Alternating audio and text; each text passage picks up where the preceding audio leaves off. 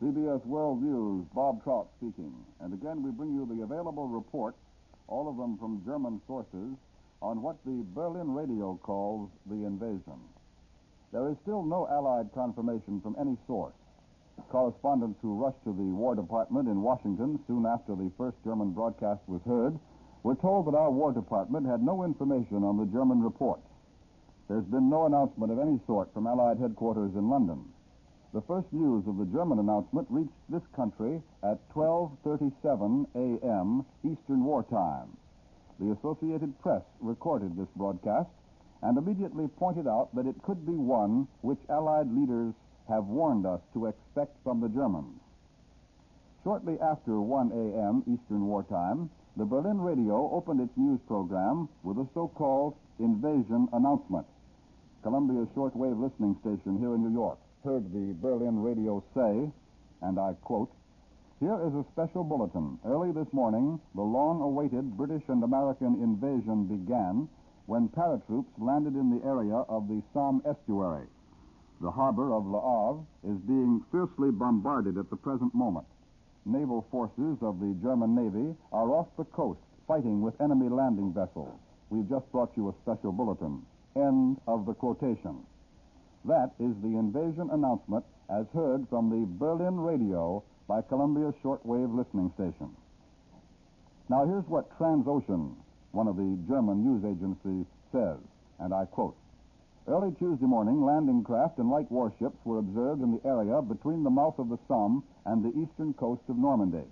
At the same time, paratroops were dropped from numerous aircraft on the northern tip of the Normandy Peninsula.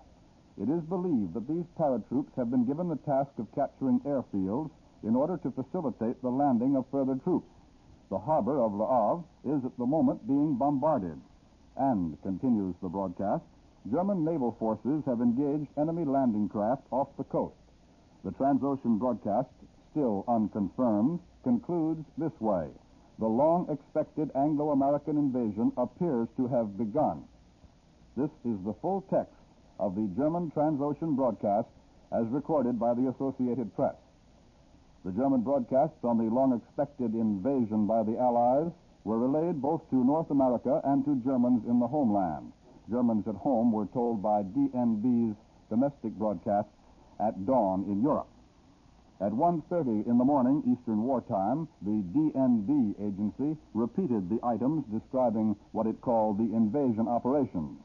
This was a departure from the usual DNB practice of giving fresh information at that time.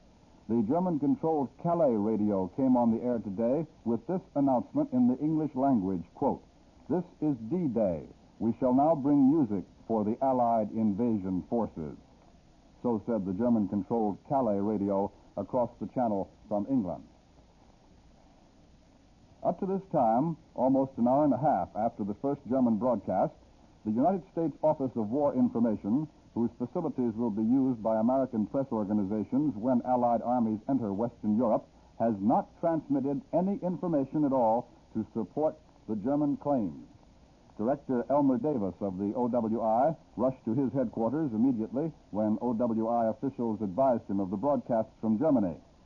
He told the United Press, "We have no more information than you have. I'll stay here until I find out whether the story is true or not." Last night, Elmer Davis addressed the National Press Club on psychological warfare and showed 3 motion pictures illustrating how the OWI was propagandizing on the war front. He had just reached his home when his office called him to hurry down. By 1:45 in the morning, Eastern Wartime, almost the entire public relations staff over at the War Department in Washington also had reported for duty. Now, it should be remembered, of course, that the Germans are quite capable of faking this entire series of reports. Their main reason for doing so, in addition to trying to smoke out Allied plans, would be to try to start a premature uprising by the resistance movements along the Channel coast. But the French and the Belgians and the Dutch have all been warned about this possibility repeatedly, and you will recall that Prime Minister Winston Churchill some time ago warned that we could expect false alarms or diversionary feints before the big show began. The British radio, which at 1 a.m. Eastern Wartime sent a warning to residents of the Dutch coast to evacuate inland to a distance of at least 18 miles, might merely have been broadcasting the latest in the series of such warnings that have been given to the civilian populations all along the so-called invasion coast of Europe. No other British report that might indicate that the invasion is on has been released, unless we are to take as significant the report from London half an hour ago that the Royal Air Force was over enemy territory during the night. Even on the enemy side, there are clear reasons for doubting the German report that the invasion has started. The Paris radio at 1 a.m. Eastern Wartime said nothing about any invasion operations in its regular news report. In fact, half an hour after the first German broadcast announcing the landings, one German-controlled Paris radio spokesman said of the war situation, and this is a quotation, "It appears we have been given another month of grace before the invasion will start." A press report from Washington says Roosevelt will come to London at the end of June. Surely this indicates the event will not start before the end of June, said the Paris radio. Well, as I said, there is as yet no reason to believe the German story. Nevertheless, because of high public interest in this country, Columbia is planning to continue overtime operations tonight to all of its affiliate stations until such time as the enemy accounts are proved false or official word from Allied sources is forthcoming. You may listen to this network with assurance that all sources of news will be properly labeled and that we will interrupt programs only with news of exceptional importance and will bring you frequent summaries of all information available. The Columbia Shortwave Listening Station here in New York has heard the British radio report the German announcement of paratroop landings and report the announcement without comment. Then BBC followed that German announcement, which I've already given you, with this, and I quote, "Early this morning, people in German-occupied Western Europe received an urgent warning broadcast by a spokesman of the Supreme Command of the Allied Expeditionary Force. It was that a new phase of the Allied air offensive has begun. People living within 22 miles of the coast are particularly affected." The German Overseas News Agency, BBC goes on, has been putting out repeated flashes. Here is one of them. Quote, "We have just learned that numerous Allied landing craft and other Allied warships were seen in the area between the Seine estuary and the eastern coast of Normandy." And that was BBC quoting the German report. And now here in the studio with me is Columbia's military analyst, Major George Fielding Elliott, and here is Major Elliott now. We must begin by by understanding the possibility that these German reports may be an outright German lie.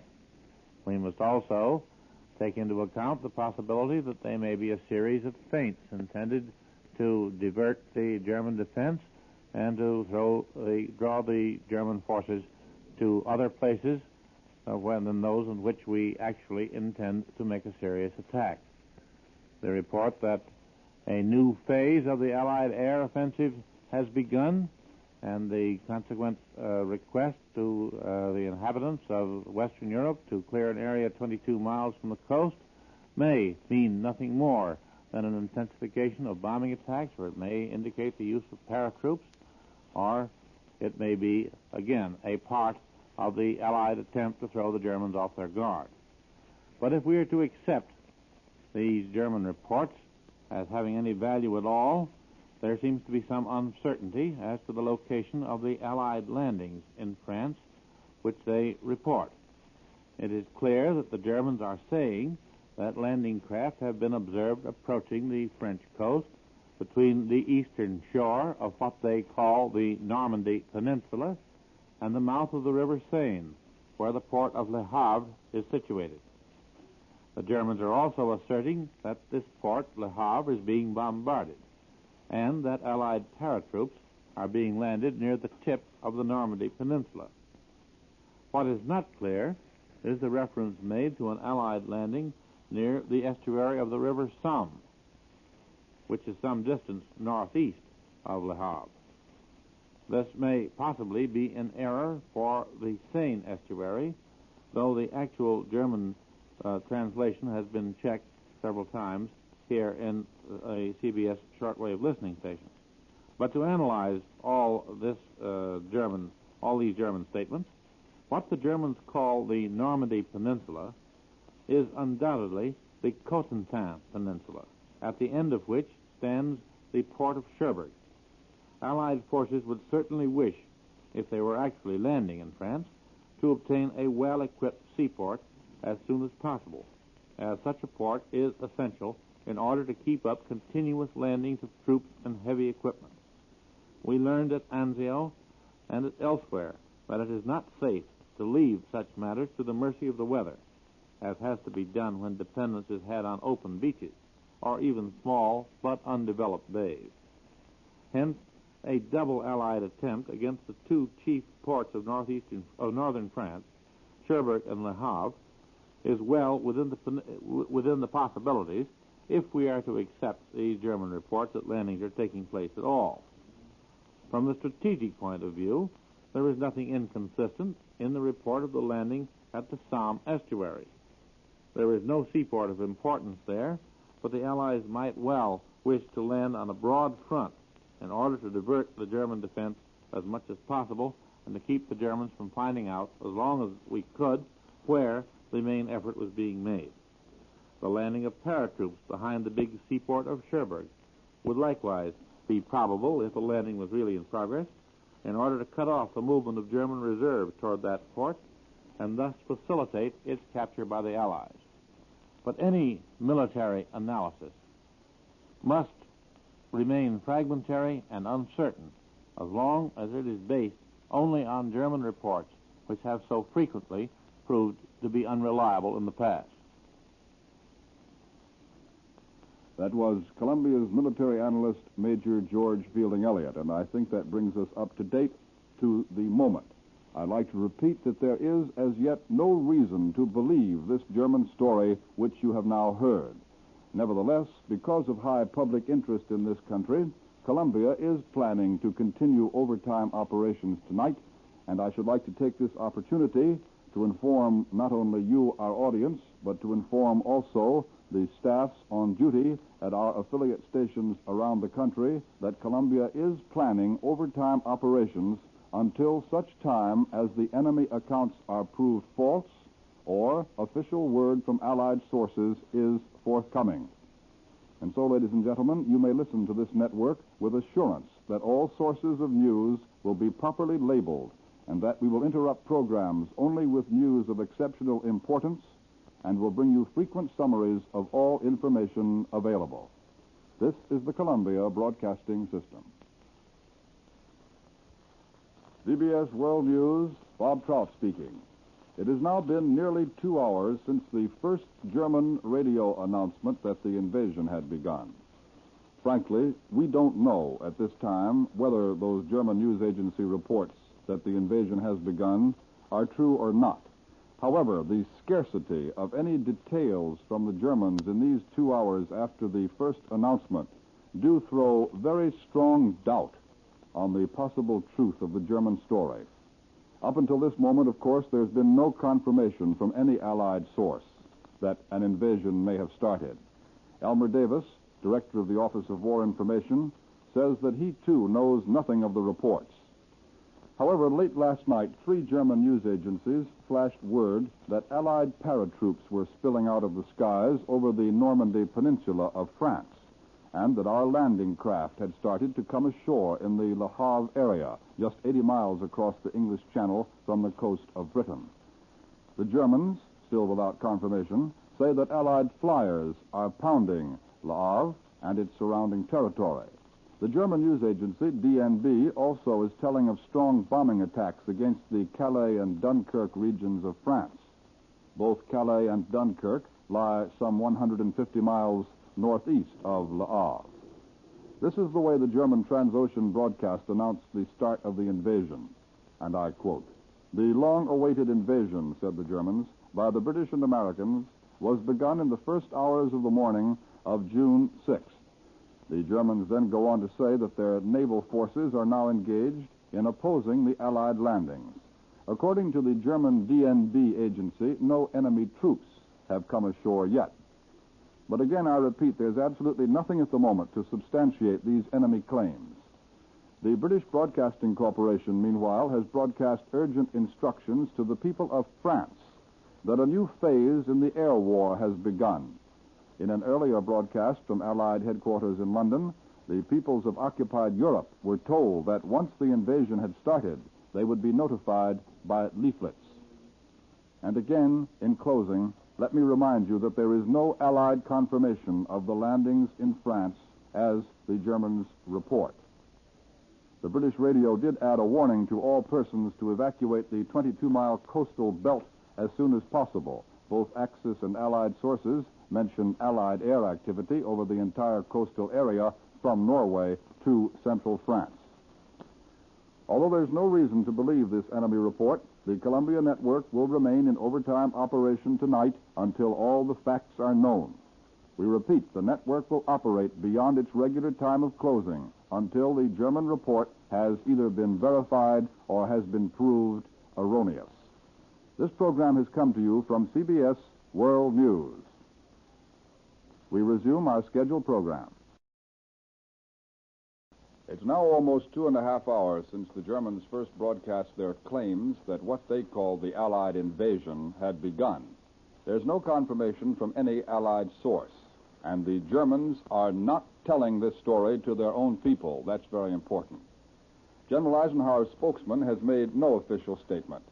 The War Department in Washington says it has no information about any invasion operations. The OWI is silent. In short, there's no reason to believe the continuing German reports of an Allied invasion.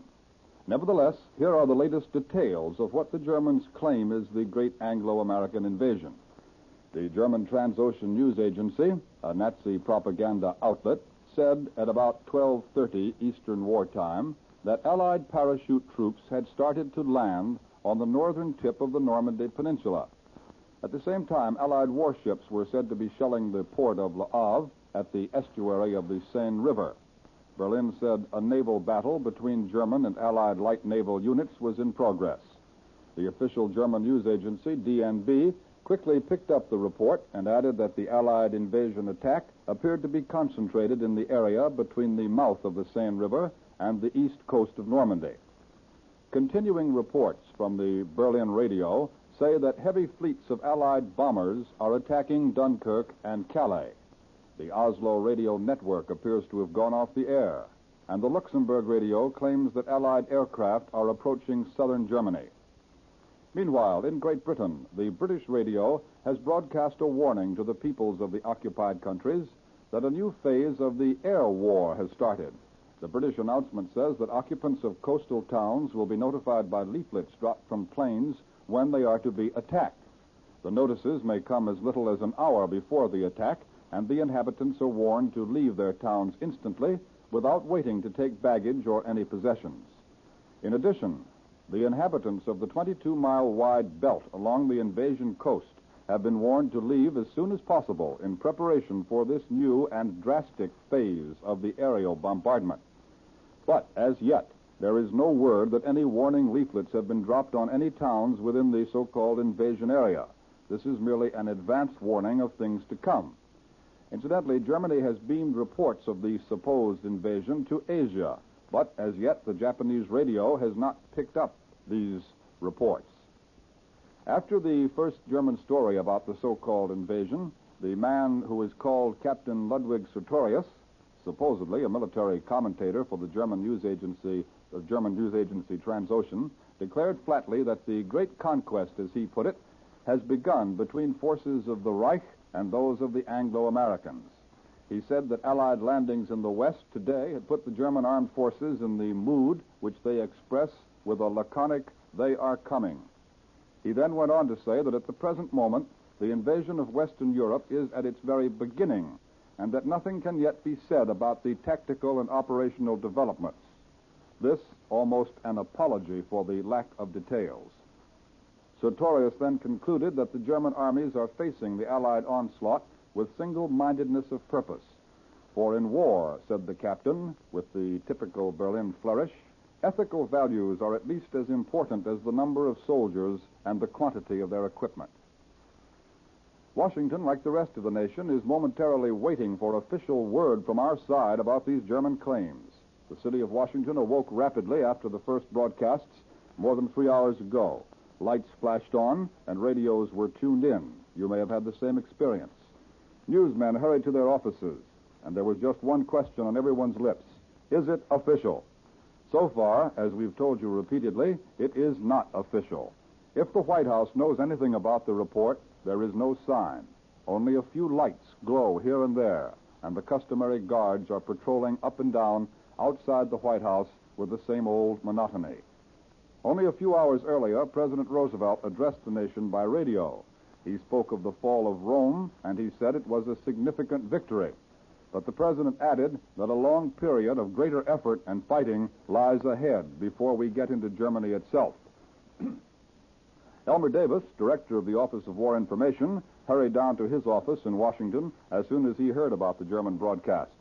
But he says, "We have no more information than you have. I'll stay here until I find out whether the story is true or not." Over at the War Department in the Pentagon building, the lights are burning brightly in the Public Relations office. And for almost an hour now, practically the entire Public Relations staff has been on the job. But the War Department says it still has no information. That is about the entire story as far as we know it at the moment. At this point, there's no way in which any of us can know whether there's even a faint spark of truth behind this German story. We don't know. But there are several bits of evidence suggesting that the Germans are trying some kind of trick. We'll have to wait until later before we can be sure. Since the first German report came in about 30 minutes after midnight, Eastern War Time, we've been on the air several times here at Columbia's news headquarters in New York, repeating the facts we know and giving you whatever news has come in. At this point, our Columbia newsroom is a scene of activity rather unusual at this time of the morning, after 3 Eastern War Time. The news machines of the United Press, the Associated Press, the International News Service, and so on, which usually at this hour are slowly, calmly printing more or less routine news for afternoon papers, are now hammering out every scrap of information from Europe they can get. But even so, there are sometimes long pauses because of the way in which the Germans have put this story out. And now it might be a good idea to take you on a little 3 o'clock in the morning tour of Columbia's newsroom. So if you'll bear with me, I'm going to stand up from this table in the studio in which I've been broadcasting, open the door, take the microphone in my hand, and walk out into Columbia's newsroom, trailing the long cable behind me. And when we get out in our newsroom, we're now crossing the threshold, I'll read off to you some of the news machines and give you an idea just what they're printing at this hour of this unusual morning.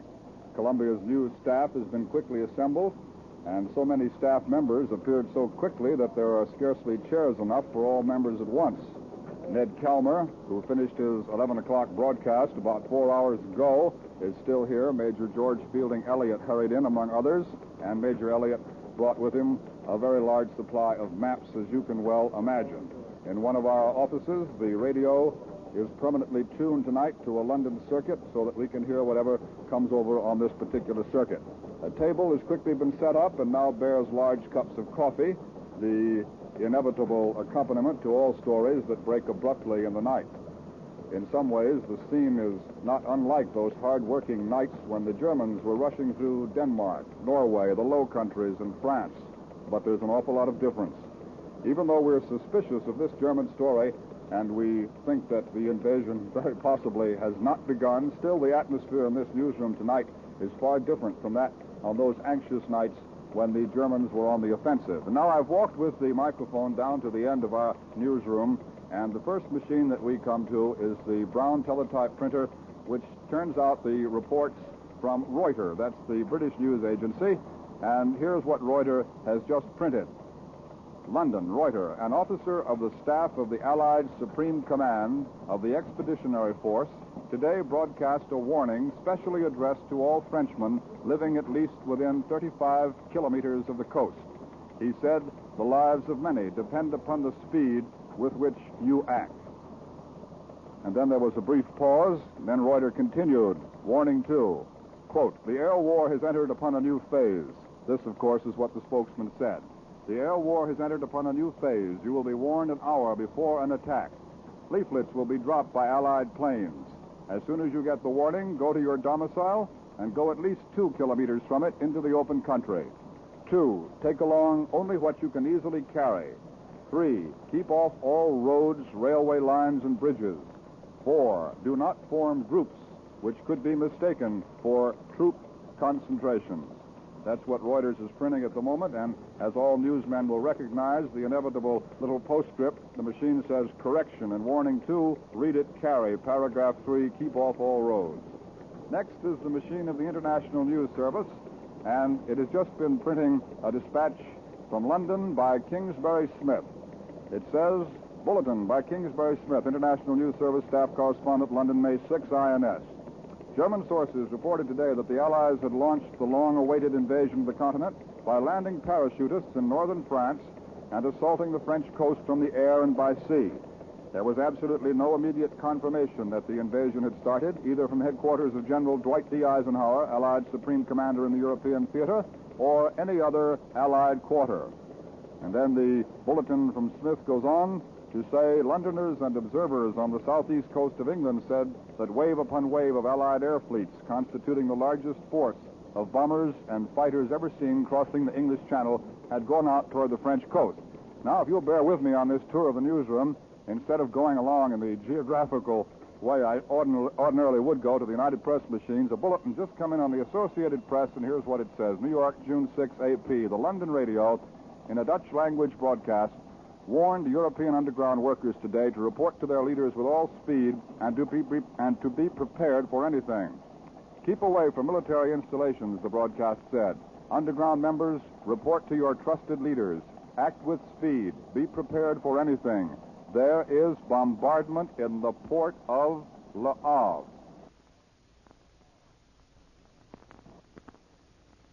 That is the bulletin, which has just come in on the Associated Press machine. Perhaps you heard those bells ringing in the background as I was reading to you the dispatch from the INS machine, and so I tried not to trip over the cable as I rushed over to the AP machine to read you the bulletin that was coming in there.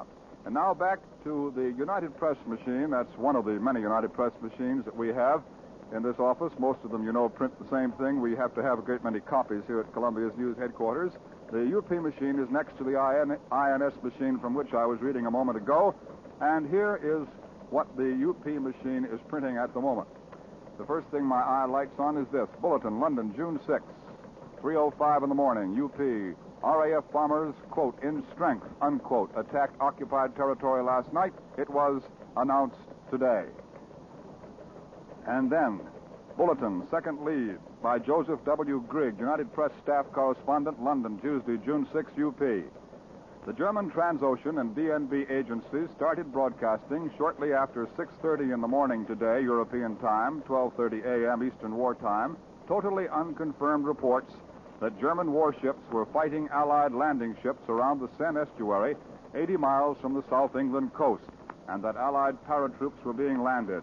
2 hours later, while the Germans continued to broadcast the reports in services beamed to foreign stations, but not to listeners in German-dominated Europe, the Supreme Headquarters of General Eisenhower had made no comment. The AP machine has just come in with another bulletin. I've made my way over to this side of the room again, and it says, Bulletin, London, June 6, AP. The Berlin radio said today that, quote, combined British-American landing operations against the western coast of Europe from the sea and air are stretching over the entire area between Cherbourg and Le Havre. Now, there have been two rather late bulletins on the Associated Press. We interrupted the logical order of our tour of the newsroom to rush over to the AP machine, that's the Associated Press machine, and because they were bulletins and were the latest thing to come into our newsroom, although you can hear the clattering of all the other machines in the room, I'd like to read them both to you again, just in case you hadn't quite caught them all. Here's the first one that came in at 9 minutes past 3 in the morning Eastern War Time. New York. The London radio, in a Dutch language broadcast, warned European underground workers today to report to their leaders with all speed and to be prepared for anything. The broadcast said, keep away from military installations. Underground members, report to your trusted leaders. Act with speed. Be prepared for anything. There is bombardment in the port of Le Havre. And the second bulletin, the one that came in at 3:11 Eastern Wartime, from London on the Associated Press, the Berlin radio said today that, quote, combined British-American landing operations against the western coast of Europe from the sea and air are stretching over the entire area between Cherbourg and Le Havre. So there we have the latest from the Berlin radio, which has been putting out these stories, these reports from the very beginning. The latest from the Berlin radio saying that the landings stretch over the entire area from Cherbourg and Le Havre, and the latest from London, the BBC, and that Dutch language broadcast saying there is bombardment in the port of Le Havre, which does not necessarily mean an invasion, as you know. Incidentally, if at any time when you, on this little tour of the newsroom, if you can pick out the sounds of the bells in the background, I'd like to explain to you that when you hear 5 bells in rapid succession, that means that one of our many machines, at least one, is notifying us with the signal of 5 bells that it has a bulletin on its service wire. Of course, if you suddenly hear all the bells go crazy at once, as if it were Christmas and New Year's all together, that would be a flash. But the flash is not as common in newsrooms as many people who do not work in news sometimes believe. And now I'm back to the United Press machine where I was in the first place before interrupting to go over to the AP, carrying the microphone with me on this long cable, surrounded by colleagues who, most of them, got up out of bed or came in a hurry when the news came in. And the United Press has a dispatch from Washington which says, Edward Barrett, Executive Director of Overseas Broadcasting for OWI, denied in a long-distance call from New York today that OWI was transmitting German overseas invasion reports back to Germany for German consumption. He said, we don't touch a thing unless and until it is officially announced by Allied headquarters. Well, that just tells us, in a way, something that we might have assumed in the first place, but it does give me a chance to remind you again of one circumstance that might be suspicious, and that is that the German people themselves are not being told of these things as far as we can make out so far. These broadcasts, these German reports, if we want to call them that, are all for foreign consumption, and in this case, foreign means us. And still continuing, walking about the newsroom, I now come to my colleague, Major George Fielding Elliott, who is standing in his green shirt sleeves, and the pencil is behind his ear. He's working very hard at the moment, and I think he might say something into this portable microphone if I hand it to him. Major? Thank you, Bob. There's only one item of significance in these recent reports, and that is the fact, this report that there has been a British broadcast in Dutch to the people of Holland ordering the underground leaders, the members of the underground, to report to their trusted leaders with all speed.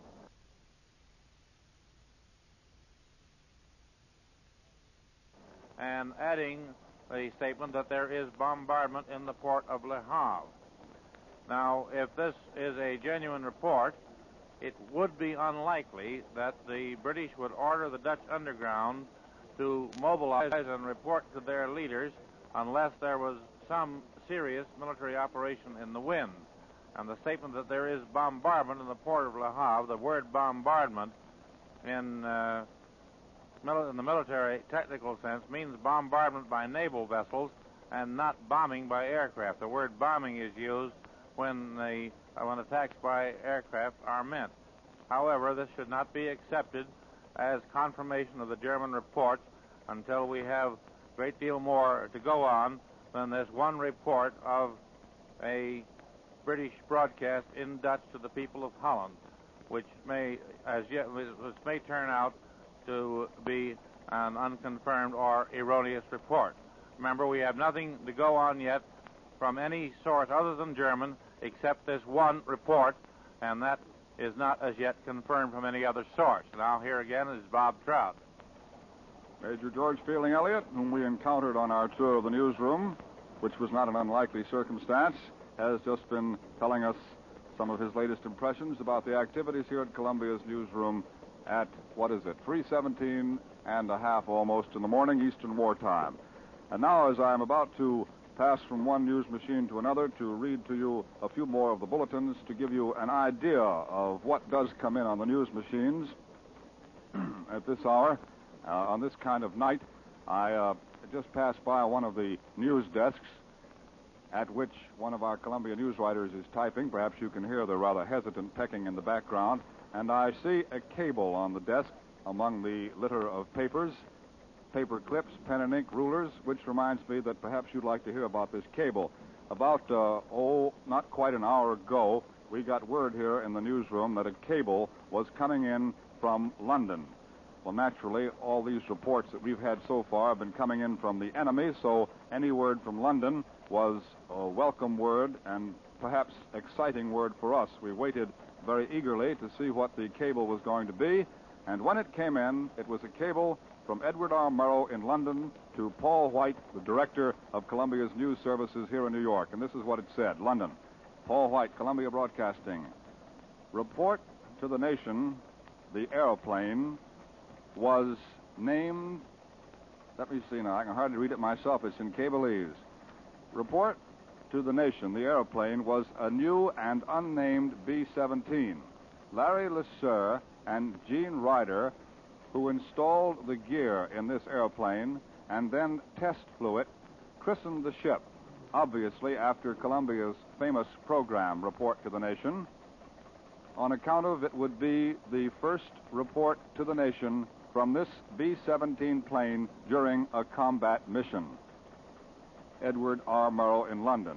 Well, that was partly in Cableese and partly was a quick translation. I trust you can understand it. Perhaps I should have explained before I started to read it to you that the cable referred to the Flying Fortress, the B-17, in which Edward R. Murrow took a trip on a combat mission last week. Was it last week? Yes. Time's rather confused here. Last week to the so-called invasion coast. He broadcast from the plane while it was in flight before it had landed back at its field in England. And he had said on the air several times in his broadcast from the plane in the air that the name of the fortress was Report to the Nation. Naturally, it intrigued our interest, but we were curious to know just how this flying fortress got the name Report to the Nation.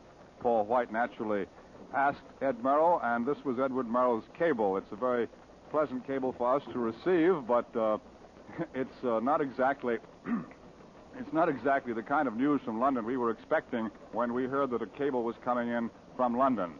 Here's the late edition on the Berlin Bulletin that I read to you a moment ago from the Associated Press. My arm is being taken, and I'm going back to the AP machine.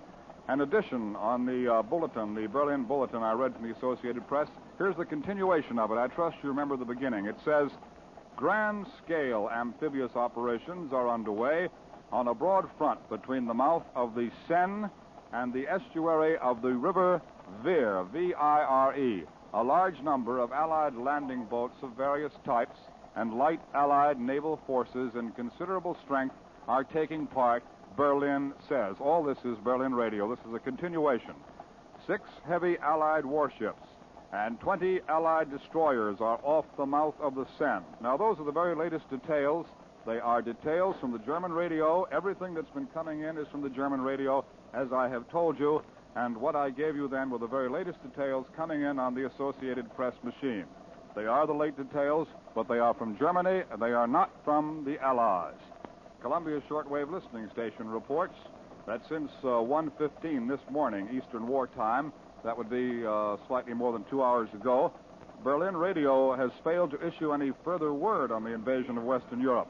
This is just a little slip from our listening station, which has been handed to me, and it says that the British Broadcasting Corporation has not been on the air with any further news whatever since 2:30 this morning. Well, that seems to contradict slightly what I just read. Now, perhaps I better speak to my colleague here, Mr. Jesse Zausmer, who's a little bit nervous with this microphone, I think, but a very capable editor indeed.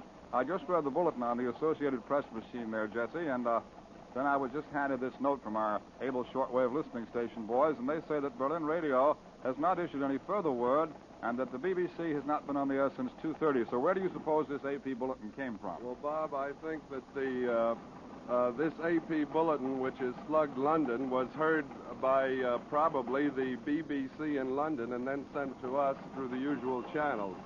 CBS shortwave listening probably hasn't heard it yet.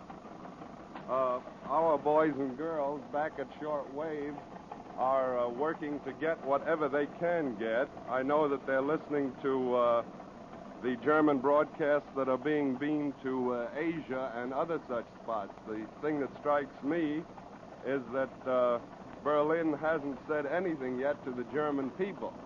In other words, they're giving us the full story on a story which is just as big for them as it is for us, but the German people don't know anything about it. Now, Bob, suppose you take over your job. Mr. Zausmer always thought he'd be afraid of this microphone if he ever started, but the problem is to get him to stop once he has started. In other words, just to wrap that up for you, the Associated Press bulletin, which was quoting the Berlin radio, obviously came from the BBC listening station in London. They must have heard one of the German radio outfits broadcasting that. Our Columbia shortwave listening station here in New York has not heard the German radio broadcasting any additional reports since 1:15 this morning, which was approximately 2 hours ago. So these late details that we're bringing you, which one or another of the many German-controlled radio stations in Europe are putting out, are coming from Germany and are being heard in England by the BBC monitoring service and then being cabled from England to New York. I'm back again at the INS machine, International News Service. I don't quite know how it happened because I had in mind just in which direction I was going. But anyway, here I am back because I thought I heard some particular activity on this machine. And it says London, Bulletin, London, June the 6th, INS. The military correspondent of the German agency, DNB, Lieutenant Colonel Alfred von Ohlberg, today joined numerous of his colleagues in broadcasting the claims that the Allied invasion of Europe has begun. And this is what this Lieutenant Colonel Alfred von Ohlberg, the military correspondent of the German agency DNB, says. D-Day has dawned. Invasion has begun. The tension which held the whole of Europe in its grip during the past week begins to relax with an Allied landing attempt in northern France. The second front, or better, the third front, has come into being. Well, that's the comment of the military correspondent. We'd call him a military expert, probably, or a military analyst, the military correspondent of the German agency, DNB, Lieutenant Colonel Alfred von Ohlberg. That's what he says. The report is Dateline London, and as I was just reminding you a few moments ago, that means that obviously the report was heard in London, was not heard here in New York, was put on the INS machine in London, and that's how we get it here in our newsroom in New York. Have you a word? Bob, this is the shortwave summary that Jack Gerber just helped me, and if you can read their notes, you might want to read what they've taken. I see that this is the BBC in English to the Pacific at 3 o'clock, taken by Myra Jordan. We'll give everybody credit. Well, yes, thank you, Mr. Zausmer. As I was explaining to the audience a moment or two ago, I always thought you told me you'd have microphone fright, but I can see that that's not the truth at all. Well, I've just been handed a board. Before I go into this, if you don't mind the informality of this tour of the newsroom, I think I ought to explain that these bulletins, these snatches I've been reading you from the machines, you know, they're coming in constantly. They're being changed. Additional details are being added. They're being rounded up into better shape, and the purpose of them is, the primary purpose is that they're coming in to all the afternoon newspaper offices in the country, most of them at the moment. A good many of them are. It depends which service they take. And these newspapers are rewriting these dispatches and getting ready to print them in their afternoon editions. Some of them are repetitious, naturally. The newspaper editorial rewriting staffs have to work on them, and a good many of them, as I read them to you, do not sound to you probably like the language to which you're accustomed when you read your newspaper. But anyway, that's the primary purpose of them. They're coming in all the time. They're being edited, rewritten, analyzed, and put into roundups for the better information of the audience, our radio audience, and also newspaper readers, too. Now to go into the rough notes of the shortwave listening station, which were just handed to me as I was walking over here by Jesse Zausmer. The BBC in English to the Pacific areas. That's the BBC, the British Broadcasting Corporation, broadcasting from a transmitter somewhere in the British Isles and beaming the broadcast especially to Pacific areas. Broadcast at 3 a.m., that's about 27 minutes ago. And here are the rough notes in the very form in which our shortwave monitors take them down. If an item is of enough interest to be sent out, it is usually rewritten and amplified and put into a little better English. That is polished up a bit, you know. But here are the rough notes, and this is the way they sound, just to give you another insight into the way a newsroom works, the news headquarters at this time. German Overseas Agency stated 2 hours ago invasion began. Le Havre, parachutes landed on Normandy Peninsula. Spokesman broadcast warning that a new phase of Allied air offensive began. German Overseas News Agency made this announcement about 2 hours ago. Early this morning, the expected invasion began when airborne forces were landed in the area of the blank estuary, one word unintelligible. Le Havre is at present being exposed to a fierce bombardment. And now, as continue on this early morning newsroom tour of our Columbia newsroom headquarters here in New York, I come up to Ned Calmer, who many of you heard, I hope, broadcasting his regular news program. Well, it was last night, wasn't it? Last night at 11 o'clock Eastern Wartime. Here's Mr. Calmer. Thank you, Bob. Ned Calmer reporting, taking over from Mr. Trout temporarily.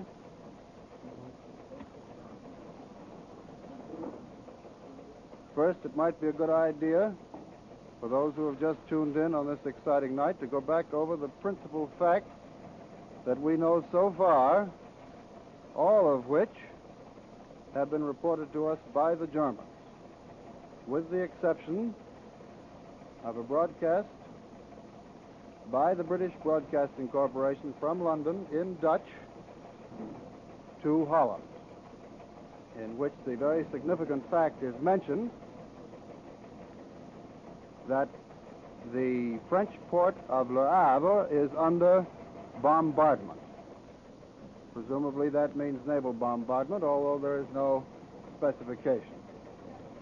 Also, in case you missed the start of this broadcast, there is still no Allied confirmation of the German claim that Allied troops have landed anywhere in Western Europe. The reports were started at about 12:37 this morning with a report from London carried by the Associated Press that the German news agency Transocean had announced the Allied invasion had begun. Subsequently, the Germans have been putting out information, or what passes as information, in increasing volume, and both the Associated Press, the United Press, and now the International News Service are devoting practically all of their services to this rapidly developing story. Here's a Berlin bulletin on the Associated Press machine just called my attention. Berlin says that the first center of gravity in these reported military operations is Caen. I'll spell that C-A-E-N, the big city at the base of the Normandy Peninsula in France. The base of this peninsula is 75 miles across between Caen and Avranches. I'll spell that again for those of you who have taken out your maps. A-V-R-A-N-C-H-E-S. The base of this peninsula is 75 miles between Caen and Avranches, and the same distance on a line extending northward to Cherbourg at the tip. Caen itself is 120 miles west-northwest of Paris. And now, Mr. Trout, are you ready again? Yes, Mr. Calmer, thank you very much. I not quite up on what Mr. Calmer has been reading to you from these news machines. I've now got to the Office of War Information machine, and that's one of the most interesting things that's really observable here in Columbia's newsroom this morning. At 3:30, the OWI machine has been almost entirely silent while all the other machines have been hammering out their news. The OWI has put out only one report this morning which says the Romanian radio reports enemy planes over Belgrade, and that report came in at 3:01 in the morning, in other words, about half an hour ago on the OWI wire. It seems that the OWI is waiting cautiously before putting out anything on these German reports. So far, all these reports have been German. And now, ladies and gentlemen, for a special announcement from the Supreme Headquarters of the Allied Expeditionary Forces from London, from Colonel R. Ernest Dupuy. Go ahead, London. This is Supreme Headquarters, Allied Expeditionary Force. The text of communique number 1 will be released to the press and radio of the United Nations in 10 seconds. Repeat, 10 seconds from now.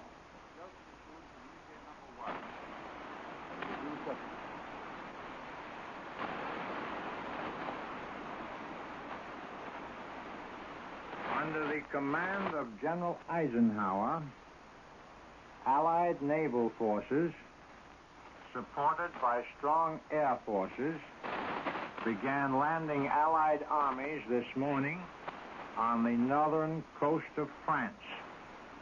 The communique will be repeated. Under the command of General Eisenhower, Allied naval forces, supported by strong air forces, began landing Allied armies this morning on the northern coast of France.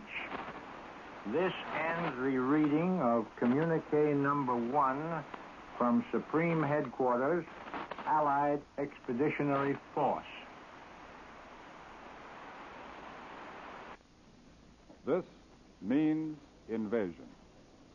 Ladies and gentlemen, here we are back at Columbia's news headquarters, the newsroom in New York. I've just taken the microphone out of the studio again and back into our news headquarters. You have just heard from London Colonel R. Ernest Dupuy of the Supreme Headquarters of the Allied Expeditionary Forces reading communique number 1. Everything to this point has been German reports, and communique number 1 now says, under the command of General Eisenhower, Allied naval forces, supported by strong air forces, began landing Allied armies this morning on the northern coast of France. It is now official. The landings have begun, and at this moment, here is Columbia's military analyst, Major George Fielding Elliott. As you just heard from Mr. Trout, the period of doubt is at an end, and we have official announcement of the landing of Allied armies on the northern coast of France. As there is nothing to add to the very bare words of the official communique, it was to be expected that the Allied naval forces would cover the landing and would be engaged in conveying our troops to the coast of France, and that there would be strong air support. When there is any further details to give you, we will bring them to you promptly, and we'll try to analyze them for you as well as we can within the limits of the information that we get from time to time. Now, here again is Mr. Trout.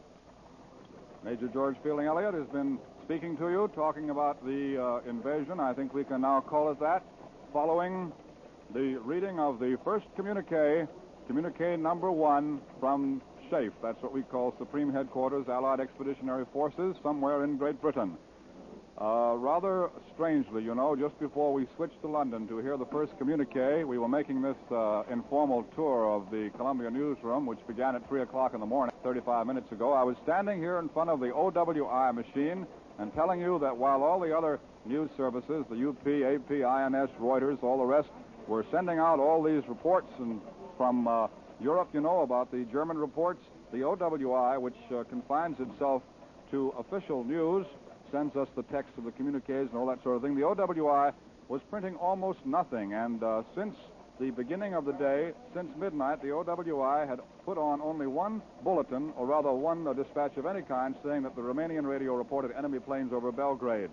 And, of course, a few moments after I said that, we switched you to London so that you could hear Colonel Dupuy reading the communique, and of course at that moment, after I came out of the studio on the OWI machine, here is what is now printed. OWI 2, meaning the second bulletin since midnight. OWI 2, flash. Supreme Headquarters announces Allies begin operations on northern coast of France. Bulletin. Communique said, under the command of General Eisenhower, Allied naval forces, supported by strong air forces, began landing Allied armies this morning on the northern coast of France. 3:34 p.m. Eastern Wartime from Washington. That's what the Office of War Information wire says. Still looking over the machines now in a way. It's rather speculative. The whole character of this broadcast has changed, and it did change rather abruptly. Ladies and gentlemen, as you know, if you have been staying with us, you know we started, sometime after midnight. I guess it was about 20 minutes to 1 in the morning Eastern Wartime when the Germans began putting these reports out. We've been bringing you frequent reports, and then at 3 o'clock in the morning, a little more than 35 minutes ago, we took this microphone here in our studio, which adjoins the Columbia newsroom in New York, and brought it out here to the news machines and began taking you on an informal tour to show you what a newsroom is like at this hour. And now I hear that we must go to London in a few moments. Ladies and gentlemen, for a broadcast from Columbia's correspondent, Edward R. Murrow, we take you now to London. March with you. In company with our brave allies and brothers in arms on other fronts, you will the German war machine, the elimination of Nazi tyranny over the oppressed peoples of Europe, and security for ourselves in a free world. Your task will not be an easy one. Your enemy is well trained, well equipped, and battle hardened. He will fight savagely. But this is the year 1944. Much has happened since the Nazi triumphs of 1940-41. The United Nations have inflicted upon the Germans great defeat in open battle, man to man. Our air offensive has seriously reduced their strength in the air and their capacity to wage war on the ground. Our home fronts have given us an overwhelming superiority in weapons and munitions of war, and placed at our disposal great reserves of trained fighting men. The tide has turned. We've inflicted upon the Germans great defeat in open battle, man to man. Our air offensive has seriously reduced their strength in the air and their capacity to wage war on the ground. Our home fronts have given us an overwhelming superiority in weapons and munitions of war, and placed at our disposal great reserves of trained fighting men. The tide has turned. The free men of the world are marching together to victory. I have full confidence in your courage, devotion to duty, and skill in battle. We will accept nothing less than full victory. Good luck, and let us all beseech the blessing of Almighty God upon this great and noble undertaking. This order was distributed to assault elements after their embarkation. It was read by appropriate commanders to all other troops in the Allied Expeditionary Force. I return you now to the United States. As a matter of fact, we have to come into the studio now with this unusual arrangement so that we can hear the speaker and hear what Mr. Murrow was saying. That was Edward R. Murrow, Columbia's correspondent in London. Now we're back out in the newsroom with our long cable, and once again, here is Columbia's military analyst, Major George Fielding Elliott. The Allied invasion of Western Europe, as you know, has begun. Such an operation, carrying thousands and hundreds of thousands of troops across water to land them on a hostile shore, is one of the most dangerous of all military operations. There have been few such vast military amphibious operations in all history. Some have failed, but some have succeeded. And no such operation has ever been prepared with the thoroughness of this Allied landing on the European continent.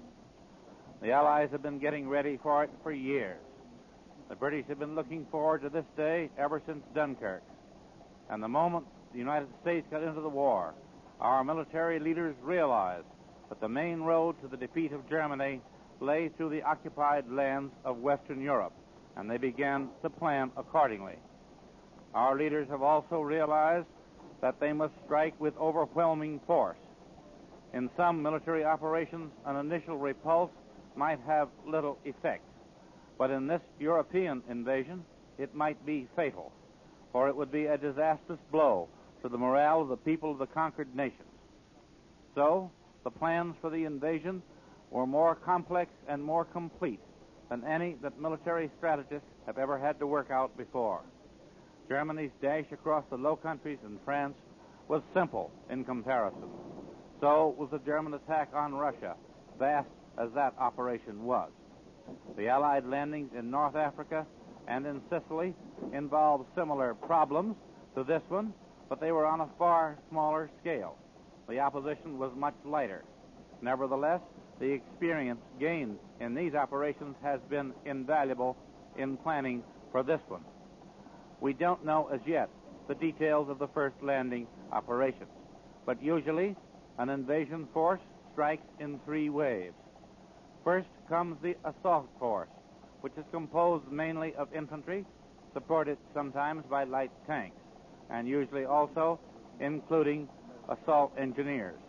Its job is to strike quickly, to break up initial enemy resistance, and to secure a foothold on the shore before it can land the support of bombing and fighting planes and of naval artillery. And you will remember that General Eisenhower's first communique emphasized the strong naval and air support which our landing was receiving.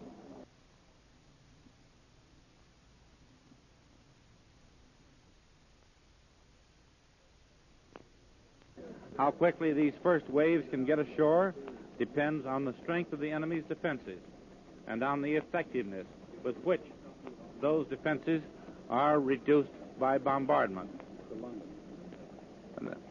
We take you now, in a few moments, for another broadcast to the British Isles. In a moment or two, our signal will be ready. We take you now to London. Here is the text of a report sent to London by Herbert M. Clark for the networks of the United States. This is Herbert M. Clark in a takeoff report from an Allied expeditionary base. I don't have to explain what the takeoff is. When you hear this, you'll know that Allied forces have leaped the gap between the bases in the United Kingdom and the coast of France. We'll be there, and we'll be there to stay as you listen. As I write this, we're in an unnamed port on an unnamed coast, one of the quirks of military security. But it's a funny thing about security. A week ago in London, I was in a state of constant irritation with security censorship. It was obvious from German radio reports that the Nazis knew things we knew but couldn't say. Since then, I've been living and eating and sleeping aboard the flagship of an Allied assault force, one of the several which are going to hit the Hun where he hurts most. And I find that Jerry knows less than he said he did. Since I've been here, we've had exactly 1 air alarm, and that not a raid or even a determined reconnaissance. And I also find that I don't object so much to security. My loyalty and responsibility to you back home is overridden by loyalty and responsibility to the soldiers on this boat and the sailors who are carrying them to the beachhead. That objective is also, for the moment, unidentifiable, because the place we've picked for our main landing is one Jerry hadn't figured on. And I don't want to be the one to tell him that our sector is the one where his counterattack should go. The Nazis have been badly outguessed on this whole show. He's going to be surprised by the direction of the attack, and he's going to get a shock by the timing. The master race has fallen down again. I'm treating all this in the past tense as though it had already happened. Maybe that's a mistake, but it's a reflection of the overwhelming confidence of the troops involved and the confidence I've drawn from the tremendous scale of the preparations. We haven't yet moved from our anchorage, but all morning this coastal strip has been full of movement. Ladies and gentlemen, I will digress to say that the next few sentences will be semi-numerous, that the script has been censored. There are ships in the task forces which are striking, British, Canadian, and American. They range from big troop carriers and supply ships down to landing craft. Other vessels, landing craft, which make most of the journey, piggyback on bigger ships, are in the fleet. Now I admit that I can't conceive of a fleet of ships myself, but I do know that's as far as I can see from the bridge of this ship. Others are dotting the water thickly, and I can see about 30 square miles of water. Well, ships, I'm told, half the force. Double it, and you'll have the whole. And they're all loaded with fighting men and fighting weapons, some of them still secret. For some hours, the vanguard of our force, assigned to deal with specific coastal objectives in our sector of Nazi Europe, and landing craft lumbering through a choppy sea so slowly that they must start well ahead of time to get to their assigned places at their appointed times. These ships have been moving out. I'm speaking to shore by the last available channel of communication. We'll be following those ships soon, and I hope to be back with you before long with some harder facts. This is Herbert Clark reporting from the flagship of an Allied assault invasion force for the networks of the United States. I return you now to the United States. Once again in the studio adjoining Columbia's newsroom at Columbia's news headquarters in New York City. This is Bob Trout speaking again. And now, once again, you'll hear the noise of the bells as I open the door, take the microphone out on the long cable to the newsroom itself. That seems to be the quickest way to get the news to you as it's coming in so rapidly. We started this as a very informal tour about 45 minutes ago when we didn't know that it was invasion. As a matter of fact, the Germans were the only people who had been putting out the reports. And in a few moments, I'd like to sort of sum the thing up for you so we can see where we are at the moment.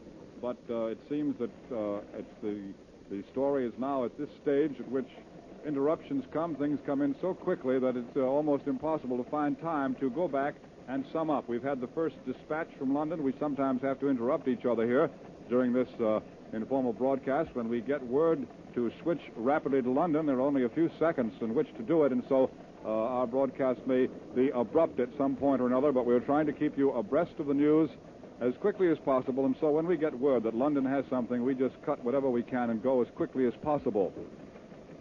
Now, I think perhaps the best way to get up to date, to bring us up to date here from the exciting moment, the supreme and moment of suspense at which Colonel Dupuy announced in London that this really was an invasion and not just a German trick. I think the best way to bring ourselves up to date is to go back to this Associated Press machine in front of which I'm standing.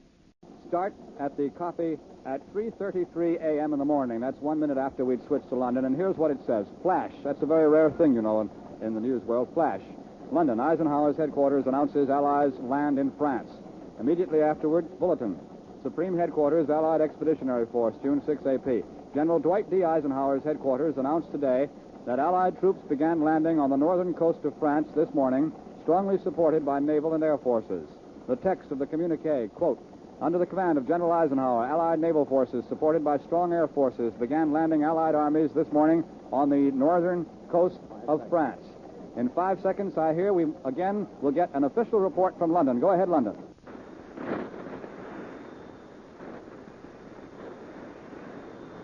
This is Supreme Headquarters, Allied Expeditionary Force. In a moment, you will hear the Supreme Commander, General Dwight D. Eisenhower.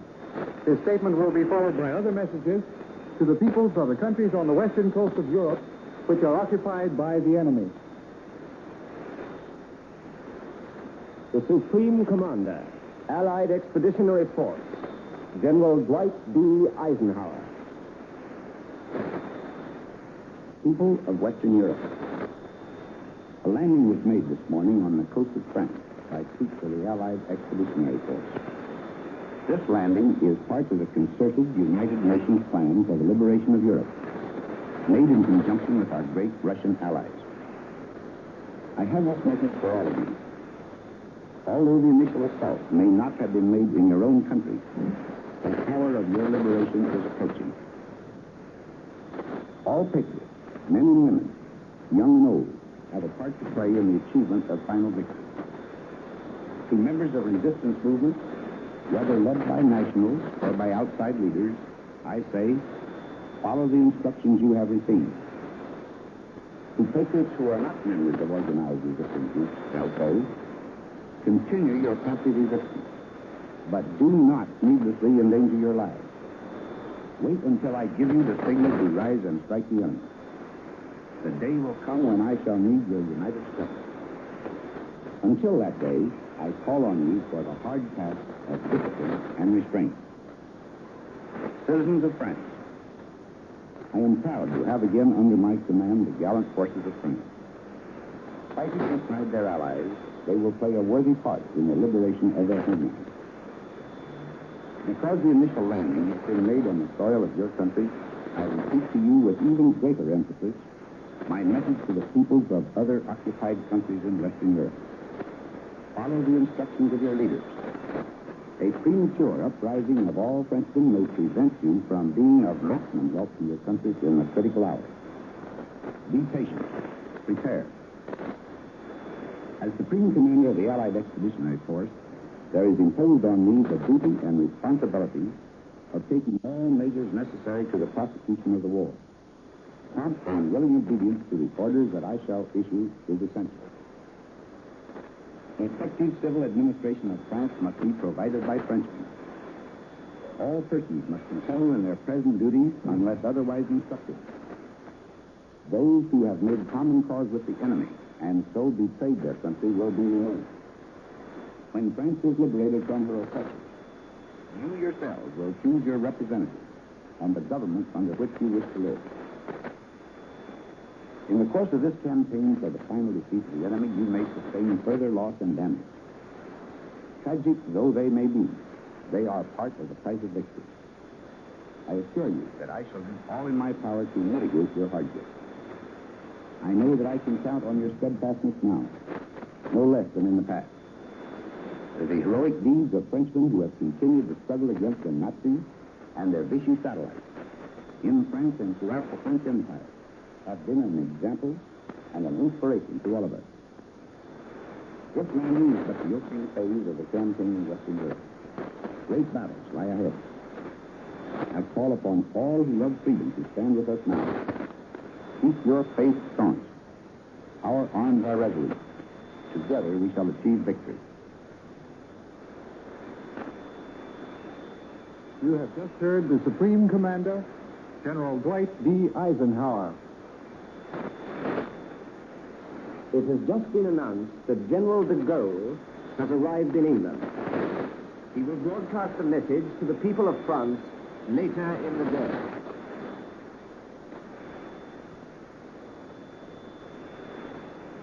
You will next hear the King of Norway, His Majesty King Håkon VII. Landsmenn, som det uten store forståelse frem, som har taget sigte på frigjøringen af Europas undertrykte folk, er krigen fra vest, der går ind i en ny fase. Denne melding har vi alle modtaget med dyb taknemmelighed og glæde, fordi den indebærer vidsheden om, at de allierede styrker nu har ført os et godt stykke længere frem på vejen mod sejren og friheden. I glæden over denne udvikling må ikke vores folk gå til nogen forhastet eller uoverlagt handling. Men i tiden fremover bliver det af en endnu større betydning end før og lægge fjenden alle tænkelige hindringer i vejen. Det må ske på en slik måde, at man ikke ved uforsigtighed udleverer sig selv eller andre. Medlemmerne af de organisationer, som samarbejder med de allierede militære autoriteter, står i en særstilling. De har fået sine bestemte opgaver at løse, og de vil få nye ordre. De vil udføre dem i fuldstændig kald, og når de trænger skydelse, eller mad, eller lignende hjælp, vil de altid på sig. Også på den måde kan mange i fuldhed komme til at yde en mere værdifuld indsats i frihedskampen. Jeg og min regering sender en varm hilsen til alle landsmænd, som står rank på sin post, og som offervilligt og tillidsfuldt ser fremme mod stadig mere krævende opgaver.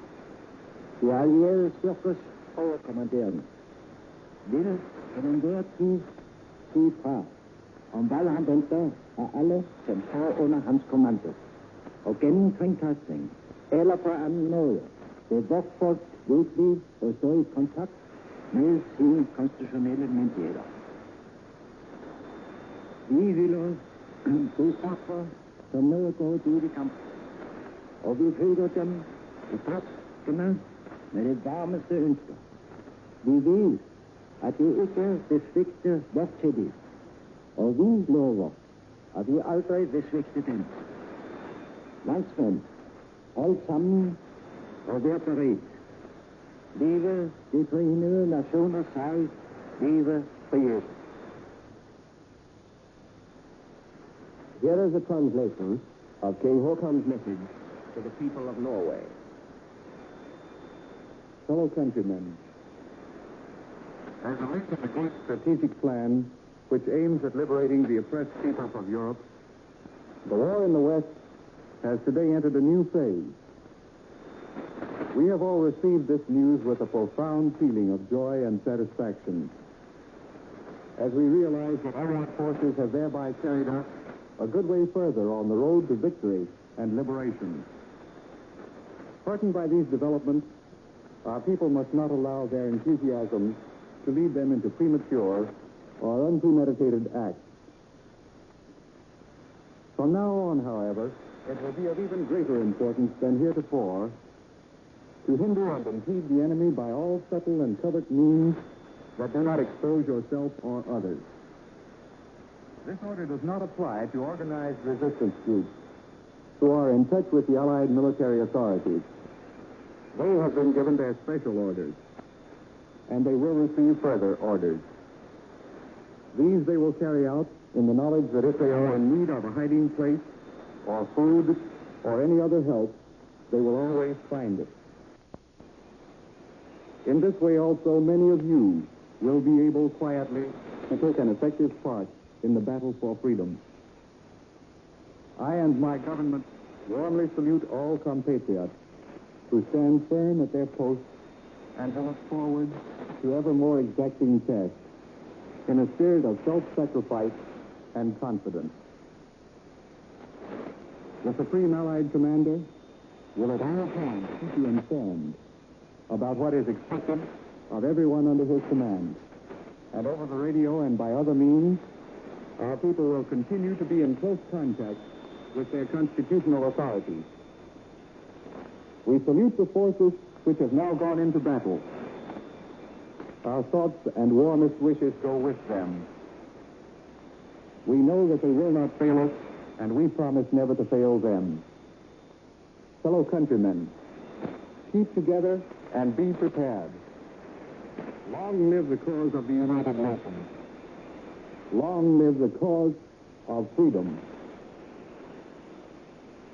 That ends the translation of King Haakon's statement. Communique number 1, issued by Supreme Headquarters, Allied Expeditionary Force, will now be repeated. Under the command of General Eisenhower, Allied naval forces, supported by strong air forces, began landing Allied armies this morning on the northern coast of France. You will now have the Prime Minister of the Netherlands, His Excellency, Professor Herbrandy. Mannen en vrouwen van Nederland. Nu het grote ogenblik gekomen is waarop de geheime strijdkrachten tot een machtige aanval zijn overgegaan vanuit het westen, heb ik enkele zeer ernstige woorden tot u te zeggen. Ik verzoek u hiernaar met de grootst mogelijke aandacht te luisteren en mijn woorden met de afneming van alle noodzakelijke veiligheidsmaatregelen door te geven aan de betrouwbare landgenoten die niet in de gelegenheid waren naar mij te luisteren. Landgenoten, nu de geallieerde motorslag neerkomt op Hitler's Atlantic Wall, gaat door ons allen een siddering van ontroering. Onze mannen van leger, vloot, luchtmacht en koopvaardij hebben de taak te vervullen welke aan hen door de militairen opperbevelhebber is toebedeeld. In de harten van ons allen stijgt het dringende bede op tot den Almachtige om hulp en bijstand in deze vooral zo rechtvaardige strijd. In nauw overleg met de geallieerde opperbevelhebber geef ik u daarom de volgende order, waaraan ik verwacht dat iedere Nederlander die van goede wille is zich zal houden. Mijn orders richten zich niet tot die speciale verzetsgroepen die hun eigen orders hebben ontvangen en daaraan gevolg zullen geven. Ik richt mijn instructies tot hen die niet lid zijn van die speciale verzetsgroepen. 1. Hij zult geen daden van gewelddadig openlijk verzet plegen. Het zou den wreden vijand slechts de gelegenheid bieden represailles te nemen, veel en veel bloediger dan ooit tevoren. 2. Zij die redeneren dat ze gaarne hun leven veil hebben en zich dus niet willen laten weerhouden, van iedere vorm van directe hulpverlening, zij op het hart gebonden dat de represailles zich zouden uitstrekken over vele onschuldigen. Wij kennen den Duitser. En ik herhaal dus met klem, geen gewelddadig openlijk verzet. 3. Wat daarentegen wel geschieden moet is, overal waar onzichtbaar en onherkenbaar actief verzet mogelijk is, moet er onverbiddelijk worden geboden. 4. Daarnaast dient hij alles na te laten wat een vijand van enig direct of indirect voordeel zou kunnen zijn. 5. De vijand zal geen enkel middel verzuimen om u te provoceren of te misleiden. Wees overal waar hij gaat of staat op uw hoede. Luister alleen naar de aanwijzingen die wij van hieruit geven. 6. Zodra van u een krachtiger actie wordt verwacht, zal dit op een onmiskenbare wijze van hieruit worden duidelijk gemaakt. Nederlanders, bid met ons om de zegen. Leve het vaderland.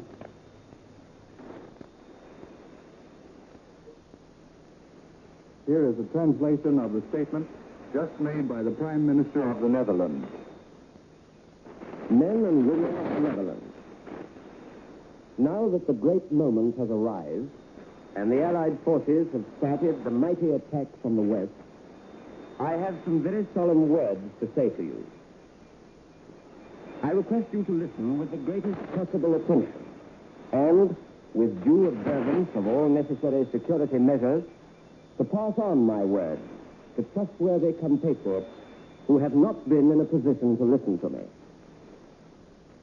Fellow countrymen, now that the Allied sledgehammer blow is falling on Hitler's Atlantic wall, we are all thrilled with emotion. Our men of the Army, the Navy, the Air Force, and the Merchant Navy have to fulfill the task allotted to them by the military commander-in-chief. In the hearts of all of us rises the urgent prayer to the Almighty for help and assistance in what is for us so righteous a struggle. In close deliberation with the Allied High Command, I therefore give you the following orders, which I expect every Dutchman of goodwill to keep.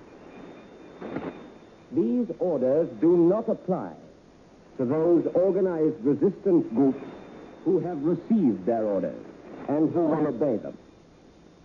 It is to those who are not members of organized resistance groups that I address these instructions. 1. You will not perpetrate any acts of violent, open resistance. It would only offer the cruel enemy an opportunity to take far bloodier reprisals than ever before. 2. Those who reason that they are ready to sacrifice their life and therefore do not wish to refrain from any form of direct assistance are urged to consider that the reprisals would extend to a great many innocent people. We know the Germans.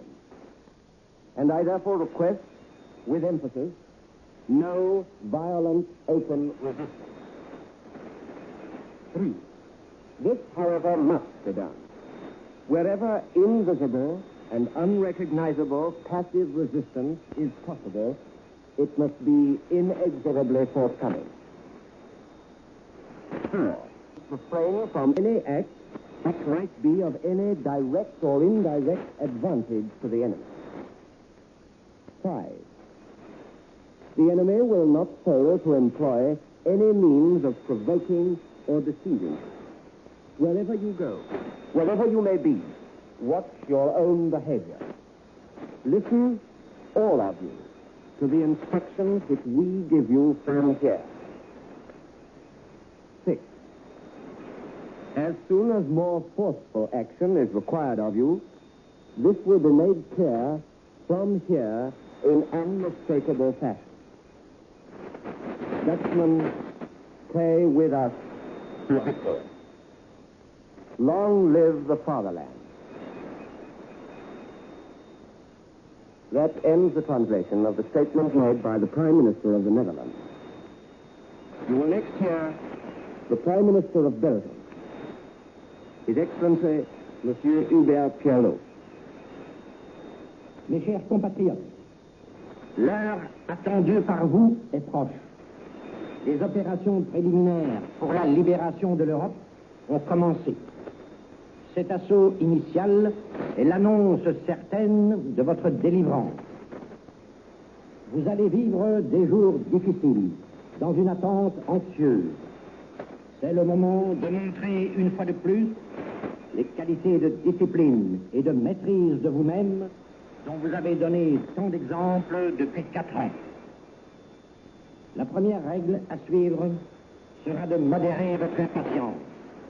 La seconde, de ne pas vous laisser tromper par les excitations perfides de l'ennemi et de ne pas vous laisser engager dans des actions prématurées qui ne pourraient avoir pour résultat que de terribles représailles. Les Alliés vous sont reconnaissants de la magnifique résistance que vous avez montrée sous l'oppression allemande, et le gouvernement est convaincu que vous ferez tout ce qui est possible pour contribuer à détraquer la machine de guerre de l'ennemi. Le succès final de l'effort militaire aujourd'hui commencé dépend en grande partie de la force que vous conserverez pour le moment décisif. Vous souhaiteriez que nous vous demandions tout de suite tout l'effort dont vous êtes capable. Mais une résistance organisée, déjà en possession de ses consignes, et le sabotage clandestin sont maintenant plus utiles. À tous les patriotes, je dis, obéissez avec une discipline complète à tous les ordres qui vous seront donnés par le commandement suprême allié et par votre gouvernement. Mais soyez attentifs à discerner les fausses consignes qui pourraient être lancées par l'ennemi. Ne croyez pas les rumeurs non contrôlées. La seule façon de vérifier l'authenticité des nouvelles est de vous assurer qu'elles sont transmises par les stations de télégraphie sans fil des Alliés. Par-dessus tout, méfiez-vous des agents provocateurs. Le moment du suprême combat n'est pas encore venu. Lorsqu'il aura sonné, vous en serez avertis par le commandement allié et par votre gouvernement. L'on vous dira alors clairement ce que l'on attend de vous. Utilisez cette période intermédiaire pour perfectionner vos organisations afin qu'au moment voulu, leur action soit pleinement efficace.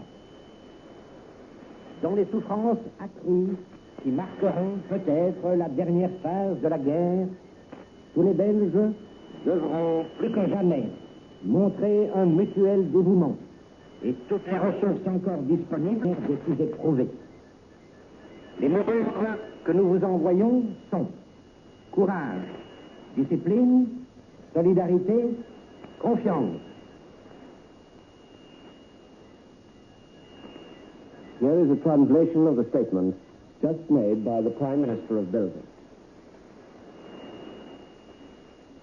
My beloved countrymen, the hour so long awaited by you is near. Preliminary operations for the liberation of Europe have begun. This first assault is the certain signal for your deliverance. You are going to undergo difficult days in a period of anxious waiting. This is the time to show once again those qualities of discipline and self-control which for 4 years you have so often displayed. The first rule for you to follow is to moderate your impatience.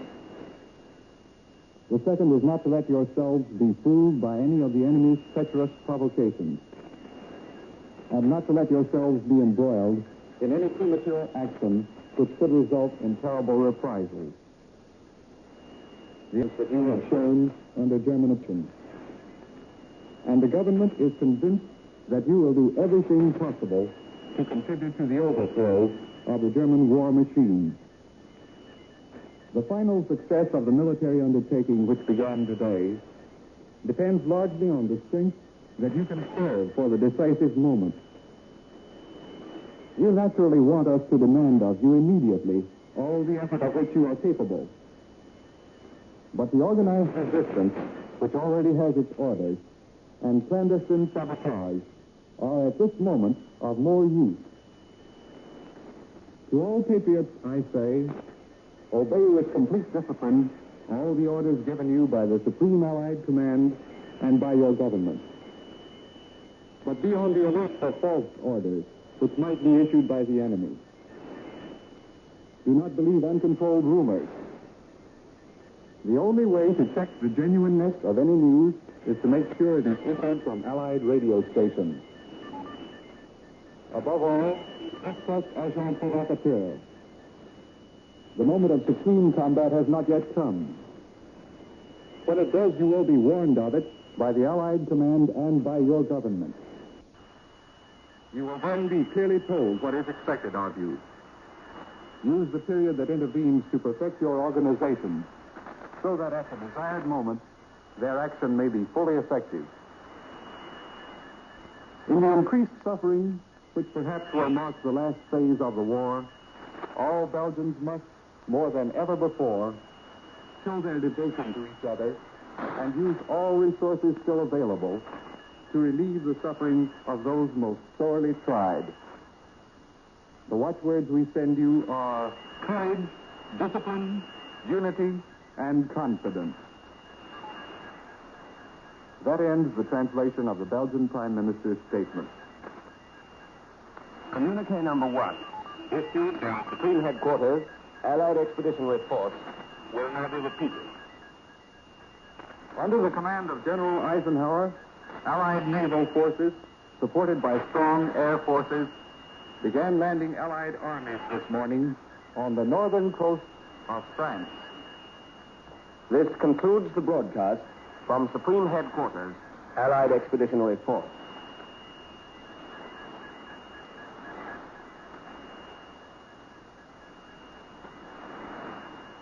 This is the home and overseas service of the BBC. Once again, this is Columbia's newsroom in New York City. This is Bob Trout speaking. We are continuing our coverage of the invasion. We just heard a broadcast from London. I must tell you now that we are to pause for a 15-second station identification break, but this is warning to all our stations on the network that we are going to pause only for 15 seconds, and after that we are going to have another broadcast from overseas. This is CBS, the Columbia Broadcasting System.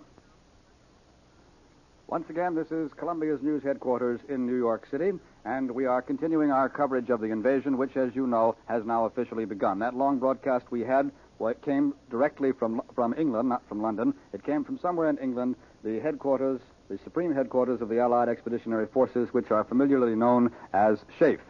Now, we just paused for station identification, and in a few moments, we are to bring you another broadcast from Britain. The broadcasts are coming in so quickly, the details are moving so swiftly that we don't get time to stop and sum up the situation and tell you just where we are, but I'm sure if you were with us for any length of time, you can see just where we are. The invasion is official. The first communique has been issued from headquarters in England. We have heard from England General Eisenhower's message to the people of Europe. And then King Haakon of Norway spoke, followed by a translation in English. Then we heard the Prime Minister of the Netherlands. That was translated. And then the Prime Minister of Belgium, and his speech was translated also. And then we heard, once again, the communique number 1 read over again. We started this particular broadcast. Columbia's been broadcasting all evening off and on these special news programs. We started this particular broadcast about an hour and 16 minutes ago at 3 o'clock in the morning, Eastern War Time here in New York. And as we were talking, reading the bulletins that were coming in on the news machines, at exactly 3:32 Eastern War Time, the word came to go to England. We switched to England, and we heard Colonel Dupuy at Supreme Headquarters of the Allied Expeditionary Forces reading communique number 1 saying that the landings have begun. Then we came back to New York. Then we switched to London again very quickly, heard Columbia's correspondent in London, Edward R. Murrow, reading an order of the day. And then we came back to New York. And then we switched once again to London for this last rather lengthy broadcast from Allied headquarters, General Eisenhower's message to the people of Europe, King Haakon's speech, the Prime Minister of the Netherlands' speech, the Prime Minister of Belgium's speech. Now, in a few moments, we will go again to London. We don't know exactly just what it's going to be at this particular moment, but we're going to go to England to bring you another one of the broadcasts in the story which is moving very swiftly now. We are going to hear from Wright Bryan, who is representing the combined American networks in London. This is Wright Bryan speaking from London. In the first hour of D-Day by British double summer time, or a little more than an hour before D-Day began by Greenwich Mean Time, the first spearhead of Allied forces for the liberation of Europe landed by parachute in northern France. In the navigator's dome in the flight deck of a C-47, I rode across the English Channel with the first group of planes from Troop Carrier Command to take our fighting men into Europe. Just before we left French soil for the return trip to England, I watched from the rear door of our plane, named the Snooty, as 17 American paratroopers, led by a lieutenant colonel, jumped with their arms, ammunition, and equipment into German-occupied France. Our group, at the head of the leading wing from the U.S. 9th Air Force's Troop Carrier Command, was met with only scattering small arms fire from the fields, which were dark and quiet as we entered enemy territory. As we headed back towards the English coast, we saw tracers arching through the air behind us and a steady parade of Allied planes moving out over the course we had just navigated to strengthen the ground forces we had left below. In the channel below us, we could see a few ships, but could not be certain whether they were part of the Armada carrying Allied soldiers to the beaches for attacks which were quickly following the first landings of airborne troops which I had witnessed. For 2 days, I had been living with the Troop Carrier Squadron commanded by Major Clement G. Richardson of Salinas, California. His combat crews had been fully briefed as to their initial mission, the course they would fly, and all procedures they would follow. From the moment this briefing began, the combat crews lived apart from the ground personnel of their base, with barbed wire surrounding their quarters and guards protecting them from any contact with outside persons. All day Monday, they watched the weather. After an early supper, they broke up into small groups for volleyball games in their small recreation area. In the early evening, Major Richardson returned from a conference with Lieutenant Colonel Donaldson of Birmingham, Alabama, commanding this lead group. As Major Richardson came within the barbed wire enclosure of his own squadron, he blew a long, shrill blast on his whistle. The pilots, co-pilots, navigators, and radio men clustered around him. "Come into the briefing room," he said. There he stood in front of a large-scale map on which the course was plotted. As quickly as his men were all in the room, Major Richardson said, "Do you know your stuff?" There was no word of dissent spoken. Said Major Richardson, "Get your stuff and report to the operations room immediately. I'm going down to the colonel to get the weather report. I think this is it. Good luck." The crews began to file out of the room, but Major Richardson stopped them. "You want to get back, don't you?" he asked. There was a quick murmur of assent. "Then, damn it, get in there and fight." The crews piled in their trucks to go first to the operations office and then to the line where their planes were drawn up and ready to go. As they moved towards the airport proper, they passed long columns of airborne troops, trudging slowly under their full loads of battle equipment from the bivouac area where they had been camped awaiting this day toward the planes which would carry them into battle. General Eisenhower had visited this camp during the afternoon, quietly passing among the men and chatting with them, asking them names and their homes and their jobs. Outside the door of each C-47, the soldiers assembled and checked their equipment, while ground crews and combat crews gave the planes a final tuning up. Heavily laden transport planes began taxiing along in long procession toward the runway. As the first squadron, commanded by Lieutenant Colonel David Daniel of Birmingham, Alabama, began to take off, the planes rushing in swift succession down the runway, Lieutenant General Lewis H. Brereton, the 9th Air Force commander, moved up and down the line of planes, giving the thumbs-up sign to his crews. Meantime, the paratroopers had adjusted their packs, donned their Mae Wests and chutes, and climbed into the planes. Each was so heavily loaded that he had to be pushed from behind and pulled from above to get up the steps into the plane. In our plane, Lieutenant Colonel Robert Cole of San Antonio, Texas, the senior officer aboard, moved quietly up and down the passenger compartment, speaking to each man and asking if he had everything he needed.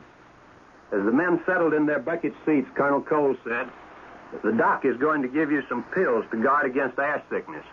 Make yourselves as comfortable as you can. Better try to sleep a little. Quiet settled in the plane. These men had done their talking. Now they were grim and silent. The soldier sitting farthest forward on the port side, Private Robert C. Hillman of Manchester, Connecticut, said, "I know my chute's okay because my mother checked it. She worked in the Pioneer Parachute Company in our town, and her job is giving the final once-over to all chutes they manufacture."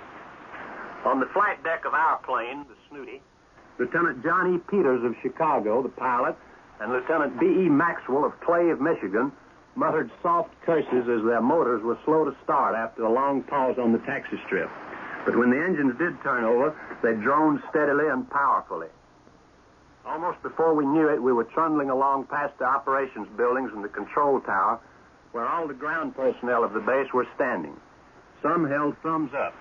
Some made the V sign. Some waved. It was like the takeoff of a big mission from a bomber station, only more so. This was the first combat mission for this outfit, and everyone on the base knew that this was the day. Our ship was leading the second section of the second squadron in the first group. As we picked up speed on the long runway, I stood between the pilot and co-pilot and watched formation lights of the ships ahead of us slowly, almost imperceptibly climbing, then gradually swinging into wide circles. "This thing is really loaded down," said Pilot Pete, and as we became airborne, you could almost feel the sturdy transport strengthening its muscles and shouldering its burden. Then, foot by foot, almost inch by inch, rising above the fields and trees of southern England. As our squadron fell into its formation, 3 Vs of 3 ships each in the first section and 3 Vs of 3 ships each in the second section, which we were leading, the preceding squadron was already circling the home field, now gaining altitude more rapidly. Other squadrons followed us. Soon the entire group was in the air. All about us and below us was such a glimmering fabric of lights as I had not seen in the 8 months I had been in blacked-out England. 4 times we circled the field, its runways and perimeter outlined in sparkling white lights. Through the sky, formation lights of the planes strung out almost to the limit of vision, looking for all the world like holiday decorations stretching down the length of any American main street. As the long procession straightened out on its pre-established course toward the shore of the English Channel, signal lights blinked, and navigators checked their speed and direction with the pilots and began their continuous plotting of position. As we headed toward the coast, the bulky transports silhouetted against the sky as they gently undulated in the prop wash of their companions. Reaching the first point for change of course, our plane blinked its signal light, and Pete said to his co-pilot, "Want to take it now, Maxie?" And Maxie took over the controls.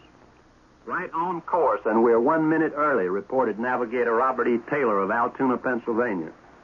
At that moment, I left the glass blister in the forward roof of the fuselage, sometimes called the astral globe, sometimes called the navigating dome, from which I had been watching the formations about me, too fascinated to feel the weight of the flak suit, which, like all crew members, I was wearing, or the steel helmet which I was pressing against the ceiling.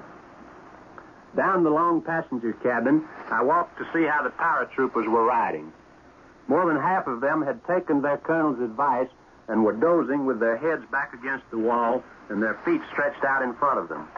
The others were sitting silently, except for 2 or 3 who talked among themselves in whispers. By the open rear door, Colonel Cole waited and said, "It's cold back here with the wind whipping in." I had been perspiring in the crew's cabin up front, but back where the colonel sat, I was glad I wore heavy clothing. More signal lights blinked as we crossed the coast of England and pushed out across the channel. The sea was calm, its steely grayness blending in the half-light with the dingier gray of the horizon. But soon the moon brightened the water and made the ripples below us twinkle. The ship on our wing, its heavy fuselage... Just to identify the speaker for you, ladies and gentlemen, you're listening to Wright Bryant, representing the combined Allied networks, speaking to us from Allied headquarters in England and giving us a description of the takeoff of the airborne troops from the field from which they took off on the invasion of the continent. And now back to the voice of Wright Bryant. We had not seen a plane outside our own formations, but the fighters must have done their work well, for there was no sign of enemy aircraft about. Tiny, tell the colonel it's 30 minutes until jump time, yelled Pilot Pete. And the fat, husky crew chief, Staff Sergeant Richard A. Eberly of Indianapolis, whose father is a major in the Air Corps, shouldered his way back to give the word to Colonel Cole. And then, turning my eyes from the occasional lights and flares which glowed on the Channel Islands, I looked straight ahead and caught my first glimpse of the coast of France. I had never visited the continent of Europe in peacetime, and I was waiting for invasion day to visit it in wartime. The pilot and the co-pilot, too, were seeing this coast for the first time.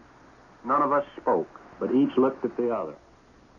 Momentarily, we interrupt this description of Wright Bryant being broadcast from the British Isles to give you this bulletin that's come in on the International News Service here in New York. It says, at 4:10 a.m. Eastern Wartime today, German broadcasts reported fighting between German and Allied troops 10 miles inland from the coast of Normandy. DNB said that Allied troops had been reinforced at the mouth of the Seine at dawn. You must remember that this is a German broadcast which is reported by INS, but it is the first word of any fighting inland at all, and this German broadcast says 10 miles inland. And now we return to the description of Wright Bryant speaking from Supreme Headquarters in England. Parachute. The small fields looked peaceful with their orderly hedgerows. It almost seemed you could see the furrows. Now the paratroopers were on their feet, each adjusting his packs and snapping his ripcord over the static line, a cable which ran along the center of the cabin ceiling so that each chute would open automatically as its wearer jumped through the door. You all set? Asked the colonel. Get this thing hooked for me, he said, as he took his own place closest to the door. The jump lights, a small bank of signal lamps, were gleaming beside the door. They blinked as the pilot threw his switch, and before I could look up, they began jumping. I wanted to know how long it would take the 18 men to jump. I tried to count 101, 102, 103 to estimate the number of seconds. Before I had counted to 10 seconds, it may have been 11 or 12, but no more, our passengers had left us, all but one of them. The paratroopers shoved each other so swiftly and heavily towards the open door that they jolted against the doorframe. One man among the last half dozen hit the rear of the door so heavily that he was thrown into the back of the cabin and dazed. The men behind shoved him aside and went on jumping.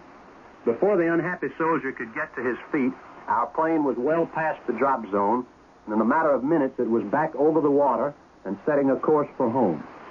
It was too late, and that soldier had to return with us. He was unconsolable. He thought his comrades might think him yellow. The plane crew assured him that they would think no such thing, but he sat moody and glum all the way back and appealed for lonely instructions when he returned.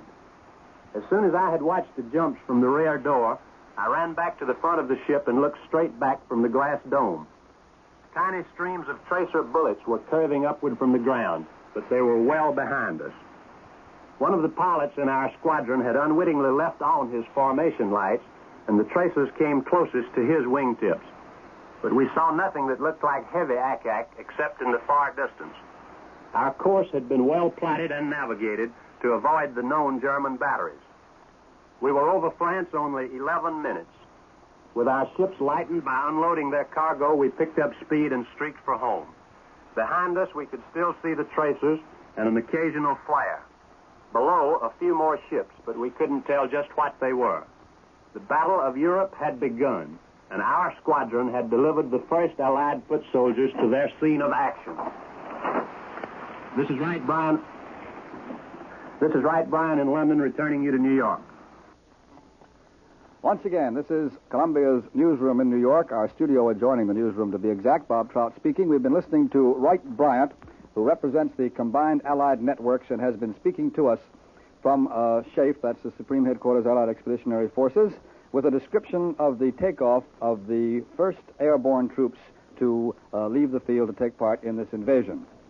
Now, there's so much to tell you to bring you up to date, and it's a little bit difficult to tell just when we are going to switch to London again. A good many broadcasts are coming in from the British Isles, as you can tell if you've been with us at all, since about 3:30 this morning, when the first communique was read at 3:32 Eastern Wartime exactly, from London, as a matter of fact. It's a bit difficult to tell when we're going to switch back and how much of the story we should tell you from here at the moment. Columbia's military analyst, Major George Fielding Elliott, has a few things that he's been waiting to say during the time when we've been listening to these broadcasts from London. One of them, or from England, rather. We don't know whether they're from London. One of them, I know, concerns the position in the invasion of General Montgomery. That's right, isn't it, Major Elliott? That's right. We have a communique here to the effect that General Sir Bernard L. Montgomery of the British Army, whom you'll remember as the famed commander of the 8th Army during the fighting in North Africa, is commanding the Army group carrying out the attack on the French coast. It was announced today. An Army group is a very large organization consisting of 2 or more armies. And it is further stated that General Montgomery's Army group includes American, Canadian, and British forces. We should not suppose that this is the only Army group which will be landed on the coast of Europe eventually. This is just the first such organization to land. Remember, it's a very, very large force, including at least 2 armies under the combined command of General Montgomery. Now, I'd like to call your attention to something in Mr. Clark's report, which you heard earlier, in which he pointed out that the Germans will be surprised by the direction and shocked by the timing of the attack. That indicates that the Allies expect to surprise the Germans when the main attack develops. Now, what happens before we are finally able to determine where the main attack is being delivered may, of course, be a feint intended to deceive the enemy. It's interesting to note that one of Montgomery's opponents will be his old enemy from North Africa, Marshal Rommel. Marshal Rommel is not the supreme commander of the German anti-invasion forces. The supreme commander of those forces is Field Marshal Gerd von Rundstedt, who is a very experienced officer. He's 69 years of age, but is considered one of the ablest officers in the German army. It is believed that Marshal Rommel commands the Mobile counterattack forces under Marshal von Rundstedt's general command. The weather over the channel is reported to be bright and clear with moderate sea and occasional gusts of wind. There are some low-hanging clouds in some areas, which may occasion some difficulty to our aircraft. The German report that the American troops were reinforced at dawn at the mouth of the Seine by sea and air, which might suggest that our main objective is Le Havre. But there's also another German report. Remember, this is a German report and not confirmed from any Allied source, which says that American forces are penetrating toward the town of Caen. It does not say whether these are troops that have been landed on the beach and are pushing inland toward Caen, which is about 7.5 miles from the coast, and controls the main railway to the town of Cherbourg. It is further stated that Allied battleships, monitors, and cruisers bombarded the coast defenses at long range, and that other craft, destroyers, and small craft closer in covered the landing of our forces landing on the beaches.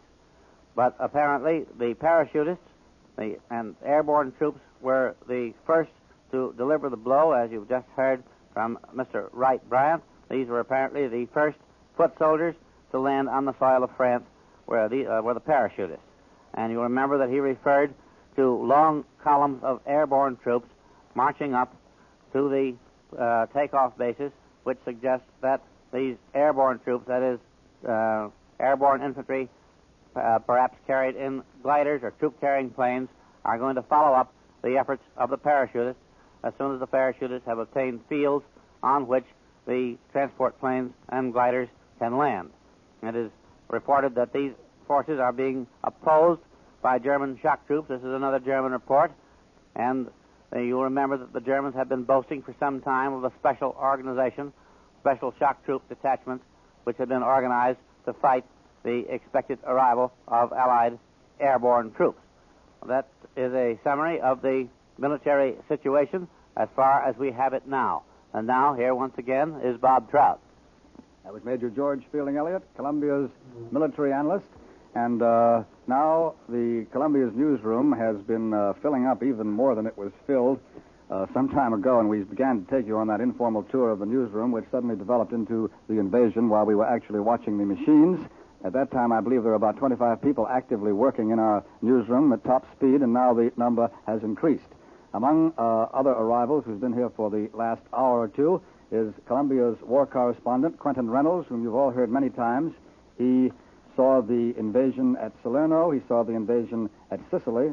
That's a little backward chronologically. I should say he saw the invasion of Sicily, the invasion of Salerno, and he was at the maneuver, the landing at Dieppe, which is near the present fighting as far as we can tell. And now here is Quentin Reynolds.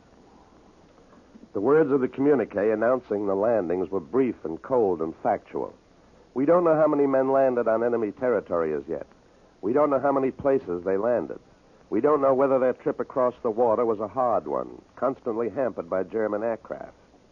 We only know that last night one man said 2 words. Eisenhower said, "Let's go," and the invasion was on. There are 1,000 stories behind the short communique which merely told us that our men had landed. Those of us who have been on other amphibious landings can imagine how our men felt last night when they were finally told that their long months of waiting were over. As long as these men live, the evening of June 5th will always be to them the night before D-Day. And if they live to be 100, June 6th will forever be D-Day to them. Back to Bob Trout now. Sorry to interrupt you, Quentin Reynolds, but now we will hear a broadcast from John W. Vandercook, who is representing all networks and who will speak to us from London. Go ahead, London.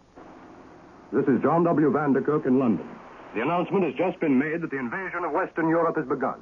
The feints and diversions promised by Winston Churchill and hinted at by the military experts have now been relegated to the limbo of dead words. 4 million people will say today, this is really it. This is a Queen's move, straight across the board. The astronomical numbers of planes that for weeks past have been pulverizing rod by rod and yard by yard every German position from literally the beginning of shallow water to far within the hinterland of France, have now, with close naval support, been followed by the paratroopers. From literally the beginning of shallow water to far within the hinterland of France, have now, with close naval support, been followed by the paratroopers, the landing boats, the infantry. Beachhead is a narrow term. By all present indications, General Eisenhower and his field commander, the great Montgomery of Egypt and North Africa, have attacked along miles of the French coast. The textbook pattern of invasion, and this, of course, is the most massive such operation in all human history, calls for the early possession by the attacker of good seaports. The purpose of that is clear. A major offensive against an enemy-held coast requires, swiftly after its commencement, the possession by the initiators of the attack of harbors capable of the unloading of far weightier materiel than can be put ashore even by the incredibly versatile and numerous amphibian landing craft. That is probably an essential part of the Allied plan, as it is now being put in practice. Be sure of it, we are moving with the weight of mountains. In his order of the day issued to each man in the Allied Expeditionary Force, General Dwight Eisenhower calls this mighty mission the Great Crusade. He adds, the eyes of the world are upon you. The hopes and prayers of liberty-loving people everywhere march with you. General Eisenhower makes this solemn promise. In company with our brave allies and brothers in arms on other fronts, you will bring about the destruction of the German war machine, the elimination of Nazi tyranny over the oppressed people of Europe, and security for ourselves in a free world. And the Supreme Commander warns, the enemy will fight savagely. He is well-trained, well-equipped, and battle-hardened. The final words of the General's orders have the lift that at this hour in England has raised every heart. I have full confidence in your courage, devotion to duty, and skill in battle. We will accept nothing less than full victory. Good luck. And let us all beseech the blessing of Almighty God upon this great and noble undertaking. American, British, and Canadian forces under the direct command of General Bernard L. Montgomery are carrying out the first gigantic phase of the attack. The skies are ahum with the ceaseless passage of great planes that shuttle smoothly back and forth from the countless airfields of England to the scene of battle almost within eyesight of the British shore. The English ports are pouring cornucopias of the long-garnered riches of men and war machines that have been assembled through these many, many months for this long-awaited hour. I return you now to New York. And we are now back in Columbia's news headquarters, the studio adjoining our newsroom in New York City. Bob Trout speaking once again. We've just heard John W. Vandercook speaking from Supreme Headquarters of the Allied Expeditionary Forces somewhere in Great Britain. Mr. Vandercook was representing the combined Allied networks. We were very sorry to have to interrupt Mr. Reynolds before switching very rapidly to get the broadcast from London, but as you can tell if you're staying with us on this invasion broadcast, things happen very rapidly. We get about 30 seconds notice, sometimes less than that someone in London is ready with another report, and we have to switch very rapidly. And now, if Mr. Reynolds doesn't mind taking up again at the point at which he was, I'd like to turn the microphone back to Quentin Reynolds. As I said, the details so far have been rather scanty, but there are a few things we do know. We do know that the weather was perfect for the attempt. The tides were right, and the moon rode high above the channel. It was a full moon in a cloudless sky, but it was the kind of moon that kept its light for the grandeur of its own height, so that the invasion fleet merged with the dark blue of the channel waters, safe from the prying eyes of the German night fighters, who for weeks have maintained a vigil over the channel and over the North Sea. But RAF bullfighters and American Havocs, the plane we used to call the DB-7, have been out too, chasing these reconnaissance planes to such heights that their value as observers was almost nullified. Even on the clearest night, you can't see much from 20,000 feet, and blacked-out ships with flame dampeners hiding the red glow of their smokestacks are very difficult to spot. The brief communiques we've received so far do not tell of the prayers that went up from thousands and thousands of our men as they slid through the dangerous, uncharted minefields of the Channel and approached enemy territory. The communiques do not tell us of the feeling of tension that gripped the entire invasion fleet, a feeling that grew and grew, that caught in your throat and that threatened to choke you. The communiques do not tell of how men clutched their Tommy guns and fingered their carbines with hands that were cold, though the weather was warm. The communiques don't tell us of stomachs that tighten with the fear that always comes before the hour of action. It is always like that. The communique only tells us that the waiting is over, that the real showdown has come. We here at home during these lonely early morning hours can do nothing. Nothing but hope and pray and have faith in these fighting men of ours. Now I return you to Bob Trout. That was Columbia's war correspondent, Quentin Reynolds, who, among the many military operations he has covered, was at Dieppe, which was a one-day landing, as you remember, somewhere in the vicinity of the fighting that's going on at present, as far as we can tell. Now, the papers are piling up here in our studio adjoining the newsroom, separated from it by a glass wall here at Columbia's news headquarters in New York. It's a little difficult to tell where to begin to bring you up to date most rapidly. Perhaps you heard a few moments ago, I've lost track of how long ago it was, perhaps you heard the INS report that came from London and which said that the INS agency had heard the German broadcast reporting fighting between German and Allied troops 10 miles inland from the coast of Normandy. That was a German report from the German agency DNB, reported by INS from London, and I would like to point out at this time, in case you heard it, that even if by some chance the German broadcast should be true, it does not necessarily mean a penetration. It could mean fighting between Germans and some of these airborne troops and parachutists whom we have been hearing about. Here is a one-line dispatch just been handed me. It's from the British news agency Reuters from London, and it says, the German news agency DNB says today that Allied airborne landings have been made in Normandy in great depth.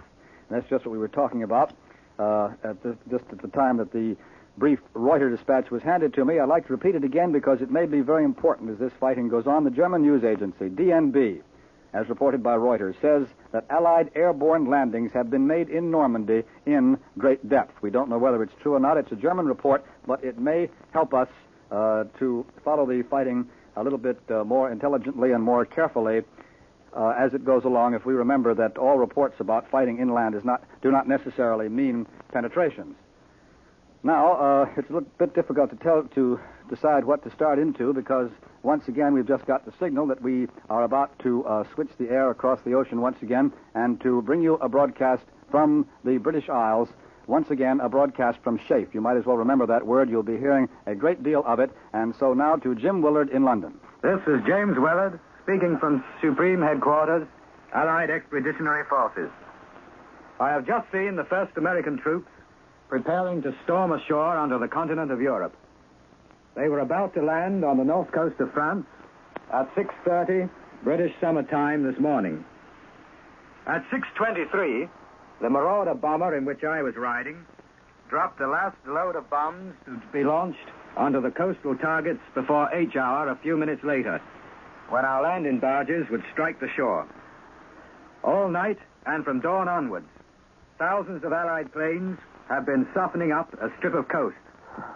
Already, several thousand paratroopers are waiting further inland to join forces with the landing parties. These airborne troops were flown in last night. I could see evidence of the landings in a number of parachutes lying in the little fields. But I must say at once, the amazing feature of my flight this morning was the almost unbelievable quietness of the scene below, where in the next few days, maybe in the next few hours, decisive battles for the reconquest of Europe will be fought. For, with the exception of German tanks, which are moving up the roads towards the beachhead or hiding in hedges, we saw no signs of enemy resistance. As our flight of 54 Marauders made their bomb run along the enemy coast, we were met by only a few puffs of inaccurate flak, and by machine guns firing from 40 to 50 German tanks. I'd like to record here that Sergeant Paul Scott of Cedartown, Georgia, the waist gunner beside whom I was riding, promptly turned his machine guns onto one German tank by a crossroads and claims to have set it on fire. I saw the tank burning. Apart from those tanks, a few bursts of flak, and one report of a coastal battery, I saw no signs of the enemy. Everything that flew in the air or sailed on the sea was definitely and overwhelmingly ours. You'll have to forgive the superlatives, but they're an accurate description of the facts in this case. The air and sea armadas I saw this morning were the biggest nations at war have ever launched at one time. At briefing, before we took off at dawn, the pilots were told to stay below 6,000 feet over England, because that was the level assigned them. Higher up and lower down, the air was full of other planes, Fortresses, Liberators, Lightnings, Thunderbolts, Spitfires, all forming up before flying south to the same target we were headed for. At both ends of this zone of landings are two very important ports. On the eastern side is Le Havre, which is one of the most important commercial ports of France, from where most of the ships used to go to America. On the other side is Cherbourg, a great military port, which was also used as a commercial port. Between these two important harbors, a series of small ports, such as Grand Camp, Port-en-Bessin, and Trouville, can be very useful at the beginning of an invasion. Besides that, small ships can go up to the canal to Caen. It is now too early to try to guess what the Allied command's objectives might be, but a landing along the Normandy coast would offer two possibilities. First, Le Havre coast is the nearest point to Paris. If the penetration was successful, it would lead the Allied forces toward the capital of France, not more than 120 miles away from by the Seine Valley. This would have a tremendous military and psychological effect. The other possibility, in the western part of the landing zone, would be to attack towards Avranches and cut the Normandy Peninsula completely. This would liberate an important area, which would be very useful for further landings of the Allies in France and perhaps lead to the invasion of the Brittany Peninsula. In case of heavy German counterattack, the Allies would then have the rather short defense line from Avranches to Caen. Anyway, according to the latest German reports, heavy fighting is now taking place in the Caen area. If this is true, the Allied troops fighting there are most probably paratroops. The intention would be to cut both the road and railway between Paris and Cherbourg by occupying the city of Caen, a city of now almost 100,000 population. This would isolate the northern part of Normandy, which would leave the German only secondary railways between Avranches and Saint-Lô and Cherbourg. Of course, all this is only conjecture, since we don't know anything about the High Command's intention, and we don't even know if this landing in Normandy will be the main effort of the Allied troops. It must be noticed that the Germans speak of very heavy bombing in the Calais zone. And it must be remembered, too, that hard fighting will probably take place before the Allies make their way through the deep German defense line.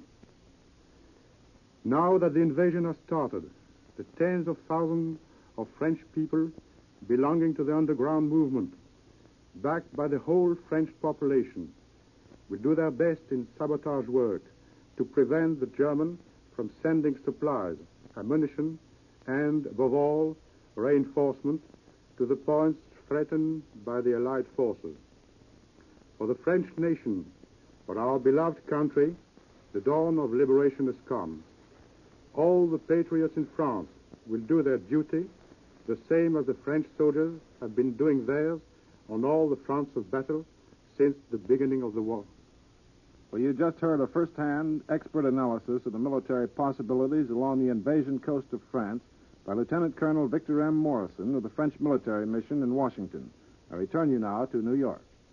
Columbia's news headquarters in New York, and now Columbia's military analyst, Major George Fielding Elliott, is going to analyze some of the German military reports which we have got so far. Here is Major Elliott.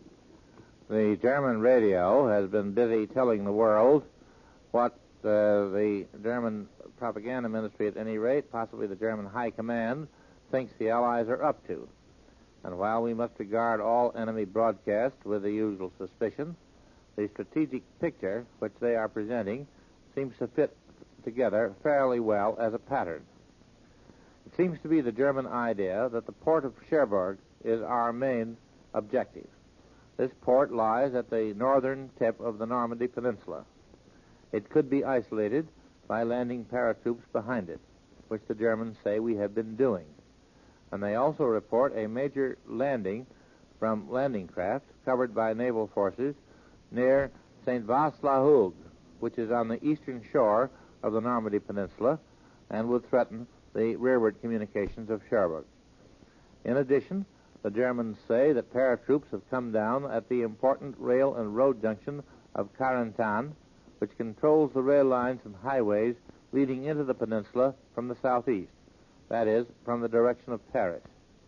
These are German reports, but they seem to be the logical steps that the Allies would take if Cherbourg were, in fact, one of our major objectives, as it well may be, since it is a large and well-equipped port and would be very useful to a landing force. The Germans also say that other landings are taking place along the strip of coast between the Normandy Peninsula and the port of Le Havre, which lies at the mouth of the River Seine about 60 miles east of the Normandy Peninsula in a straight line, though the length of coast between the 2 points is about 100 miles. They say that we are landing in the mouths of the rivers along this coast, the principal of which are the River Ver and the River Orne. This would also be quite likely, as an attempt to get the port of Le Havre, as well as Cherbourg, would make a good deal of sense, as you've just heard Colonel Morrison tell you.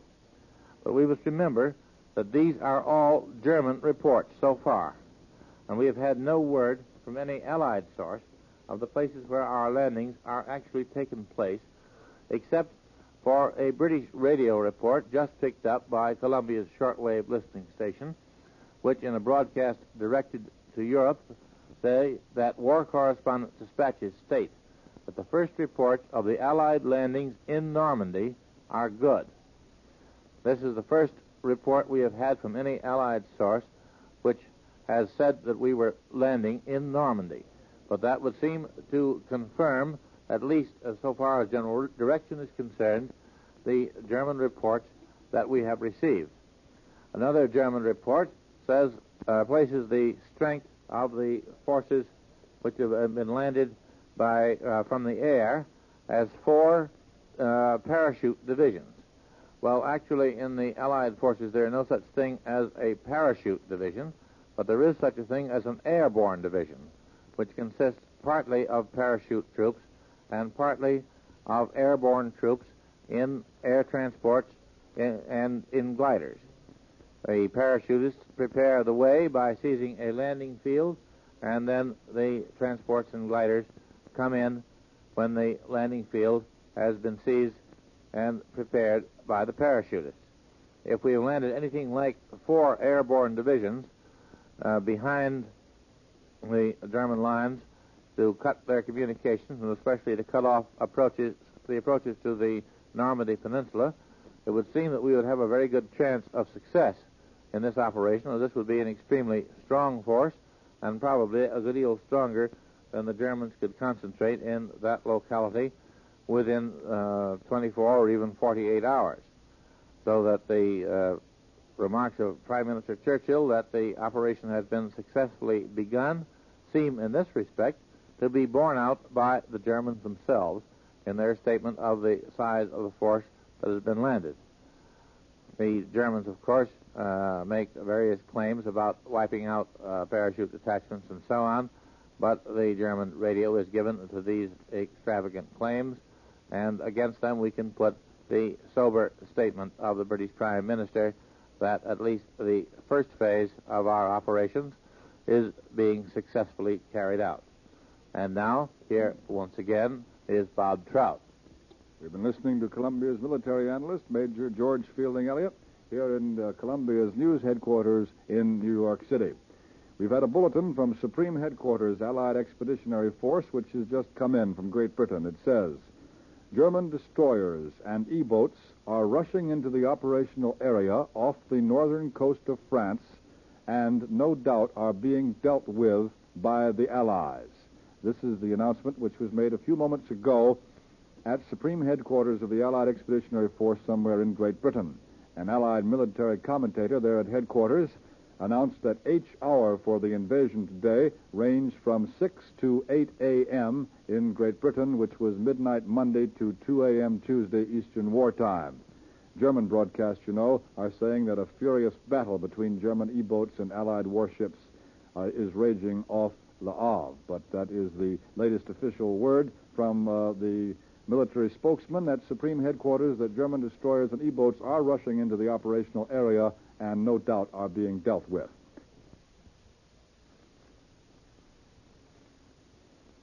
And now, once again, we're going to have word from Washington, D.C., so we take you now to the Pentagon building, which houses the War Department, and we take you to Washington, Joe McCafferty reporting. Military experts here at the Pentagon building point out that this invasion, like so many we have accomplished in other phases of the war, is a waterborne operation, for there are no land avenues open in order for us to reach and engage the enemy. In the past, landings against opposition have been made in greatest force, besides the Pacific area, in Africa, Sicily, and Italy. They also emphasize that this is not General Dwight Eisenhower's first experience with an amphibious operation. He was in supreme command of the joint operation in Africa, in which Allied Army, Navy, and air units participated. In that operation, landings were made at or near Algiers, Oran, and Casablanca. The landing at Algiers was made not at the port itself, but at beaches several miles from the city, and the initial force consisted of Rangers, infantry, artillery, and tanks. 2 airfields, as well as rail and road approaches, were immediately seized, and 16 hours after the landing, the French authorities agreed to surrender the city. In Sicily, the glider-borne air infantry, one of the finest trained units in the world, rugged from forced marches, from enduring all kinds of weather, from struggling through realistic maneuvers, this infantry from the air, our flying doughboys, there they played a major role. From these operations, and many, many more, the pattern for this D-Day had been fashioned. Most of the plotting, the working, the split-hair timing was done in this building, which houses the Secretary of War, his staff, and General George Marshall, the Chief of Staff. For military experts here hasten to point out that such a large-scale operation can't be planned one night and placed in operation the next morning. One point that was brought to my attention here was the fact that there was a staggering total of operational maps which went in with the platoons taking part in this landing. These maps had been made by the Corps of Engineers, the Army Air Forces, the best brains of G2, and thousands of GI soldiers with high degrees of skill. It might be well to point out that maps, in war, are as important as food. You can't travel without them. Most of these maps are based on aerial photography. Squadrons of P-38s and Spitfires were flown by specially trained pilots. whose regular training was augmented with 8 months of specialized navigation and instrument flying.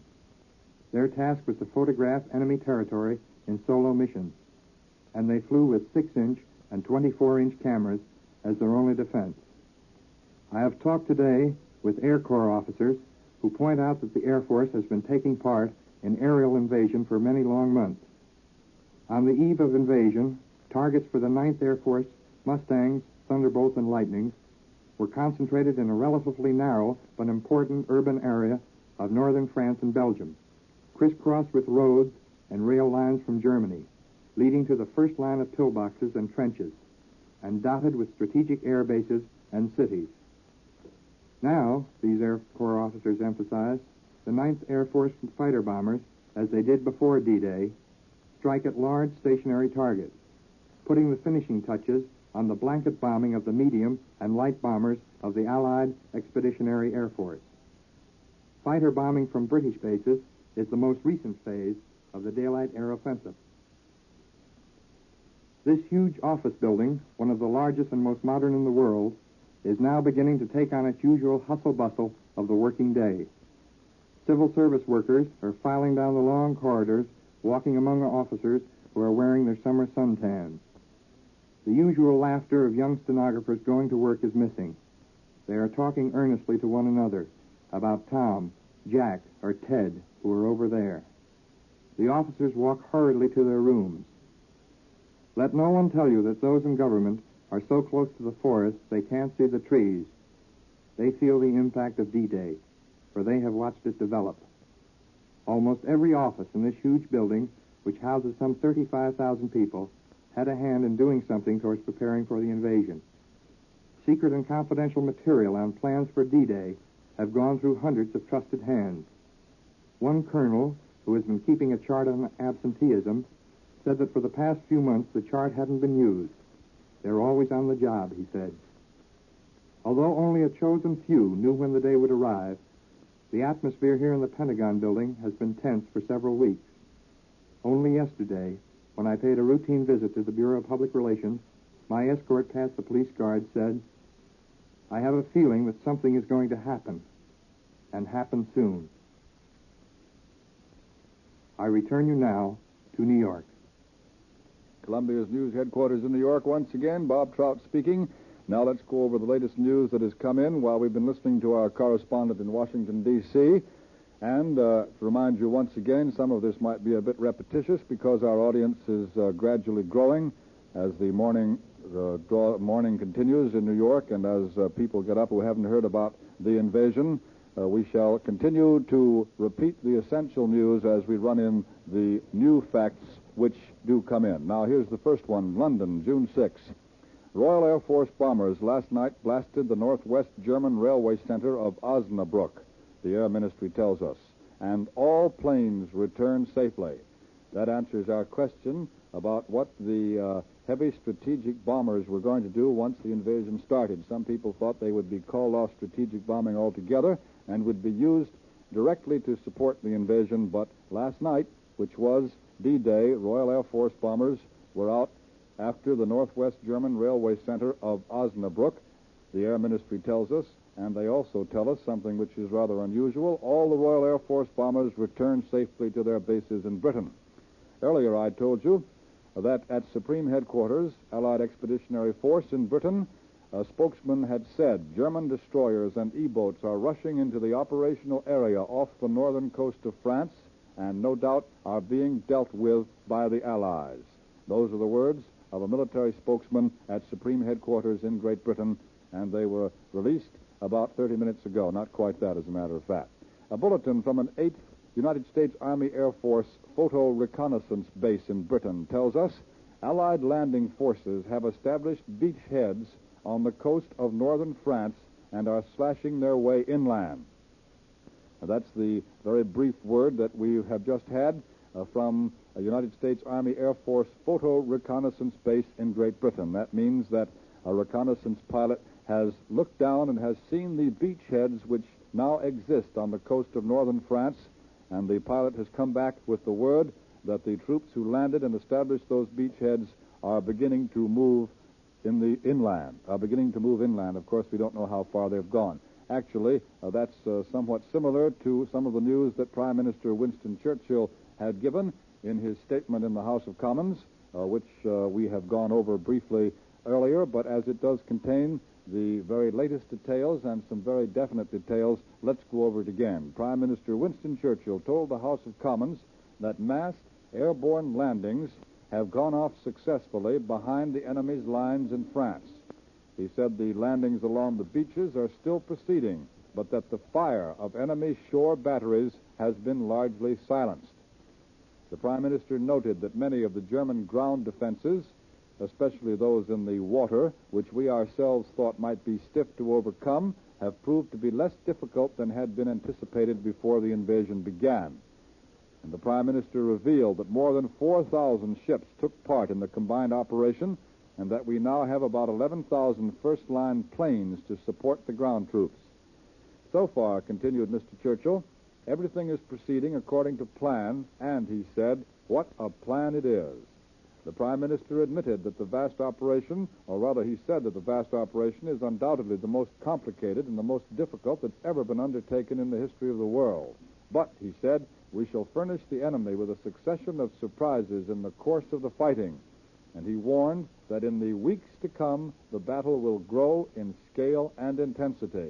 And that word, weeks, in the statement of the Prime Minister this morning, is a word that we should remember. Here's word from Russia that the Moscow radio has told the Russian people about it. At 6:45 in the morning Eastern War Time, in other words, about half an hour ago, in a Russian language broadcast, which was recorded by the Federal Communications Commission in this country, the Moscow radio gave the Russian people the news of the landing of Allied armies on the northern coast of France. The Russian broadcast was given under a London dateline, and it reported the first communique of Supreme Headquarters factually and without comment. We've already given you that one-sentence communique several times, many times I should say, and that communique, while it's the only one that has been given out, is really outdated now by the remarks of the Prime Minister in the House of Commons. Well, from time to time during this night-long broadcast, which began almost just shortly after midnight last night, from time to time we've been waiting to see what Tokyo was going to say. And now we have the first reaction of the Tokyo radio to the news that the liberation of the continent has begun. Here it is. Tokyo radio's first reaction to the invasion was a broadcast in the German language, beamed to Europe, according to the CBS correspondent in San Francisco, who quotes Claude Buss, director of the Pacific Division of the Office of War Information. And the Tokyo broadcast says, quote, "We have just learned with deep concern of the landings by the Allies on the coast of France. We expect," says Tokyo, "that they will be quickly annihilated by the courageous German armies." That's the full text of the Japanese announcement, a very short announcement given in the German language, and that so far is all that Tokyo has said about it. That's a broadcast which Tokyo put out for foreign consumption. The foreign in this case means us, and so far the OWI on the West Coast tells us the Japanese people have not been told the news that the invasion has begun.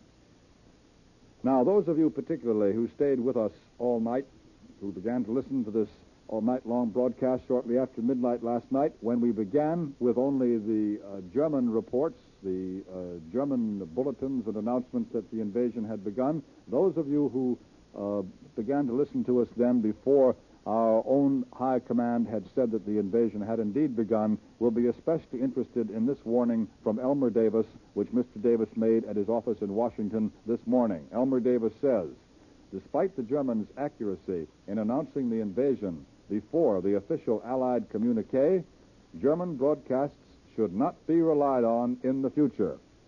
Elmer Davis said the reason the Germans made the announcement so quickly before the Allied communique was released, a couple of hours before, in fact, was possibly that the Germans are trying to build up a reputation for accuracy so that they can then put one over on the Allies later. That's the way Elmer Davis puts it. He says that later on they may try to put one over on us, and that's why they're trying to build up their reputation for accuracy. And then Mr. Elmer Davis asked all Americans to remember that Joseph Goebbels is in business for his health and not for ours. And now at this time at Columbia's news headquarters in New York, we're going to repeat a very colorful broadcast made earlier this morning on this network by CBS correspondent Richard C. Hotlet, who was speaking from London. Those of you who have been with us all along heard Mr. Hotlet's broadcast, and now Mr. Hotlet's report will be read by Joe King. The Allied forces landed in France early this morning. I watched the first landing barges hit the beach exactly on the minute of H hour. I was in a 9th Air Force Marauder flying at 4,500 feet along 20 miles of the invasion coast. From all I could see during these first few minutes, there was nothing stopping the assault parties from getting ashore. We spent about half an hour over enemy territory. We flew over and bombed some of the coastal fortifications, but except for some light flak from inland positions and from some kites firing at us, we saw no enemy gunfire.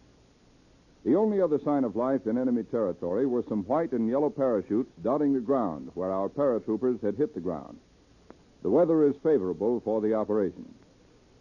Offshore, Allied warships were bombing the enemy coast, and they seemed to be doing it without any opposition. As far as we were concerned, there was no opposition from the air either. The Luftwaffe just didn't seem to be there. What I saw was literally the last minute of the invasion preparations and the first minute of invasion. We were low, but we were traveling fast, and we could not tell how the battle for the beaches would develop. But if the ground action goes as smoothly as the air preparation, we can hope for the best. I went in with a bomber group, probably the hottest group in the 9th Air Force. Our mission was to plaster the invasion beach and some coastal fortifications with bombs 7 minutes before our assault parties came ashore. This group was chosen for the hair-trigger work because of its previous superb record. Well, we delivered, and we delivered on time. This is the way it worked. Last night, we were told briefing would be at 3 o'clock. We got up at 2, had griddle cakes and fried spam for breakfast, went into the long hut that serves as briefing room.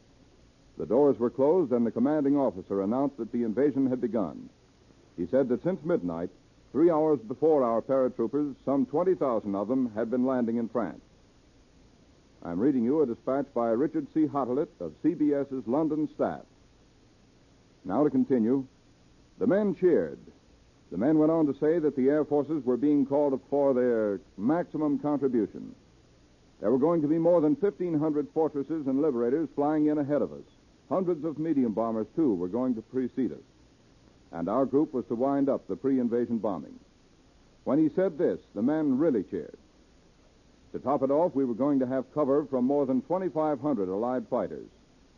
The colonel made it plain that nothing was to be left to chance. The weather in the target area had been unsettled and cloudy, and if we were going to deliver precision bombing, we were to have to fly below the clouds, and that we could go down and bomb from 1,000 feet. When he said that not a man blinked an eye, despite the fact that such a low altitude counts as suicide with the Marauders. It was still dark when we took off, but one by one those Marauders roared down the runway and took off. An hour and a half later, we were out over the English Channel. First, we couldn't see anything at all except a few stray vessels. Great care had been taken to keep our ships from firing at their own planes.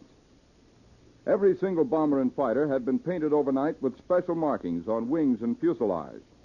And the direction we were to fly, the way we were to turn if we got into trouble, and the recognition signals we were to give had all been very carefully worked out. Even so, when we passed over the first few barges, we had the uncomfortable feeling that we were being shot at.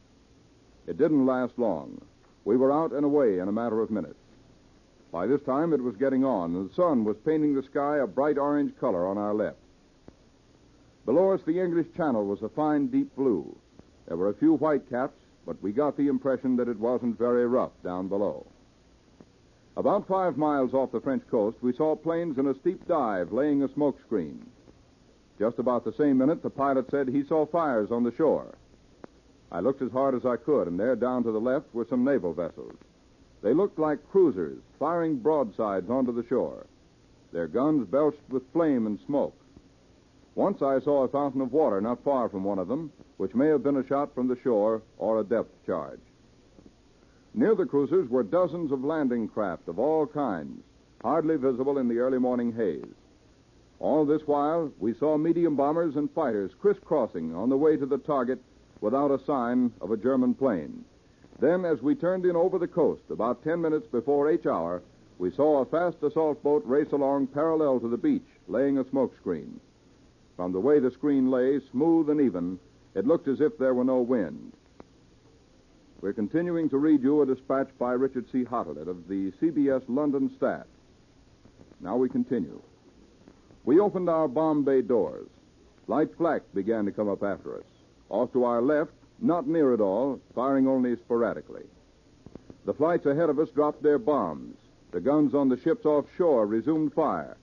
The bombs and the shells burst together on the target. There were sheets of flame down below, then rolling balls of brown and black smoke. 4,500 feet up, our plane was rocked by the concussion. We got the stench of the explosives. We dropped our bombs as scheduled. And just then we saw down below on our left dozens and scores of white streaks as the assault boats raced over the blue water to the beach, leaving their white wake stretched out behind them. As we turned away from the target, we saw the boats hit the beach. Then we took evasive action, and I couldn't see anymore. Down below, except for some more sporadic smoke, it was a dead country. No sign of life, no vehicles on road, no troop movements. And all the way in, we saw our marauders weaving in and out in perfect formation above us, below us, and around us, on all sides. We didn't see a single one of our planes in distress. The mission wasn't the way we had figured it. We had expected to see German fortifications give back blow for blow with our ships. There was no sign of it. We had expected to see the Luftwaffe out in its full remaining strength to try to stop our planes or at least strike a blow against our landing craft. We didn't see either. We had expected to find enemy territory full of anti-aircraft, alive with reserves moving into threatened areas. We didn't see that. The circumstances of our flight, the fact that we got there simultaneously with the invading troops and left in a minute, make it impossible to draw any far-reaching conclusions on how the battle is going. But one thing we can say already, and that is our air supremacy over the coastal invasion zone today is not seriously challenged. And that is the report of Richard C. Hottelet, CBS London correspondent, who was over the invasion area in a bomber. And now, back to Bob Trout. That was Joe King reading the dispatch from Richard C. Hottelet. It was not exactly a cable dispatch. As a matter of fact, Mr. Hottelet first gave this report as a broadcast direct from London, one of the many broadcasts that were coming in direct from Supreme Headquarters in Great Britain sometime during the night. Those of you who've been with us all night heard Mr. Hottelet's broadcast direct from Great Britain after he had returned from his flight in the Marauder. Here's a dispatch which has just come in, very brief. Supreme Headquarters, Allied Expeditionary Force. It says, as the battle opening the Western Front raged in northern France, General Eisenhower occupied a lonely post on the British side of the Channel. After inspecting parachute troops before they went into the battle, the director of history's greatest amphibious strike stood on the roof of a house, watching the huge air armadas roar across the Channel. And now at this point, some of us, I think, would like to know more about landing craft. And so here at Columbia's news headquarters in New York is Major George Fielding Elliott, Columbia's military analyst, who is going to give us a little talk about landing craft at this point. And then later on, we shall continue to give you the news as it comes in to keep you up to date and to refresh you with what we have already given you before. Here is Major Elliott. Before beginning to talk to you about landing craft, here is a dispatch which has just come in, dated at Army Group Headquarters. General Bernard Montgomery, on the eve of battle, told correspondents, "I personally have absolute and complete confidence in the outcome. The party is in first-class shape to win the match," said Montgomery. He believed Field Marshal Erwin Rommel would aim at defeating the operations on the beaches. That is to say, General Montgomery believes that Rommel will not conduct what is called an elastic defense, but will try to throw the Allied landing forces right back off the beach into the sea. But as you have just heard in the reading of Mr. Hottelet's dispatch, that does not appear to be what has happened in the area which Mr. Hottelet had the opportunity of observing. "We are a great Allied team," Montgomery continued, "a terrific Allied team. the integration of the British Empire and America going out to battle together. I don't think any other two nations could have done it. I don't know when the war is going to end, but I don't believe the Germans can go on much longer with this business, Montgomery continued. The German soldier is terribly good, but I don't think the German general is as good as he used to be. He has been on the defensive a very long time, and I believe it must affect his mentality. There, I think General Montgomery was speaking of General Rommel, his old opponent in Africa, who is now the commander of the German reserve forces, that is, the German forces which are going to make the main counterattack. So the German general in supreme command of the anti-invasion forces is Field Marshal General Gerd von Rundstedt, who is Rommel's superior. And now, to get on to the question of these landing craft, which are carrying our men across the Channel and delivering them on the coast of France. I might introduce that subject by reading a dispatch from Supreme Headquarters Allied Expeditionary Force, which I think has been read previously in these broadcasts, which says as follows: German destroyers and E-boats are rushing into the operational area off the northern coast of France and no doubt are being dealt with by the Allies. Now, it would be natural for the Germans to put what few destroyers they don't have many left, and their E-boats, that is, their fast and heavily armed motorboats, in an attempt to attack our landing craft. Now, let's see what some of these landing craft are like. There are well over 50 different types of landing craft in service, each designed for a particular task in the complex operation of seaborne invasion. The uses of landing craft do not end once the first wave of invasion is past and the beachhead secured. These craft continue to bring in the equipment and supplies from the bigger ships until docking facilities are available. Landing craft may also be needed to help the Army in land operations. In the crossing of the Volturno River in Italy, for example, 4 tank landing craft escorted by 2 motor launches took the tanks across for the Army.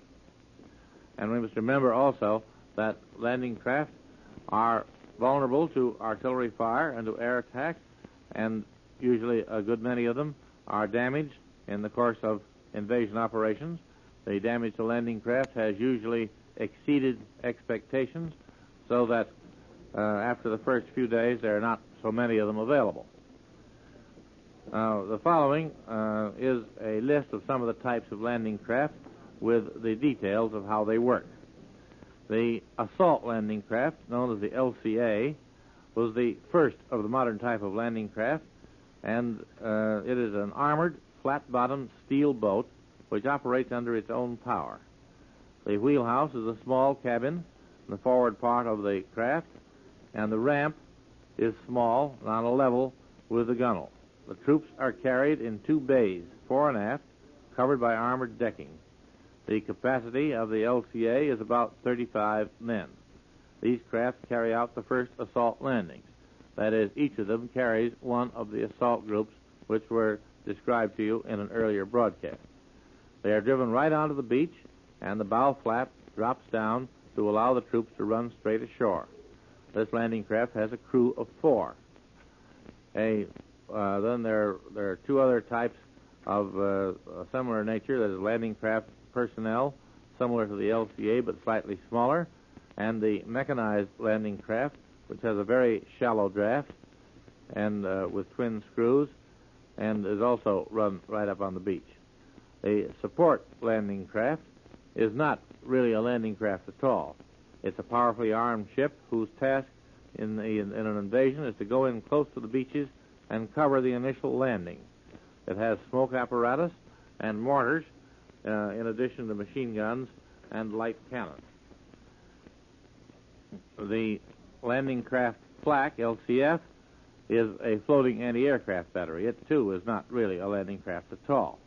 And we come to the LCT, our landing craft tank. A typical LCT is about 200 feet long, displaces 350 tons, with a draft of 3 feet forward and 7 feet aft, enabling it to run up on a shelving beach. It's a seagoing vessel driven by twin diesel engines and has a crew of 12 men in all. 2/3 of it are occupied by the tanks or other vehicles, which are placed on a reinforced iron platform with a corrugated surface to prevent them from slipping. These craft are capable of carrying a number of tanks or other vehicles, trucks, armored troop carriers, and so forth, or of guns. When loaded, the vehicles are driven in stern first, packed close together, and lashed in place while at sea. The LCT has a hinged ramp in the bows which enables the tanks or other vehicles to be driven straight ashore. The LCT, incidentally, is not a good seaboat, her construction making her easily affected by wind and tides and difficult to maneuver. Nevertheless, the LCTs in the Mediterranean have steamed great distances. One group of them, for example, was at sea off and on for 2,000 hours and steamed about 10,000 miles in that time. The LCI, or landing craft infantry, is one of the most important types of landing craft, and one of the those of latest design also. The troops are landed directly on the beach by the inclined ramps to port and starboard, which are let down on each side of the bow. This type is considerably larger than the LCA, that is the assault group, which holds 30 to 35 men. This one will hold a full rifle company of infantry, about 200 men altogether. Then we come to a still larger ship, the LST, or landing ship tank. These ships are the major tank landing craft. They have a shallow draft and are able to go close inshore to discharge their cargoes, the vehicles being driven directly onto the beach from the bows, which open for the purpose. Two huge doors opening to port and starboard. They resemble an oil tanker when seen in profile, with a funnel aft, and they're really large ships. They're being vessels of approximately 5,500 tons. The landing ship infantry is the corresponding size in the infantry type of ship, a large vessel of several thousand tons, somewhat resembling a small ocean liner.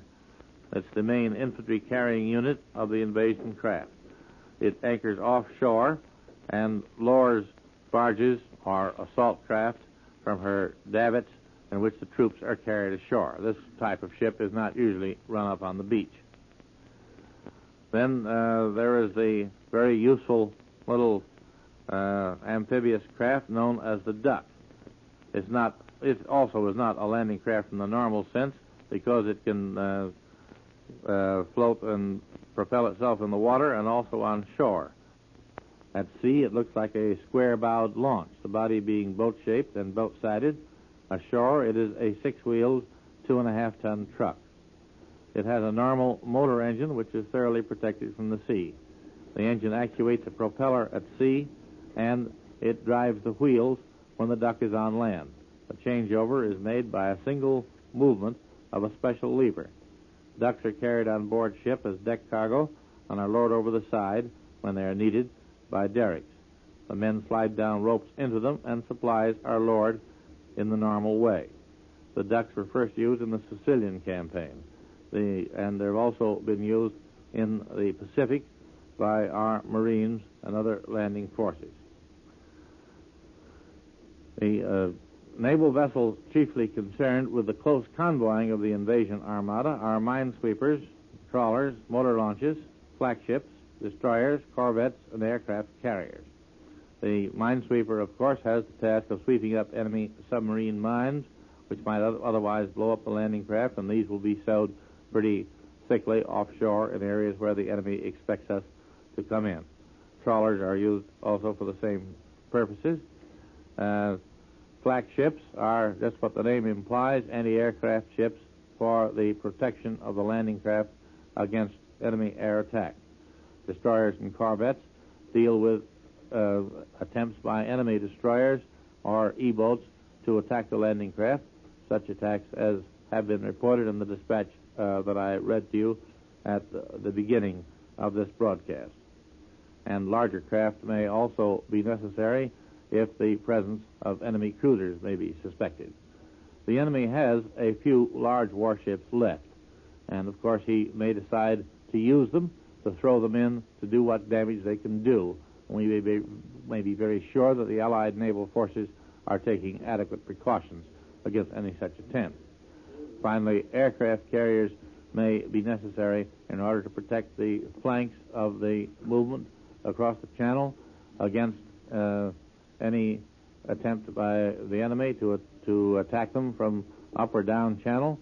They may be out a considerable distance where the channel is wider, or even well out at sea watching for the approach of enemy naval vessels attempting to raid the channel from either from the North Sea or from the Atlantic side. This may give you some idea of the landing craft which our men are using, which are conveying them across the channel to France, and some idea also of the immense complexity of the operation which we are now undertaking. And now, here once again is Bob Trout. You've been listening to Major George Fielding Elliott, Columbia's military analyst, here at Columbia's news headquarters in New York. Now, before going on with our running coverage of the invasion, which has now started in northern France, let me tell you briefly a few of our immediate plans. In approximately 4 minutes from now, just before 7:45, we're going to pause for 30 seconds for station identification, and then at 8 o'clock Eastern Wartime, we're going to switch to London for another one of those pool broadcasts. Pool, you know, means that the correspondents are pooling their copy in this early stage of the invasion. We've already had several of these pool broadcasts in which we've heard correspondents who represent several various organizations. Among them, of course, we heard our own correspondents. For instance, Richard C. Hottelet, who made the trip over the enemy coast in a Marauder plane and who, sometime during last night, spoke to us directly from Supreme Headquarters in Great Britain and described his flight for us. Also, later in the afternoon, King George VI of Great Britain will broadcast at 3 p.m. Eastern Wartime. 3 p.m. Eastern Wartime, and of course, the Columbia Network will carry the broadcast speech of King George, which will be made in London. General de Gaulle has arrived in London. We got that word some time ago, hours ago, sometime during the night, as a matter of fact. We don't know whether he will broadcast, but it's quite possible. And, of course, if General de Gaulle does make a broadcast, which is offered for rebroadcast here in the United States, you will hear that, too, over this network. Now, we have quite a few things that we could tell you. Here's a little additional detail on the statement which Prime Minister Winston Churchill made in the House of Commons. And we find in this latest edition that there was grim news as well as good in Mr. Churchill's statement in discussing the Battle of the Anzio beachhead in Italy, which was established last January and which was held against heavy German counterattacks. Prime Minister Churchill said the Allies lost about 20,000 men and the Germans 25,000. Those are the figures in the Battle of the Anzio beachhead, which Mr. Churchill has given to the House of Commons today. The Battle of the Anzio beachhead in Italy cost the Allies some 20,000 men and cost the Germans some 25,000 men. But Mr. Churchill said the Anzio landing had in the end borne good fruit by forcing Adolf Hitler to send south of Rome 8 or 9 divisions which he might well have needed elsewhere. The latest word from Supreme Headquarters, a brief dispatch which has just come into Columbia's news headquarters here in New York, says, Allied troops have secured a beachhead and dug in military circles here heard early this afternoon. That's a rather interesting wording. That is not an official communique by any means.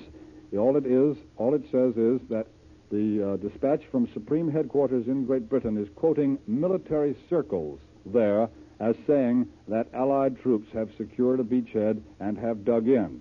And then it goes on to say simply, it is not known presently how deep the penetrations are. Now, just to tell you once again briefly of our plans, at 8 o'clock, that will be in 15 minutes from now approximately, we are going to bring a broadcast to you direct from London, a pool broadcast, and we hope that you will be with us as we continue our invasion coverage. We've been broadcasting all through the night, starting shortly after midnight last night when the Germans first began to put out their reports that the invasion had begun. It was some hours later, it was 3:30 in New York, when the first communique was released in Great Britain, and we learned that the German reports had this time been right and that the invasion of northern France had indeed begun. Well, we shall hear our next broadcast direct from London in approximately 15 minutes, a pool broadcast. And now we're coming to the time when we pause for 30 seconds for station identification. This is Bob Trout speaking to you from Columbia's news headquarters in New York City as Columbia continues its invasion coverage. This is CBS, the Columbia Broadcasting System. Broadcasting from America to France for the Office of War Information, in addition to doing his regular broadcasts for CBS audiences here in our own country. And now, here is Mr. Kalman. You heard Bob Trout report a few minutes ago the news from Stockholm about the Allies landing at 12 points on the coast of France between Le Havre and the Cherbourg Peninsula, with the evident aim, according to these dispatches, of driving straight on to Paris. If that is the way our drive is developing, it's significant to recall President Roosevelt's words only 2 nights ago to the effect that Rome was the first of Europe's great capitals to fall to Allied arms, and that 2 others were due to be captured, by which he may well have meant that Paris was next on the list. At any rate, you can well imagine the excitement of the excitable French people as news from our radio is flashed to them and they see the Allies landing in their own beloved Normandy countryside for the liberation of which they've waited so long. We can be sure that the French underground is offering valuable aid to our landing forces and that sabotage of the German defenses is being carried out wherever possible. Some Frenchmen may have been disappointed that General de Gaulle, who has now arrived in England from Algiers, has not as yet broadcast to France, so far as we know. Those speeches by the Premier of Belgium and the Premier of Holland were broadcast hours ago to their people. But it is announced that General de Gaulle will broadcast later in the day. It'll be useful at this stage of the invasion news to give you a little background on the kind of country that our boys are going on into in northern France. Northern France, the only definite locality term used so far by the official Allied communique issued this morning at 3:32 a.m. Eastern Wartime from General Eisenhower's headquarters. Militarily, northern France includes an area approximately 100 miles deep, extending from the frontier of Belgium through Paris to the mouth of the Loire River on the Bay of Biscay. This area is roughly rectangular. I hope you have a map in front of you now to follow me, and is bounded on the south by the Loire, Oise, and Sambre rivers. 2 peninsulas thrust out into the English Channel.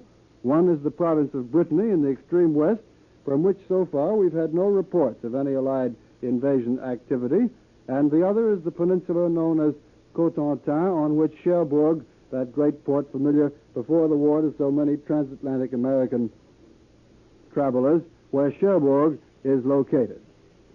In general, this area of northern France is a rolling plateau varying in elevation from 200 to 650 feet. However, there are some low mountains in Brittany and another low range in South Normandy.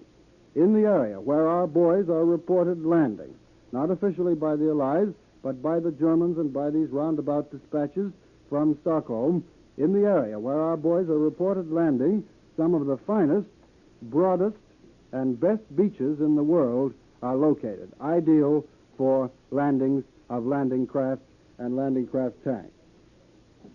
In places, the plateau inland extends all the way to the English Channel, with cliffs along the seashore averaging about 200 feet in height. This, of course, would make infantry landings more difficult, but not impossible. In other places, the plateau drops before reaching the coast, and there are wide sandy beaches, such as I've just been describing, with good access to the interior, and where, according to CBS correspondent Richard Hartlett, who passed over that area in a plane not many hours ago when the invasion was launched, our troops were not meeting any opposition that was visible to that correspondent from the plane. These cliffs along the Normandy shore are seldom more than 200 feet high, and they're usually sloping and covered with soil. This makes it possible for foot troops to scale them, but they are an obstacle to vehicles. We won't be able to get tanks in that way.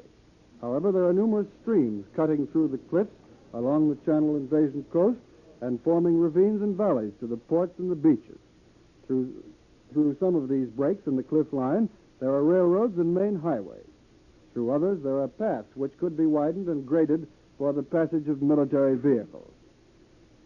Back of the coastal area, all of northern France is thickly cultivated and studded with towns and cities. There's a dense network of both surface roads and railroads.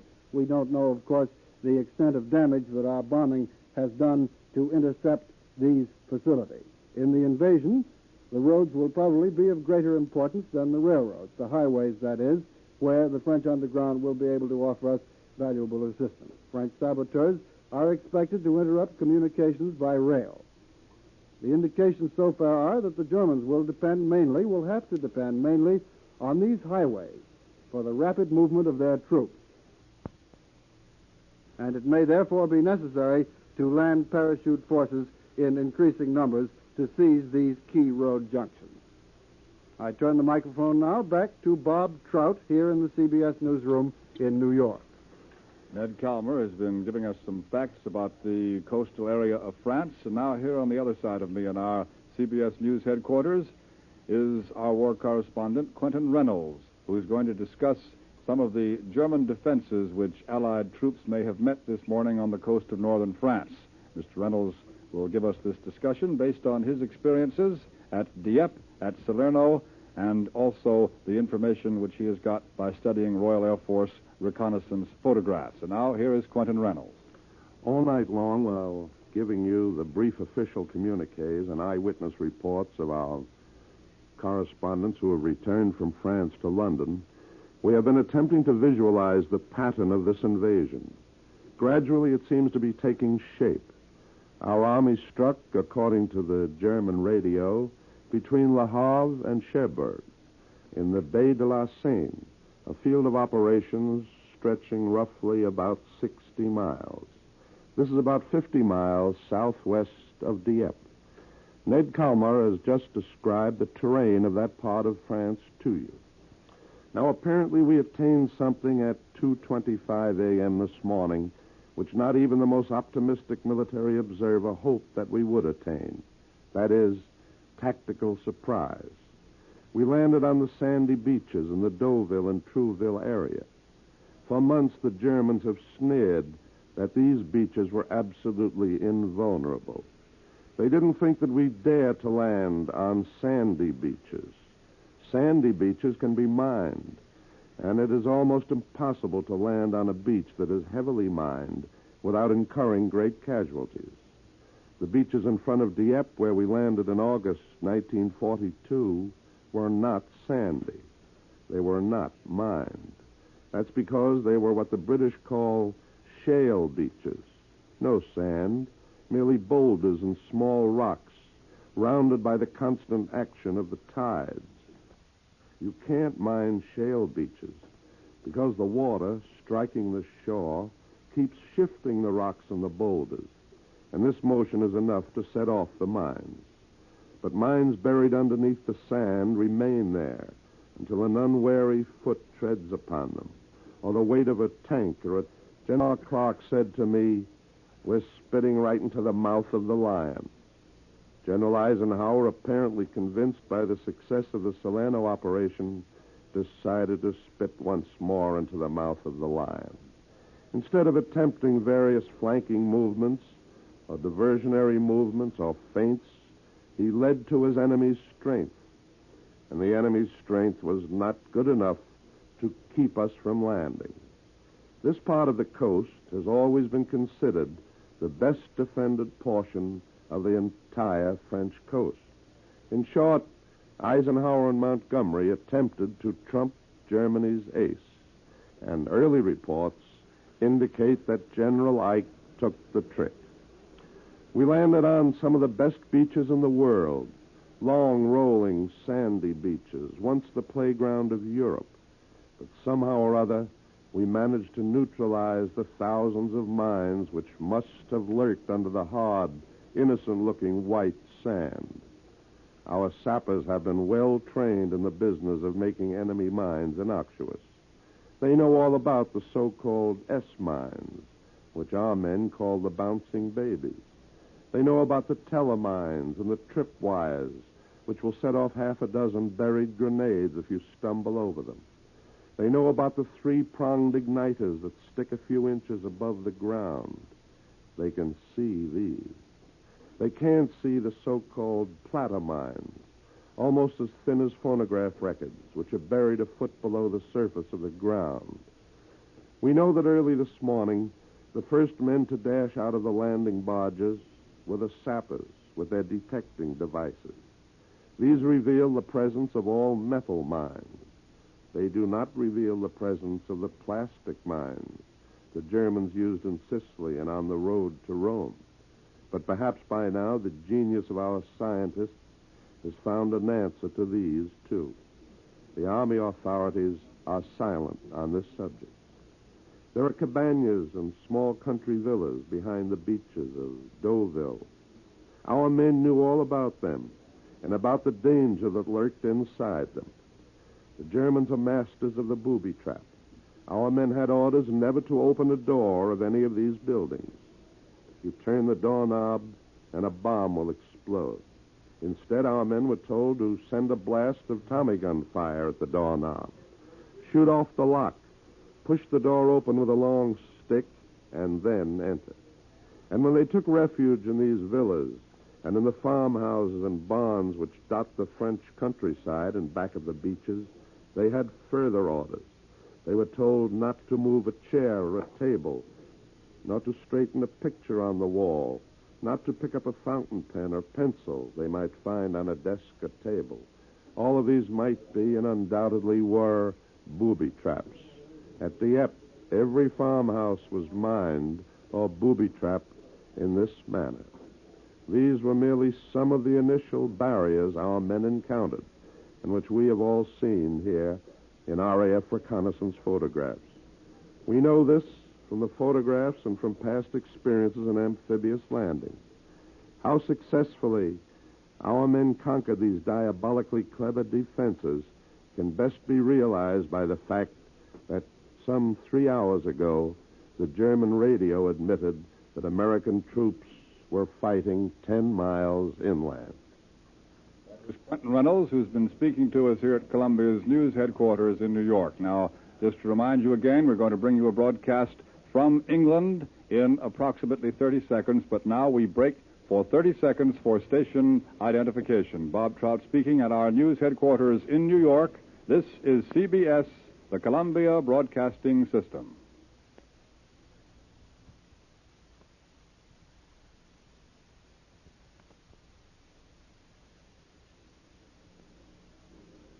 This is D-Day, the day of the Allied invasion of Western Europe, and CBS World News brings you the invasion reports of its correspondents at home and abroad, called in by Alan Jackson. This is the situation at the moment. Allied troops have landed along a 100-mile stretch of the French coast. Thousands of paratroopers and glider-borne forces have descended behind the enemy lines. Thousands of Allied warplanes are supporting the operation, and so far it appears to have met little opposition. The greatest naval armada in history took the troops across the channel. And now here is Alan Jackson, one of Columbia's news editors. American radio correspondents in London are ready now with the latest details of the invasion. First, we hear from CBS correspondent Richard C. Huttlett. Go ahead, London.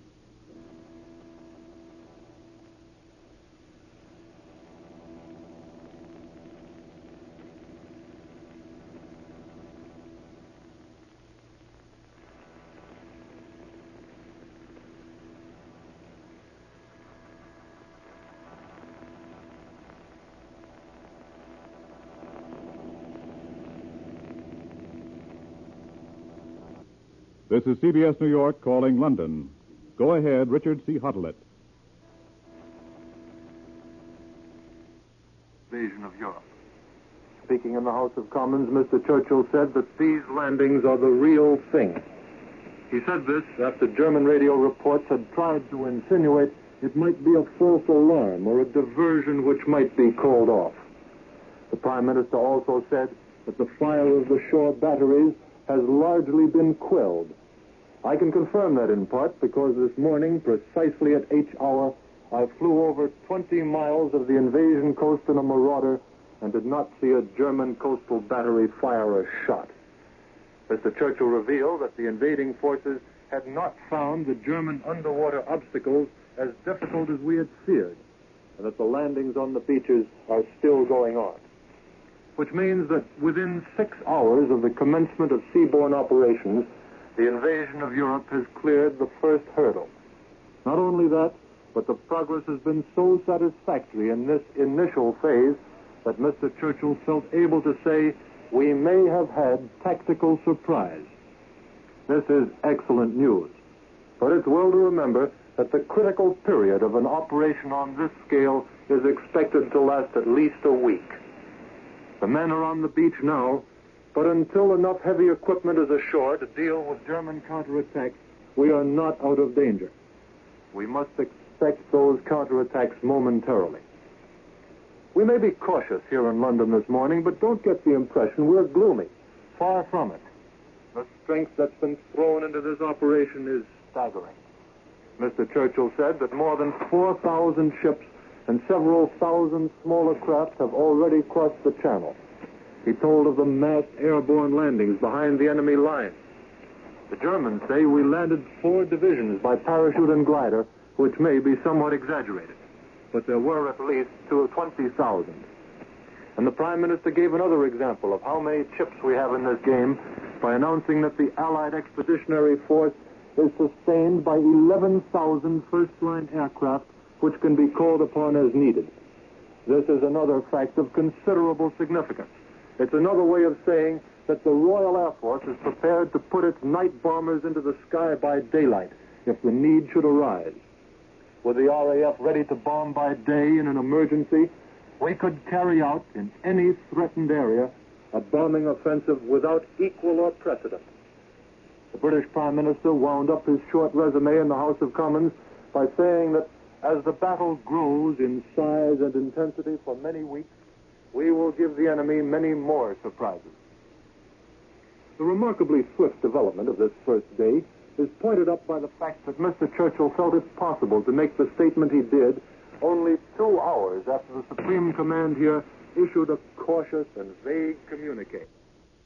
Now, first, let's go over the chronology a little bit. We've been on the air all night here at Columbia's news headquarters in New York. We started at 12:37 Eastern War Time when the German news agency Transocean broadcast that the Allied invasion had begun. That is 37 minutes past midnight, New York time, and that's when we began our broadcasts. We came on the air about every 15 minutes, as I recall. It seems like a long time ago at that point, giving you the stories which were coming out of Europe very slowly, all put out by the Germans. And we continued our programs and continued to not interrupt our regular programs, but we continued to come on about every 15 minutes or a half hour with a news broadcast. Then at 3 o'clock in the morning, New York time, we started this particular broadcast, which has never stopped, because 32 minutes after we started it, and we're still discussing the reports which were coming out of Germany, suddenly we got the word to switch to London. Colonel Dupuy of the United States Army read communique number 1, and the invasion had begun officially. Now, let's go over this chronology just a little bit. I'm sure that while a number of you must have been with us all night on this broadcast, still there are others who are now getting up and who are joining us and who perhaps haven't heard that the invasion has begun. The liberation of the continent of Europe has started. So let's go over the chronology briefly. At 12:37 in the morning, 37 minutes past midnight Eastern War Time, Transocean, a German news agency, broadcast the Allied invasion had begun. At 1 o'clock in the morning, Eastern War Time, the DNB agency broadcast that the French harbor, or port rather, the French port of Le Havre was being bombarded violently, and that German naval craft were fighting Allied landing craft off the coast. Nearly an hour later, at 1:56 in the morning, all times Eastern War Time, Calais radio, controlled by the Germans, Calais radio said, "This is D-Day." At 2:31 in the morning, a spokesman from General Eisenhower broadcast from London to warn the people of the European invasion coast that a new phase of the Allied air offensive had begun and ordered them to move 22 miles inland. We still didn't know that the invasion had begun. The Germans were saying so, but the spokesman from General Eisenhower's headquarters in London at that time, at 2:31, said to the people of Europe, a new phase of the Allied air offensive has begun. Move 22 miles away from the coast. At 3:29 in the morning, Eastern Wartime, Berlin radio said the first center of gravity is Caen, that is C-A-E-N, the big city at the base of the Normandy Peninsula. And then, 3 minutes later, at 3:32 in the morning, Supreme Headquarters of the Allied Expeditionary Force announced the communique number 1 in one sentence: Allied armies have begun landing on the northern coast of France. That was followed 8 minutes later at 3:40 by the announcement from Supreme Headquarters Allied Expeditionary Force that General Sir Bernard Montgomery was in command of the assault army comprising Americans, British, and Canadians. That's a bit of the chronology so far. It's very sketchy. A bulletin has just been handed me, so I'll give you that at the moment. It comes from SHAEF, Supreme Headquarters Allied Expeditionary Force, just announces that United States battleships are supporting the Allied landings in France, and United States Coast Guard units also are participating in the operations. American Marines are in the fighting and are manning secondary guns aboard the big ships. We've been getting some reports, people pick up reports from the German radio and pass them along, and we give them to you for what they're worth. This one is certainly not like that. This is a statement from Supreme Headquarters of the Allied Expeditionary Force. It's very late, so I'll repeat it for you. SHAEF has just announced that United States battleships are supporting the Allied landings in France, and United States Coast Guard units are participating in the operations. And American Marines are in the fighting also and are manning secondary guns aboard the big ships. Here's a statement from General Pershing, who commanded American armies in France in the First World War. General Pershing in Washington said, and this is a quotation from here on, American troops have landed in Western Europe. As the overmastering military might of the Allies advances, it will be joined by the men of the occupied countries, whose land has been overrun by the enemy, but whose spirit remains unconquered. 26 years ago, American soldiers, in cooperation with their allies, were locked in mortal combat with the German enemy. Their march of victory was never halted until the enemy laid down his arms in defeat. This is what General Pershing says, and I continue. The American soldier of 1917 to 1918, fighting in a war of liberation, wrote by his deeds one of the most glorious pages of military history. Today, the sons of American soldiers of 1917, 1918 are engaged in a like war of liberation. It is their task to bring freedom to peoples who have been enslaved. And General Pershing finished his statement by saying, I have every confidence that they, together with their gallant brothers in arms, will win through to victory. And that's the statement which General John J. Pershing, the commander of the American armies in France in the First World War, has issued in Washington. It's interesting to note one thing in particular in General Pershing's statement. He specifically points out that the march of the Allied troops to victory in 1918 was not halted until the German army laid down its arms in defeat. You know that Adolf Hitler and his Nazi party, when they came to power in Germany and even before, one of their main points of propaganda was that the German army had never been defeated, but that the German home front had betrayed the army in 1918 by quitting the war while the army still wanted to fight. In this statement from General Pershing in Washington, D.C., General Pershing takes the trouble to point out once again that Adolf Hitler was not telling the truth and that the German army was certainly defeated in 1918, laid down its arms willingly, and quit the fight. It's interesting to notice also that in a speech we've been monitoring the BBC overseas broadcast and understand they have a program on the air, and so for that we take you now quickly to London.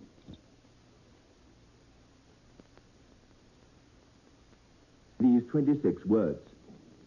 Under the command of General Eisenhower, Allied naval forces, supported by strong air forces, began landing Allied armies this morning on the northern coast of France. It was announced soon after this communique that General Montgomery was in charge of the Army group carrying out the assault. This Army group includes British, Canadian, and United States forces. Correspondents at Supreme Headquarters say the landings were in Normandy, and they took place between 6 o'clock and 8:15. Airborne landings have also been carried out in addition to those made from the sea. Minesweepers swept away into the coast. Battleships, monitors, and cruisers carried out long-range bombardments of German coastal defense batteries, while destroyers and special coastal forces of the landing craft type bombarded the batteries and beach defenses from nearer the shore. Both the Royal Navy and the United States Navy supplied the landing craft. About half the smaller types of the British landing craft were manned and commanded by men of the Royal Marines, and some of the infantry carrying ships flew the red ensign of the British Merchant Navy. Correspondents at Supreme Headquarters say the naval aspect of the operation is predominantly British. Of the normal types of warships employed, the proportion is about 3 British to 1 American. The overall proportion, including landing craft, is about 3 British ships to 2 American ships. American battleships and United States naval aircraft are taking part. Transport routes across northern France were pounded throughout the night. Dutch Mitchells and Royal Air Force, Polish and Australian Mosquitoes of the RAF 2nd Tactical Air Force concentrated their attacks on roads, railways and bridges, embankments, cuttings and junctions, and other points in the transport network over a huge area where traffic blocks would be a nuisance to the enemy. There was a large amount of cloud over France, and a number of the Mitchells came back without bombing. The Mosquitoes nearly all found their targets, and pilots reported successful attacks on a convoy, rail and road junctions, and parked vehicles. RAF Bostons were engaged in smoke-laying operations in the English Channel. Observers on the coast say that activity during the night was on an unprecedented scale, and here in London there was a constant stream of aircraft overhead. The offensive has continued since dawn, and people on the coast have seen particularly strong formations of fighters flying out towards Dieppe. Strong forces of bombers are also reported to have crossed the east coast this morning, and there was great fighter activity. The German Overseas News Agency has been issuing frequent reports about the Allied landings. These say that the combined landing operations encompass the entire coastal sector between Le Havre and Cherbourg, that reinforcements were landed at dawn, and that several battleships are shelling the shore to cover waves of landing craft. Berlin reports that the area of Caen appears to be the first focal point in the fighting, and that in this area, German troops are in fierce combat with British and American units landed from the air and the sea. Caen, capital of the Department of Calvados, stands on the River Orne, about 10 miles inland behind the flat coast. His Majesty the King will broadcast this evening at 19 hours Greenwich Mean Time, that is at 9 p.m. double British summer time. General de Gaulle has arrived in England. He will broadcast a message to the French people later today. That is the end of this news bulletin from the BBC, London. This is London calling. Back again at Columbia's news headquarters in New York. We were just going along filling you in with the special reference to you of our audience who have just joined us, who have not heard about the invasion, who are just turning on your radios this morning. We were just going along, as I say, filling you in when we got quick word that the BBC was putting on a British news broadcast which might be of interest to you, and so we made a very rapid switch. My eye fell on the word speech in something that I was just about to give you, and that's why I said speech instead of switch.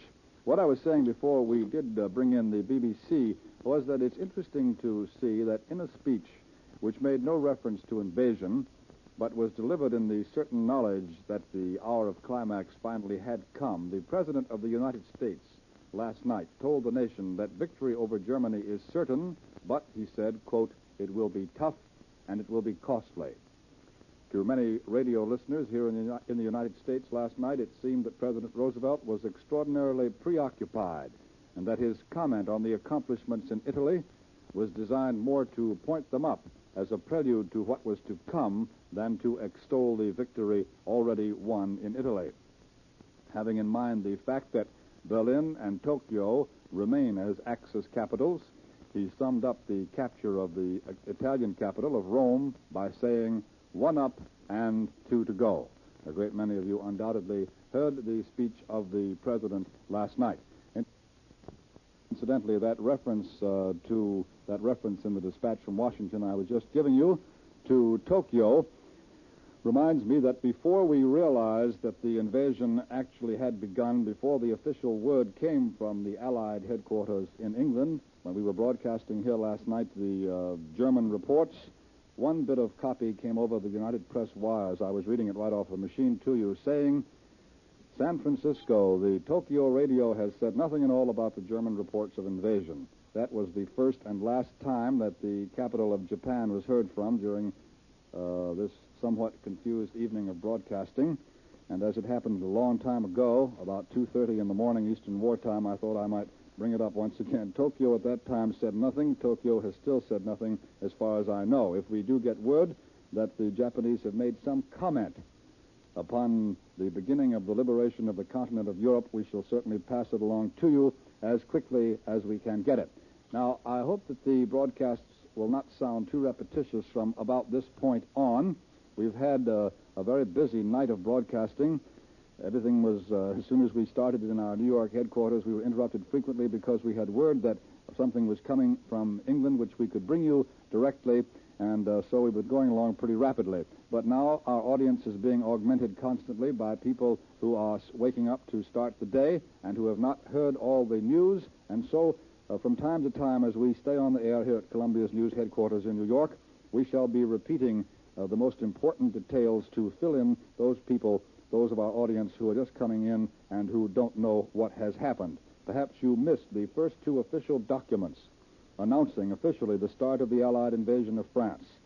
The first communique was one sentence long. It said, "Under the command of General Eisenhower, Allied naval forces, supported by strong air forces, began landing Allied armies this morning on the northern coast of France." That was the text of communique number one.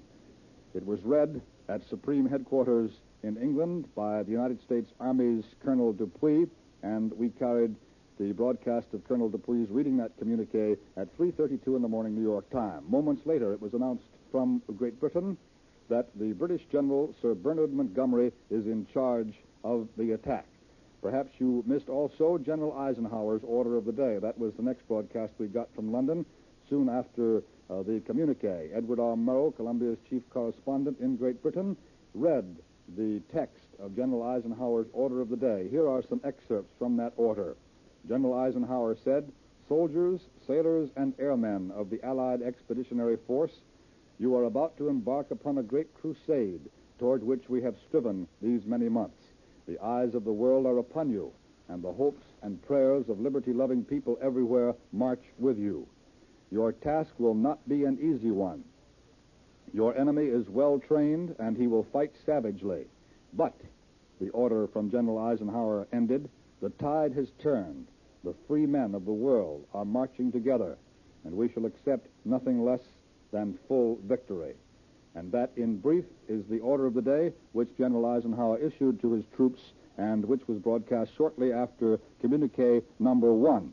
We have not had communique number two, incidentally. Communique number one, that one-sentence communique, is the only real official statement of the fighting that has come from the headquarters so far from Great Britain. Of course, we've had further details, but only the one communique.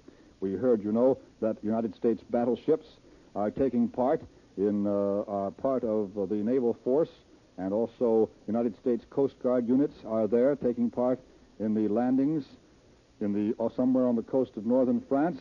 And we heard also that American Marines are in the fighting and are manning secondary guns aboard the big ships. A few moments ago, in the BBC News broadcast, perhaps you heard the British announcer giving you a few further details. He mentioned the American forces who were there and also told us something about the Royal Marines of Great Britain and the ships flying the Red Duster, the Red Ensign, which means that they're British merchant ships who are also taking part in the landing operations.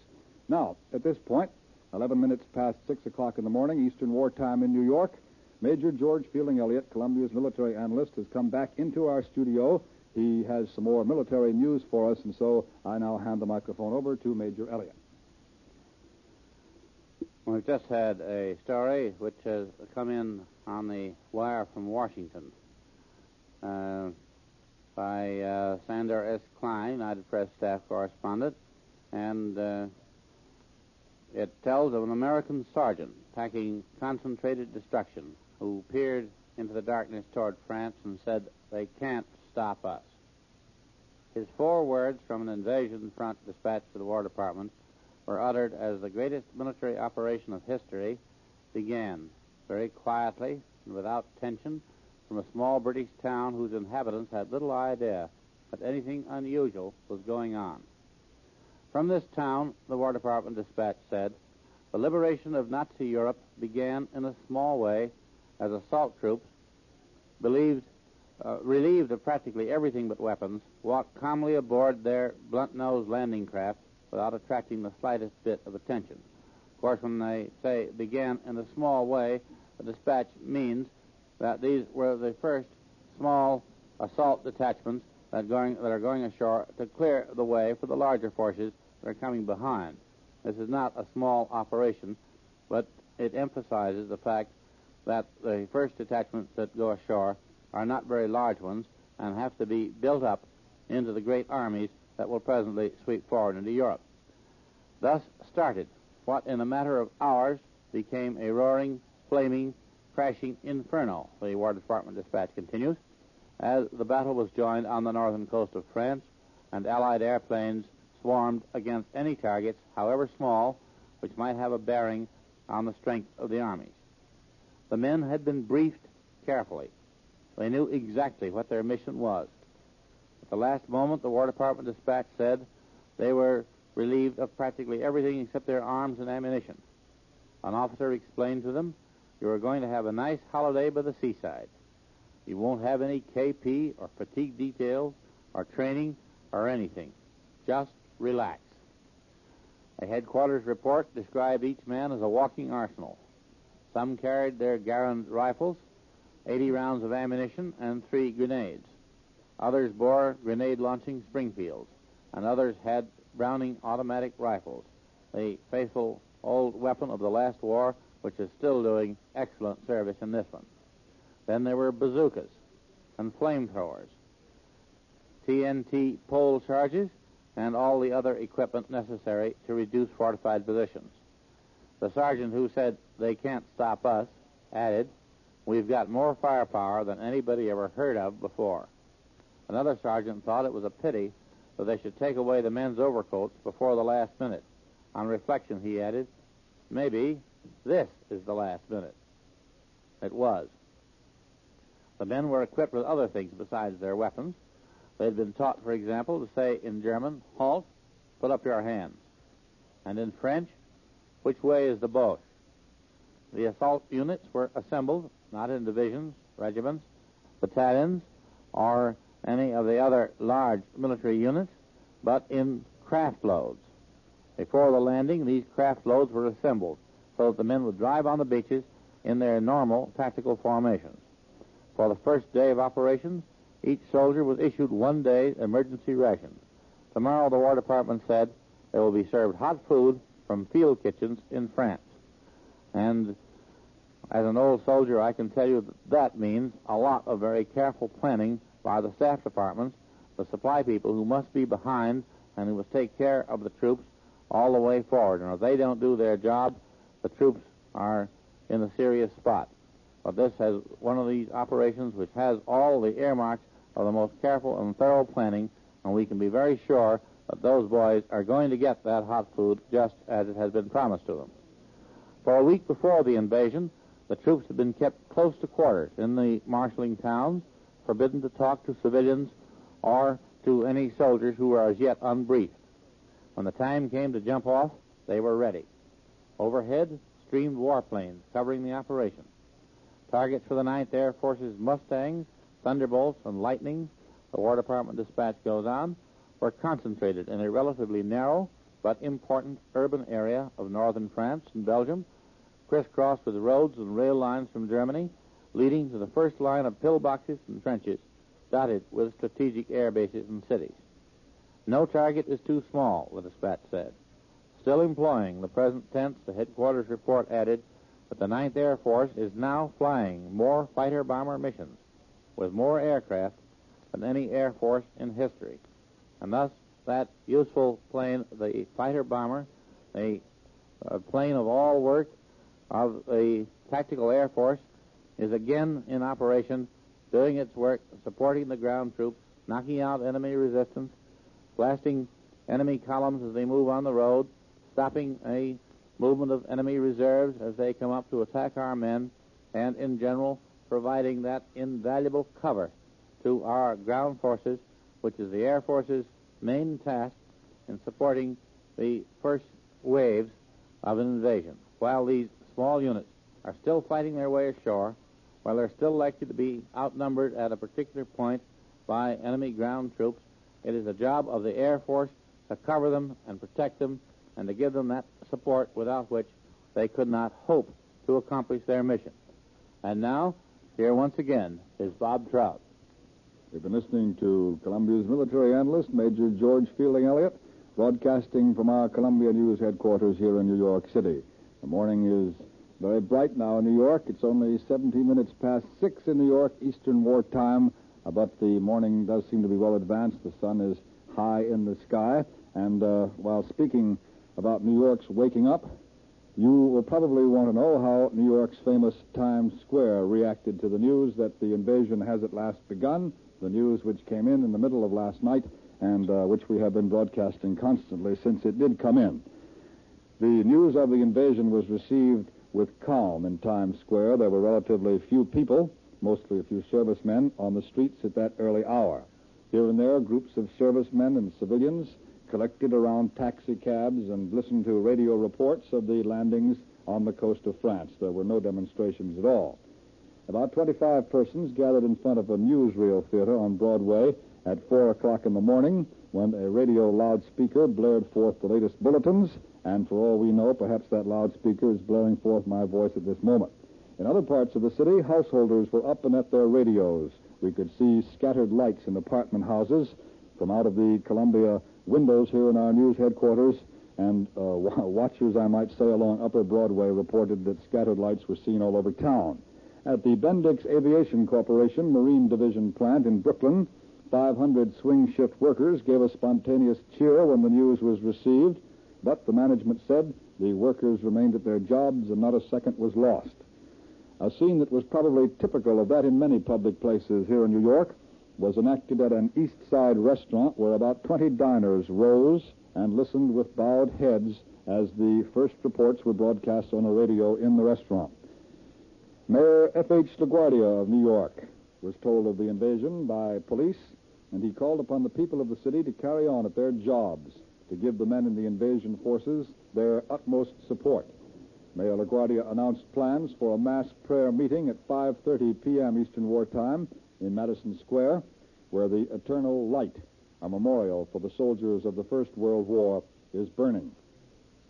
Police here in New York said that along Broadway, excitement aroused by the Allied announcement of the invasion had been somewhat tempered by the previous German reports which spread through the nightclub belt shortly after midnight.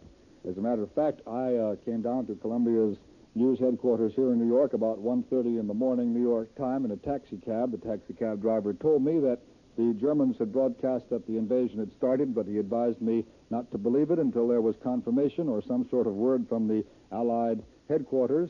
He said that the Germans were saying there was an invasion, but that didn't mean there was, and that was a very good attitude, I thought. It's one which we can all be proud of, because we were being very cautious here at Columbia and in all American newsrooms until the word came from SHAEF, from Supreme Headquarters of the Allied Expeditionary Force in Great Britain. As long as it was just a matter of the Germans saying the invasion had begun, we were being very careful indeed. But this time, it was true.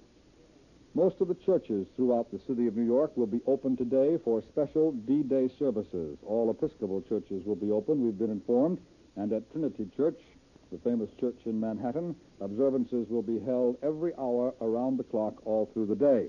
And a number of war plants in this New York area will also hold special prayer services.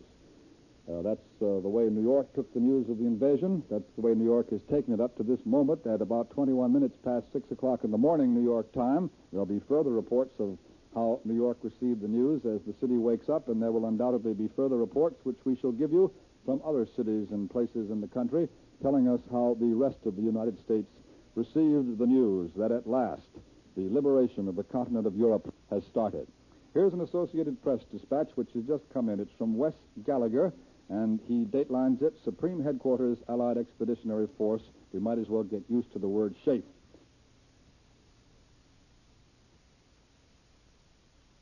The AP dispatch from Wes Gallagher says, in this military Shangri-La, cleverly hidden from snooping German spy planes, the war's greatest secret was hatched early this year. Adolf Hitler would have squandered the lives of 10 divisions and much of his wealth to have learned this secret even up to a few hours ago. But today he was given it free of charge, and it may cost him his life and power eventually. The secret, of course, was D-Day H-Hour. D-Day, as you probably all know by now, was the military terminology for the day of the great Allied attack, and D-Day was Monday. H-Hour was the exact hour British, Canadian, and American soldiers were expected to set foot on the soil of Western Europe. Hard supply necessities and the complications of modern amphibious warfare made it necessary that these two factors be known to the staff officers months in advance. The dates were set for the arrival of troops, guns, and tanks in Great Britain, the dates for air attacks on specific objectives, dates for establishing bases, dates for the capture of key ports. And Mr. Gallagher reminds us in his Associated Press dispatch that dates are not figures on the calendar. They're scheduled in terminology that goes like this: D+5 or D-6. The first means 5 days after the troops land. The second means 6 days before the day for attack. Hundreds of thousands of lives depended on a successful D-Day choice, and if the weather was bad and the water rough, thousands of soldiers might be drowned in the treacherous surfs of the European coast. It was too light at night. If it was too light at night, the convoys might be broken up and the soldiers landed on the wrong beaches. And Mr. Gallagher's dispatch ends, if the tides were wrong, the ships might be stranded, or any one of 100 things might go amiss if the date had not been figured out very carefully in advance. And now we've just had word that we're to hear further news direct from overseas, and so for another report of the pool broadcasts, we take you now to London for the report of CBS correspondent Charles Shaw. Go ahead, London. This is Charles Shaw in London. For an hour after the broadcast of Communique number 1, I played town crier to a London generally unaware that France had been invaded. I rode and walked through the Strand, Fleet Street, past St. Paul's, along the Thames Embankment to the Houses of Parliament and Westminster Abbey, up to Piccadilly Circus and other parts of so-called downtown London, asking people here and there what they thought of the news. In most cases, I found out that I had to report the news before getting any comment. It looked like London any morning between 9:30 and 10:30. The streets comparatively deserted, soldiers of all nations ambling about, street cleaners running their brushes along the curbs. I asked a taxi driver to take me around the city because I wanted to see how people were reacting to the news. Incidentally, I asked him, "Have you heard the news?" "I heard something about it," he said, "but I don't know whether it's official." I assured him it was, because I had just returned from the studio where the communique was broadcast. Waiting for a traffic light, we drew alongside a car driven by a girl wearing the uniform of France. I leaned out and said, "What do you think of the news?" "What news?" she asked. "The Allies have landed in France." All she said was, "Thank God."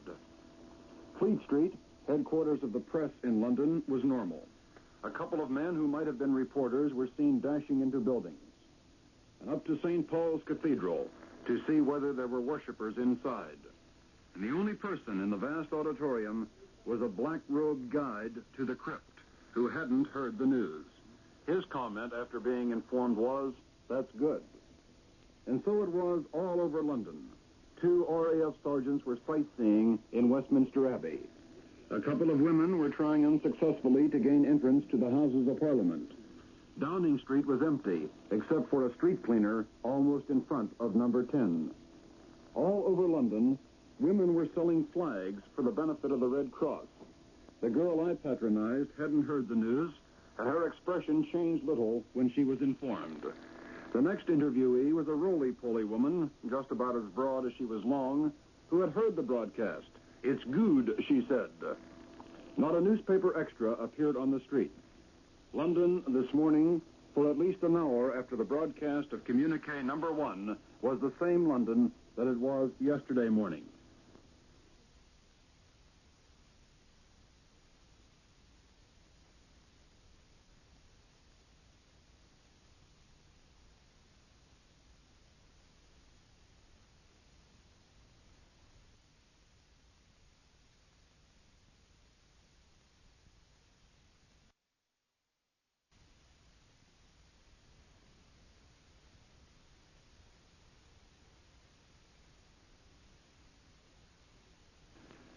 Earlier this morning, the telephone rang at 7 a.m. It was Ed Murrow. He said, "Better get dressed and wait for a call from me." A new world speed record for getting dressed was promptly set. The dressing was accomplished against a background of heavy sky noise, the sound of great fleets of planes. They were too high to be seen, but their roar seemed to fill the sky, and the planes seemed to be everywhere. At 7:45, the phone rang again. "Get to such and such a building as quickly as possible." It was the building from which the big communique was to be issued. It was going to work time for London, and masses of shop girls and businessmen jammed the sidewalks leading to that building. Almost bursting with what I felt was the big secret, I studied the faces of those people. Their expressions were the same as those of going-to-work people all over the world. Most of them looked sleepy. Quite a few of the girls were white-lipped, apparently having got up too late to put on lipstick and intending to do so at their offices. Some were neatly dressed, others had ties askew, just like the 8 o'clock crowd in Pittsburgh or San Francisco. But there was one difference. The clothes they wore neatly or carelessly were mostly of 1939 and 1940 vintage. The lipstick the girls wore or forgot to wear was of a hard, chalky substance, war stuff. The tiredness in their faces came not from a bad night, but from almost 5 years of working in the front lines of war. You felt like shouting to those weary people, "It's happened. The invasion has started." Because that's what these people have been working and fighting for. Fighting beside anti-aircraft guns, fighting with fire hoses, fighting with industrial tools, since one day almost exactly 4 years ago when the tattered fugitives from Dunkirk reached these shores. In a few hours, they would know, and you wondered how they would take it. The building was reached, and the way correspondents were converging on the gates from all directions reminded you of the old Toonerville Trolley animated cartoons, in which an incomprehensible number of people would enter small apertures. They were all hurrying. Some of them just moved their legs faster without seeming to cover much more ground. Practically every pass that you'd been issued since arriving in London had to be produced. No one-eyed Connollys could get in here. Bureau chiefs were herded into one big room. One person from each press association, major newspaper, and broadcasting network. All others were barred. And downstairs, outside of news special studios, the other broadcasters were waiting and typing out last-minute pieces. And one of those studios had been locked tightly since its construction was completed. That was the studio from which the communique was to be read to a waiting world. Already, the German radio was broadcasting reports of fighting in France. London was maintaining silence. The broadcaster's workroom was filling with colonels, majors, lieutenants, and GIs of both the American and British armies. Nobody seemed quite sure of what so many soldiers were supposed to do in so small a room. White-legginged, white-belted MPs, their garrison caps banded with what looked like white bandages, took stations inside and outside the doors. In came the official Allied spokesman with retinue. He began calling New York network headquarters, informing them that the first communique would be broadcast at 9:32 London time. 9:32 arrived. the communique was broadcast. The big secret was out. This is Charles Shaw in London, returning you to New York. Columbia's news headquarters in New York once again. Bob Trout speaking. We've been listening to another one of the pool broadcasts, and just in case that word might mystify you a bit, perhaps I can explain that this broadcast by our correspondent Charles Shaw in London is one of the many broadcasts being put out now from the Supreme Headquarters in Great Britain and available to the combined Allied radio networks. We've just heard Mr. Shaw explain how our Columbia London staff, Edward R. Murrow, and he himself, Charles Shaw, started to handle the invasion news as it began to come out last night. Richard Hottelet, another member of our Columbia London staff, was with the Air Force. He made a trip in a Marauder, and he came back, and his broadcast was heard some hours ago as he described what he had seen as he made the trip in the Marauder over the enemy coast. And now we have some fresh news coming in on the ticker. Prime Minister Winston Churchill went before the House of Commons today and told the crowded House that an immense Allied armada of 4,000 ships with several thousand smaller craft have carried Allied forces across the Channel for the invasion of Europe. Prime Minister Churchill says that Allied commanders have reported that so far the invasion is proceeding according to plan. That is the very latest news. It comes to us from London, telling us that Prime Minister Churchill has told Commons the Allied armada, which carried the troops across the Channel, consisted of 4,000 ships, several thousand smaller craft, and that so far Allied commanders report to him, Mr. Churchill, that the invasion, the liberation of the continent, is proceeding according to plan. That's the very latest from London. The story is coming in a form that we call here in the newsroom a running story. Perhaps there will be further details of what Mr. Churchill actually said in a few moments. But now it is time once again to pause for station identification. If our audience will bear with me and permit me, I should like to explain very carefully again to the staffs of our Columbia-affiliated stations around the country, we are continuing this invasion coverage broadcast, and we are going to pause very briefly for station identification. We're not ending the broadcast at all. We want them all to be back with us in exactly 15 seconds. The pause will be exactly 15 seconds. This is CBS, the Columbia Broadcasting System. Columbia's news headquarters in New York once again. Bob Trout speaking. We're continuing our coverage of the invasion of Europe. And I think that it would be a good idea to start now as we resume after that pause for station identification. It's a good idea to resume by repeating to you the brief bulletin that came in telling us all we know to date of what Prime Minister Churchill said before the House of Commons today. Mr. Winston Churchill went into the House of Commons, told the House that the Allied armada, which carried the invasion force across the Channel to Europe, consisted of 4,000 ships and several thousand small boats. And Mr. Churchill then said that the Allied commanders have reported that so far the invasion is proceeding according to plan. Mr. Churchill said, a series of landings in force on the European continent occurred during the night and in the early morning hours. 1,000 first-line planes can be drawn upon by the Allied attacking forces as need be for the purposes of battle. Those are the quotations from Prime Minister Winston Churchill, and even as I speak to you, there are additions being brought in and put down on this desk, and I shall continue as they're brought in. The very next line says, Churchill also said that massed airborne landings have been successfully effected behind the German lines. Massed airborne landings successfully effected behind the German lines. I'm quoting the words of Prime Minister Winston Churchill. He's speaking or has spoken in the House of Commons, and the news of what he said is coming over sentence by sentence over our news machines and being brought here as it comes in. Continuing, Mr. Churchill said, the landings on the beaches are proceeding at various points at the present time. The fire of shore batteries has been largely quelled. And then Mr. Churchill said, obstacles which were constructed in the sea have not proved so difficult as was apprehended. Let me just read to you again those last three sentences that we have. They're very important. They're the latest news of the invasion. Winston Churchill in the House of Commons said, the landings on the beaches are proceeding at various points.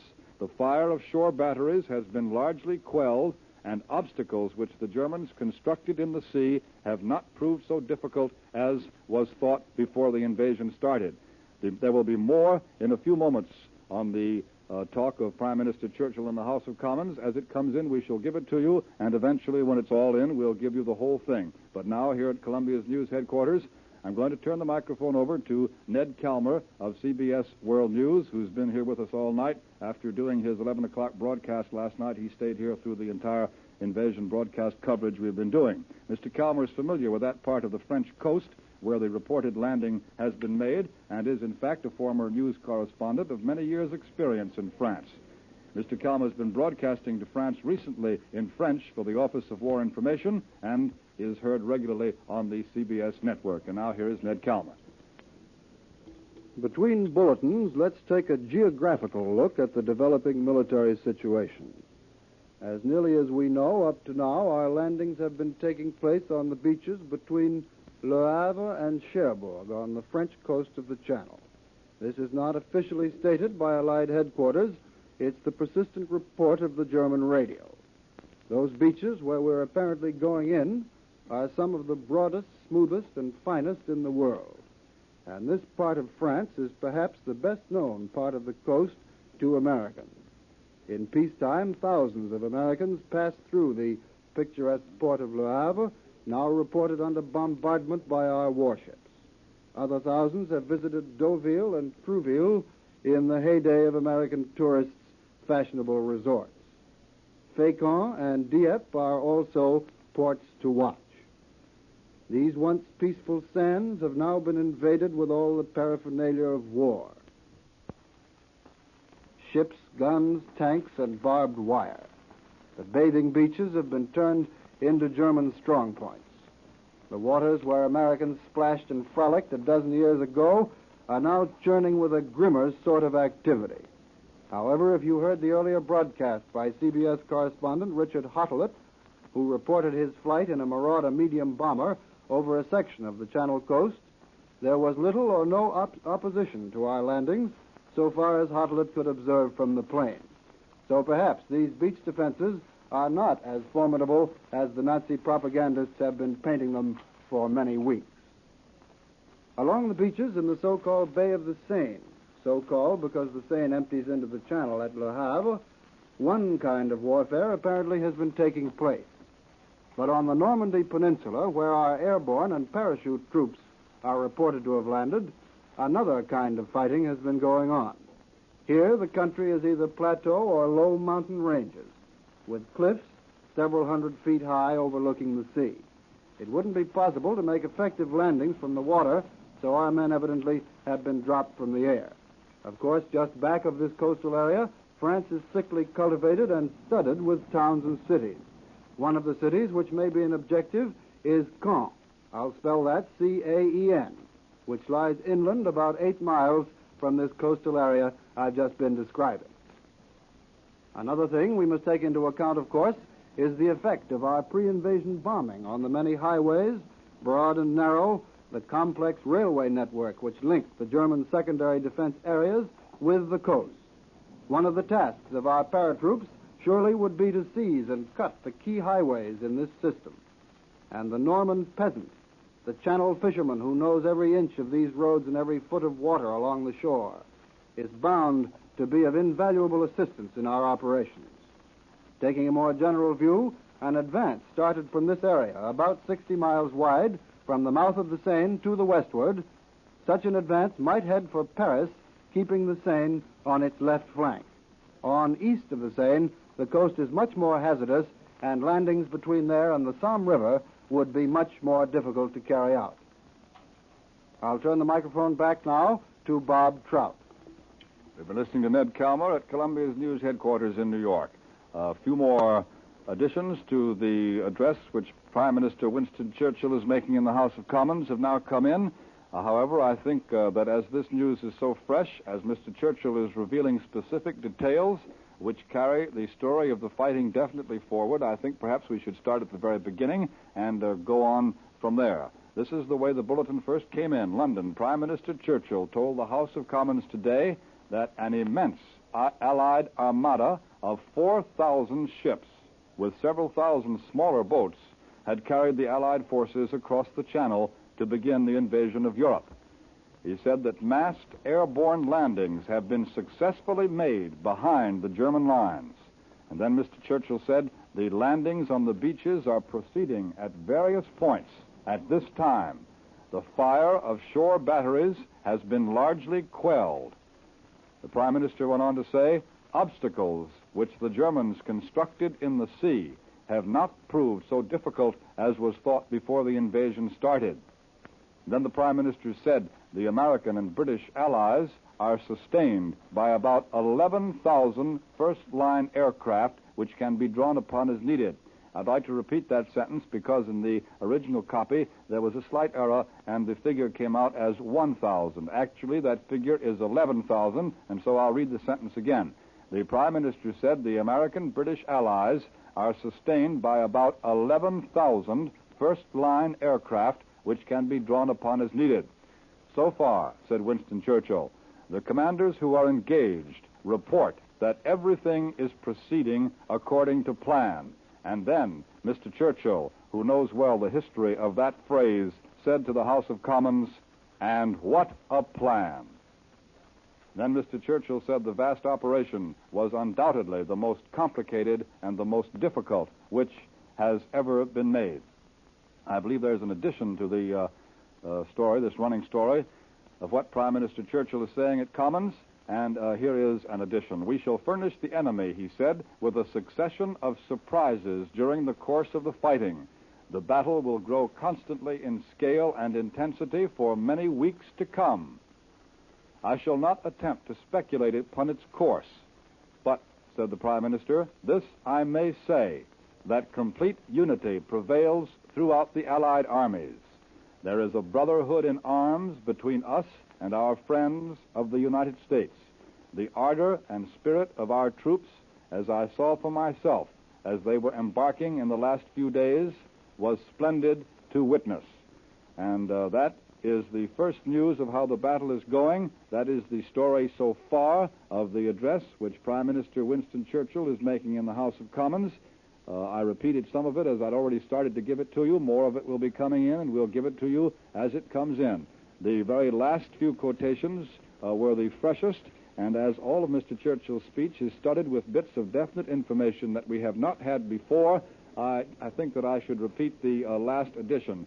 Mr. Churchill said, "We shall furnish the enemy with a succession of surprises during the course of the fighting. The battle will grow constantly in scale and intensity for many weeks to come."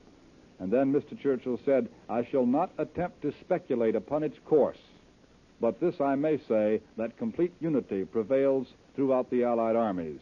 There is a brotherhood in arms between us and our friends of the United States. The ardor and spirit of our troops, as I saw for myself as they were embarking in the last few days, was splendid to witness." Just had word that Mr. Churchill has indicated that he will announce further news later in the day. This may mean that the speech that Mr. Churchill has been making has now been ended. I should call it a statement, really. It's not a speech, a statement before the House of Commons. Perhaps this means that that statement has ended. Mr. Churchill gave us a good deal of news that we hadn't had before.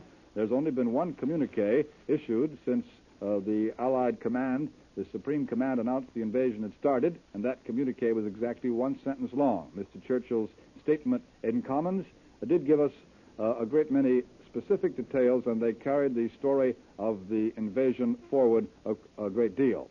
And now the last word we have, just one sentence off the news machine, which says that the Prime Minister indicates he will announce further news later in the day. Needless to say, when he announces it, we shall bring it to you very promptly.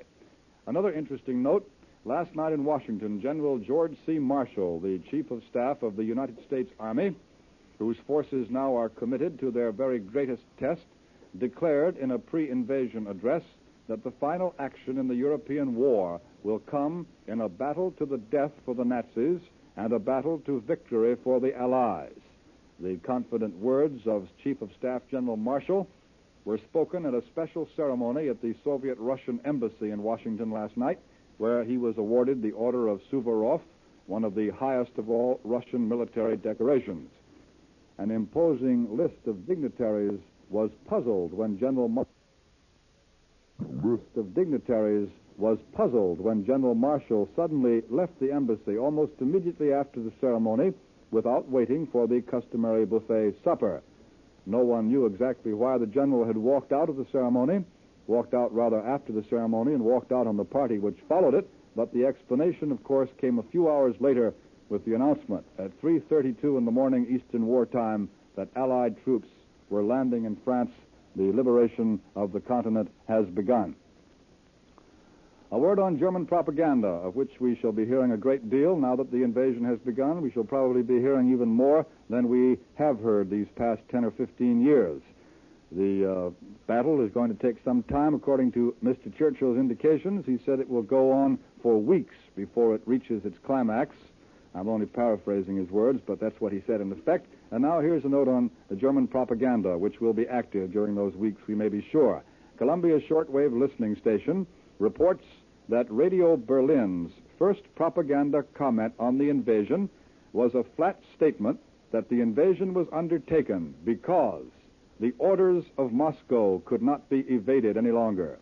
Our Columbia shortwave listening station recalls that for several months now, the Berlin propagandists have been trying to persuade their enemy audiences that the Allies would be forced to invade Europe because Joseph Stalin demanded an invasion.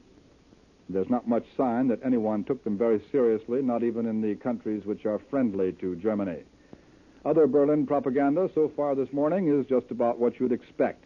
German broadcasters are talking about air defenses clicking into action and about German forces launching effective attacks against Allied formations.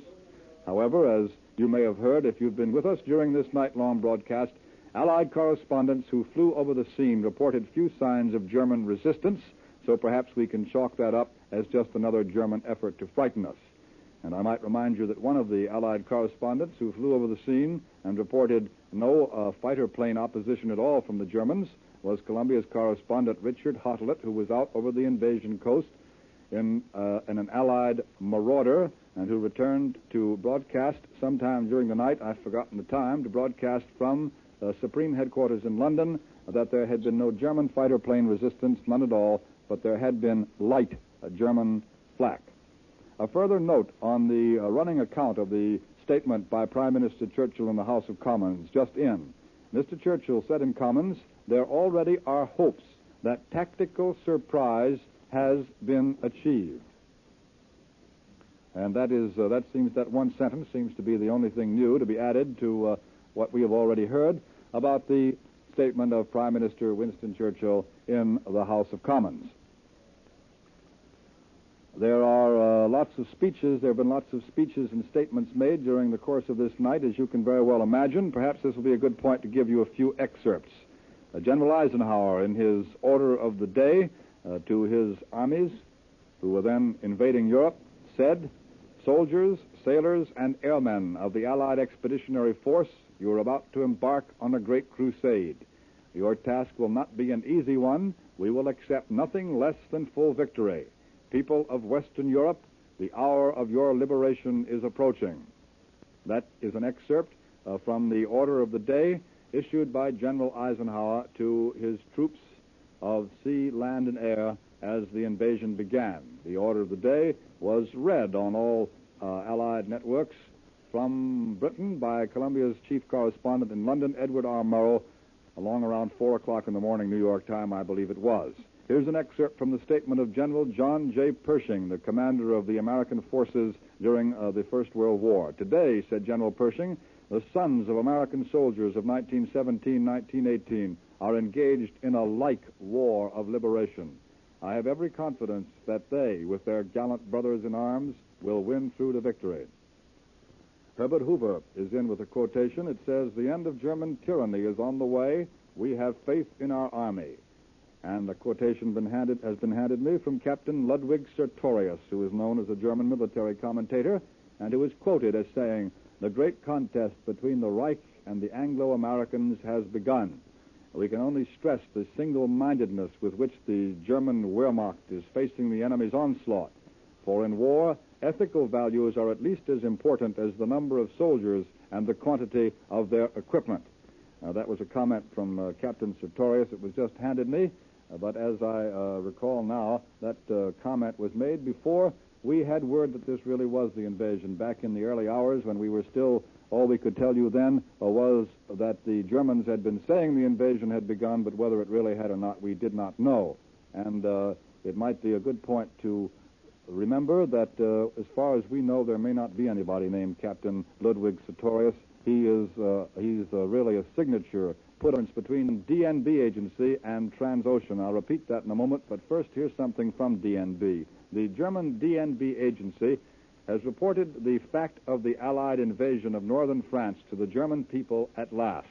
DNB has told the German people all about it in a press dispatch which was sent out 5 hours after the German agencies had begun to issue reports of the operations for foreign consumption. That means us.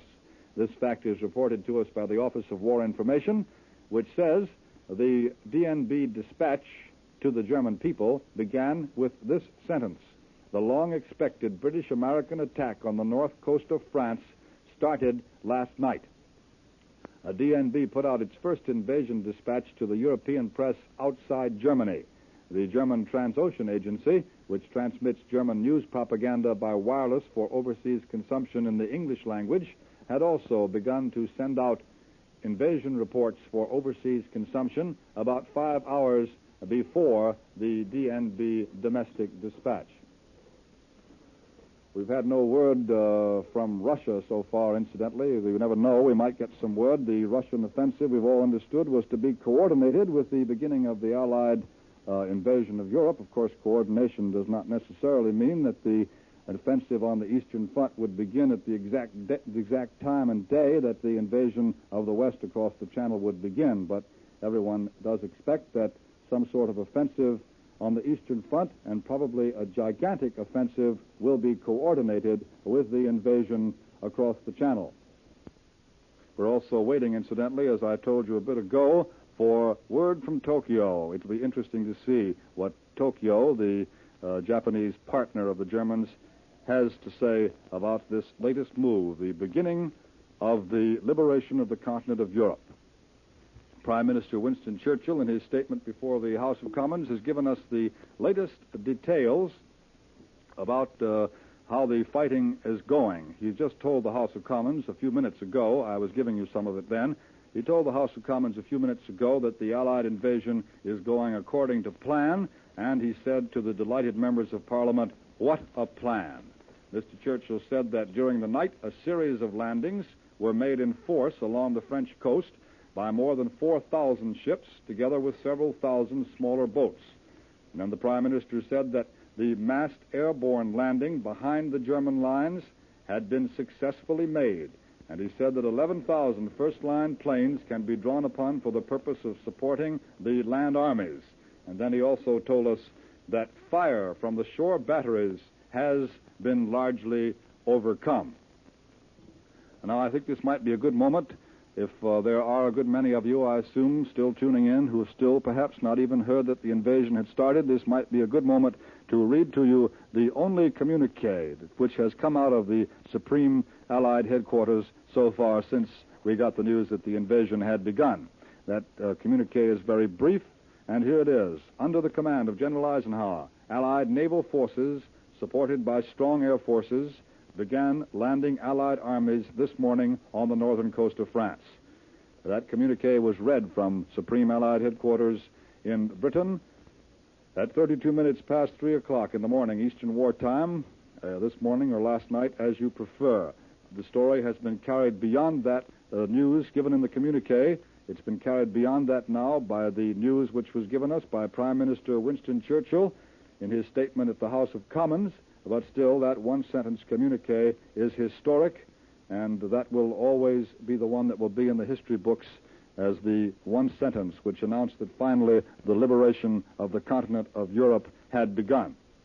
I've just given you a few of the details, repeated them rather, from Prime Minister Churchill's statement in the House of Commons, and I might remind you once again that the Prime Minister said, he indicated, rather, he did not say, the Prime Minister indicated that he will have further news later in the day. Also, later in the day, we are expecting a broadcast by King George VI of Great Britain, and also we hear there will be a broadcast from General de Gaulle, who now is in London. We're not sure of it, but there very probably will be. In addition, of course, we're getting broadcasts from Britain all the time, broadcasts from our own correspondents and from correspondents who are pooling their news by arrangement in these first days of the invasion. We haven't had any now for a few minutes. There was a time when, during the night, when we were getting these broadcasts from London within 30 seconds of one another, and at any moment now, of course, we might be interrupted to be told that another one is coming up. And as a matter of fact, someone is now coming in with a note to give me. If you will excuse me for a moment, I'll look at it. It is not from London, but it says that we have word now from our Washington news headquarters that an officer of the French General Staff is standing by to give us a description of the portions of the French coast which the Germans say we have invaded. So for an introduction and this analysis, we take you now to Washington. Don Pryor reporting. As soon as General Eisenhower's communique confirmed the Allied invasion of northern France, one of the first men in Washington to be notified was Lieutenant Colonel Victor M. Morrison of the French military mission in Washington. He came immediately to the CBS Washington newsroom and has been poring over press service reports. His interest in this morning's news is intensely personal as well as professional. Colonel Morrison. This morning at dawn, after a series of feints, Allied troops landed on the continent. According to the latest German reports, these landings were on the French northwest coast between Cherbourg and Le Havre. The Germans say that the center of gravity of this battle is around Caen. This part of France is very familiar to me, since I have spent many summers on the Normandy coast, and my wife's family is living in Bayeux, 20 miles north of Caen and only 6 miles from the coast. North of Le Havre, the beach is composed of high cliffs that are not suitable for a landing. The estuary of the Seine is much lower, as well as all the part of the coast to the north of Caen. Between Caen and the estuary of the Vire, the beaches are composed of high cliffs and low beaches alternately. The estuary of the Vire is very low and looks much like the coast of the Mont Saint-Michel. Between Carentan and Cherbourg, and especially near Carentan, the beach can be used easily for landing purposes. Inland, in the Caen region, the country is rather flat and is known as the Plain of Caen. This is an ideal terrain for armored cars and motorized vehicles. Between Bayeux and Cherbourg, the country is hilly and divided into small fields surrounded by high hedges. These will help the German defenders. The main road in this part of the country runs from Paris to Cherbourg and parallels the coast from Lisieux to Cherbourg. Several roads of less importance link the interior of the country to the small ports along the channel. All this country between Lisieux and Cherbourg is served by only one rail line not far from the Paris-Cherbourg highway. At both ends of this zone of landings are two very important ports. On the eastern side is Le Havre, which is one of the most important commercial ports of France, from where most of the ships used to go to America. On the other side is Cherbourg, a great military port, which was also used as a commercial port. Between these two important harbors, a series of small ports, such as Grand-Camp, Port-en-Bessin, and Trouville, can be very useful at the beginning of an invasion. Besides that, small ships can go up to the canal to Caen. It is now too early to try to guess what the Allied command's objectives might be, but a landing along the Normandy coast would offer two possibilities. First, Le Havre coast is the nearest point to Paris. If the penetration was successful, it would lead the Allied forces toward the capital of France, not more than 120 miles away from by the Seine Valley. This would have a tremendous military and psychological effect.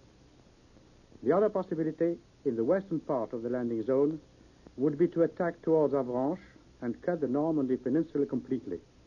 This would liberate an important area, which would be very useful for further landings of the Allies in France and perhaps lead to the invasion of the Brittany Peninsula.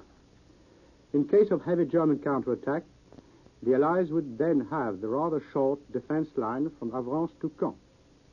Anyway, According to the latest German reports, heavy fighting is now taking place in the Caen area. If this is true, the Allied troops fighting there are most probably paratroops. The intention would be to cut both the road and railway between Paris and Cherbourg by occupying the city of Caen, a city of now almost 100,000 population. This would isolate the northern part of Normandy, which would leave the German only secondary railways between Avranches and Saint-Lô and Cherbourg. Of course, all this is only conjecture, since we don't know anything about the High Command's intention, and we don't even know if this landing in Normandy will be the main effort of the Allied troops. It must be noticed that the Germans speak of very heavy bombing in the Calais zone, and it must be remembered, too, that hard fighting will probably take place before the Allies make their way through the deep German defense line. Now that the invasion has started, the tens of thousands of French people belonging to the underground movement, backed by the whole French population, will do their best in sabotage work to prevent the German from sending supplies, ammunition, and, above all, reinforcement to the points threatened by the Allied forces. For the French nation, for our beloved country, the dawn of liberation has come. All the patriots in France will do their duty, the same as the French soldiers have been doing theirs on all the fronts of battle since the beginning of the war. Well, you just heard a first-hand expert analysis of the military possibilities along the invasion coast of France by Lieutenant Colonel Victor M. Morrison of the French military mission in Washington. I return you now to New York. Columbia's news headquarters in New York, and now Columbia's military analyst, Major George Fielding Elliott, is going to analyze some of the German military reports which we have got so far. Here is Major Elliott. The German radio has been busy telling the world what the German propaganda ministry, at any rate, possibly the German High Command, thinks the Allies are up to. And while we must regard all enemy broadcasts with the usual suspicion, the strategic picture which they are presenting seems to fit together fairly well as a pattern. It seems to be the German idea that the port of Cherbourg is our main objective. This port lies at the northern tip of the Normandy Peninsula. It could be isolated by landing paratroops behind it, which the Germans say we have been doing.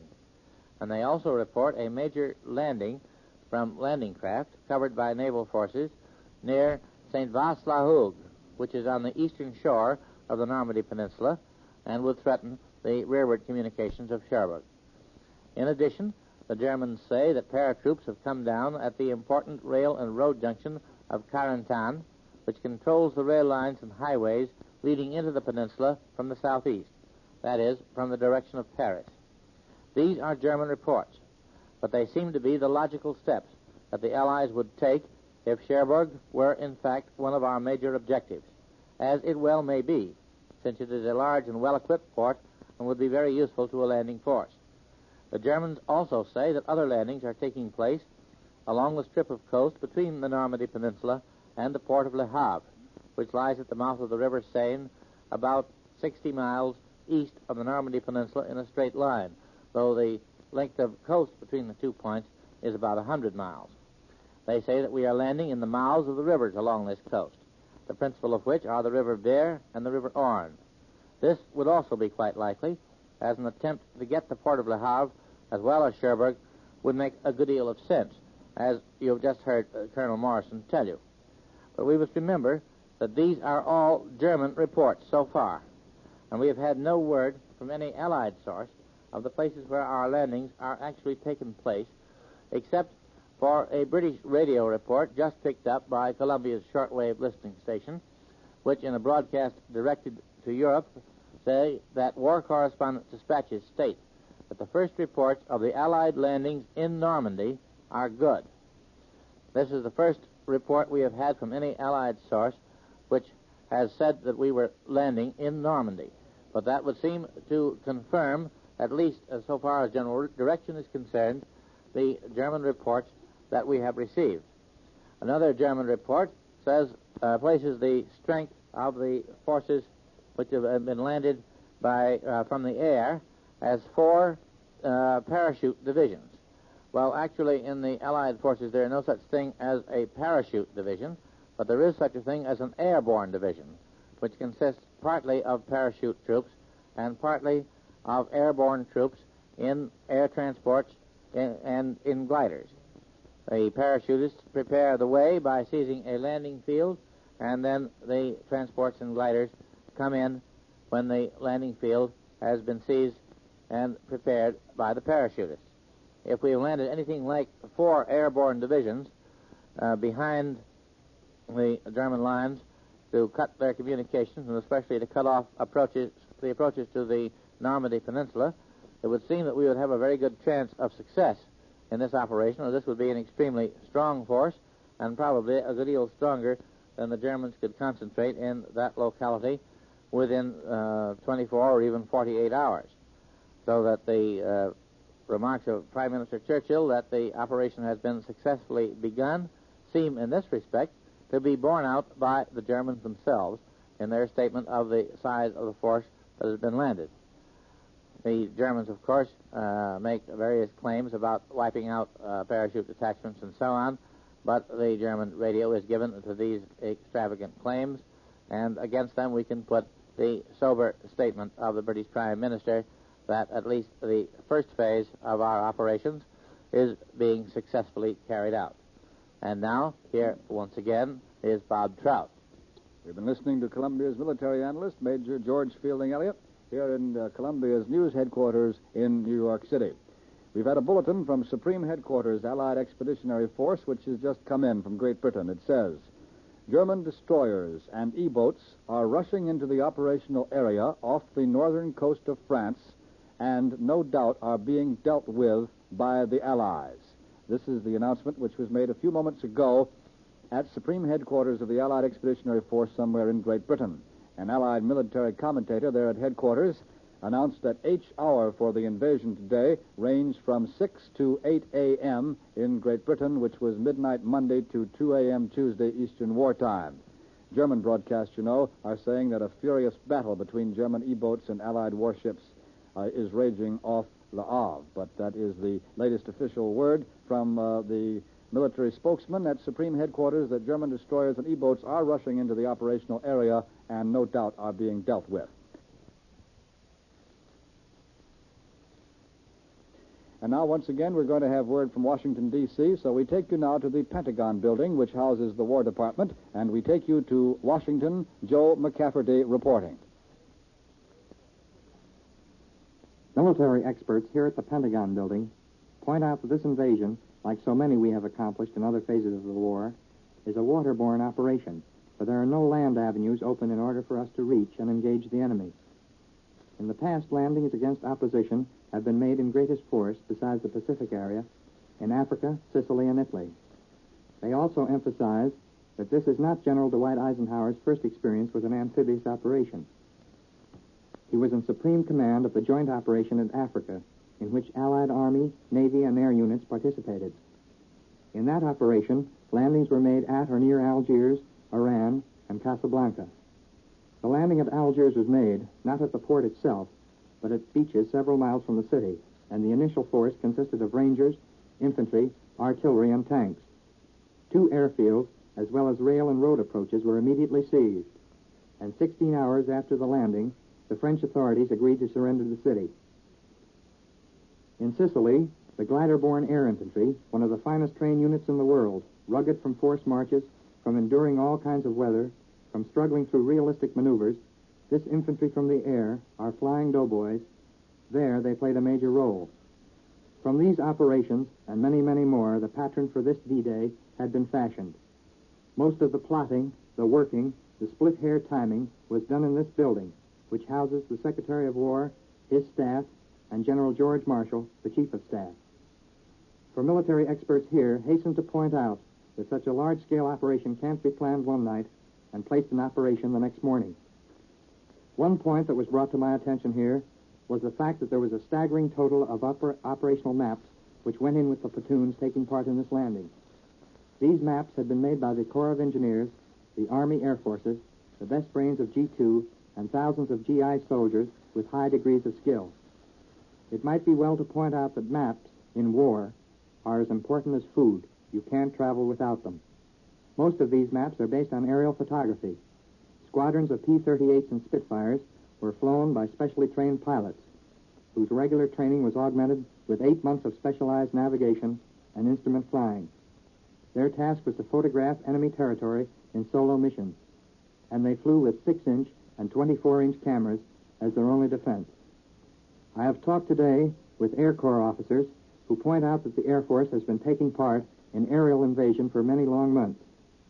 On the eve of invasion, targets for the 9th Air Force Mustangs, Thunderbolts, and Lightnings were concentrated in a relatively narrow but important urban area of northern France and Belgium, crisscrossed with roads and rail lines from Germany, leading to the first line of pillboxes and trenches, and dotted with strategic air bases and cities.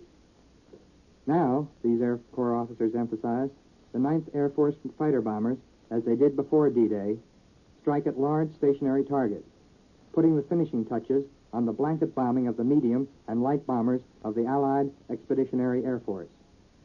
Fighter bombing from British bases is the most recent phase of the daylight air offensive. This huge office building, one of the largest and most modern in the world, is now beginning to take on its usual hustle-bustle of the working day. Civil service workers are filing down the long corridors, walking among officers who are wearing their summer suntans. The usual laughter of young stenographers going to work is missing. They are talking earnestly to one another about Tom, Jack, or Ted, who are over there. The officers walk hurriedly to their rooms. Let no one tell you that those in government are so close to the forest they can't see the trees. They feel the impact of D-Day, for they have watched it develop. Almost every office in this huge building, which houses some 35,000 people, had a hand in doing something towards preparing for the invasion. Secret and confidential material on plans for D-Day have gone through hundreds of trusted hands. One colonel, who has been keeping a chart on absenteeism, said that for the past few months the chart hadn't been used. They're always on the job, he said. Although only a chosen few knew when the day would arrive, the atmosphere here in the Pentagon building has been tense for several weeks. Only yesterday, when I paid a routine visit to the Bureau of Public Relations, my escort past the police guard said, "I have a feeling that something is going to happen, and happen soon." I return you now to New York. Columbia's news headquarters in New York once again. Bob Trout speaking. Now let's go over the latest news that has come in while we've been listening to our correspondent in Washington, D.C. And to remind you once again, some of this might be a bit repetitious because our audience is gradually growing as the morning continues in New York, and as people get up who haven't heard about the invasion. We shall continue to repeat the essential news as we run in the new facts which do come in. Now, here's the first one. London, June 6. Royal Air Force bombers last night blasted the northwest German railway center of Osnabrück, the Air Ministry tells us, and all planes returned safely. That answers our question about what the heavy strategic bombers were going to do once the invasion started. Some people thought they would be called off strategic bombing altogether and would be used directly to support the invasion, but last night, which was D-Day, Royal Air Force bombers were out after the northwest German railway center of Osnabrück, the Air Ministry tells us, and they also tell us something which is rather unusual. All the Royal Air Force bombers returned safely to their bases in Britain. Earlier I told you that at Supreme Headquarters, Allied Expeditionary Force in Britain, a spokesman had said German destroyers and E-boats are rushing into the operational area off the northern coast of France and no doubt are being dealt with by the Allies. Those are the words of a military spokesman at Supreme Headquarters in Great Britain, and they were released about 30 minutes ago. Not quite that, as a matter of fact. A bulletin from an 8th United States Army Air Force photo reconnaissance base in Britain tells us Allied landing forces have established beachheads on the coast of northern France and are slashing their way inland.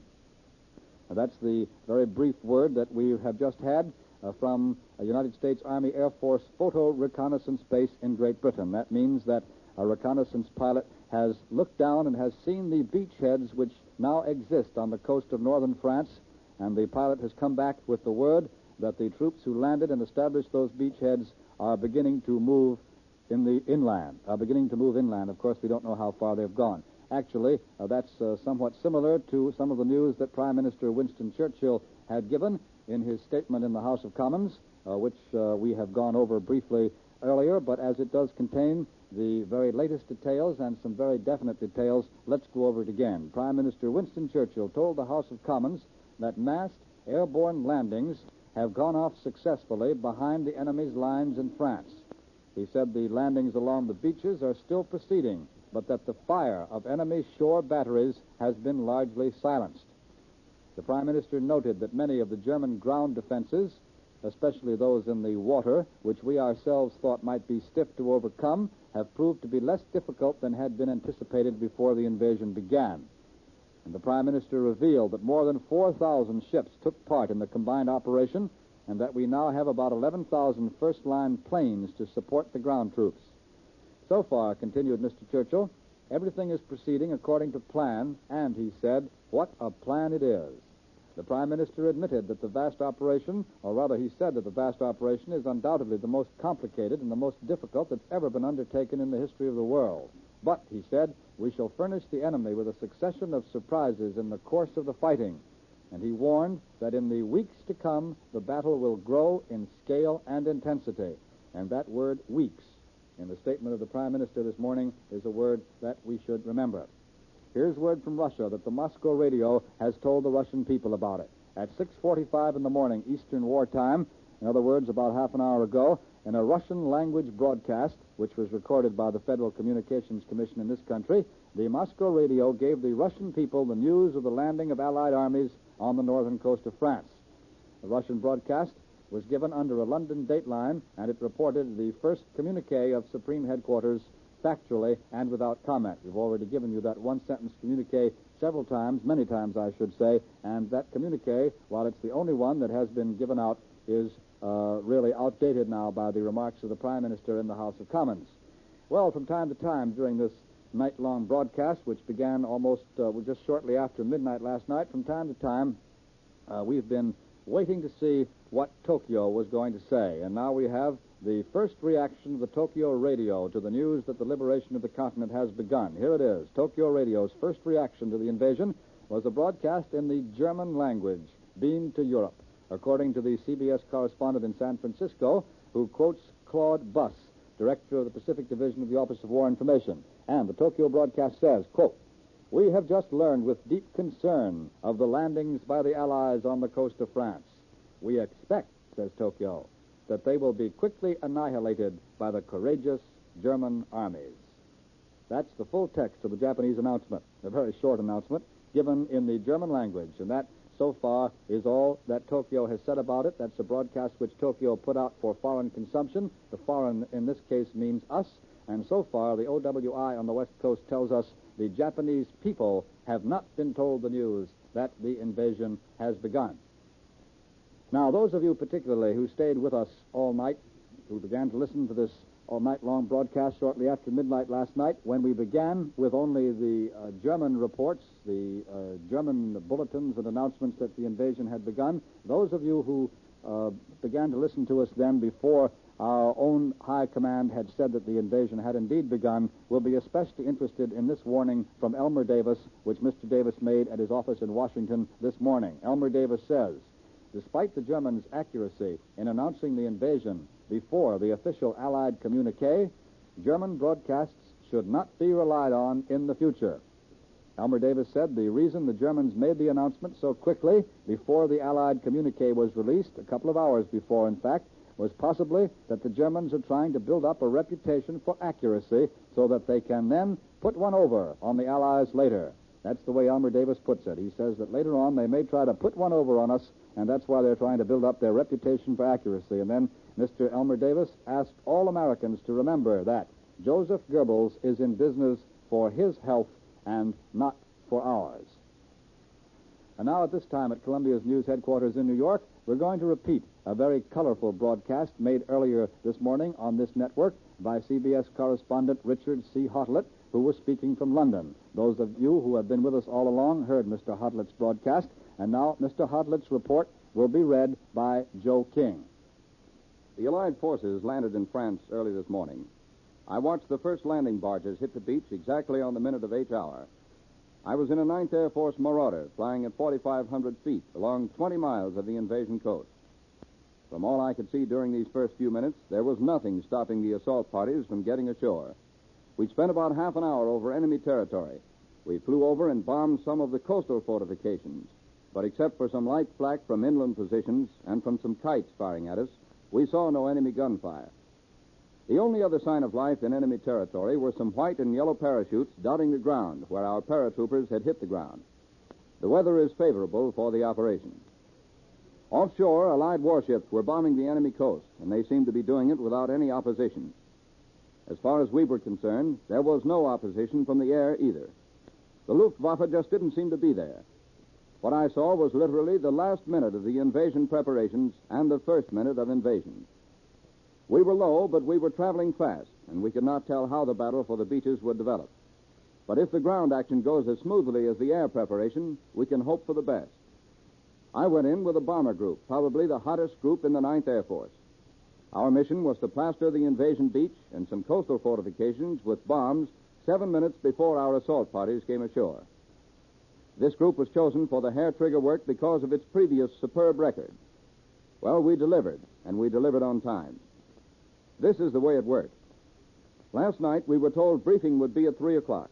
We got up at 2, had griddle cakes and fried spam for breakfast, went into the long hut that serves as briefing room. The doors were closed, and the commanding officer announced that the invasion had begun. He said that since midnight, 3 hours before our paratroopers, some 20,000 of them had been landing in France. I'm reading you a dispatch by Richard C. Hottelet of CBS's London staff. Now to continue. The men cheered. The men went on to say that the air forces were being called for their maximum contribution. There were going to be more than 1,500 fortresses and liberators flying in ahead of us. Hundreds of medium bombers, too, were going to precede us. And our group was to wind up the pre-invasion bombing. When he said this, the men really cheered. To top it off, we were going to have cover from more than 2,500 Allied fighters. The colonel made it plain that nothing was to be left to chance. The weather in the target area had been unsettled and cloudy, and if we were going to deliver precision bombing, we were to have to fly below the clouds, and that we could go down and bomb from 1,000 feet. When he said that not a man blinked an eye, despite the fact that such a low altitude counts as suicide with the marauders. It was still dark when we took off, but one by one those marauders roared down the runway and took off. An hour and a half later, we were out over the English Channel. First, we couldn't see anything at all except a few stray vessels. Great care had been taken to keep our ships from firing at their own planes.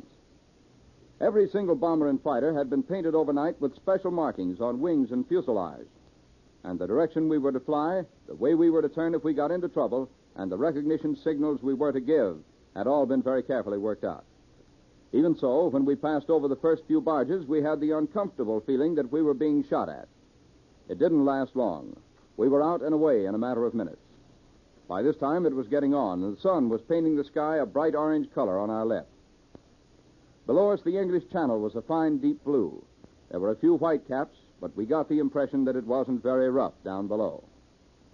About 5 miles off the French coast, we saw planes in a steep dive laying a smoke screen. Just about the same minute, the pilot said he saw fires on the shore. I looked as hard as I could, and there down to the left were some naval vessels. They looked like cruisers, firing broadsides onto the shore. Their guns belched with flame and smoke. Once I saw a fountain of water not far from one of them, which may have been a shot from the shore or a depth charge.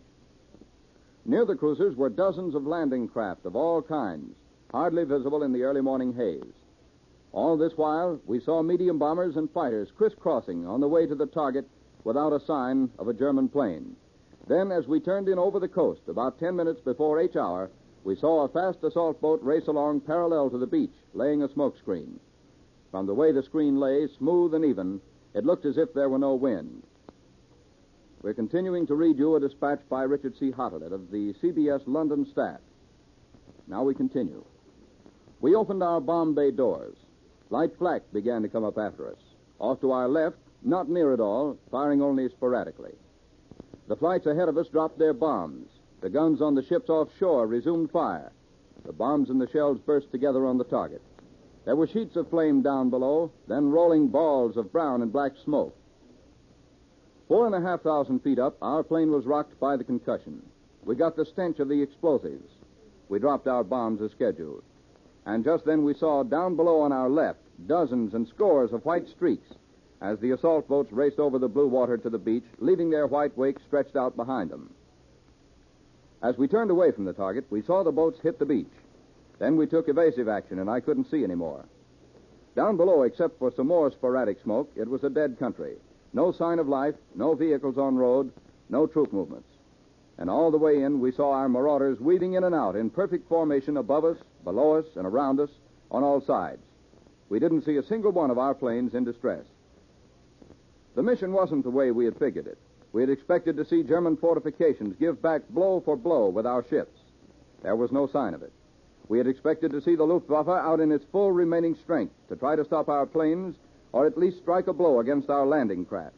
We didn't see either. We had expected to find enemy territory full of anti-aircraft, alive with reserves moving into threatened areas. We didn't see that. The circumstances of our flight, the fact that we got there simultaneously with the invading troops and left in a minute, make it impossible to draw any far-reaching conclusions on how the battle is going. But one thing we can say already, and that is our air supremacy over the coastal invasion zone today is not seriously challenged. And that is the report of Richard C. Hottlett, CBS London correspondent, who was over the invasion area in a bomber. And now, back to Bob Trout. That was Joe King reading the dispatch from Richard C. Hottlett. It was not exactly a cable dispatch. As a matter of fact, Mr. Hottlett first gave this report as a broadcast direct from London, one of the many broadcasts that were coming in direct from Supreme Headquarters in Great Britain sometime during the night. Those of you who have been with us all night heard Mr. Hottlett's broadcast direct from Great Britain after he had returned from his flight in the Marauder. Here's a dispatch which has just come in, very brief. Supreme Headquarters, Allied Expeditionary Force. It says, as the battle opening the Western Front raged in northern France, General Eisenhower occupied a lonely post on the British side of the Channel. After inspecting parachute troops before they went into the battle, the director of history's greatest amphibious strike stood on the roof of a house, watching the huge air armadas roar across the Channel. And now at this point, some of us, I think, would like to know more about landing craft. And so here at Columbia's news headquarters in New York is Major George Fielding Elliott, Columbia's military analyst, who is going to give us a little talk about landing craft at this point. And then later on, we shall continue to give you the news as it comes in to keep you up to date and to refresh you with what we have already given you before. Here is Major Elliott. Before beginning to talk to you about landing craft, here is a dispatch which has just come in, dated at Army Group Headquarters.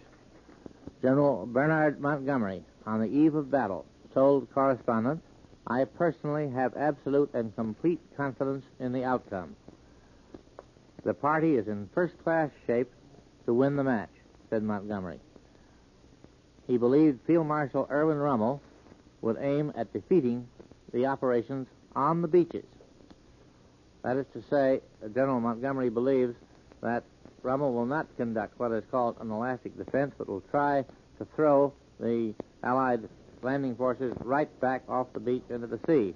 But as you have just heard in the reading of Mr. Hotlett's dispatch, that does not appear to be what has happened in the area which Mr. Hotlett had the opportunity of observing. "We are a great Allied team," Montgomery continued, "a terrific Allied team. The integration of the British Empire and America going out to battle together. I don't think any other two nations could have done it. I don't know when the war is going to end, but I don't believe the Germans can go on much longer with this business," Montgomery continued. "The German soldier is terribly good, but I don't think the German general is as good as he used to be. He has been on the defensive a very long time, and I believe it must affect his mentality." There, I think General Montgomery was speaking of General Rommel, his old opponent in Africa, who is now the commander of the German reserve forces, that is, the German forces which are going to make the main counterattack. So the German general in supreme command of the anti-invasion forces is Marshal General Gerd von Rundel, who is Rommel's superior. And now, to get on to the question of these landing craft, which are carrying our men across the Channel and delivering them on the coast of France. I might introduce that subject by reading a dispatch from Supreme Headquarters Allied Expeditionary Force, which I think has been read previously in these broadcasts, which says as follows: German destroyers and E-boats are rushing into the operational area off the northern coast of France and no doubt are being dealt with by the Allies. Now, it would be natural for the Germans to put what few destroyers they have, they don't have many left, and their E-boats, that is, their fast and heavily armed motorboats, in an attempt to attack our landing craft. Now, let's see what some of these landing craft are like. There are well over 50 different types of landing craft in service, each designed for a particular task in the complex operation of seaborne invasion. The uses of landing craft do not end once the first wave of invasion is passed and the beachhead secured. These craft continue to bring in the equipment and supplies from the bigger ships until docking facilities are available.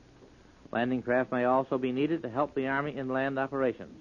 In the crossing of the Volturno River in Italy, for example, 4 tank landing craft, escorted by 2 motor launches, took the tanks across for the Army.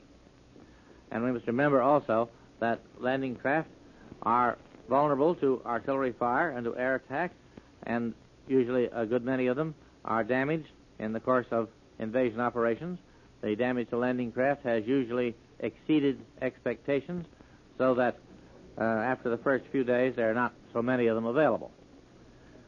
Now, the following is a list of some of the types of landing craft with the details of how they work. The assault landing craft, known as the LCA, was the first of the modern type of landing craft, and it is an armored, flat-bottomed steel boat which operates under its own power.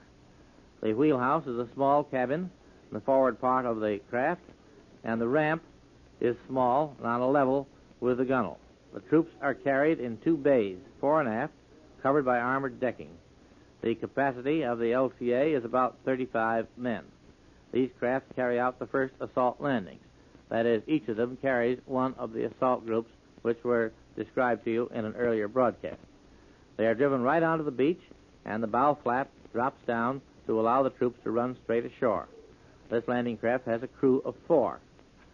Then there are 2 other types of a similar nature, that is landing craft personnel, similar to the LCA but slightly smaller, and the mechanized landing craft, which has a very shallow draft and with twin screws, and is also run right up on the beach. A support landing craft is not really a landing craft at all. It's a powerfully armed ship whose task in an invasion is to go in close to the beaches and cover the initial landing. It has smoke apparatus and mortars, in addition to machine guns and light cannons. The landing craft flak, LCF, is a floating anti-aircraft battery. It, too, is not really a landing craft at all. Then we come to the LCT, our landing craft tank. A typical LCT is about 200 feet long, displaces 350 tons, with a draft of 3 feet forward and 7 feet aft, enabling it to run up on a shelving beach. It's a seagoing vessel driven by twin diesel engines and has a crew of 12 men in all. 2/3 of it are occupied by the tanks or other vehicles, which are placed on a reinforced iron platform with a corrugated surface to prevent them from slipping. These craft are capable of carrying a number of tanks or other vehicles, trucks, armored troop carriers, and so forth, or of guns. When loaded, the vehicles are driven in stern first, packed close together, and lashed in place while at sea. The LCT has a hinged ramp in the bows, which enables the tanks or other vehicles to be driven straight ashore.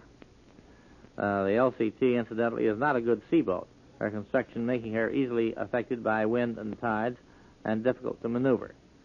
Nevertheless, the LCTs in the Mediterranean have steamed great distances. One group of them, for example, was at sea off and on for 2,000 hours and steamed about 10,000 miles in that time. The LCI, or landing craft infantry, is one of the most important types of landing craft, and one of those of latest design also. The troops are landed directly on the beach by the inclined ramps to port and starboard, which are let down on each side of the bow. This type is considerably larger than the LCA, that is the assault group, which holds 30 to 35 men, This one will hold a full rifle company of infantry, about 200 men altogether.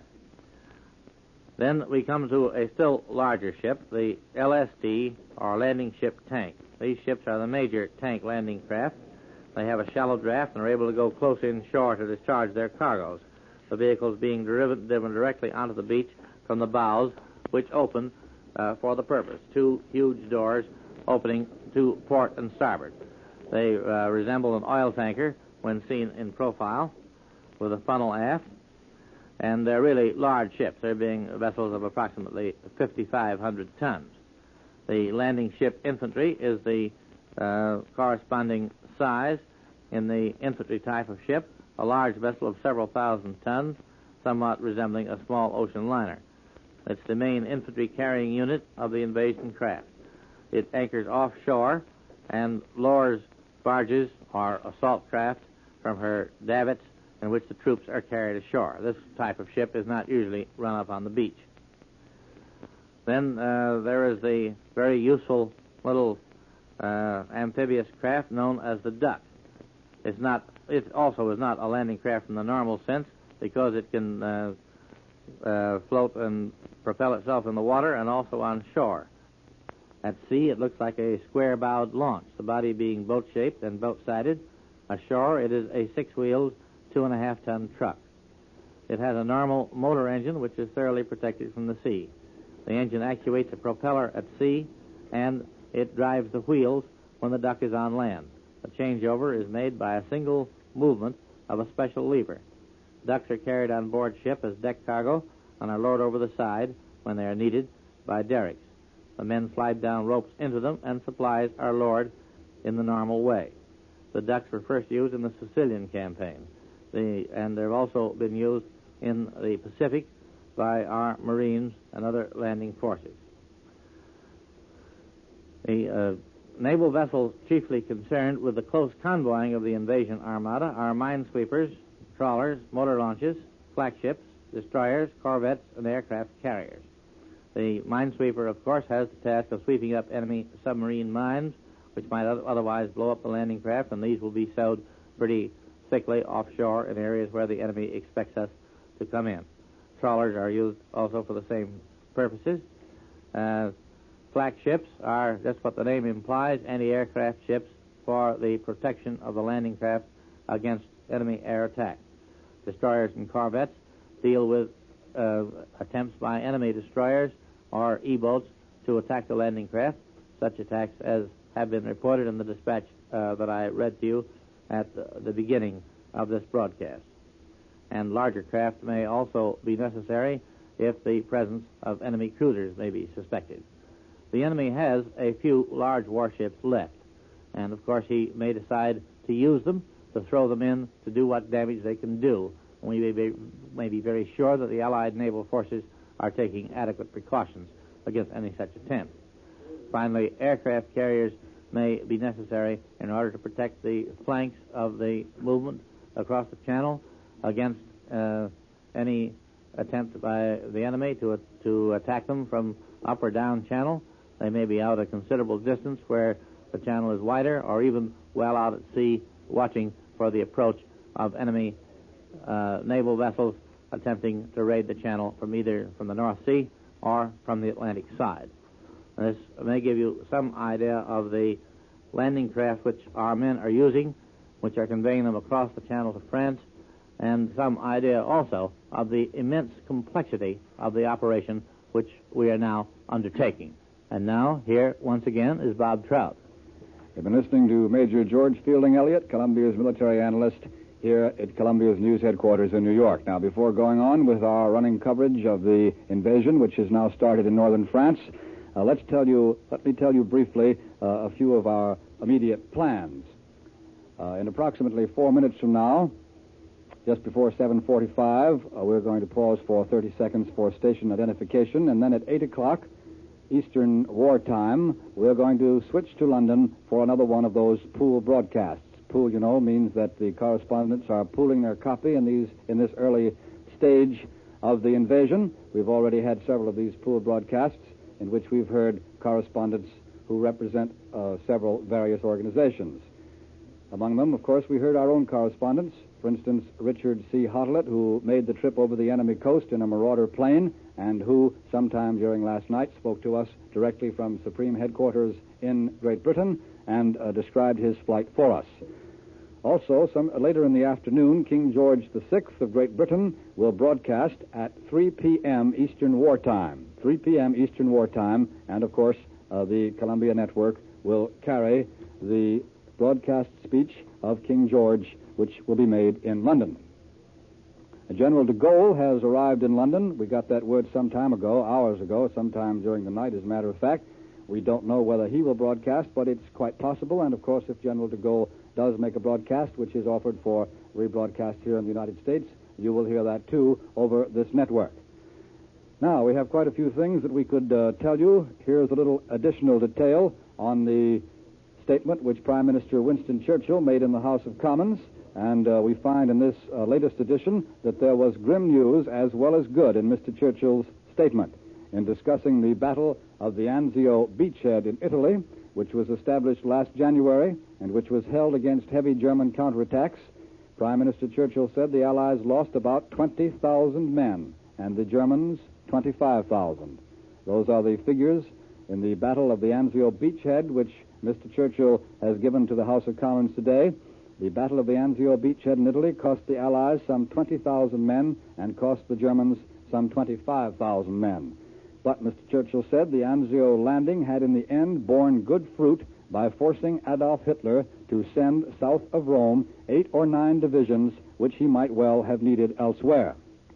The latest word from Supreme Headquarters, a brief dispatch which has just come into Columbia's news headquarters here in New York, says Allied troops have secured a beachhead and dug in military circles here heard early this afternoon. That's a rather interesting wording. That is not an official communique by any means.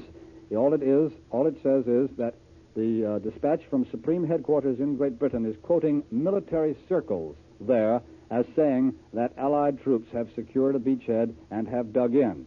And then it goes on to say simply, it is not known presently how deep the penetrations are.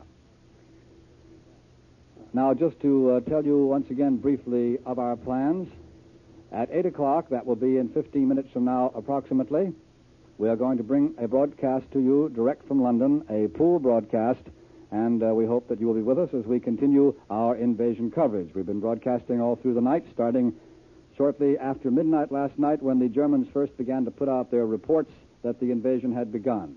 It was some hours later, it was 3:30 in New York, when the first communique was released in Great Britain, and we learned that the German reports had this time been right and that the invasion of northern France had indeed begun. Well, we shall hear our next broadcast direct from London in approximately 15 minutes, a pool broadcast. And now we're coming to the time when we pause for 30 seconds for station identification. This is Bob Trout speaking to you from Columbia's news headquarters in New York City as Columbia continues its invasion coverage. This is CBS, the Columbia Broadcasting System.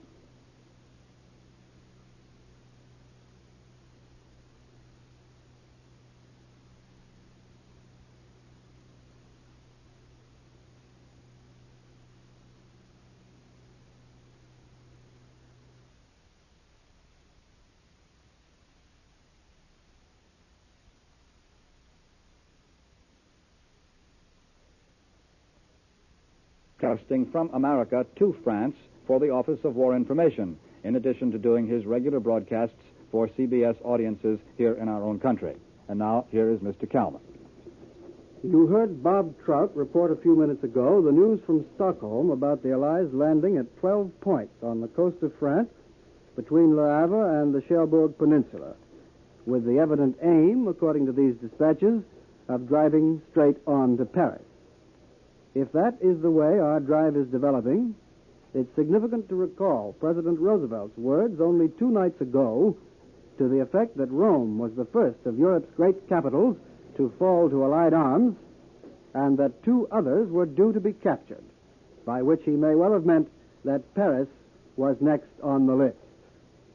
At any rate, you can well imagine the excitement of the excitable French people as news from our radio is flashed to them and they see the Allies landing in their own beloved Normandy countryside, for the liberation of which they've waited so long.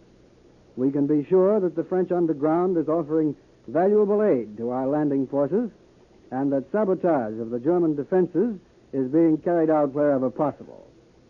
Some Frenchmen may have been disappointed that General de Gaulle, who has now arrived in England from Algiers, has not as yet broadcast to France, so far as we know.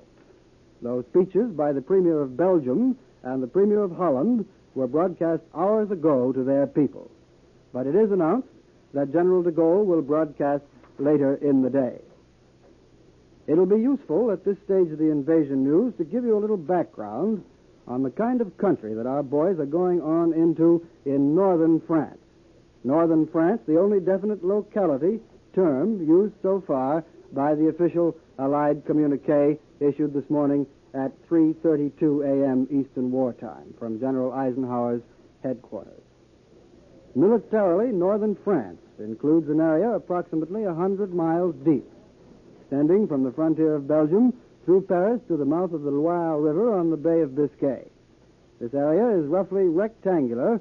I hope you have a map in front of you now to follow me, and is bounded on the south by the Loire, Oise, and Sambre rivers. Two peninsulas thrust out into the English Channel. One is the province of Brittany in the extreme west, from which so far we've had no reports of any Allied invasion activity, and the other is the peninsula known as Cotentin, on which Cherbourg, that great port familiar before the war to so many transatlantic American travelers, where Cherbourg is located. In general, this area of northern France is a rolling plateau varying in elevation from 200 to 650 feet. However, there are some low mountains in Brittany and another low range in South Normandy.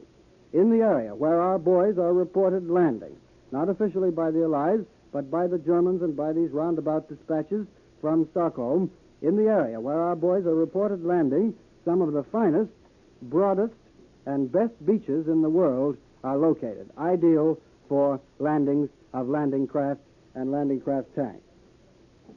In places, the plateau inland extends all the way to the English Channel, with cliffs along the seashore averaging about 200 feet in height. This, of course, would make infantry landings more difficult, but not impossible. In other places, the plateau drops before reaching the coast, and there are wide sandy beaches, such as I've just been describing, with good access to the interior, and where, according to CBS correspondent Richard Hartlett, who passed over that area in a plane not many hours ago when the invasion was launched, our troops were not meeting any opposition that was visible to that correspondent from the plane. These cliffs along the Normandy shore are seldom more than 200 feet high, and they're usually sloping and covered with soil. This makes it possible for foot troops to scale them, but they are an obstacle to vehicles. We won't be able to get tanks in that way. However, there are numerous streams cutting through the cliffs along the Channel invasion coast and forming ravines and valleys to the ports and the beaches. Through some of these breaks in the cliff line, there are railroads and main highways. Through others, there are paths which could be widened and graded for the passage of military vehicles. Back of the coastal area, all of northern France is thickly cultivated and studded with towns and cities. There's a dense network of both surface roads and railroads. We don't know, of course, the extent of damage that our bombing has done to intercept these facilities. In the invasion, the roads will probably be of greater importance than the railroads, the highways, that is, where the French underground will be able to offer us valuable assistance. French saboteurs are expected to interrupt communications by rail. The indications so far are that the Germans will have to depend mainly on these highways for the rapid movement of their troops. And it may therefore be necessary to land parachute forces in increasing numbers to seize these key road junctions. I turn the microphone now back to Bob Trout here in the CBS newsroom in New York. Ned Calmer has been giving us some facts about the coastal area of France, and now here on the other side of me in our CBS News headquarters is our war correspondent, Quentin Reynolds, who is going to discuss some of the German defenses which Allied troops may have met this morning on the coast of northern France. Mr. Reynolds will give us this discussion based on his experiences at Dieppe, at Salerno, and also the information which he has got by studying Royal Air Force reconnaissance photographs. And now here is Quentin Reynolds. All night long, while giving you the brief official communiques and eyewitness reports of our correspondents who have returned from France to London, we have been attempting to visualize the pattern of this invasion. Gradually, it seems to be taking shape. Our army struck, according to the German radio, between Le Havre and Cherbourg, in the Baie de la Seine, a field of operations stretching roughly about 60 miles. This is about 50 miles southwest of Dieppe. Ned Kalmar has just described the terrain of that part of France to you. Now, apparently we attained something at 2:25 a.m. this morning, which not even the most optimistic military observer hoped that we would attain. That is, tactical surprise. We landed on the sandy beaches in the Deauville and Trouville area. For months, the Germans have sneered that these beaches were absolutely invulnerable. They didn't think that we'd dare to land on sandy beaches. Sandy beaches can be mined, and it is almost impossible to land on a beach that is heavily mined without incurring great casualties. The beaches in front of Dieppe, where we landed in August 1942, were not sandy. They were not mined. That's because they were what the British call shale beaches. No sand, merely boulders and small rocks, rounded by the constant action of the tides. You can't mine shale beaches because the water, striking the shore, keeps shifting the rocks and the boulders, and this motion is enough to set off the mines. But mines buried underneath the sand remain there until an unwary foot treads upon them, or the weight of a tank or a truck sets them off. When we went into the Bay of Solano on September 8th last, General Mark Clark said to me, "We're spitting right into the mouth of the lion." General Eisenhower, apparently convinced by the success of the Solano operation, decided to spit once more into the mouth of the lion. To his enemy's strength, and the enemy's strength was not good enough to keep us from landing. This part of the coast has always been considered the best defended portion of the entire French coast. In short, Eisenhower and Montgomery attempted to trump Germany's ace, and early reports indicate that General Ike took the trick. We landed on some of the best beaches in the world, long, rolling, sandy beaches, once the playground of Europe. But somehow or other, we managed to neutralize the thousands of mines which must have lurked under the hard, innocent-looking white sand. Our sappers have been well trained in the business of making enemy mines innocuous. They know all about the so-called S-mines, which our men call the bouncing babies. They know about the telemines and the tripwires, which will set off half a dozen buried grenades if you stumble over them. They know about the three-pronged igniters that stick a few inches above the ground. They can see these. They can't see the so-called platamines, almost as thin as phonograph records, which are buried a foot below the surface of the ground. We know that early this morning, the first men to dash out of the landing barges were the sappers with their detecting devices. These reveal the presence of all metal mines. They do not reveal the presence of the plastic mines the Germans used in Sicily and on the road to Rome. But perhaps by now the genius of our scientists has found an answer to these, too. The Army authorities are silent on this subject. There are cabanas and small country villas behind the beaches of Deauville. Our men knew all about them and about the danger that lurked inside them. The Germans are masters of the booby trap. Our men had orders never to open a door of any of these buildings. You turn the doorknob and a bomb will explode. Instead, our men were told to send a blast of Tommy gun fire at the doorknob, shoot off the lock, push the door open with a long stick, and then enter. And when they took refuge in these villas and in the farmhouses and barns which dot the French countryside and back of the beaches, they had further orders. They were told not to move a chair or a table, not to straighten a picture on the wall, not to pick up a fountain pen or pencil they might find on a desk or table. All of these might be, and undoubtedly were, booby traps.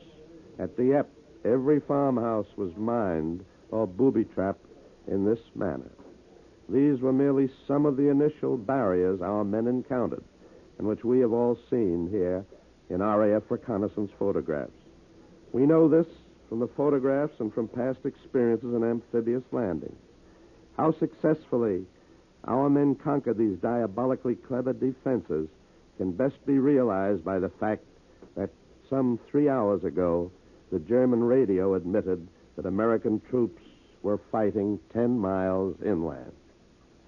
It's Quentin Reynolds, who's been speaking to us here at Columbia's news headquarters in New York. Now, just to remind you again, we're going to bring you a broadcast from England in approximately 30 seconds, but now we break for 30 seconds for station identification. Bob Trout speaking at our news headquarters in New York. This is CBS, the Columbia Broadcasting System.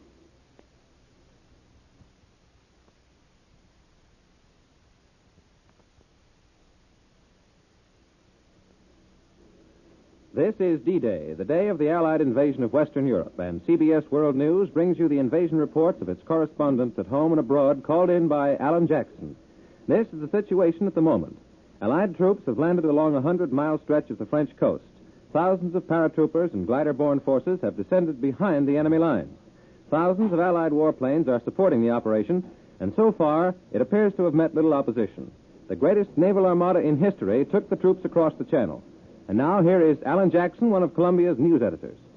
American radio correspondents in London are ready now with the latest details of the invasion. First, we hear from CBS correspondent Richard C. Hottelet. Go ahead, London.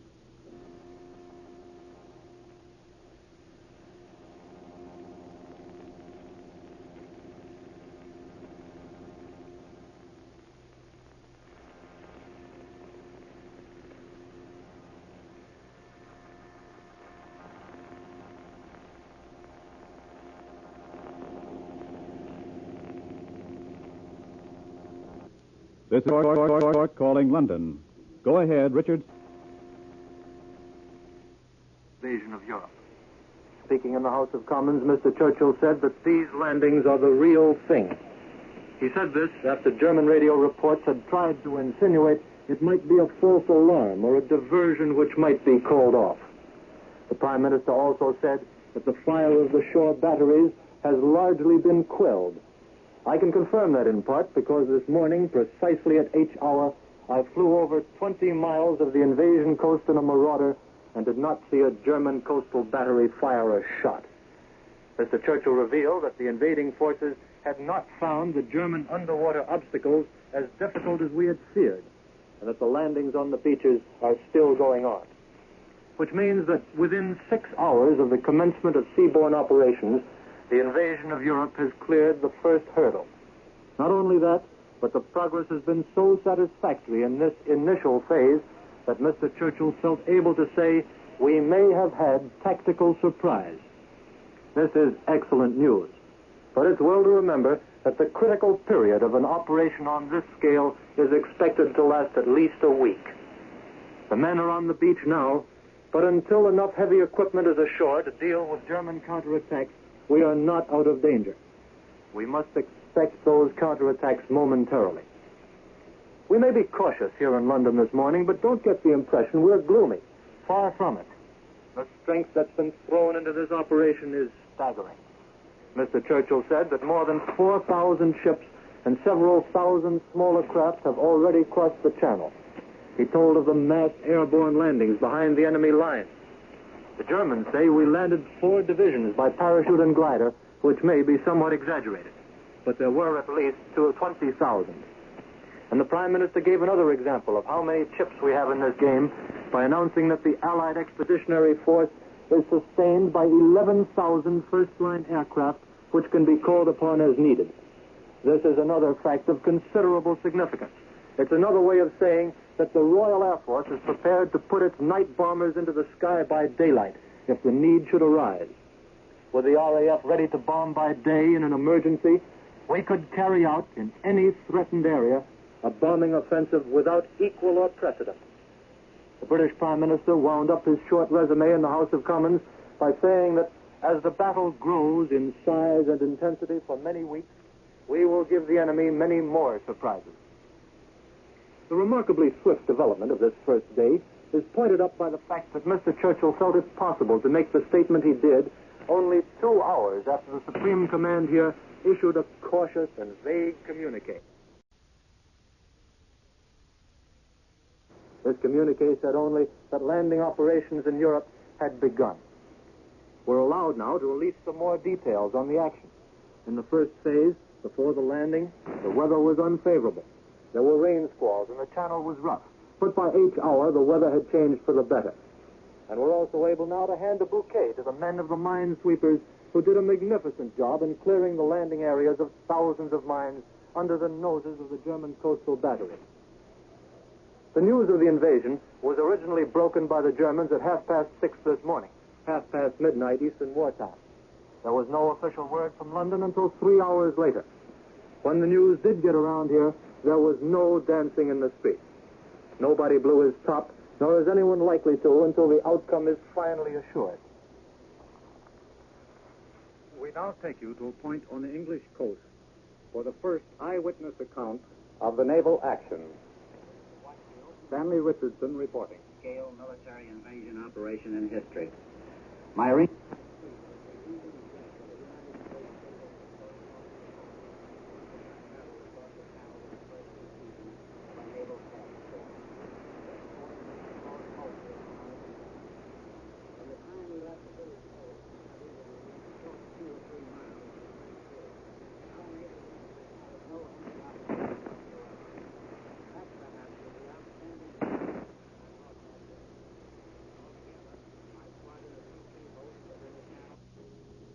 While we are awaiting London to reestablish contact with its remote point this morning, here are several late bulletins which have been received in New York headquarters of CBS World News.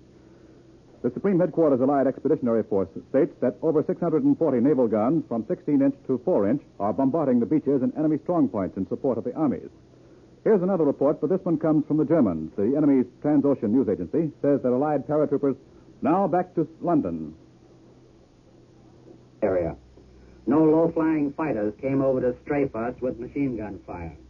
And no enemy vessels, not even one of their vaunted E-boats, came out to the attack. The officers and men with whom I rode wondered searchingly about this. They had been keyed up for some real German opposition, both from the air and the sea. Their trigger fingers were itching for a scrap, and they were a very disappointed lot at not getting it.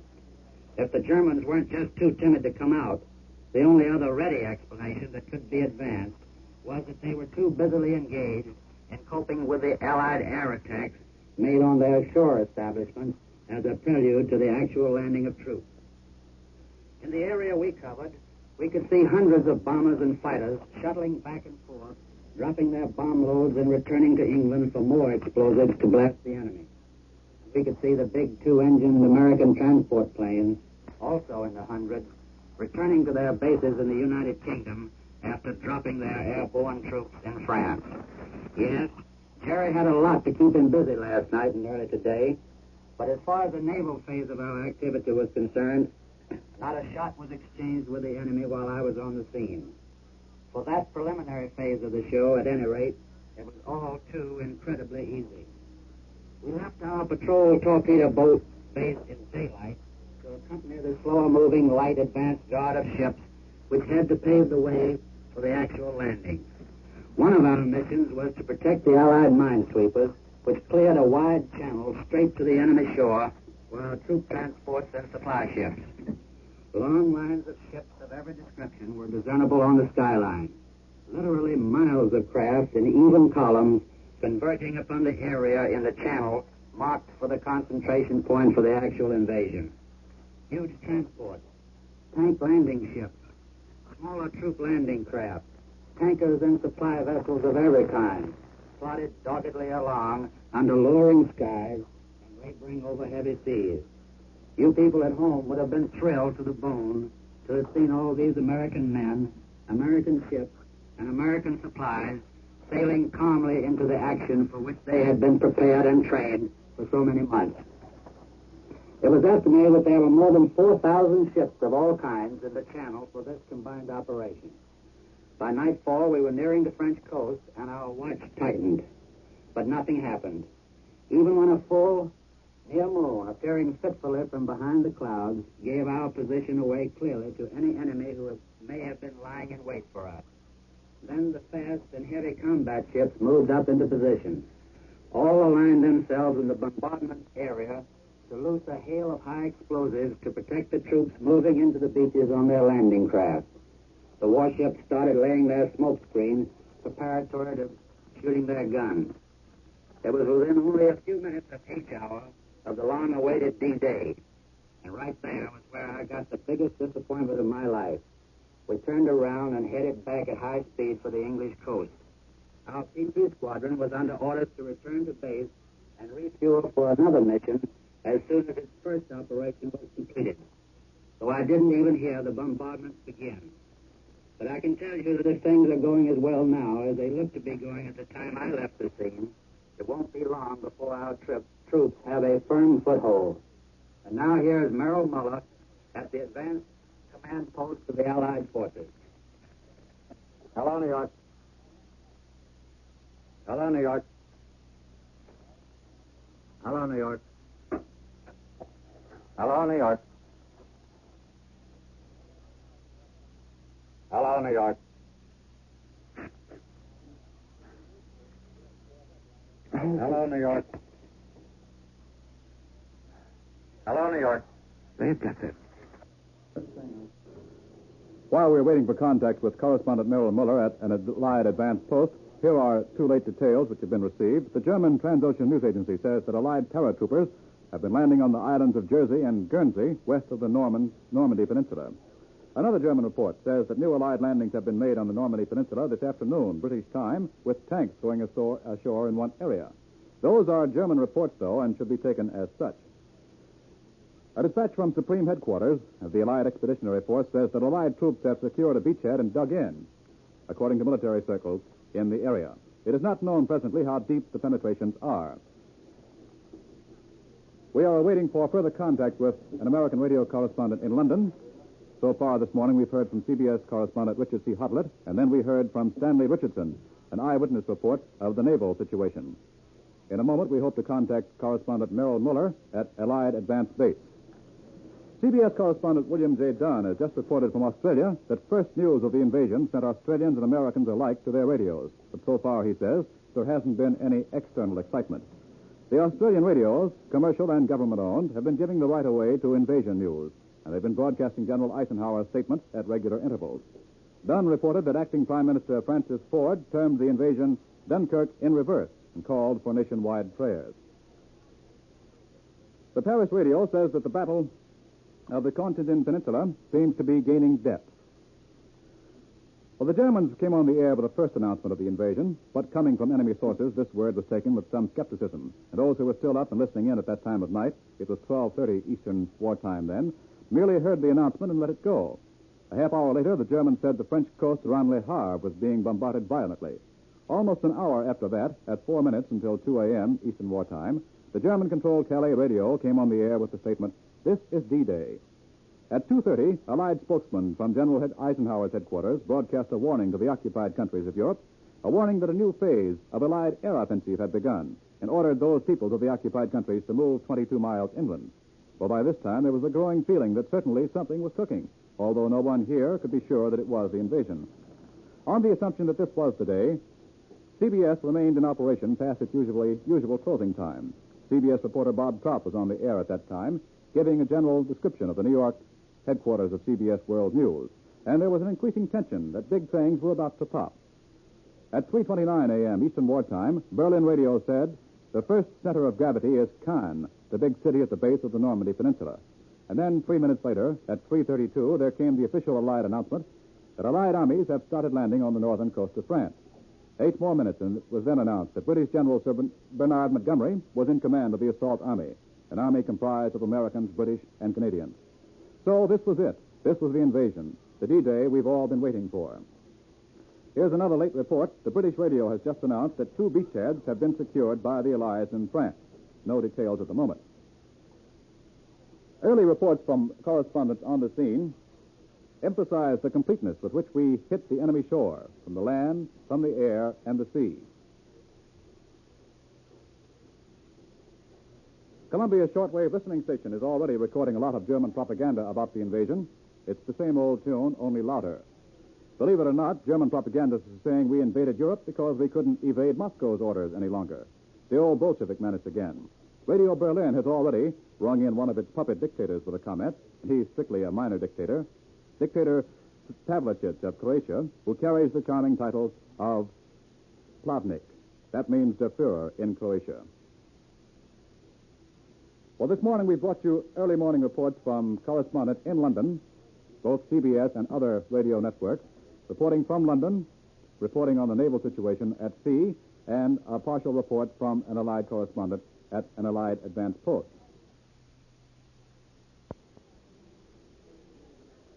This program has come to you as a feature of CBS World News.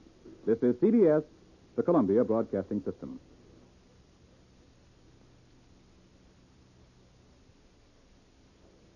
CBS News headquarters in New York. Bob Trout speaking. We're continuing our coverage of the invasion which started last night in northern France.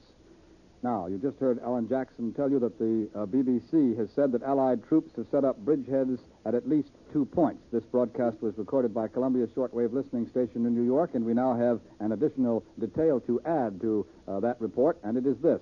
The BBC also reports that the Allied formations are advancing inland.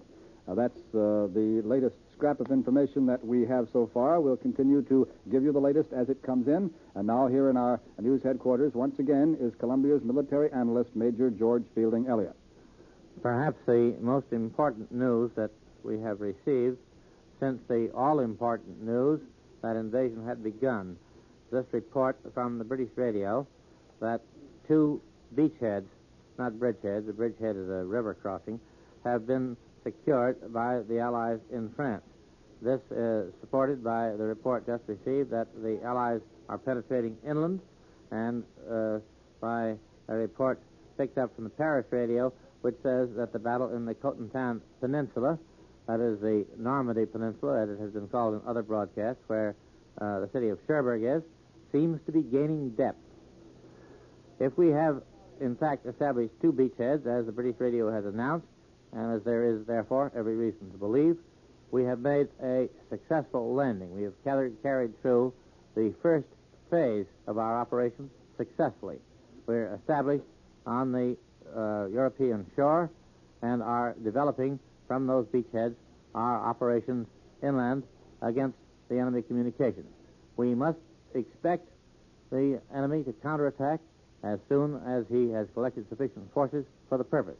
He has to wait until he knows where we're coming before he can do this. It may be some time, it may even be several days before enemy counterattacks develop in great force. So we may expect local counterattacks from local reserves. But the news that 2 beachheads have actually been established suggests that the opposition has not been very strong, as Mr. Hotlett and other observers have suggested previously, and that the enemy is therefore adopting the elastic system of defense, which holds the front line very lightly and holds the bulk of his forces back for counterattack purposes later on after he sees what our plans are. But thus far, with the establishment of these 2 beachheads, our plans are, or appear to be, developing successfully, and there is good reason to feel satisfaction over this news. Now, here again is Bob Trout. That was Major George Fielding Elliott. If you've been with us for some hours now, you've been able to tell how the news is coming in, the news of the invasion which has at last begun. It comes in very short snatches, and here is the latest brief dispatch from Supreme Headquarters, Allied Expeditionary Force in Great Britain. More than 640 naval guns, ranging from 4 to 16 inches in size, are bombarding the beaches and enemy strongpoints in support of landing forces. Just one sentence dispatch which comes from Supreme Headquarters, and that is the fashion in which the additional details are coming in. As you know, if you have been with us most of the night, the actual word that the invasion had begun came in communique number 1, a very brief communique of 1 sentence only, which merely said, under the command of General Eisenhower, Allied naval forces supported by strong air forces began landing Allied armies this morning on the northern coast of France. And then, since then, we've been getting these brief dispatches. It's almost wrong to call them dispatches. They're just additional details. They're not communiques. There has been only 1 communique, but the details have been coming out in these brief sentences released from time to time by the Supreme Headquarters of the Allied Expeditionary Forces, the Supreme Headquarters being somewhere in Great Britain. From time to time also, we've been bringing you reports direct from London. We've heard our own correspondents. We've heard correspondents who have been broadcasting for the combined Allied radio networks as part of the pool. The pool is an arrangement which, as you probably know by now, has been set up in order to cover the early stages of the invasion. And in the pooling arrangement, nobody's copy is exclusive and everybody is able to use everybody else's. Here's a note on General Eisenhower, which came in a few moments ago, and it tells us that General Eisenhower spent last night from early evening until after dusk paying informal visits to United States paratroop units, which were due to make early morning landings in France. This is reported in the cable by correspondent Robert Barr, who accompanied the Supreme Commander during his 11th hour tour. General Eisenhower chatted with the paratroops, who had their faces blackened, and they were loaded with equipment as they marched off to their aircraft. Later, General Eisenhower watched the takeoff of the first C-47s loaded with the paratroops as they set off in the fading light Monday night to open the long-awaited second front. Earlier in the day, General Eisenhower paid an informal visit to a British infantry battalion, and he wished the British soldiers good luck as they boarded their landing craft and prepared to set out into the English Channel for D-Day and H-Hour. After the communique came through in the early hours last night, which we broadcast to you, as a matter of fact, it was broadcast direct from London, we got, at that point, a good many other broadcasts direct from London. We're going to have a good many more in the hours to come and also in the days to come. Perhaps I can tell you briefly some of the things that happened during the night. Just a short list, really. General Eisenhower's order of the day to the troops of the soldiers, the men of land, sea, and air forces, was read from London by Columbia's chief European correspondent, Edward R. Murrow. And then we switched back to London again, and General Eisenhower himself came to the microphone to deliver a message to the people of Europe. General Eisenhower's message to the people of Europe was followed by a speech in Norwegian by King Håkon of Norway that was translated into English by an anonymous speaker. Then came the Prime Minister of the Netherlands, Dr. Gerbrandy, and he spoke in Dutch. His speech was translated into English. And then came the Prime Minister of Belgium, Monsieur Pirlo, who spoke in French, and his speech was translated into English. We also heard from our CBS correspondent Richard C. Hartlett, who was in a Marauder plane over the enemy coast during the early hours of the invasion and returned to Britain in time to broadcast to us directly only an hour or so after the first communique came in. We also heard during the course of the night a two-way radio conversation between Edward R. Murrow in London and Paul White, Columbia's Director of News Broadcasts, here in New York. And we've heard a great many of these pooled broadcasts from Britain, that is, the broadcasts which are available to the combined Allied radio networks. We've also heard from Washington from time to time, and we shall hear more broadcasts from Washington as the day goes on.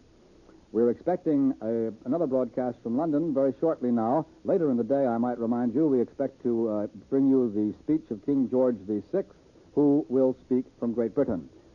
We heard that General Charles de Gaulle had arrived in London. General de Gaulle did not speak to the people of France, as the King of Norway spoke to the people of Norway, and the Prime Minister of the Netherlands spoke to the people of Holland, and the Prime Minister of Belgium spoke to the Belgians. However, we may be able to bring you a broadcast, or at least a report of a broadcast by General de Gaulle later in the day, as it seems likely that he will make some sort of broadcast or some sort of speech to the French people. He now is in London. As I was telling you a moment or two ago, we are expecting momentarily now to bring you another one of those broadcasts from London. I should think it would be a pooled broadcast, but we should have the information in just a few moments. And now I understand that it will be a pooled broadcast available to the combined Allied radio networks, a broadcast by Stanley Richardson and Merrill Muller. Go ahead, London.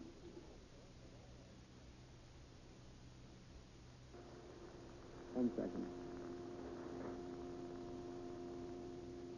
5 seconds.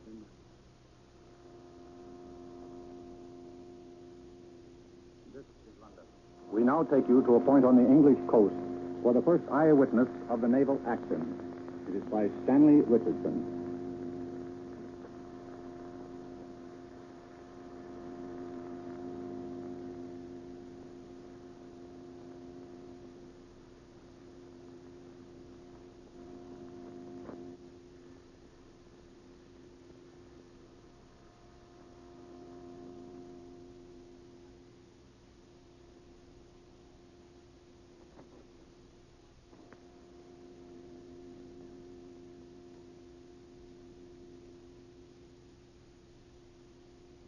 Hello, New York. We're having slight technical difficulties. We will try it again.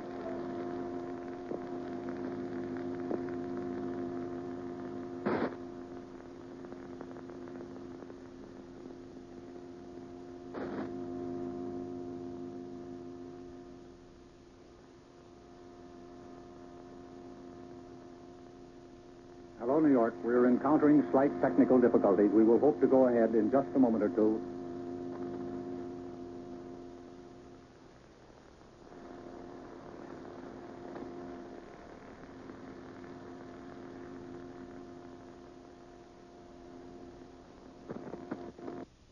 We've been listening to the voice of Edward R. Murrow. You've been hearing it, too, as Mr. Murrow attempts to establish contact with two correspondents who are on the coast of England. In a moment or two, Mr. Murrow hopes to establish contact with them, and when he does make the contact from London to the coast, then we shall bring you the broadcast. It's impossible to tell how long it will take to get the coast, and perhaps he may not be able to get the coast at all. As a matter of fact, this particular broadcast, we had made an attempt to bring you this particular broadcast at an earlier time, and at that time there was some difficulty encountered. Apparently the difficulty is somewhere on the lines, or somewhere between the coast of England and the Supreme Headquarters in Great Britain. At any rate, Mr. Murrow now informs us that he's unable at this time to establish contact with the two pool correspondents who are on the coast. He'll undoubtedly make another try, and when he does, if he is successful, of course, we will bring you the broadcast.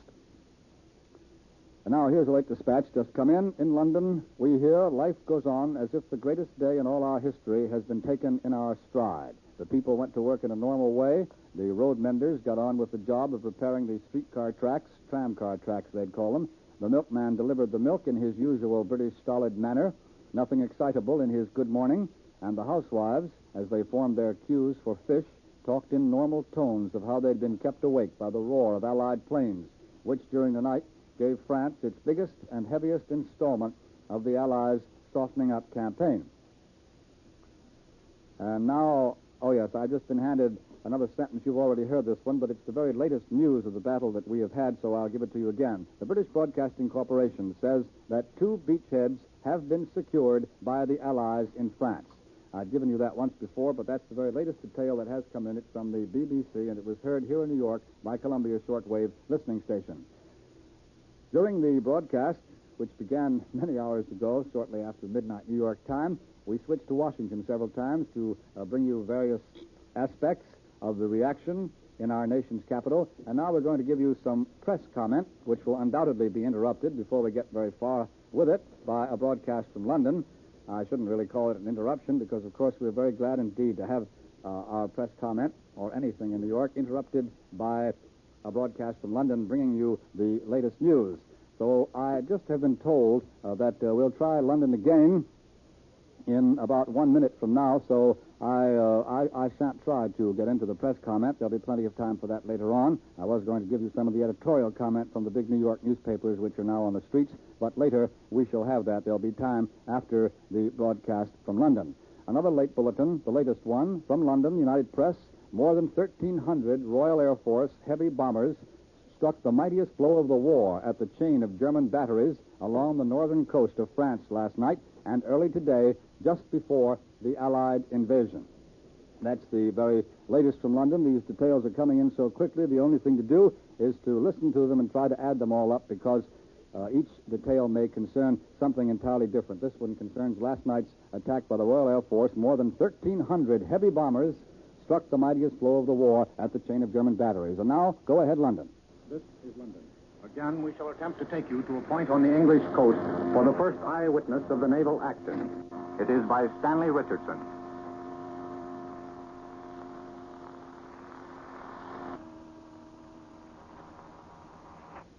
CBS News headquarters in New York. We're still trying to get that broadcast from London.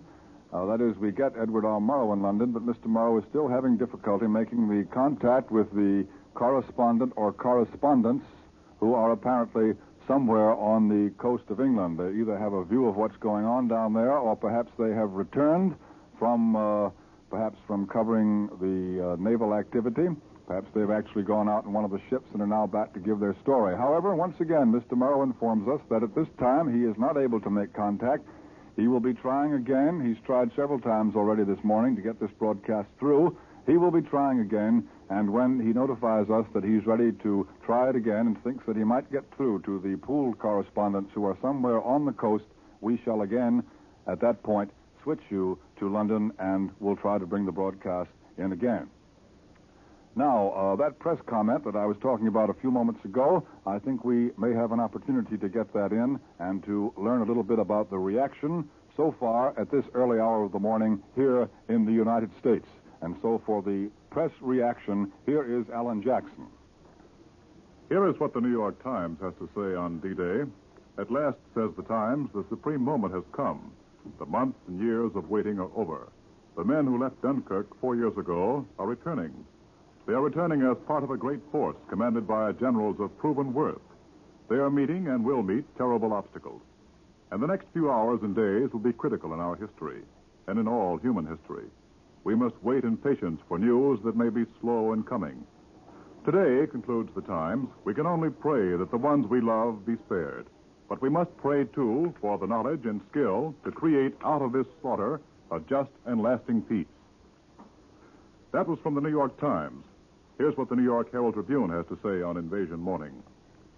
The moment is too solemn, says the Tribune, for idle excitement. The issues are too great to be quickly or easily decided. The battle now joined may last for days or weeks or months. The tide of battle may shift in one direction or another. The costs may be heavy. One can only await the event in calm and with prayer. However, the immediate fortunes may go. On the grim beachhead battle lines, civilization stands at crisis. That's the editorial comment this morning from the New York Herald Tribune. Around the country, D-Day has arrived on an America that is prepared for heavy fights and tough sacrifices ahead. Michigan's Governor Kelly has issued a proclamation setting 10 a.m. this morning, Eastern Wartime, for a statewide observance of D-Day for that state. Sirens and whistles will sound the hour, and all citizens will pause for a moment of prayer. In Ohio, there are no spontaneous celebrations, but early this morning, and even now, thousands of citizens are going to church to offer up prayers before going to their jobs. Governor Bricker says the invasion marks the beginning of the end of the forces of evil and destruction. Herbert Hoover says the end of German tyranny is on the way. We have faith in our army. We pray for the safety of all our courageous boys. Every city, town, and hamlet in the country will mark the day in some special way. The first announcement of the invasion, early this morning, found most of the streets and gathering centers comparatively deserted. In New York, a city which seldom rolls up its sidewalks, there were no demonstrations. Groups of servicemen and civilians gathered here and there about the town, around taxicabs, and listened to radio reports of the big event. In several sections of the city, apartment lights blinked on one after another as friend told friend and called one another on the phone to break the big news. War workers received the momentous announcement on all-night graveyard shifts. At a Bendix plant in Brooklyn, 500 swing shift workers gave a spontaneous cheer when the news was received. But then the workers remained at their jobs, and not a second was lost. A scene probably typical of that in many public places was enacted at a restaurant on the east side of New York. About 20 diners rose and listened with bowed heads as the first reports of the invasion came in by radio. New York's Mayor LaGuardia has announced plans for a mass prayer meeting at 5:30 this afternoon. The meeting will be held in Madison Square, where the eternal light, a memorial for soldiers of the last war, burns continually. Most of the churches throughout New York, as well as in all other towns and cities, will have special services. And now, back to Bob Trout. That was Alan Jackson, who was giving us the reaction here in the United States to the news of the invasion. It's rather early in the morning still to get too much reaction. That was a good deal of reaction, but undoubtedly, I just want to take this opportunity to remind you that undoubtedly our audience is growing constantly as people may tune in who have not heard about the invasion before or who have not heard the details. And now, once again, I'm about to be informed that in a few seconds we're going to hear from London. Go ahead, London.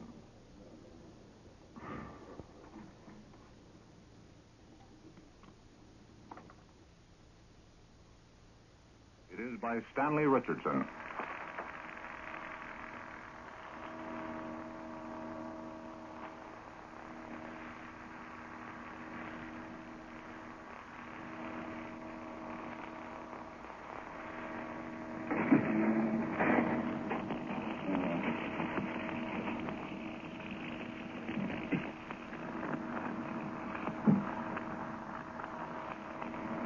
This is the Advanced Allied Command Post.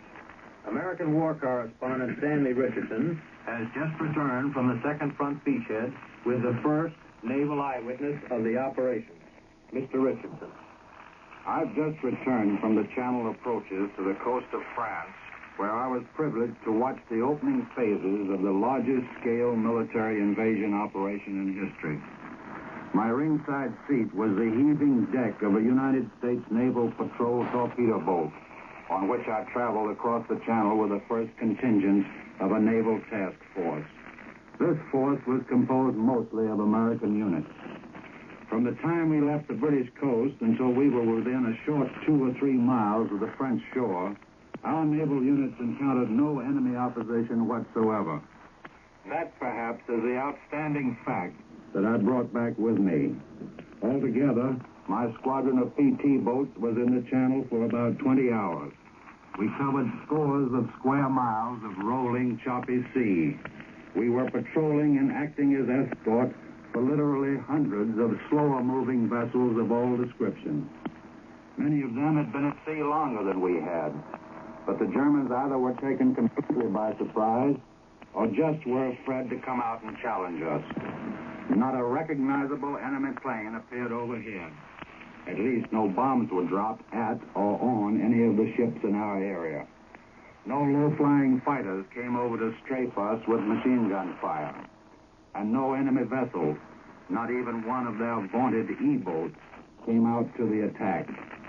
The officers and men with whom I rode wondered searchingly about this. They had been keyed up for some real German opposition, both from the air and the sea. Their trigger fingers were itching for a scrap, and they were a very disappointed lot at not getting it. If the Germans weren't just too timid to come out, the only other ready explanation that could be advanced was that they were too busily engaged in coping with the Allied air attacks made on their shore establishments as a prelude to the actual landing of troops.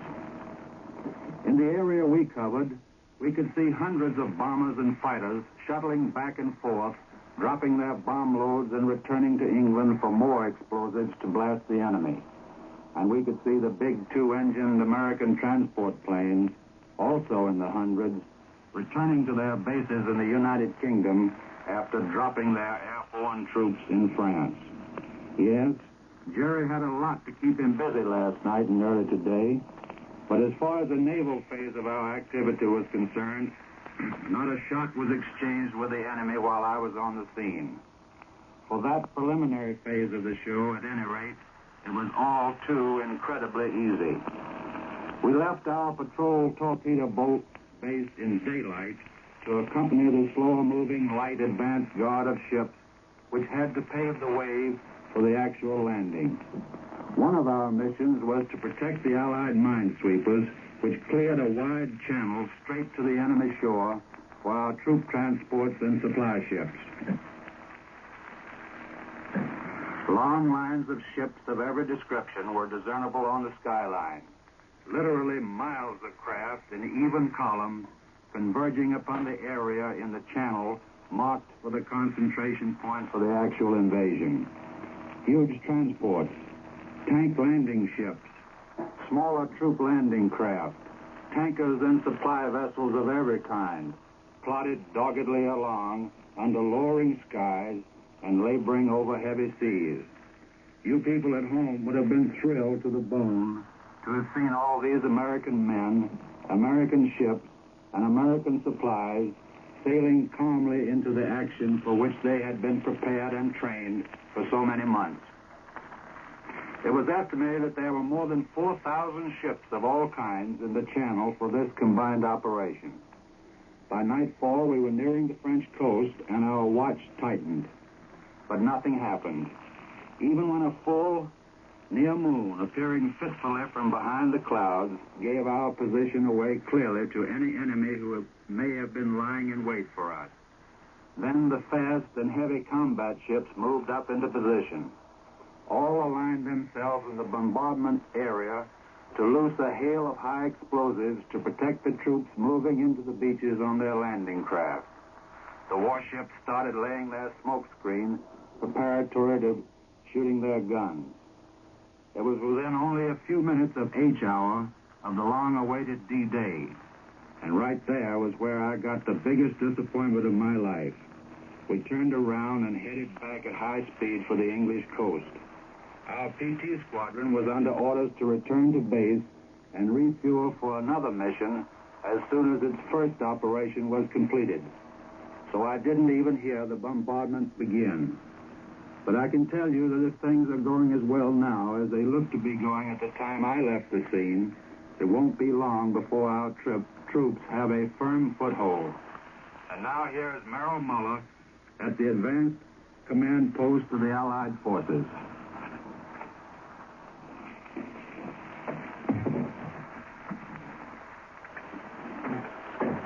This is Merrill Muller reporting from the advanced Allied command post of the invasion forces.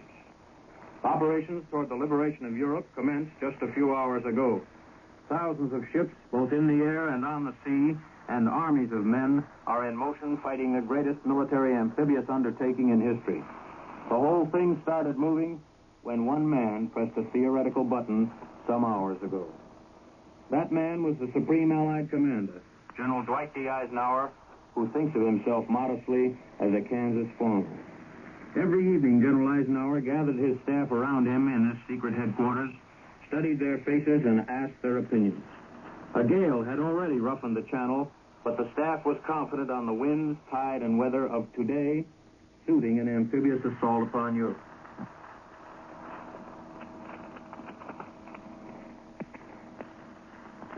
That was it. General Eisenhower wished his commanders luck, and the great undertaking then and there began to unfold. The finest collection of military minds in the United Nations had created a plan they considered complete. Every possible contingency had been thought of. A tremendous mass of the greatest military equipment ever devised had been pooled by the Allied attacking forces. A bombardment, the likes of which the world has never seen, was ready to open. Everything that could humanly be done had been done up to the point when General Ike pushed the button. The campaign thus passed to the direction of God and the hands of the common soldier. Early Monday morning, as the huge invasion force made last-minute preparations, General Eisenhower checked his decision again with his staff. The word was still go. Good weather was the prediction for H-hour D-Day. The dominating air support depends on good weather even more than the Allied navies.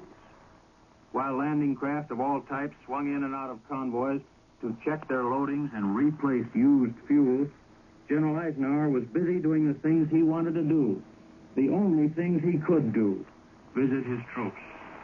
As H-hour D-Day approaches, there is nothing more tactically useless than a supreme commander, except as an inspiration.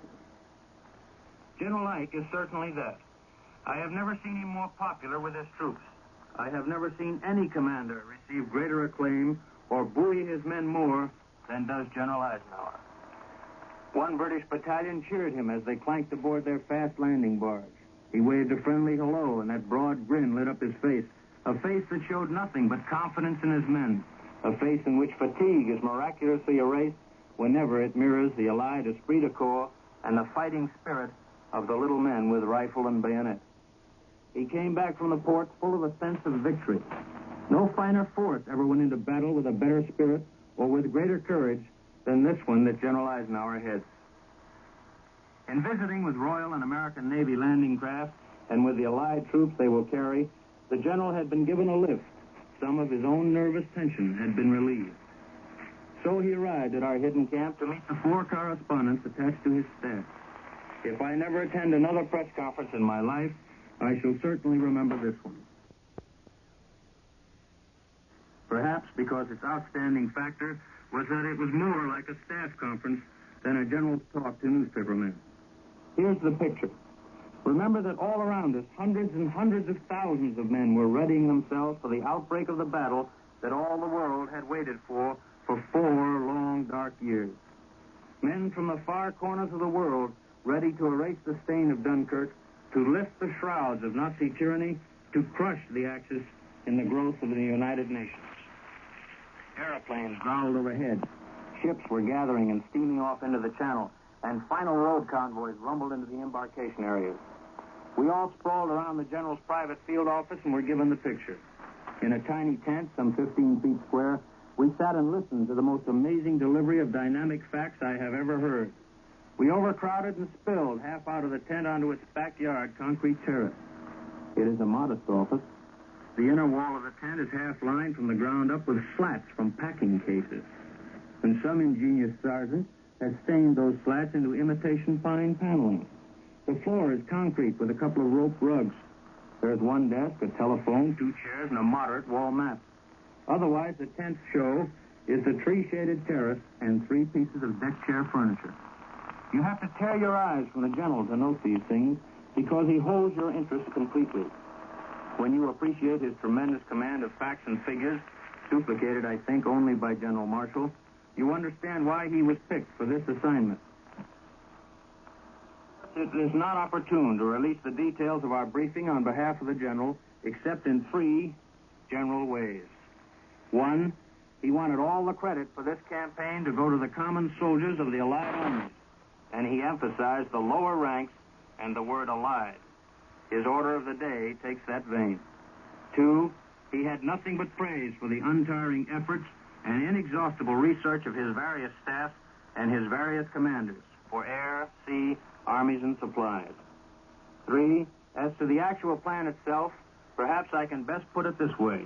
I have been in on all of General Eisenhower's amphibious assaults, but none was as involved or as mammoth as this one. Last-minute headaches? Yes, the general had a last-minute headache, and he expressed it beautifully when he suddenly jumped from his chair and said, "Good heavens, there's some sunshine." Otherwise, the invasion of Europe had already been pat for days. We came out of the tent and strolled toward his proudest, newest possession, just the general and myself. He praised his new mobile office, a super deluxe job built into a 10-ton truck and trailer and presented to him by the Lockheed workers here. And then I asked him about his own nerves. He stopped, hatless in the sun. He is supposed to be phlegmatic, but he said quietly, "I'm so gall-darn nervous I boil over." He's not supposed to show it. He didn't either. I caught him only twice, wringing his hands or jiggling his English change. But I like reporting that he is human enough to feel what the lowliest of his troops feel. We went to a parachuter space just before their takeoff for France. For this invasion, the general honors his vast airborne forces that are now employed in battle. We went from airfield to airfield, talking to the airborne troops and to the Air Force crews that flew them to their targets. The general's car would roll up, and always the procedure was the same. The men would snap to attention, sneaking a final chew on their gum as they did so. Their faces were smeared with cocoa and linseed oil.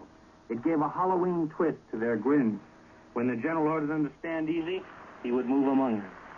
"Where are you from?" General Ike would ask one boy. "What did you do in civilian life? How old are you? Are you a good shot with that rifle? What do you weigh? Who's the toughest man in the battalion?" And so it went down the line. And invariably, off in another corner of the field, the men would start shouting for Ike. Yes, just Ike. And over he'd go, repeating the questions all over again, verbally sparring with them, giving them the impression that this general was just one of the guys who thought they were the best soldiers in the world. One boy said he was an expert rifleman. "Good," said the general. "That's what will win for you tonight." From one quick-witted youngster, the general was told that the toughest man in the battalion would be selected after they jumped in France. "Good," said the general. "Send him back to me, and I'll have something for him." But the visit was brief. The yell went down the line to load plane 1, and the men started trooping off. General Ike yelled good luck and saluted them time after time. This outfit had been assigned the toughest mission of all. They knew it, and the general knew it. And both are part of a winning team. Soon, hundreds of planes were circling overhead in the gathering gloom, their warm yellow lights making them look like huge, horizontal Christmas trees rushing into the night. They took formation and disappeared toward the channel, extinguishing their lights to make their approach the first wave to strike on the second front. His face raised to their thundering black shapes, General Eisenhower watched the planes disappear toward France. Nothing to do now but sweat it out back at the camp. Try to read a cheap murder mystery or a wild westerner. Refrain from calling any of the commanders for news. Just hang on and wait. A stroll down the path with slippers and robe and another cigarette. A pause to hear the faint passage of a fleet of bombers. A game of checkers or gin rummy with Commander Busher. Will the night never end? Phlegmatic? But when his men have left him behind, he's with them always, just the same. The battle has been joined until his men appeal to him for his renewed assistance. As the campaign takes more definite shape from its fluid beachhead, the general will take his chance and wait. Once he gets the call, the Supreme Commander-in-Chief, General Dwight D. Eisenhower, will step in beside his Allied troops with their needs and as their inspiration. We return you now to the United States. CBS headquarters in New York once again.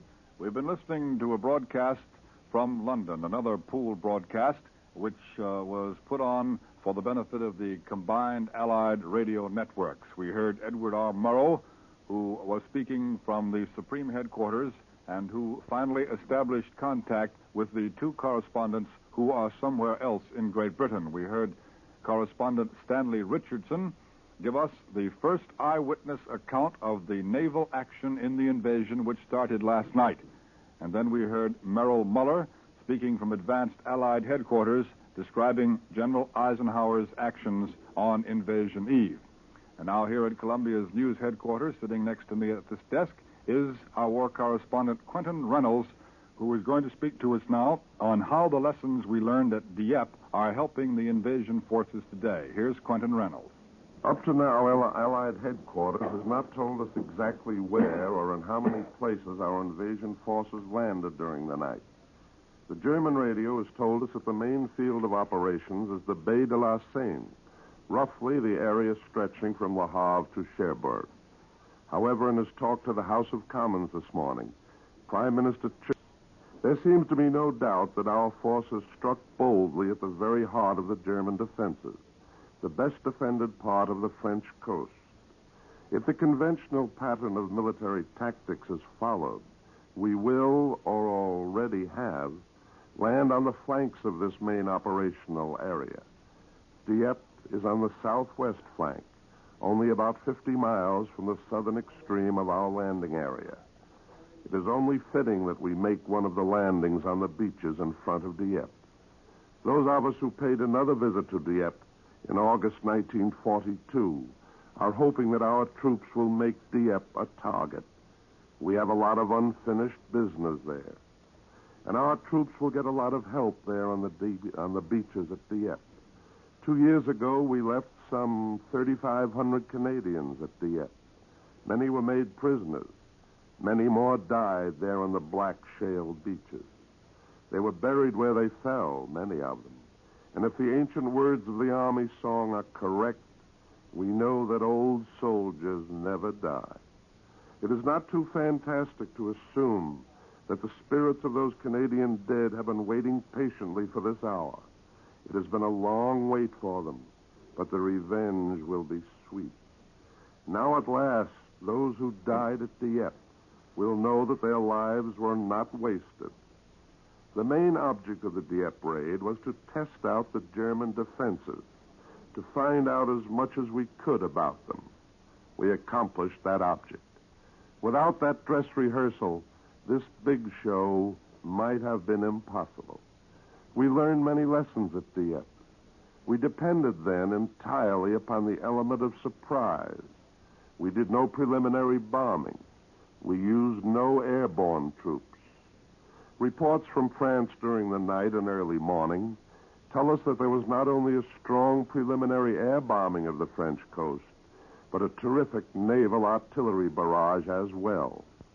Dieppe taught us that we needed this bombardment before we could land with a maximum of safety.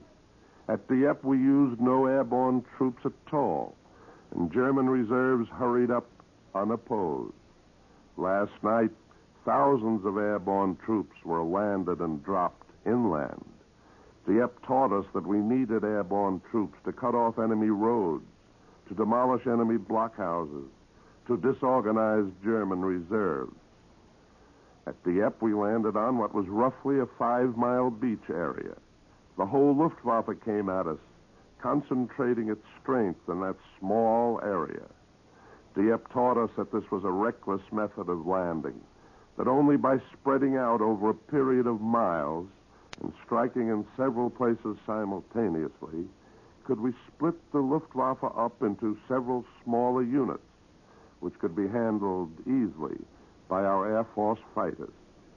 There are those who still say that Dieppe was a failure. If you think of Dieppe in terms of lives that were saved during the past 7 hours, Dieppe was not a failure. It was a glorious success. Every lesson that our military commanders learned at Dieppe was utilized during the long hours of last night. The lives of those men who fell at Dieppe were not wasted. And today the ghosts of those who fell there hover proudly over the French coast, satisfied that finally they have come into their own. They know now, and the world knows, that their sacrifice was not in vain. And being soldiers, they are content. I return you now to Bob Trout. That was Quentin Reynolds here at Columbia's News headquarters in New York, discussing the landing at Dieppe and telling us how the lessons which were learned at Dieppe are helping the invasion forces who are now on the northern coast of France. The latest dispatch we have from London says this. This afternoon, London time, German coastal artillery in France opened up with salvos across the channel. That was soon after noon today, and the salvos shook towns in southeast England. I suppose it's no longer a military secret that when those German channel guns open, usually there's been some sort of convoy or some ships going around in the vicinity which they're trying to get. The British Broadcasting Corporation, as heard here in New York by Columbia's shortwave listening station, a few moments ago has quoted the French radio at Algiers as saying that Allied troops in Italy have taken the important road junction of Tivoli, a town which lies east of Rome, and which makes even more interesting this dispatch we have from Moscow from Ilya Ehrenberg, a very brief dispatch, which is considered to be a new hint that Russian forces are getting ready to move toward Germany. The hint is given by Ilya Ehrenberg, the famous Soviet correspondent in the Russian newspaper Pravda. And this is what he says. There's an old saying that all roads lead to Rome. Today, we'll say, all roads lead to Berlin. The Germans don't know by which route the Allied armies will start moving. There are many routes, but they all lead to Berlin. That's what Ilya Ehrenberg, the famous Russian correspondent, said today in the Moscow newspaper Pravda. Another brief and late dispatch just handed me, just in from London. It says that casualties among Allied airborne troops on France have been light. And this was announced by Supreme Headquarters of the Allied Expeditionary Forces. SHAEF announced today. There's been only one communique, but a great many details are coming out in very small quantities from the Supreme Headquarters in Great Britain, and undoubtedly those details will continue to flow, and as they do, we will give them to you. Just a moment to pause now to tell you a little bit about what we're going to do. In approximately a minute, we're going to pause for a 30-second station break identification, and then at 9 o'clock Eastern Wartime, we shall continue with the news. And, of course, Columbia is going to continue its invasion coverage as long as the news is coming in. There's a great deal of news yet to come, and we'll give it to you as it comes. I wonder if I have time to tell you that Prime Minister Churchill spoke in Commons this morning and gave us the first official word since the communique announcing the landings. He said all is going according to plan, and what a plan, he said. And then Mr. Churchill described the operation as the most complicated and difficult ever undertaken. He warned that in the weeks to come, the battle will grow in scale and intensity. And then he disclosed that we have at least 11,000 first-line planes ready to support our ground advances in France. Then the Prime Minister predicted that in finishing off the enemy, we'll come up with a number of surprises. And now this is Bob Trout at Columbia's News headquarters in New York, telling you that we are pausing 30 seconds for station identification. This is CBS, the Columbia Broadcasting System.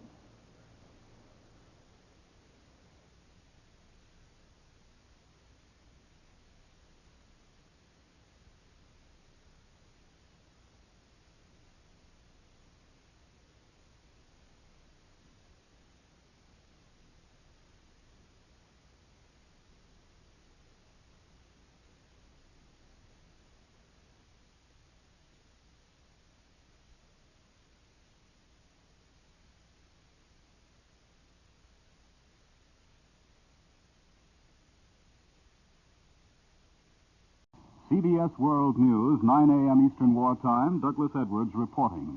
Here are the last-minute details of the Allied invasion of northern France. Allied air reconnaissance flyers have returned from the scene of the battle, which began along the northern French coastline early this morning, to report that several beachheads have now been established. Allied forces are slashing their way inland from these beachheads, according to the reconnaissance photos. At the same time, Allied parachute troops dropped behind the enemy lines last night are disrupting enemy defense systems and waiting to join forces with the troops pouring ashore on the beaches. Prime Minister Churchill told Commons that more than 4,000 ships, together with many thousand smaller craft, are transporting the invasion force across the Channel. Churchill declared that the invasion is proceeding, and we quote, according to a plan, and what a plan. At Supreme Headquarters of the Allied Expeditionary Force, it's reported that German destroyers and E-boats are rushing into the operational area off the northern coast of France, and no doubt are being dealt with by the Allies. Incidentally, the initials of these headquarters are SHAEF, and you're going to get mighty familiar with them. An Allied military commentator at SHAEF declared this morning that H-hour for the invasion ranged from 6 to 8 a.m. European time. Another report from that same source reveals that American battleships are supporting the Allied landings, with United States Coast Guard units also participating in the operations. In a blasting foremath to the invasion, the British Bomber Command sent more than 1,300 of its heaviest bombers roaring across the Channel last night and this morning for a saturation attack on the invasion areas. And now here are some last-minute bulletins. Allied troops have landed on the Channel Islands of Guernsey and Jersey, according to a German broadcast. The same enemy source says Allied tanks have landed midway between Cherbourg and Le Havre, but that the greatest concentrations of landing craft have been observed off the two ports themselves. Earlier enemy broadcasts said Cannes was the focal point of the entire attack and that the drive inland is aimed at the city of Paris. And just a few moments ago, this news came from Supreme Headquarters of the Allied Expeditionary Forces. Casualties among Allied airborne troops on France have been light. We repeat that, from Supreme Headquarters, Allied Expeditionary Forces, casualties among Allied airborne troops on France have been light.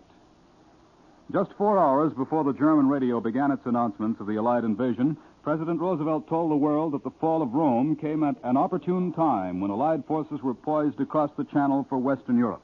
And at the same time, at the end of his speech, the President uttered a prayer for our invasion troops. Said Mr. Roosevelt, "May God bless them and watch over them and over all of our gallant fighting men." And shortly after his commander-in-chief had spoken, General Dwight Eisenhower, Supreme Commander, went on the air himself to broadcast a message to the people of Western Europe. Said the invasion commander, "People of Western Europe, a landing was made this morning on the coast of France by troops of the Allied Expeditionary Force. This landing is part of the concerted United Nations plan for the liberation of Europe, made in conjunction with 4 great Russian allies. And although the initial assault may not have been made in your country, the hour of your liberation is approaching." Then General Eisenhower went on to give his orders to the patriots and underground armies of Europe. He warned them not to attempt preliminary uprisings, but to await his orders so that they could act at the most effective moment. Said he, "Prompt and willing obedience to the orders that I shall issue is essential." And then General Eisenhower, who has been entrusted with the problem of a French provisional government, said this, "Effective civil administration of France must be provided by Frenchmen. Those who have common cause with the enemy and so betrayed their country will be removed. As France is liberated from her oppressors, you yourselves will choose your representatives and the government under which you wish to live." And then the American commander of the invasion forces made this plea, "Great battles lie ahead. I call upon all of you who love freedom to stand with us. Keep your faith staunch. Our arms are resolute, and together we shall achieve victory." And now here are some of the various eyewitness reports which have been coming in from various correspondents in Great Britain. CBS correspondent Richard Hottelet, speaking from London, told of the instant that was literally the last second of invasion preparation and the first second of actual invasion. Said he, "The Allied forces landed in France early this morning. I watched the first landing barges hit the beach exactly on the minute of H-hour. I was in a 9th Air Force Marauder flying at 4,500 feet along 20 miles of the invasion coast." And Columbia correspondent Hottelet continued, "From all I could see during those first few minutes, there was nothing stopping the assault parties from getting ashore. Except for some light flak, we saw no enemy gunfire. The only signs of life in enemy territory were some white and yellow parachutes dotting the ground where our paratroopers had landed. The weather is favorable for the operation." Hartelet's eyewitness account added that Allied warships were standing offshore bombarding the enemy coast, apparently without opposition, and the Luftwaffe was also conspicuous by its absence. The CBS correspondent also recounted that special care was taken to prevent a recurrence of the previous tragic accidents in which Allied ships fired on their own air support. He reveals that overnight, every single bomber and fighter had been painted with special markings on wings and fuselage. And here, word for word, is CBS correspondent Hartelet's description of the scene off the French coast on D-Day shortly before H hour. By this time, it was getting on, and the sun was painting the sky a bright orange color on our left. Below us, the English Channel was a fine, deep blue. There were a few whitecaps, but the impression was that it wasn't very rough down below. About 5 miles off the French coast, we saw planes in a steep dive laying a smoke screen. Just about the same minute the pilot said he saw the fires on the shore. I looked hard as I could, and there, down to the left, were some naval vessels. They looked like cruisers firing broadsides onto the shore. Near the cruisers were dozens of landing craft of all kinds, hardly visible in the early morning haze. All this while we saw medium bombers and fighters crisscrossing on the way to the targets without a sign of a German plane. And then we turned over the coast about 10 miles, and 10 minutes before H hour, we saw a fast assault boat race along parallel to the beach, laying a smoke screen. From the way the screen lay, smooth and even, it looked as if there were no wind. And Hartelet concluded, the circumstances of our flight make it impossible to draw any far-reaching conclusions on how the battle is going, but one thing we can say already, and that is, our air supremacy over the coastal invasion zone is not seriously challenged. Correspondent Herbert M. Clark, speaking over a pooled network of all major United States radio chains, spoke in praise of Allied security measures. He said, the place we've picked for our main landing is one Jerry hadn't figured on. The Nazis have been badly outguessed on this whole show. It's going to be surprised by the direction of the attack, and he is going to get a shock from the timing. The master race has fallen down again. Another Allied correspondent heard on Columbia this morning was James Willard, also speaking for the pooled networks. Willard declared that thousands of Allied planes had been at work all night, softening up the invasion coast. Said Willard, already several thousand paratroopers are waiting further inland to join forces with the landing parties. These airborne troops were flown in last night. Willard also commented on the amazing quietness of the scene along the strip of territory directly behind the invasion beaches. He declared that with the exception of a German tank moving up the road toward the beachhead or hiding in hedges, he could see no sign of enemy resistance. As to those Allied paratroopers now disrupting German defenses behind the front, Allied correspondent Wright Bryan, who accompanied them on their flight, says they met only scattered small arms fire from the fields. Bryan has been living with a unit of paratroopers for some time. He reports that yesterday afternoon, General Eisenhower visited the camp, passing quietly among the men and chatting with them. Bryan says the men were trained to the utmost and fully ready for action. And here is his description of what happened in his plane as it flew over France. The senior officer on board moved quietly up and down the passenger compartment, speaking to each man and asking if he had everything he needed. As the men settled back into their seats, Colonel Cole said, there's a doc who's going to give you some pills to guard against air sickness. Make yourselves as comfortable as you can, and you'd better try to sleep a little. And then quiet settled over the plane. These men had done their talking. Now they were grim and silent. Later on, Correspondent Bryan said, I walked down the long passenger cabin to see how the paratroopers were riding. More than half of them had taken their colonel's advice and were dozing with their heads back against the wall and their feet stretched out in front of them. The others were sitting silently, except for 2 or 3 who talked among themselves in whispers.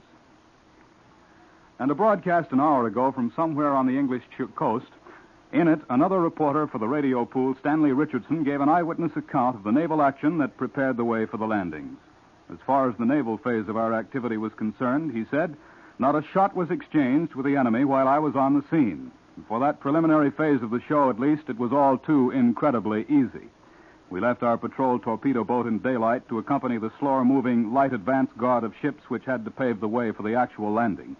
One of our missions was to protect the Allied minesweepers, which cleared a wide channel straight to the enemy shore for our troops, transports, and supply ships.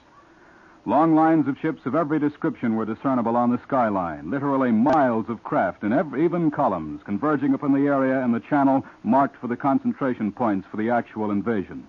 Huge transports, tank landing ships, small troop landing craft, tankers and supply vessels of every kind plodded doggedly along under lowering skies in laboring over heavy seas. You people at home would have been thrilled to the bone to see all these American men, American ships, and American supplies sailing calmly into the action for which they had been prepared and trained for so many months. By nightfall, we were nearing the French coast, and the watch tightened. But nothing happened, even when a full, pale moon appearing fitfully from behind the clouds gave our position away clearly to any enemy who have been laying in wait for us. And then the fast and heavy combat ships moved up into position. All aligned themselves in the bombardment area to loose a hail of high explosives to protect the troops moving to the beaches on their landing craft. The warships started laying their smoke screen preparatory to shooting their guns. It was then only a few minutes of H hour of the long-awaited D-Day. And now here's a picture on this side of the ocean. The Associated Press put a bulletin on the wires at 12:37 a.m. this morning Eastern War Time, saying the Germans had announced invasion landings on the French coast. Instantly, the CBS newsroom in New York sprang into action and mobilized a full invasion staff according to plan. CBS News analyst Ned Calmer put the bulletin on the air at about 12:48, underlining the fact that it was an unconfirmed enemy statement. In both the CBS shortwave listening post and newsroom, our specialists began to monitor foreign broadcasts. At frequent intervals, CBS announcers and CBS military analyst Major George Fielding Elliott broadcast the continuing German reports, always emphasizing that it was still an enemy report unconfirmed by Allied sources. And then at a little after 3:30 this morning, we switched to SHEAF in London, where Colonel Dupuy read the first official Allied communique. One of the most interesting parts of any great story like this invasion is the way people around the world react to the first news. CBS correspondent Charles Shaw reported from London earlier this morning that he practically was town crier for the city of London, which was largely unaware in the early morning that the invasion had begun. Shaw rode through the London streets asking people what they thought of the news and found most of them hadn't heard it. But the answer of one girl when she heard the news from Shaw was typical. She said simply, "Thank God." And far removed from the thankful and hopeful spirit in Allied capitals is the only reaction so far noted from the Tokyo radio, which broadcast its first mention of the invasion in a German language piece beamed toward Europe. The Jap broadcast said, "We have just learned with deep concern of the landings by the Allies on the coast of France. We expect they will be quickly annihilated by the courageous German army." That from Tokyo. That's the way the Japanese put it. Up to now, there's been no mention of the landings to the Japanese people themselves, according to the United States government monitors of the Office of War Information. Our correspondent William J. Dunn reported from Australia that invasion reports have the right-of-way on Australian radios and in the Australian headlines, but he added that there is not much external excitement. Here in our own country, reaction from coast to coast was similar. People kept on working at overnight shifts in shipyards and other factories and went to work as usual this morning. But everyone seems to be more serious, and many stopped in their tasks long enough to offer prayers for the success of the Allied effort. Perhaps most dramatic of all was the ringing of the Liberty Bell in Philadelphia's Independence Hall. The ancient bell was struck 6 times as Philadelphia's Mayor Bernard Samuel read the famous inscription, "Proclaim liberty throughout all the land unto all the inhabitants thereof." Well, German propagandists asserted today that despite the invasion of Western Europe, life continued normal in Berlin with no excitement, no additions, no special radio announcements. But a part of these assertions, obviously, were rather false. From the time of the first landings, a constant stream of broadcasts came from the German transmitters, many of them carrying more than an indication that Hitler's defenses along the western coast had been caught napping. The German press chief was quoted by D&B as saying the Allies opened the invasion on the order of Moscow. A D&B correspondent asserted the German people is longing for revenge because of the Allied bombings of their cities. The German news agency Transocean contended in early broadcasts that it was not certain of Allied intentions, but at 1 p.m. it said, "This much has become clear by midday. These Allied landings mean this is the great invasion, and no fooling." That's the story from Germany. Ladies and gentlemen, Columbia will continue its invasion coverage in approximately 30 seconds from now. We're pausing at this time. This is Douglas Edwards speaking, and this is CBS, the Columbia Broadcasting System. Columbia's news headquarters in New York, Bob Trout speaking again. In a few moments, we hope again to bring you another broadcast from Britain, probably from Supreme Headquarters of the Allied Expeditionary Forces. At that time, we hope to hear from several of our Columbia correspondents. We don't know exactly at what time we'll make the switch, but in a few moments, I expect that I will hear that it is time to switch to London. The warning will probably come very quickly. As you undoubtedly know, if you've been with us for several hours during last night and this morning, you know how quickly the warning comes that London is ready. Meanwhile, in case you got up, let's say, a bit late and you've been filling yourself in on the invasion, you know that the German reports were the first reports, and we had 2 or 3 hours in the small hours last night before the Allied Supreme Headquarters in Britain announced that the invasion had begun, when all the news was coming from the German radio. It wasn't very much news, but it did say that the invasion had begun, and that turned out to be right. And so Elmer Davis, who, like most of us, rushed to his office in the middle of the night last night, Elmer Davis has this morning given a warning about this German radio propaganda. Mr. Davis says that despite the German accuracy in announcing the invasion before the official Allied communique came in from Supreme Headquarters in Britain, German broadcasts should not be relied on in the future. Elmer Davis said the reason the Germans made the announcement was possibly that they're trying to build up a reputation for accuracy so that they can put one over, he said, on the Allies later. And Elmer Davis asked Americans to remember that Joseph Goebbels is in business for his health and not for ours.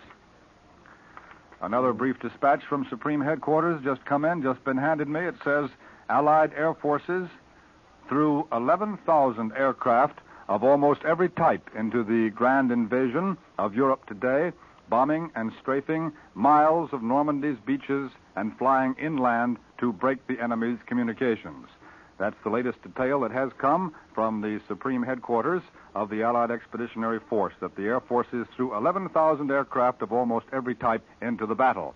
And now it is time to go again to Britain for another broadcast, so back to London for a special broadcast by Columbia's correspondent Charles Shaw. Go ahead, London.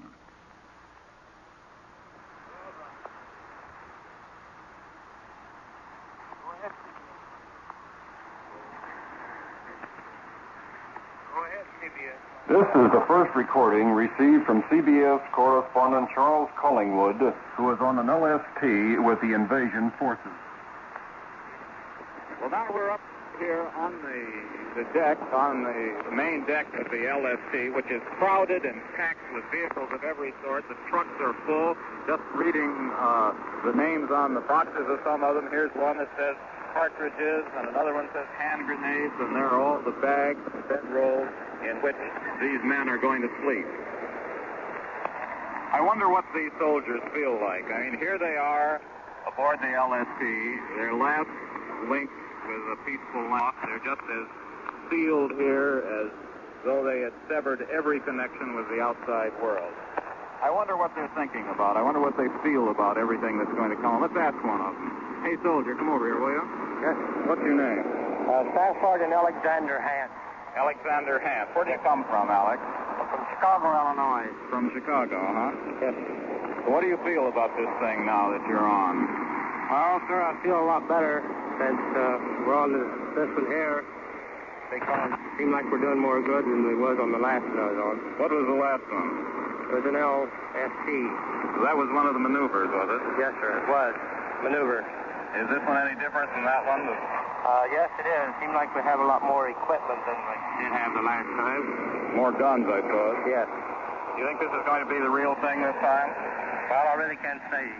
You think so? I don't know. Does it worry you? No, it doesn't worry me any. You aren't scared? No. You're all set? Yes. Well, that's fine, Staff Sergeant Ham. These kids are certainly security conscious because there's no chance of any leakage from the ship as it is at the moment, but that one wasn't telling us anything. I wonder whether they really do know what sort of an operation they're going on, that it really is the real thing. There's a captain coming along here. I'll ask him. Captain, do you have a minute? Can I see you? Yes, sure may. What's your name, by the way? Captain Wood. Captain Wood? Well, I was just talking to one of your men, Captain, and you know what? officers are security-minded also, probably even more so than the men. Well, what sort of a briefing have you had then, Captain, or don't you want to tell us? Well, all I can say is I've had a briefing on this exercise. All right, that's fine. Well, what sort of shape do you think the men are that you got along with you? They had a lot of training? Well, as far as I can see, or from what I have seen of the men, I think they're well capable of doing any job that The exercise may demand. That is correct. Is that right? Fine. Putting words in my mouth. How did the loading go on the ship here, from your point of view? The loading on the ship seems to have gone without any bit of trouble whatsoever. It certainly looked smooth from where we were down below watching it. Everything came over very quickly. Seems well organized. Yeah, that's the Army for you, you know. Well, how are they settling down here on board? Everybody comfortable, or as comfortable as they can be? Yes, they are. The men seem to have been on these boats before. It's a bit like down now, as Captain Wood said. And the trucks are all on, the soldiers are all on, and there are other LSTs in the same condition as this one, with soldiers lining the rails and with trucks full of equipment, both inside on the tank deck and up on the main deck, which is where we're standing now on our ship. The LST-48 is just beginning to get underway. We're pushing away from the hard, away from the shore where we're loaded, and we're going back to our anchorage where we will stay until we set off on this coming expedition. Our last link with the land has been cut. I return you now to the United States. We're now back at Columbia's news headquarters in New York City. We've just heard a broadcast from London, Columbia's correspondent Charles Collingwood, a recording, I should say, of Columbia's correspondent Charles Collingwood, who was aboard a landing ship tank before leaving the British coast and was interviewing the men who were loaded in as they started off for the invasion. A few late dispatches have just come in. The Paris radio today has broadcast an appeal by Marshal Pétain to Frenchmen to refrain from actions which would call down upon you, he said, tragic reprisals. In other words, he does not want Frenchmen to help the Allies in their task of liberating the continent. Marshal Pétain said France has become a battlefield. The circumstances of battle, he said, may compel the German army to take special measures in the battle area, so Frenchmen accept this necessity. And then Marshal Pétain called upon French officials, railwaymen, and workers to remain at their posts where they would serve the German military machine in order to keep the life of the French nation and in order to carry out their tasks. Marshal Pétain told Frenchmen, do not listen to outside voices calling upon you not to listen to our decrees. And that is the statement of the Vichy Marshal Pétain upon the beginning of the Allied task of liberating the continent. A few words of Swiss reaction have just come in. The words, the Allies have landed in Normandy, swept through the city of Geneva like wildfire this morning, a Swiss newspaper tells us, in a dispatch reported to the Office of War Information. The people in Geneva forgot their usual stoicism, rushed out into the streets to be the first to pass on the tidings. The newspaper said, no one said good morning today. Everywhere it was only, did you hear? They have landed, they have landed. No one asks, how are you, but cries instead, it has come. In Geneva, the news flash burst from the radios and seized each person as if he had been shaken by the shoulder. In every public square, gesticulating groups gather who can talk of nothing else.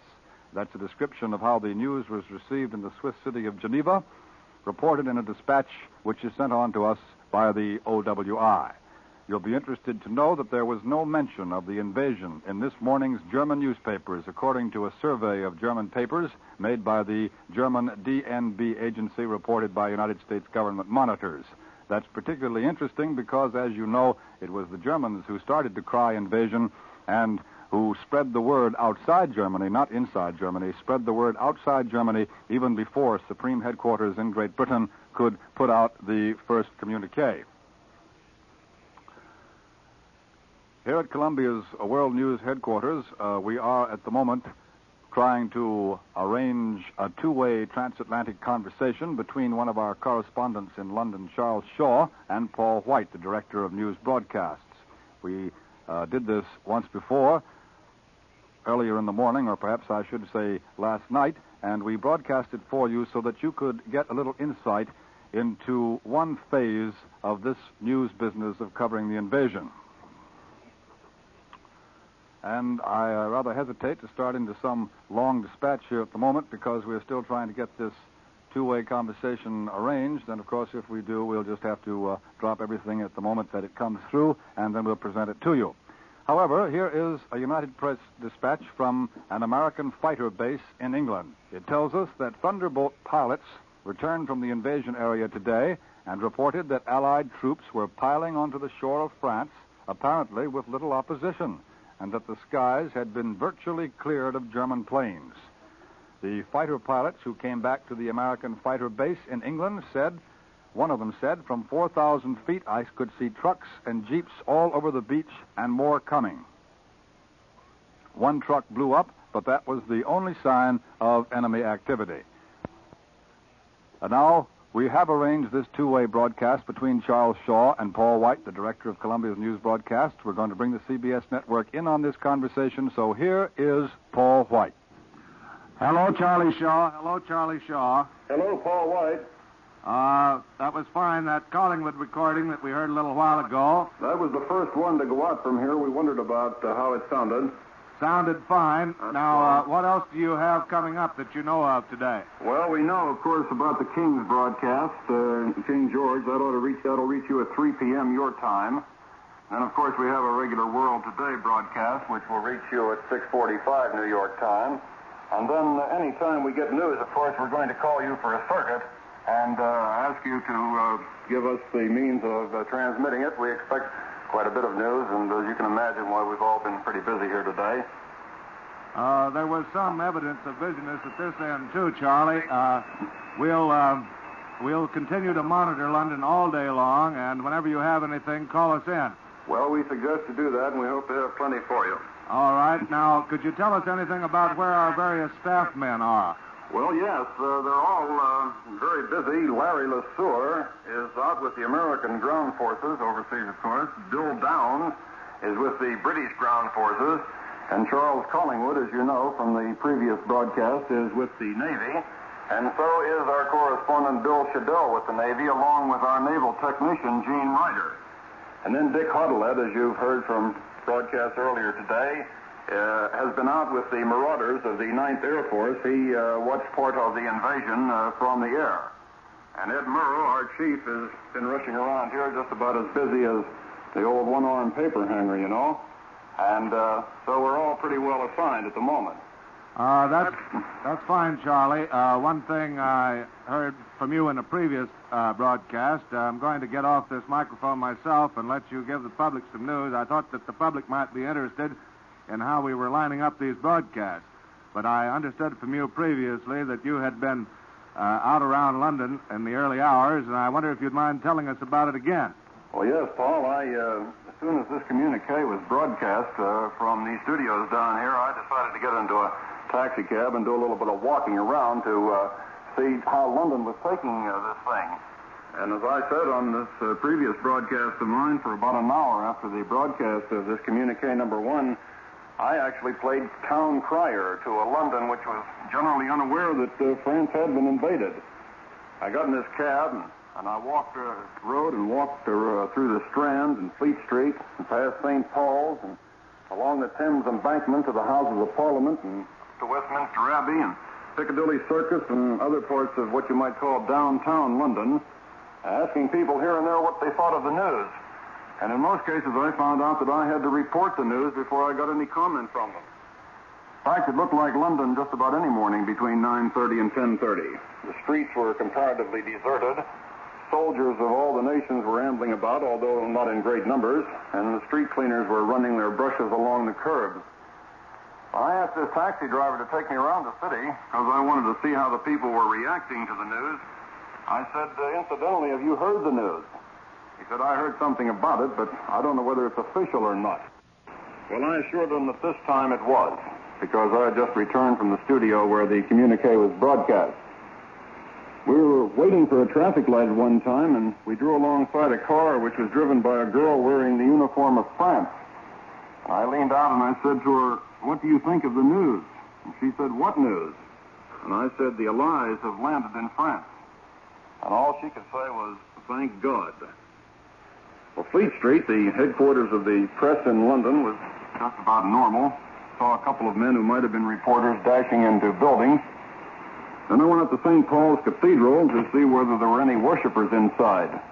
And the only person in that big auditorium was a black-robed guide to the crypt who hadn't heard the news himself. So I told him about it, and he said, "That's good." And that, Paul, is just about the way it was all over London. I went down to Westminster Abbey. There were 2 RAF sergeants there sightseeing. Past the Houses of Parliament. A couple of women were trying unsuccessfully to gain entrance. And went past Downing Street and up Downing Street, and it was empty, except for a street cleaner almost in front of number 10. That's the Prime Minister's home, you know. And all over London today, women were selling flags for the benefit of the Red Cross. I went up to a girl to buy a flag, and she hadn't heard the news either. And when I did tell her the news, why, her expression changed very little. The best interviewee I had was a roly-poly woman who was just about as broad as she was long. She had heard the broadcast. Apparently a foreigner, because she said it's good. Incidentally, in contrast with what I imagine is happening in New York, there wasn't a newspaper extra on the streets. And so, Paul, I would say that London this morning, for at least an hour after the broadcast of communique number 1, was just about the same London that it was yesterday morning. That's fine, Charlie. Thank you for the report, and we'll be listening in from now on the London circuits to hear anything that you have and put it on the network as soon as it comes in. Well, thank you, Paul. Now I hope that you'll be hearing from us soon. Okay, fine. And now we'll let Bob Trout continue with this program. That was a two-way conversation between Paul White, Columbia's Director of News Broadcasts, here at our news headquarters in New York, and one of Columbia's correspondents in Great Britain, Charles Shaw. We brought you the conversation to give you an idea of how one phase of this business of covering an invasion is handled here at the Columbia's New York news headquarters. And now we're going to go to Washington again to hear once more from Columbia's correspondent, Joe McCaffrey, who is stationed at the headquarters of the War Department in Washington, the Pentagon building. So we take you now to Washington, Joe McCaffrey reporting.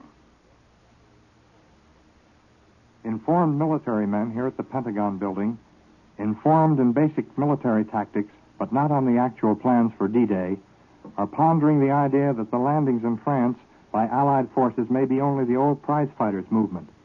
It is old, time-proven strategy to hit them where they ain't, and the Allies may have had that in mind when they launched their initial landings. However, these military men, in informal conversations, point out that the Germans may have the same hunch and are holding their huge reserve forces in readiness for a second and more solid blow by the Allies. The Allies, as one former sports writer put it, may be pivoting on one foot, waiting to see if the Germans withdraw heavily from other sectors of the coastline, and if they do, then they will hit those sectors. These men, who study the art of battle, point out that should the Germans play a waiting game, the Allies may plunge ahead with full forces on the sector already in the combat zone. But this, please remember, is only theory as offered during informal talks with men who make war their business. Officers who have talked with German prisoners relate that they have every confidence in the Nazi troops being able to repel any Allied blows at the continent. The prisoners are arrogant about the fact that their forces are much superior to ours and that we will be hurled back into the sea with ease. Then, say these prisoners, Germany is supreme, for never within the next decade could the Allied power raise a force so huge as with which he has tried to invade the continent. Now let us look at that situation in reverse, say these army officers. All the German hope is apparently stacked in the cards that the Nazi troops will make quick work of the Allies. But a successful landing and establishment of key beachheads would be the beginning of a general letdown among not only the German soldier, but the man and woman at home in Germany. They will see their dreams slowly but steadily disappearing in the smoke of the bitterly fought battle. The Pentagon men ponder, too, what effect the D-Day will have on the German troops in Italy, now doing battle with Lieutenant General Mark Clark's Fifth Army. Although it may be some time before they hear the news, they will learn of it in time. And when that time comes, they will realize the reinforcements for which they have been praying will be long, long delayed, if they ever come. And what of the Italian campaign, wonder these men in the heart of the War Department?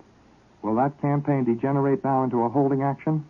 For, they point out, the Alps are in the way. Only Hannibal crossed that natural barrier, and he had his elephants. Our troops in Italy, it is emphasized, are now seasoned fighting men. Should the line be held in Italy, and there is no reason that the Germans would try to come back into Lower Italy with their supply lines so shattered, these men from the Fifth Army might be used to good advantage in the invasion. The troops in the invasion are, for the most part, green men, but they have been seasoned by hard, rigorous training. The fall of Rome yesterday was viewed in a new light by these hard-bitten observers as they reviewed the effect that it would have on the occupied countries. The treatment of the Italian people in and around Rome will be heard of, if not immediately via the powerful Allied shortwave sets, eventually, and its effect on the peoples of France should bring strong support to our side. Army men, familiar with France, and many with a clear knowledge of the famed French underground, predict that, aided by the bulletins recently issued from General Eisenhower's command, these people will give invaluable aid to the Allies. All the military men that I have talked to here are agreed that we face a tough, stubborn fight, and this is really it. Every shot counts, and every man means that Europe is nearer liberation. We return you now to CBS Washington Newsroom. Bill Henry reporting.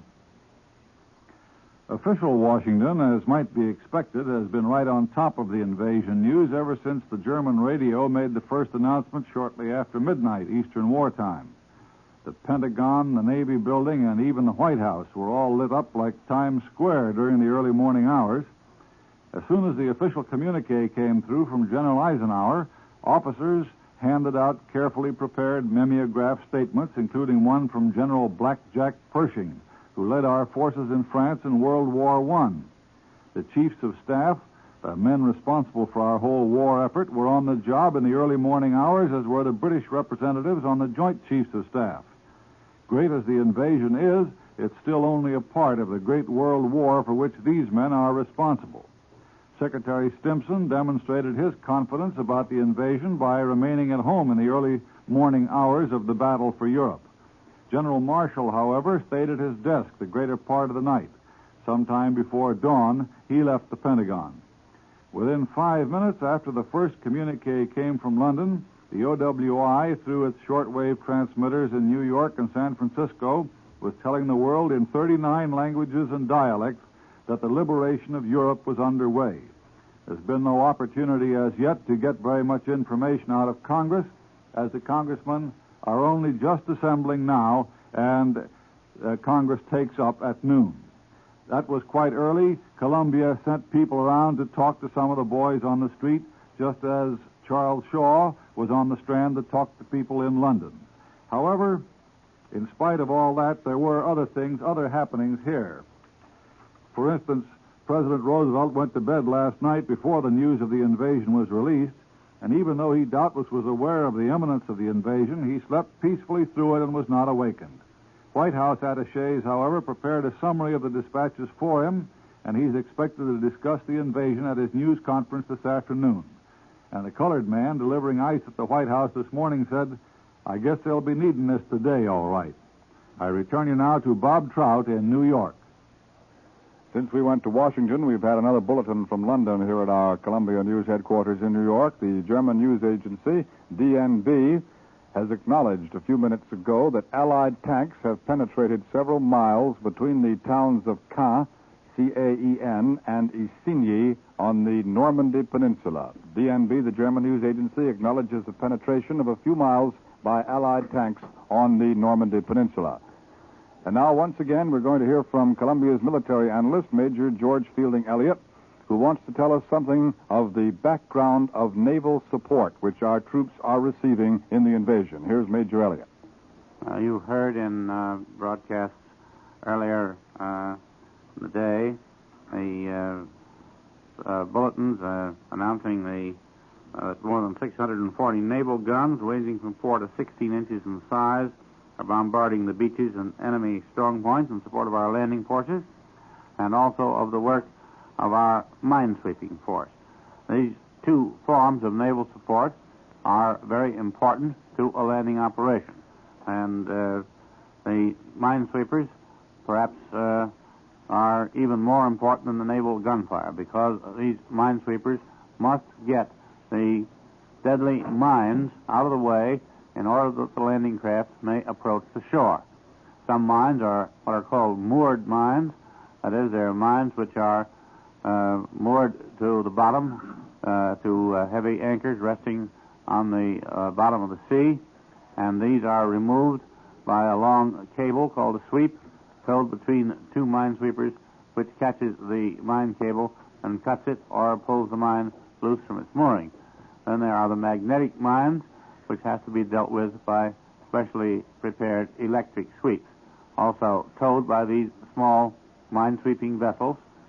And the crews of these ships have an extremely dangerous assignment, as you can well imagine. These little minesweepers, many of them fishing boats, trawlers, belonging to the British fishing fleet in time of peace, and many of them also American ships, have carried out their work with the utmost gallantry. Now, here again is Bob Trout. That was Major George Fielding Elliott.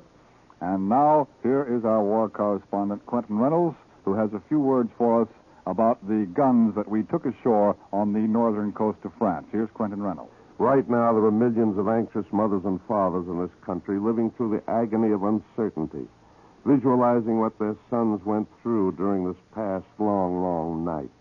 Their hearts are sick with apprehension as they think of their boys there in the hostile beaches of France. It would be presumptuous for any of us to say to these parents, stop worrying. But perhaps I could give them some information which might make them feel better. You think of your son as a youngster who until recently was not trained to combat, was not born for killing. You shudder at the thought of him fighting against the great, impersonal, frightening German war machine. But you forget that this is not only a battle of men, it is a battle of weapons. And today your son landed in France carrying the best weapons ever seen in battle. Earlier, Prime Minister Churchill spoke to the House of Commons. One sentence of his speech should bring a warm glow to the hearts of American parents whose sons are spearheading the invasion. Churchill chuckled and said, "We have a great many surprises in store for the enemy." Undoubtedly, the Prime Minister was thinking of the new, magnificent weapons which have been saved for this invasion. Weapons the like of which the world has never seen. I have seen these weapons in action in Sicily and Salerno, and I saw the newer ones tested at the Aberdeen Proving Grounds. And in every case, they are immeasurably better than the German counterpart. During the first stages of the landings, our men necessarily had to depend upon their lighter weapons. The little 5-pound carbine, deadly at 300 yards. The magnificent M3 submachine gun, a lethal weapon that only weighs 8 pounds, but it can spray death more quickly than any German counterpart of it. The airborne troops mentioned so prominently in dispatches do not have to depend merely on the small arms they carry when they land. With them went our 75-millimeter pack howitzer, a gun that can be packed in 6 packages and dropped by parachute once our airborne troopers land. This tosses a heavy shell, and it tosses 6 of them a minute. By now, the big LSTs are landing our heavy mobile guns. I know you'll soon be hearing of our great 8-inch gun. I think this will be the pin-up gun of the invasion. This enormous weapon, the largest mobile gun in the world, weighs 35 tons, and it can fire one 250-pound shell per minute. It is so accurate that it can hit a target 20 miles away. I have seen this miracle gun do this at Aberdeen. The Germans have nothing to equal it, and it can be knocked down, loaded, and sent to another spot all in 40 minutes. I could go on and tell you of our big 240-millimeter howitzer that throws a 350-pound shell 25,000 yards, of our ever-reliable 105, of our great 120 millimeter anti-aircraft gun that can hit any German aircraft no matter how high it flies. A few weeks ago, Major General Charles T. Harris of our Ordnance Department told me bluntly and frankly, our weapons by every known test are the finest weapons in the world. No one can keep you from worrying about your son, but at least remember that the odds are in his favor. He didn't land in France last night armed with a slingshot or a bow and arrow. He landed carrying the best, most devastating weapons ever made. He's got the best there is. Give a prayer of thanks to our Ordnance Department, which designed and built these weapons. They will help bring your son back safely. Now I return you to Bob Trout. We've been listening to Columbia's war correspondent, Quentin Reynolds, here at Columbia's news headquarters in New York. Now, once again, we are going to pause for station identification. It will be a 30-second pause, but I just want to take this opportunity, if you ladies and gentlemen of our audience will bear with us, I just want to take this opportunity again to assure our staffs at our affiliated stations throughout the country that we are continuing this broadcast of our invasion coverage. We are breaking for station identification for 30 seconds. This is CBS, the Columbia Broadcasting System. Columbia's news headquarters in New York again, Bob Trout speaking. And before we don't know whether we're going to go to London or not for another broadcast. Well, of course, we are going to take you to London frequently during the next hours and during the next days, and as Mr. Churchill says, weeks in which the invasion will be going on. But it's difficult, as you know, if you've been with us through the night, it's difficult to foresee more than a couple of minutes ahead of time, sometimes a couple of seconds. So I won't promise anything about going to London, and instead, at the moment, I'd like to tell you that we're going to turn the microphone over now to Ned Calmer of CBS World News, who's familiar with that part of the French coast where we have landed and is, in fact, a former news correspondent of many years' experience in France. Mr. Calmer has been broadcasting to France recently in the French language for the Office of War Information and is heard regularly on the Columbia Network. Here's Ned Calmer. A feature, and perhaps a very vital feature, of these preliminary military operations is the French underground movement. On the strength or weakness of that movement may depend a good many American lives at this crucial hour, at this crucial stage of the invasion. We have as yet no reports on the extent of French underground activity. It's not likely, in fact, that we'll get any for some time. That's the kind of information General Eisenhower would hardly release at this time when it can prove of such value to the enemy. But there have been many indications of preparedness by the French resistance body.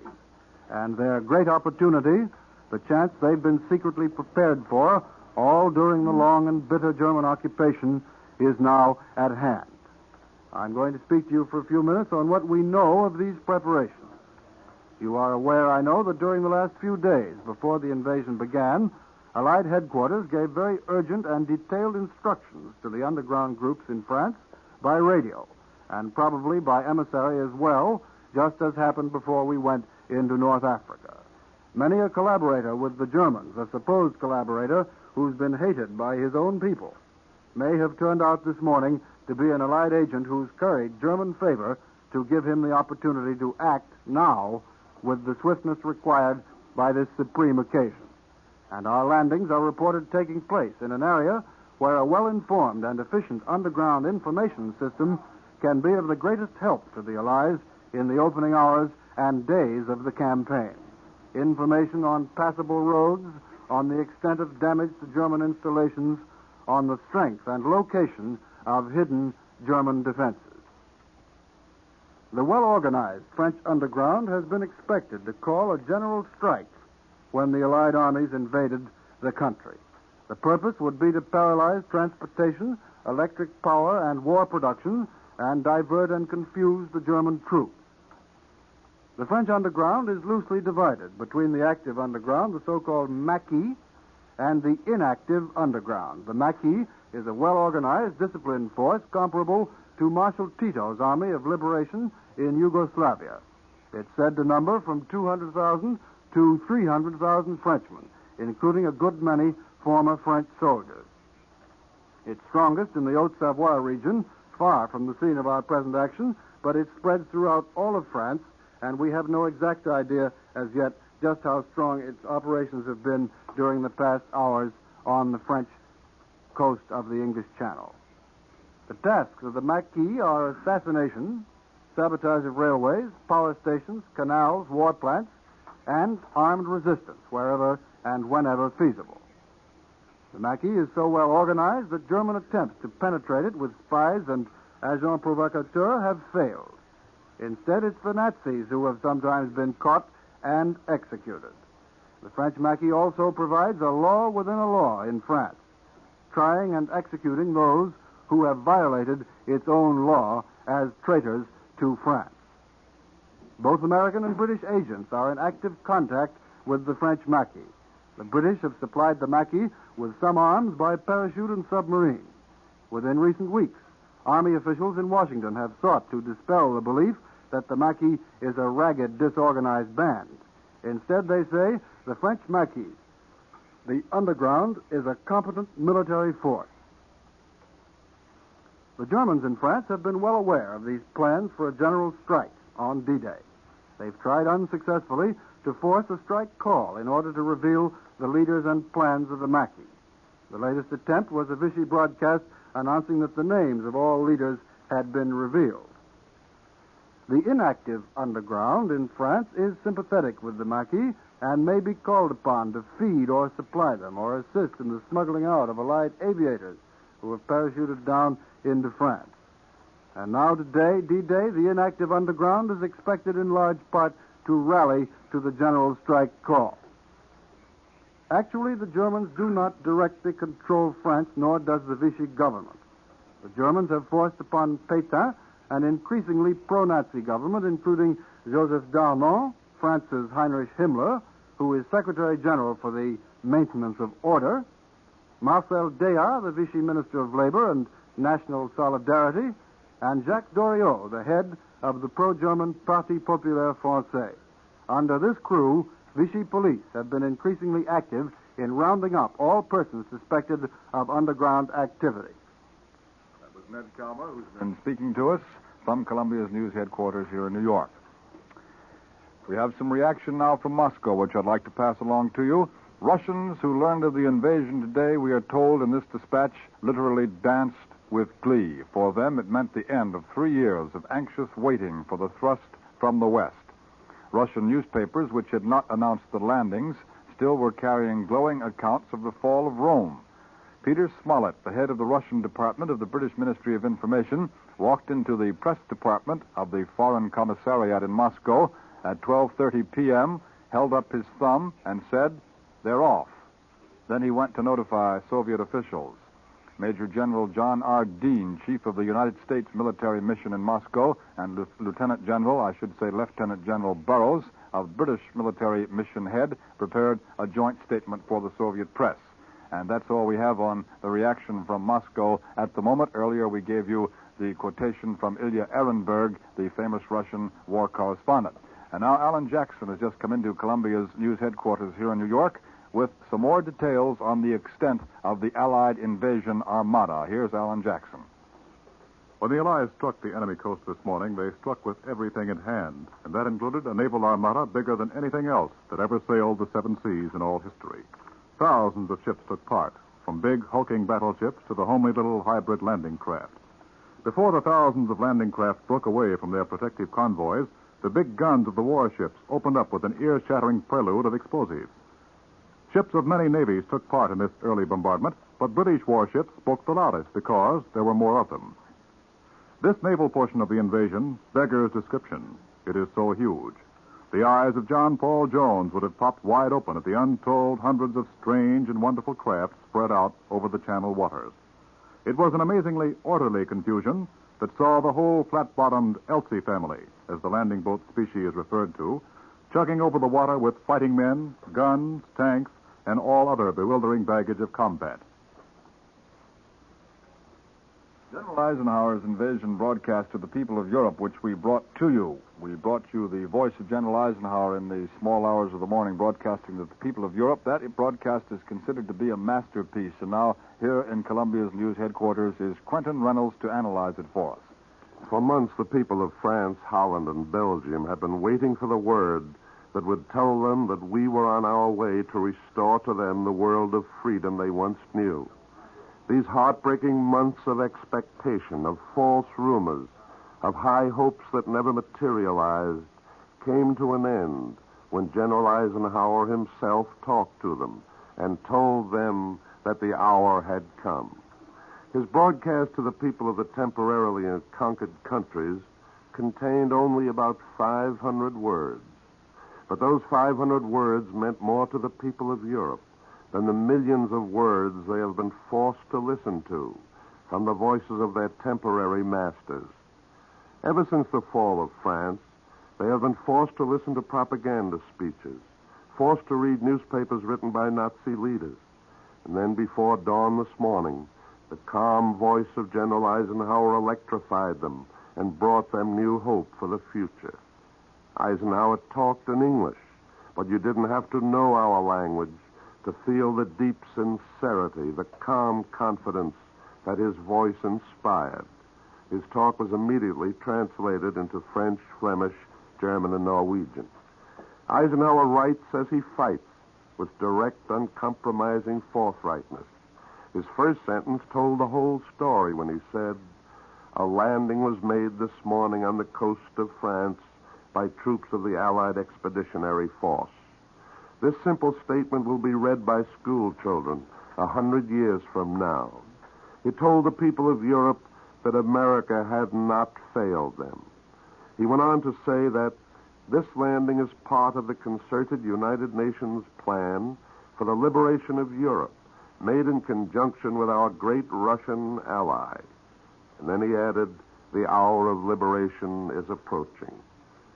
Then General Eisenhower revealed something which most of us thought and hoped to be true, but we never knew for sure. He revealed the fact that he has been in constant touch with the underground movements on the continent.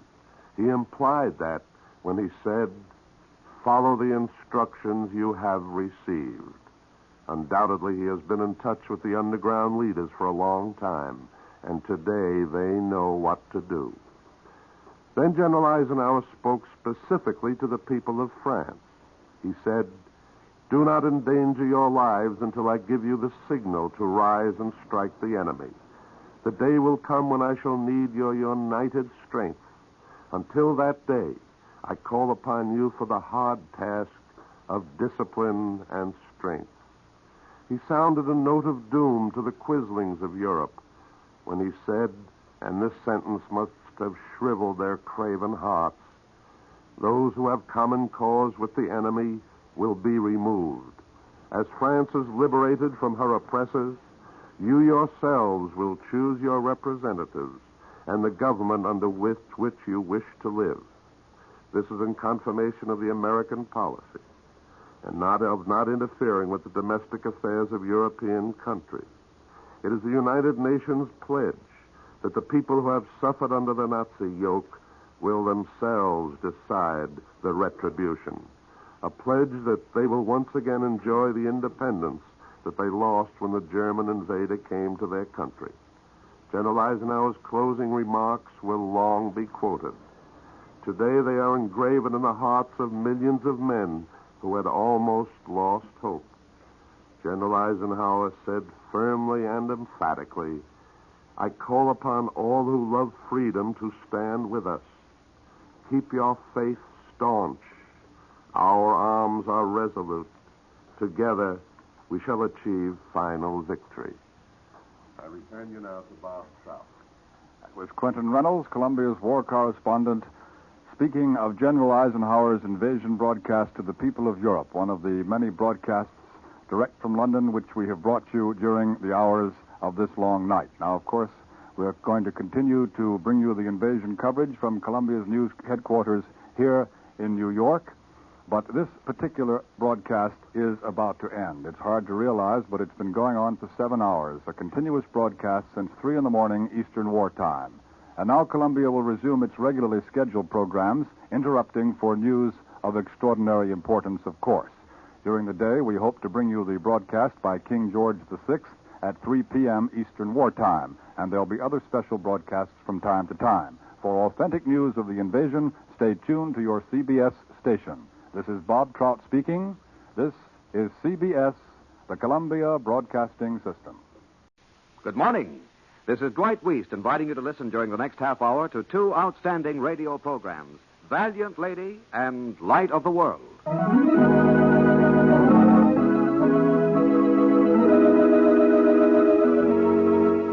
Valiant Lady.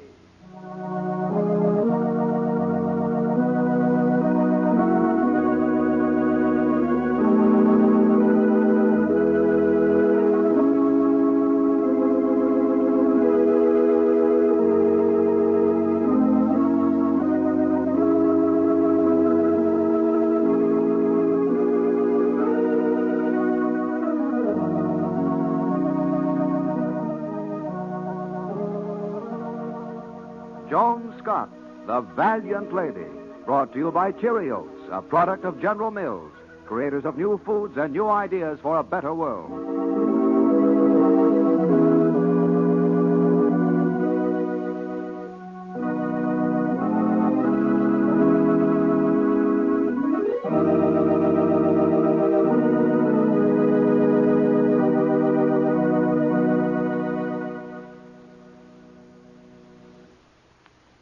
Today, we are a nation united as perhaps we have never been united before. In the mind of every one of us, there are the same anxious thoughts. How is the fighting going? And what can I do to help? Compared with the sacrifices that the men of our invasion forces are making now, it doesn't seem very much for us to do to give money. And yet the outcome of the battle may be decided by the amount and kind of equipment with which our men are supplied. We can help today by buying more war bonds. War bonds to provide money for equipment that will continue to give our men the overwhelming superiority we want them to have on the invasion fronts. We can help this very minute by getting not just the bonds that we can well afford, but also those that we may have to pinch and scrimp to buy. And we can keep on buying war bonds with every penny we can spare, backing up our invasion armies until the victory is won.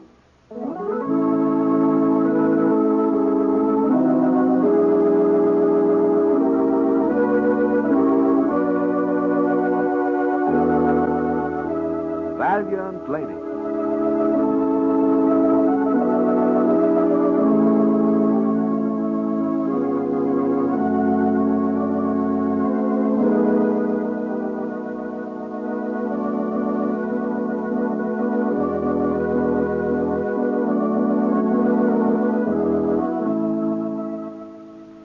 Only 2 hours after their return to America by clipper, Joan Scott and her husband, Dr. Truman Scott, find themselves deep in difficulty, just when Joan had so hoped that their homecoming would be the start of a happy life in which Truman would forget the bitter disappointments which have dogged his past.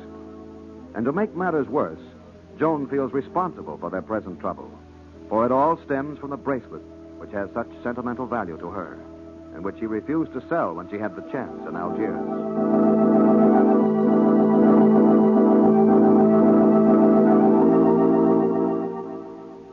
Now, the magic time is spoiled.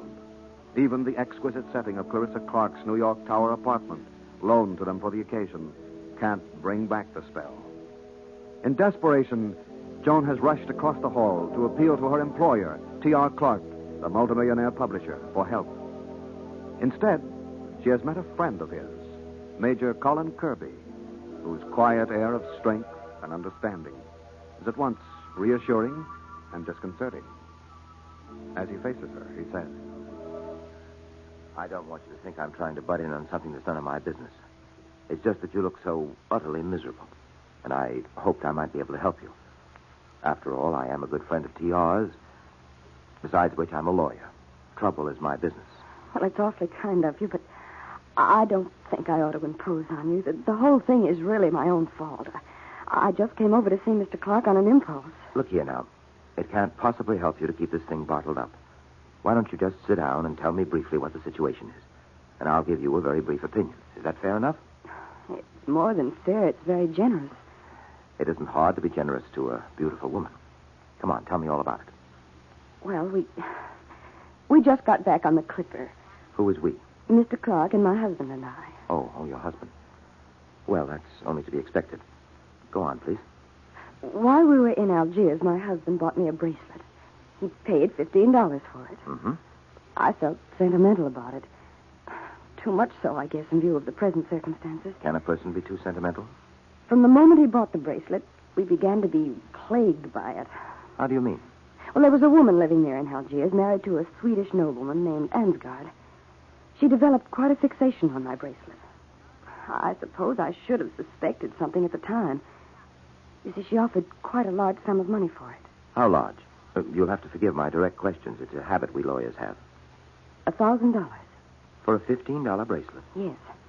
Tubby, my husband, wanted me to sell it. I should think so. Oh, I should have listened to him.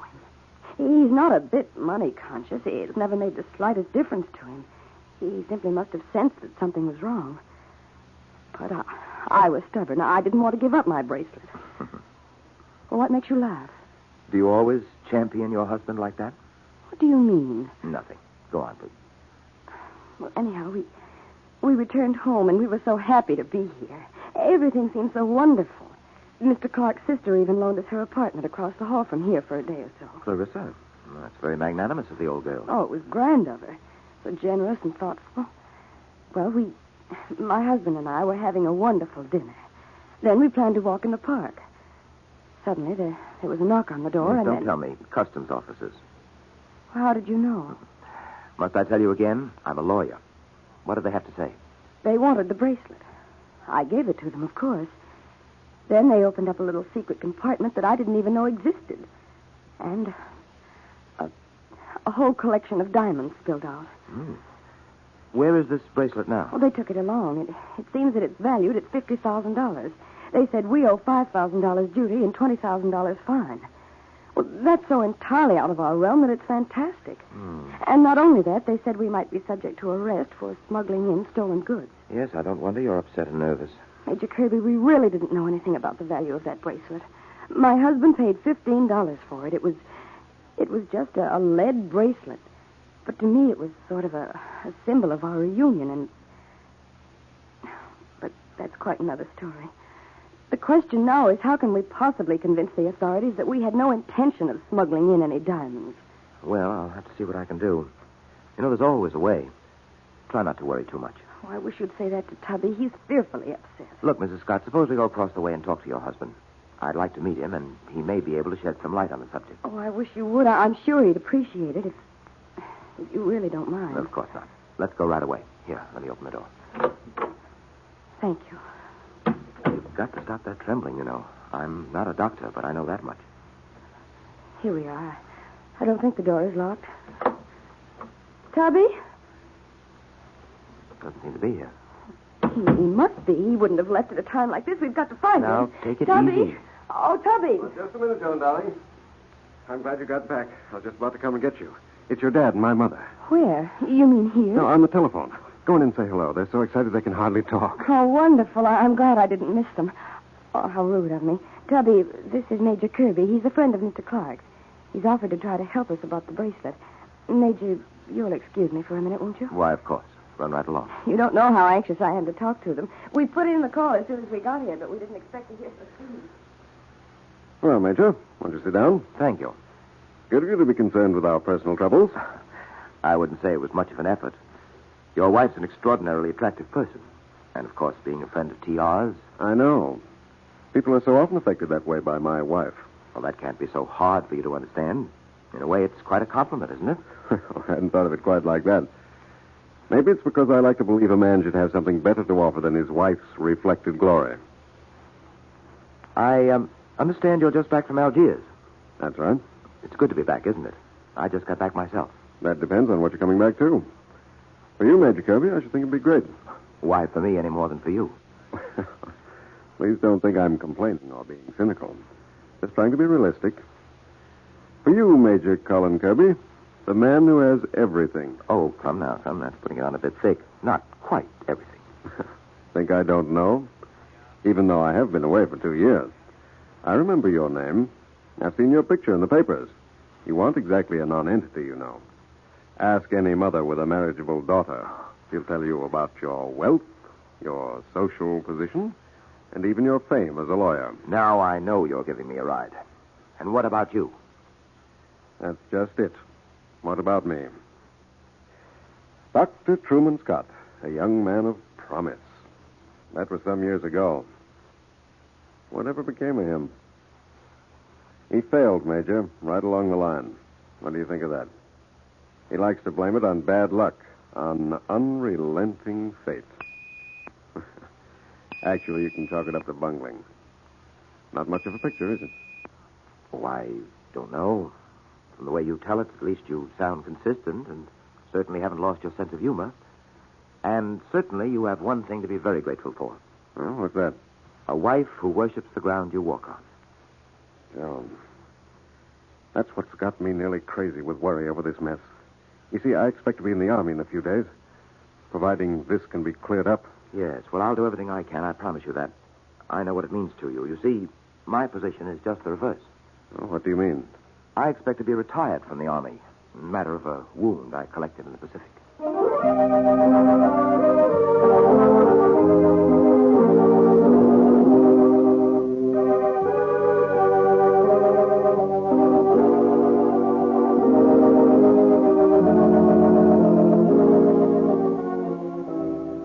And as these two men face each other, the one so calm, so assured, the other so turbulent, so restless, we wonder how fate has designed their future destinies. Is this a chance encounter? Will they be friends? And what part will be played in the pattern by Joan Scott, Valiant Lady?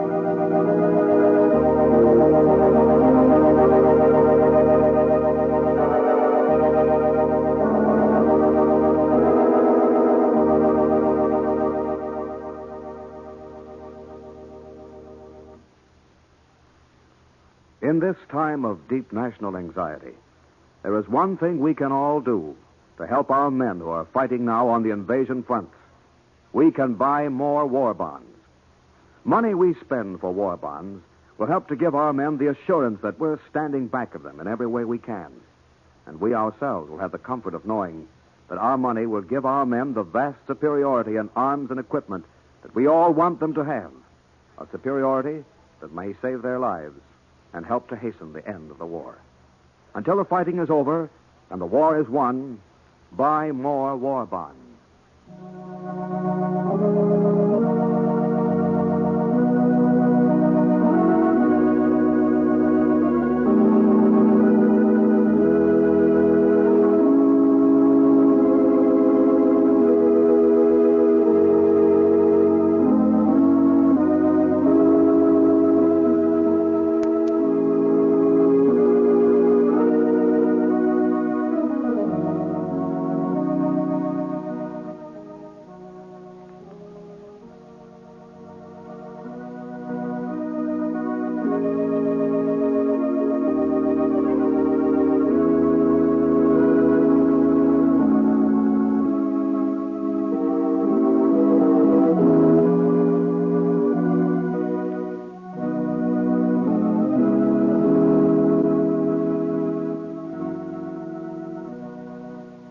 Don't miss tomorrow's story of Valiant Lady, presented by Cheerios.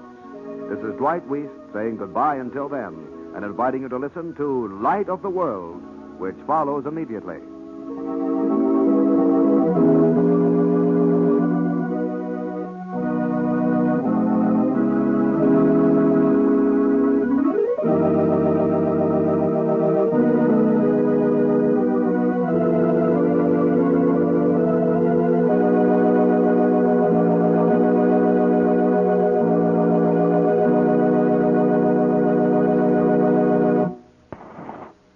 This late dispatch from CBS News headquarters in New York. President Roosevelt will go on the air at 10 o'clock tonight, Eastern Wartime, with the hope that the nation will join him in a prayer which he has written for the occasion. Columbia will bring you the President's broadcast at 10 o'clock this evening, Eastern War Time. Before that, at 3 p.m. Eastern War Time, we hope to bring you a broadcast by King George VI of Great Britain.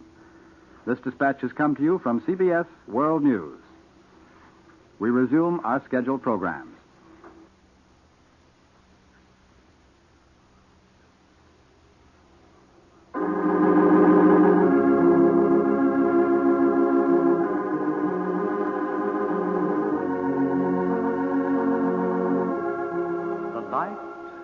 Of the world, the story of the Bible, an eternal beacon lighting man's way through the darkness of time. Brought to you by General Mills.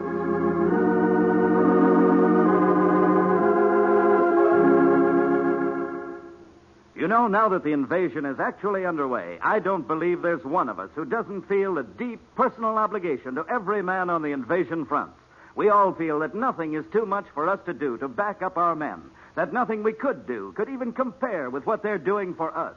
Well, there are many things we can do, but one thing we must do right away is put every dollar we don't absolutely have to use for food and rent and doctor's bills into war bonds. Yes, we must give our men our all-out financial support right away, for the greater the battle, the greater their need of our money for equipment. And right now, they're engaged in the greatest battle in our history. The greatest battle in the history of the world, actually. Yes, whatever we do, we must all dig deep into our pockets and our savings accounts and put every dollar we can possibly spare into war bonds right away. It's now or never. We all realize that. It's get behind our fighting men now with everything we've got, or let them down when they need us most. And there's not one of us who could bear to do that. On this critical day in our history, our thoughts are with our valiant men who stormed the fortress of Europe, and our hearts are united in a single prayer, the prayer that God will watch over the men we love, granting the victory for which they fight and the lasting peace which victory will bring.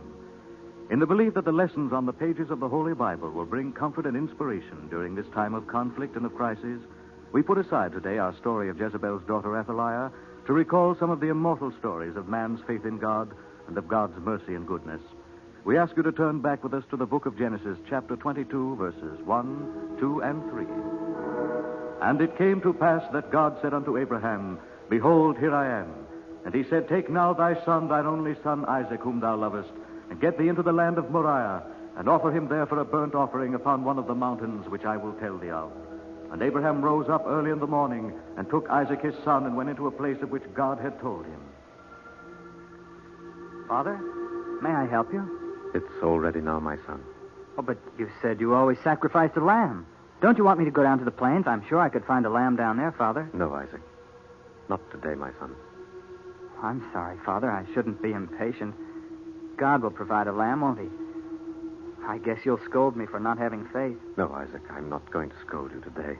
I was so pleased when you asked me to come here with you to worship, but I guess I've asked so many questions you'll never want to bring me again. Isaac, my son, don't talk about the future. You've been a good boy. You've always been a comfort to me. I had hoped to see the day when you'd be married and have sons. Father, you're so sad and different today. You speak as if you didn't think you'd live much longer. Please, Isaac. Oh, no, Father, I couldn't bear that. I don't want anything to happen to you, not ever. It is not my time to go yet. I am sad today. I think God understands why and will forgive me. Now, my son, Isaac, will you pray to God? What shall I say, Father? Give thanks for his mercy and goodness to you and to all men. Tell him what is in your heart, my boy. Dear God, I thank you for your kindness and mercy and goodness to me. And I want to thank you before all else for my father and mother. Please, God, take care of them. Oh, merciful God, I hereby dedicate to you.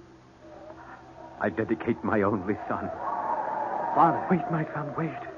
Don't speak.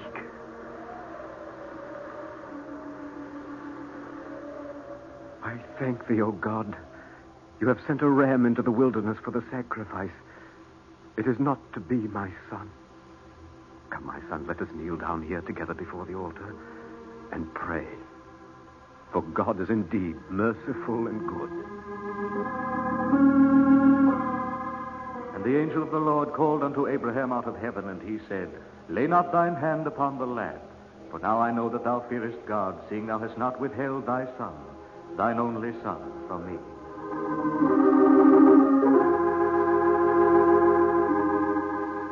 The story of the Bible is the story of the conflict between the forces of good and evil. Hitler is not the first pagan tyrant who has declared himself greater than God, commanding all men to serve him as slaves. At this time of invasion, when God-fearing men march resolutely against the forces of darkness, it is comforting to remember that evil has never triumphed, that might has never made right. 3,000 years ago, another pagan tyrant believed in his vanity that he and the people of his nation could be masters of the world. Meneptah, Pharaoh of Egypt, had enslaved thousands of God-fearing men and women. And as the Bible tells us in the book of Exodus, chapter 1, verses 13 and 14, and the Egyptians made the children of Israel to serve with rigor, and they made their lives bitter with hard bondage. The descendants of Jacob endured unspeakable suffering in Egypt, for a madman ruled, a madman who stirred his people to insatiable lust and violence by his words of hate. I have a message today for all Egyptians. Our civilization is the greatest in the history of the world. Our public works will remain as lasting memorials of my genius and of this age in which we live. There is only one blot on our grandeur. It is these miserable foreigners among us. Egypt is a land for pure-blooded Egyptians only. These foreigners work as slaves building my temples and the Great Wall. They are beaten without mercy, and yet they still refuse to worship our gods. The gods of Egypt are the only gods in the world. It is a disgrace to every pure-blooded Egyptian that we cannot force these foreigners to worship our gods. And I say to you that they must be wiped off the face of the earth. They must be killed. I command you, my loyal Egyptians, to kill them without mercy. Those are my orders. Kill!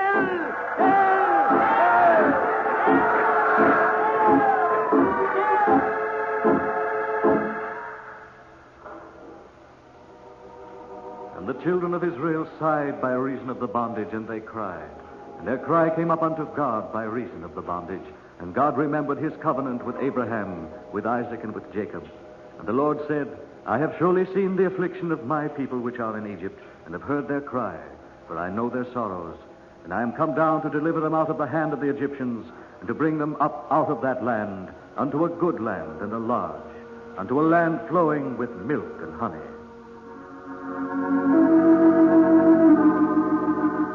And in the land of Midian, Moses followed the sound, which he alone of all men on earth could hear.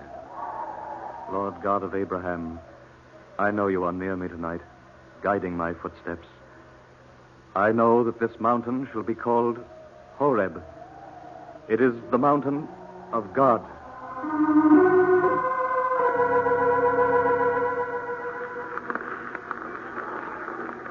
There is fire in the midst of the bush, and yet the bush is unharmed.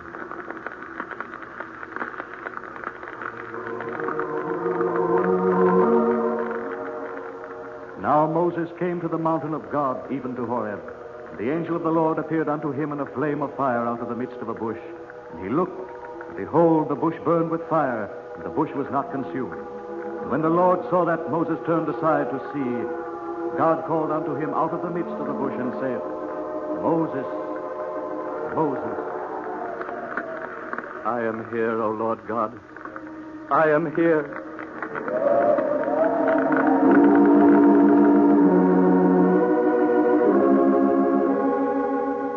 And the Lord said, I am the God of thy father, the God of Abraham, the God of Isaac, and the God of Jacob.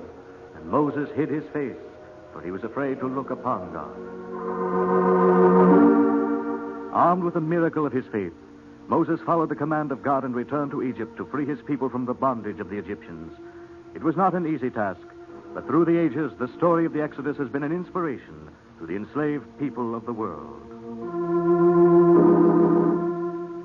There were dark years filled with suffering and hardships ahead of them, but the people who had followed Moses into the land of Canaan were courageous. And though many of them faltered, there was always a man whose faith was strong, a man who kept the flame of faith and courage and hope burning through the darkness of the centuries, until at last a great and free nation was built, a nation of God-fearing people ruled with justice and mercy by David, the shepherd king of Israel. Down through the ages, the Psalms of David had comforted and inspired all men and women in hours of trial and suffering. And today, as in other periods of the world's history, the words of the shepherd king return to us, the words of unwavering courage and undying faith. The Lord is my shepherd, I shall not want.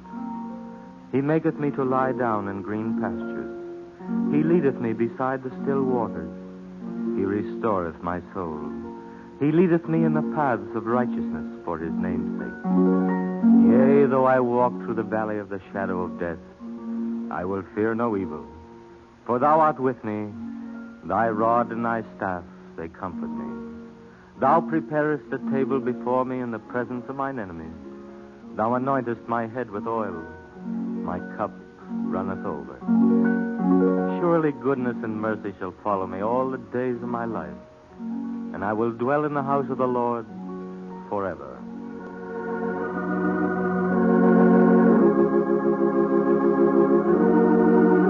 To each of us today, the words of the 23rd Psalm have a special meaning, a promise that the forces of evil will be crushed, a promise that the word freedom, which has nearly lost all meaning in these dark years of Nazi persecution, is alive and real again. Freedom lives today because soldiers of the United Nations, armed with powerful weapons, and with the knowledge that their cause is just, are marching surely and inevitably to victory. And as they advance on this first day of invasion, our prayers go with them. And out of the past comes the echo of David's unwavering faith in God.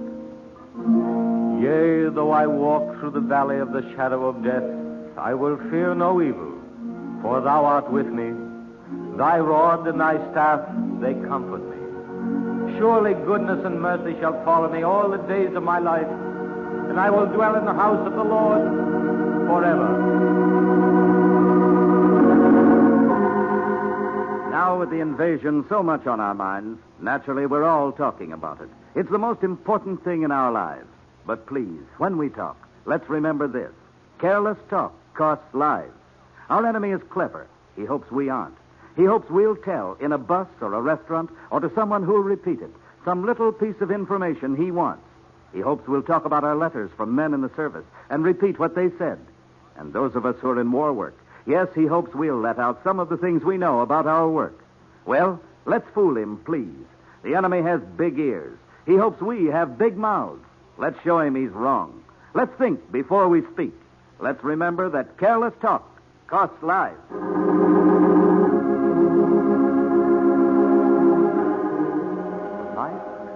Of the world.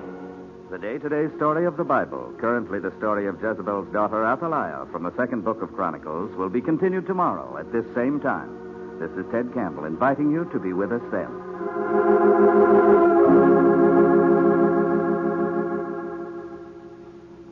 This is CBS, the Columbia Broadcasting System.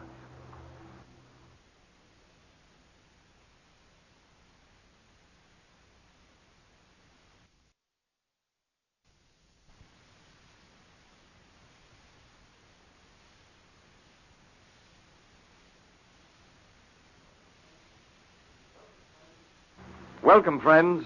You've come to The Open Door, and the makers of royal puddings and royal gelatins invite you to enter and meet Dean Hansen. Come in. Come in. The door is open.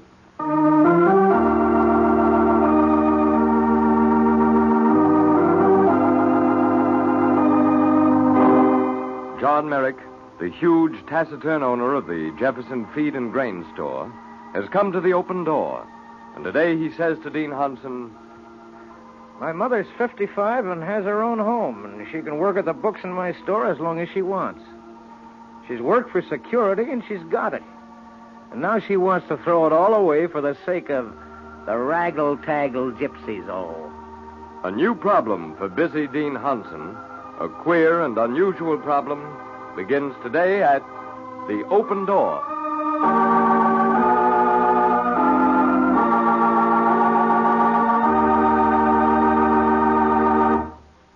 Here here comes Mary Woods of the Royal Kitchens with a paper bag. Something good for me, Miss Woods? Something good, period, Arnold. Oh. I'm taking home some macaroons for dinner tonight. I bet you're going to snuggle them up to royal pudding. I'm going to put them right on royal pudding for a nice, crunchy taste that I know will make a hit. I hope all our listeners will try this easy dessert soon. First, make royal butterscotch pudding, just as the package says, and in that astonishingly quick way. When you're ready to serve it, crush a few macaroons and sprinkle them over the top. And not stingy, but not too thick. And that's all. Royal desserts, all four kinds, are awfully good just as is, but you'll like thinking up variations like this macaroon idea for royal butterscotch pudding. One thing I want you to insist on, though, is always getting royal pudding. There just isn't any substitute for it.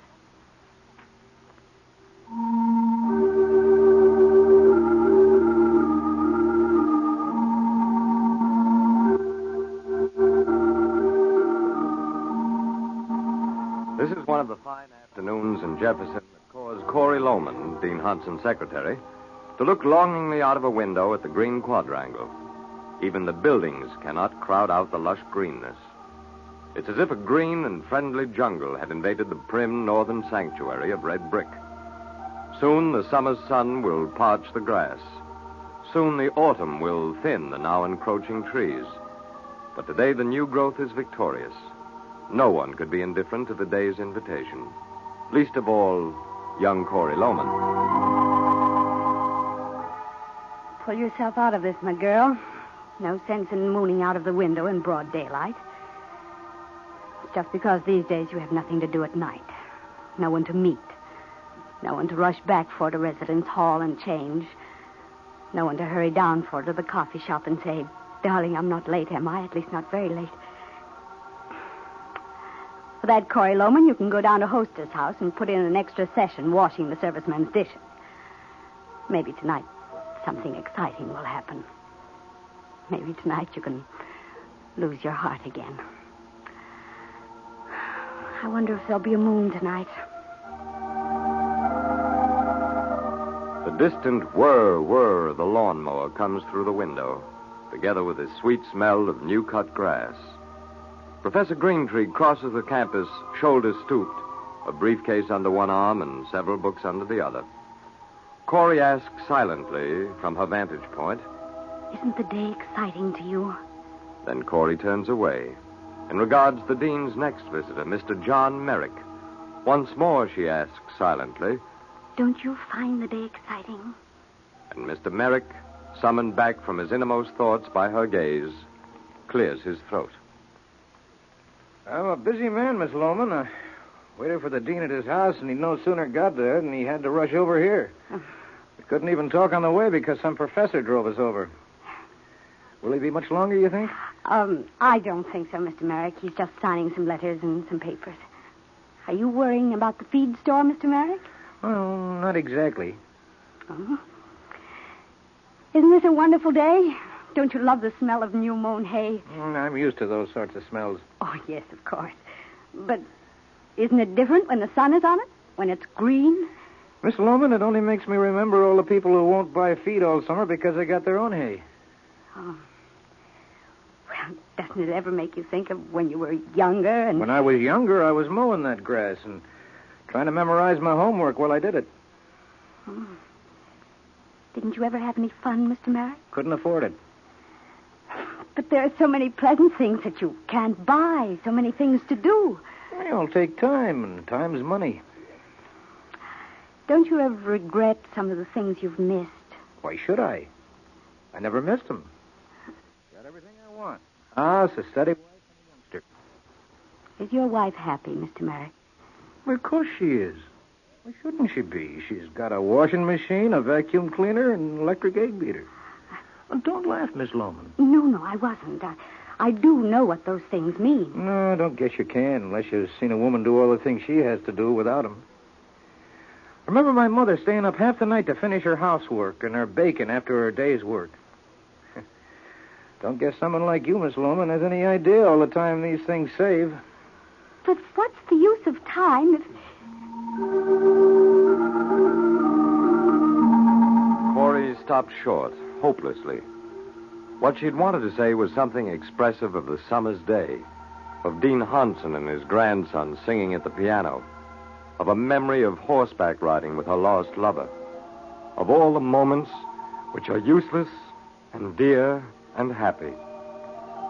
John Merrick looks at her politely, blankly, and then the dean comes out of his office, nods to Mr. Merrick, and the tall, sunburned man follows him back and closes the door with finality, as if he'd like to shut out forever all such whimsical notions. Careful on my door, Mr. Merrick. It's not used to your strength. Oh, excuse me, Dean Hansen. Sorry I couldn't talk to you at your house. Yes, that was too bad. I know you are a busy man. It's a nice place you got here. I've thought so for many years. Hey, you could have room for some chickens there. I could fix you up. You could put a shed where you had that old summer house. Hey, you got your grandson staying with you, too, haven't you? Yes, my daughter's son, Tommy Arnold. Well, he could look after him. Good for a boy to have chores, or a girl, too. Might save you quite a bit of money. Might work up quite a little business on the side. Neighbors and students and all that. It's very kind of you to have figured it all out, Mr. Merrick. Did you come up to the university from town to tell me this? No, Dean Hansen. What is troubling you, Mr. Merrick? Business all right? Well, I can sell what I get. Trouble is, I can't get enough. It's not that. Your wife? No, Marge doesn't complain. Dean Hansen, you've helped so many people. Please help our family. It's my mother. Mrs. Merrick? I don't know what's got into her. Started in the spring. She's different. She got a permanent. She took a first aid course. She started going to music concerts. Yes? Go on. Dean Hansen, my mother and me always agreed on everything. We worked and planned together. I owe all my success to her, all my ambition, all my power to work. Why, one of my earliest memories of her is her ironing the boarder's linen while I studied my lessons. When I fell asleep, she'd wake me up. And if I saw her nodding, I'd wake her up. Yeah, she was strict, all right, and she was right. She'd take a stick to me if I didn't get up in the morning on time. Once I wanted to get in the band in high school, but she wouldn't let me. Said we had no time for such foolishness with my sister growing up and going to school here. That's Rennie, isn't it? Yeah, she was graduated the same year as my daughter Lisa. I didn't mind Rennie going to college. Mother always said a girl needed more education than a man to make the same sort of living. Mother was ambitious. Then. But now. Now? Finally, now she wants to get married. But, Mr. Merrick, you'll pardon me if I say I find it a little strange that you should object to your mother marrying again. After all, she's a mature woman and should know her own mind. Yeah, but she's 55 and has her own home. She can work at the books in our store as long as she wants. She's worked for security and she's got it, and now she wants to throw it all away for the sake of the raggle-taggle gypsies, oh. The raggle-taggle gypsies, oh? That's a song he sings. But the dean is busy. You can't go in. Excuse me, Dean Hansen. Rennie. How are you, Rennie? Dean Hansen, John's been telling you about Mother. Yes, my dear. And who told you where to find me, Marge? Rennie, go home like a good girl, and I won't say anything about this. Dean Hansen's going to hear our side, too. Go home, Rennie. Dean Hansen, this is my life, too, that John's trying to spoil. It's my happiness, mine and Mother's. Rennie doesn't remember all we've been through, Dean Hansen, and now he wants to marry her for the money we saved. It isn't money, Dean Hansen, really. Mr. Merrick, whom does your mother want to marry? The man she divorced. John, how can you speak of him like that? He's your father. He's your father and mine. Well, I can tell you all just this. If Mother marries him, I'll sell the feed store. I'll sell it at a loss rather than let him have the money. I'll never set eyes on either of you again.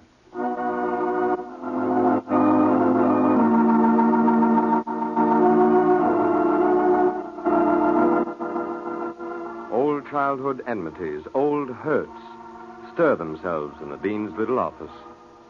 Here is one of the most unusual problems ever to walk through the open door. The dean looks at the large, sunburned man, then at his sister. They're turned away from each other. The dean looks sadly out of the window toward the fine summer day.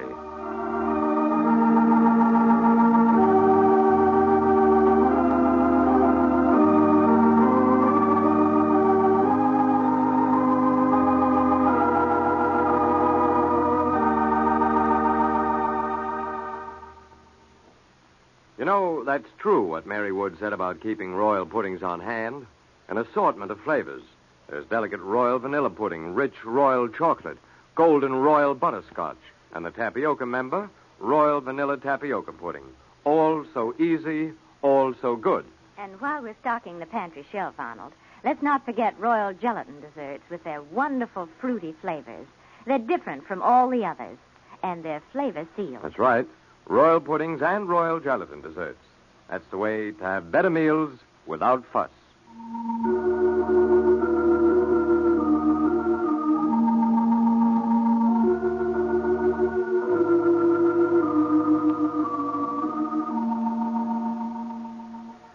She chose between us once before.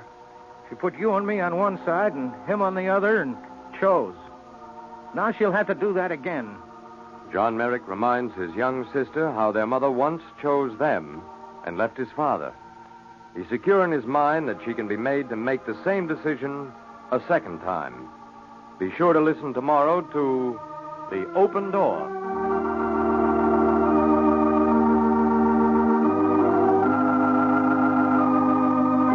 Your narrator for The Open Door, Arnold Moss.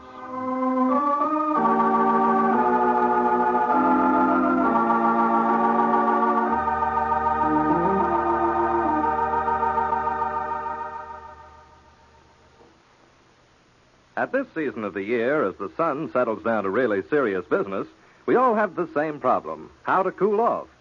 Millions do it the gracious way with iced Tenderleaf brand tea in a tall, frosty glass. Frosty outside, delicious within. It's cooling delight, refreshing, relaxing, satisfying. But take the precaution to get Tenderleaf brand tea, because in iced tea season, flavor is what counts. It's more important than ever. The finer and richer your tea is to start with, the better your iced tea will be. So it stands to reason that a flavor favorite that makes superb hot tea will give you just what it takes to offset the melting ice. Yes, with a big margin of goodness to spare. Get a supply of Tenderleaf brand tea so there's no chance of running out. Have plenty of tea and plenty of flavor. Enjoy it often, with meals and between. Ask your grocer for delicious Tenderleaf brand tea. This is CBS, the Columbia Broadcasting System. Wonder Bread, the bread that's doubly fresh. Fresh when you buy it and fresh when you eat it. Presents Bachelor's Children.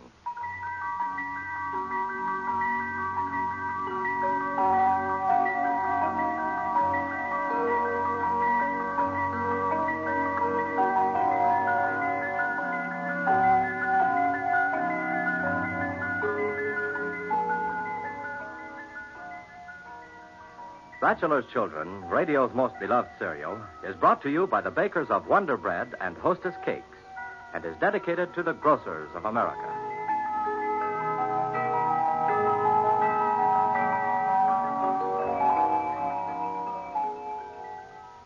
Some children don't seem to get ahead very fast. Sometimes they're tired for no other reason than that they don't get enough energy food. After all, a child burns up a lot of energy in school and out. If they could only get it like a car by stepping on the gas, there'd be no problem. But even at that, your child's body is like a motor. Only the energy comes from food instead of gasoline. And instead of a spark plug, the body uses vitamin B1 to help transform food into energy. So if your child needs more energy, maybe all he needs is to eat extra food with extra vitamin B1. And that's just where energy-charged Wonder Bread comes in handy to give that extra energy. Because not only is Wonder Bread charged with energy, but it contains extra vitamin B1. Yes, Wonder Bread contains more than enough vitamin B1 to help properly transform it into energy. In fact, Wonder Bread is the only bread with the famous $1,000 vitamin B1 guarantee. And on top of that, Wonder Bread is doubly fresh. Fresh when you buy it and fresh when you eat it. Because slow-baked. That is, baked 13% longer than many ordinary kinds for lasting freshness. It tastes swell. Get energy-charged Wonder Bread today and serve extra slices for extra energy. Your family will love it.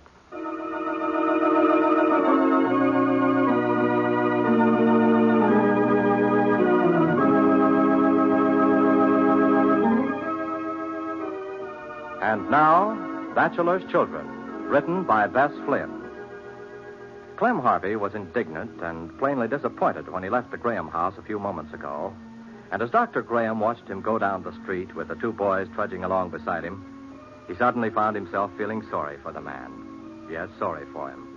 And with a new respect for the kindness of heart that had prompted Clem to take over the responsibility for two children he had never seen until recently. And as he went back into the dining room to finish his neglected breakfast, Ruth Ann said, You know, Bob, I felt awfully sorry for Clem when he went out of here just now. Yes, so did I. Yet he had no reason to be angry with Michael for renting the place after he just walked off the way he did without letting anyone know where he was going and when he was coming back. Wait, I'll pour you a hot cup of coffee. Okay. Your eggs are cold, too, aren't they? I'd better cook you some more. No, thanks, Ruth Ann. I won't have time. I'll just drink a cup of coffee, and then I must get over to the hospital. Where'd Janet go? Oh, the children woke up, and she's dressing them. You know, Clem's just wasting his time going over there to see Michael about getting that place back. You don't think Michael would be willing to let him have it? Well, he can't. He's already leased the place to the Browns. He couldn't go back on that even if he'd want to. No, I suppose not. Well, what do you suppose Clem will do in that case? Well, there's nothing he can do. He'll have to find some other place to live. Clem's sort of a jack of all trades. He worked around here for me for a number of years off and on, between these trips he used to take. Well, has he got money? Only what he makes. Of course, he doesn't spend much, I guess. In fact, I think he told me some time ago that he'd saved up some money. Dr. Bob? Yes, Ella? Do you know I could have sworn that I saw Clem Harvey going down the street a little bit ago? And where have you been? Oh, I went across the street to borrow some soap from Mary. I had to wash a blanket, and I didn't want to wait until the stores were open. And when I came out of the house over there, I saw this man going down the street, and his walk was just exactly like Clem's. Oh, I imagine it was Clem. Oh, no. Clem's gone out. He's gone away, and he's come back home again. What? Yes, he was here a little while ago. You don't tell me. Mm-hmm. Oh, but this man had two boys with him. So did Clem. Mm-hmm. Where'd he get them? Whose children are they? His, so he tells us. His? His children? Yep. Oh, my stars. Good grief, why, he isn't even married. I'll be home for lunch at the usual time. Now, Dr. Bob, wait a minute. I want to know what this is about Clem. I have time. You'll have to get Ruth Ann to tell you, Ellen. I'm late now. Bye. Bye. Oh, my stars, I never heard. Oh, goodbye, Dr. Bob. Now, Ruth Ann, what is all this about Clem and those boys? When did he get here, and where'd he come from? Well, we were just having breakfast when he came to the door with these two boys. He told Bob they're the children of a man he knew who's in the Army, so he brought the boys back with him. Well, I never heard of such a thing. Haven't they got a mother? Yes, but she's very sick and unable to take care of them. Well, good grief. What's he going to do with them? Well, that's just what we've been wondering. Of course, he counted on taking them to that little place of Michael's out in the country. Oh, but he can't do that. The place is rented. The Browns have already moved in. Yes, I know, Ellen. That's what Bob told him. He was terribly upset about it. Well, I don't see why he should be. My stars, he just walked away from that place without saying by your leave or where he was going or when he was coming back or anything. Where's he going to now? Over to see Michael, to see if he won't let him have the place back. Well, I hope not. After I recommended the place to the Browns and they went to all the trouble and expense of moving out there, why, they'd just never forgive me if anything like that came up. Well, now, don't worry about it. It won't. How old are the boys? Clem says they're almost 12 and 14. Well, I vow, that isn't the craziest thing I ever heard of. Him taking two children. Well, I suppose it wasn't a wise thing for him to do. But I think it shows he has a very good heart. Yes, but that's the straight of it, which I doubt. Why? Why do you doubt it, Ellen? Because it sounds to me like it might be just another one of Clem's stories. You know how he always was, telling the biggest whoppers about himself and the things he did. No, I didn't know that. But I'm sure he told the truth about this. Because when Janet and I were giving the boys something to eat, they told us practically the same thing. What sort of children are they? Oh, they're nice boys. They weren't here long. Well, I give up trying to figure out what that man will do next. Have you all had your breakfast? Yes, we're all finished. All right, I might as well clear up the table now, I guess. Children still asleep? No, Janet's upstairs getting them dressed. You go ahead if you're going to wash a blanket. I'll do up these dishes. Oh, you don't need to. I might as well let them go now until we've fed the children. Well, I'll clear the table. I'll carry some of them out. My stars, I don't know what I'm going to do about that boy. Who? What boy? Dr. Bob. Why, he didn't so much as touch those eggs I cooked for him. That was because Clem came in just when we started breakfast, and Bob stopped to talk to him. Then after Clem had gone, Bob didn't have time to wait while I cooked him some more. Oh, I thought he just left them. He hasn't been eating right lately. It bothers me. Ruth Ann. What is it, Ellen? I don't suppose I've got any right to say this, and I know if Dr. Bob would hear about it, he'd say I should mind my own business. Say what? Well, I'd just like to know how long this business is going to go on. Well, I don't know what you're talking about. I'm talking about the way you and Dr. Bob are living. Oh. It just isn't natural or right for married people to be living like they was acquaintances instead of man and wife. But, Ellen, you don't understand. Oh, I understand a lot more than you think I do. And I'll tell you this much, whether you like it or not. I should think instead of being so standoffish like you are, even though it's because you've lost your memory, that you'd be proud and happy to be the wife of a man like Dr. Bob. Well, I am, but He's a man any woman would be proud to call her husband. And I can tell you there's lots of women who'd like to have him. Oh, I don't doubt that in the least.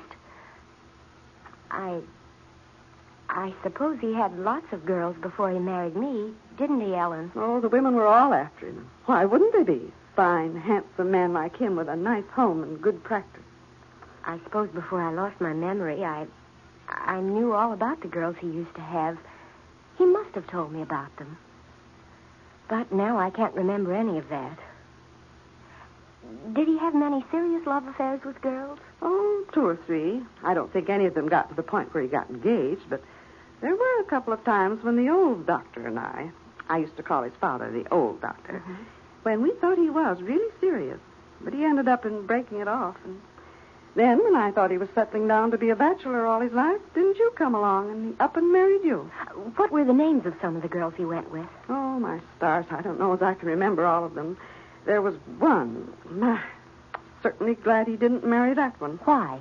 Oh, I don't know just what it was, but neither one of us, neither his father nor me, liked that girl. She was just kind of flip. Didn't seem like the sort who would make a good doctor's wife. And you don't remember what her name was? No, it might come to me later, but, oh, well, you know me. I just can't seem to remember names. Ellen, was it Joan Gray? Joan Gray? Joan Gray. I don't remember that name. Why? What made you ask that? Oh, I happened to hear Sam say something about a girl Bob used to go with, and he said her name was Joan Gray. Well, it might have been, but it doesn't. But now, come to think of it, that name does sound sort of familiar to me. I wonder if she could have been the one. What one?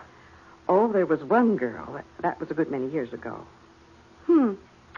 Now, you know, that had just completely slipped my mind until now. What had, Ellen? About that girl.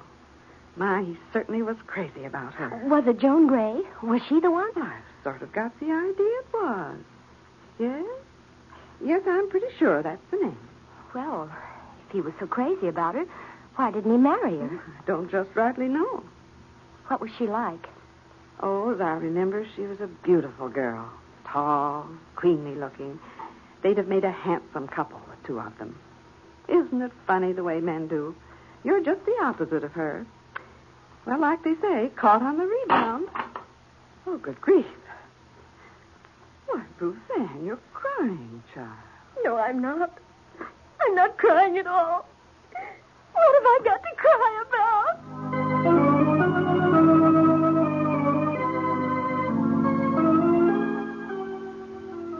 And saying this, Ruth Ann puts down the dishes she has in her hands and hastily leaves the room. Ellen stands for a minute, looking after her in a guilty sort of fashion, starts to call to Ruth Ann, but then changes her mind and goes on out to the kitchen.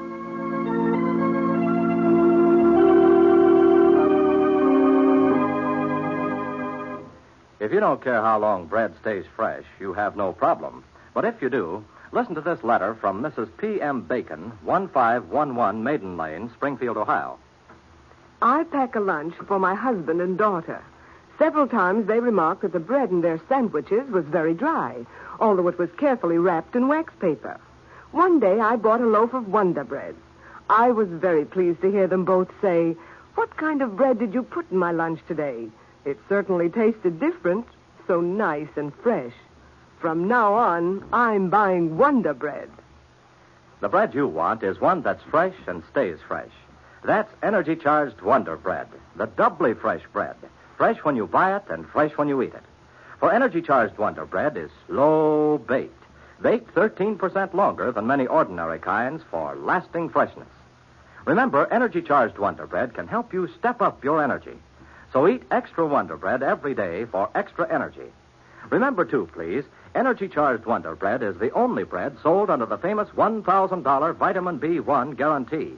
Yes, every loaf of energy-charged Wonder Bread contains more than enough vitamin B1 to help properly transform it into energy. So get energy-charged Wonder Bread doubly fresh from your grocer today. You'll be glad you did.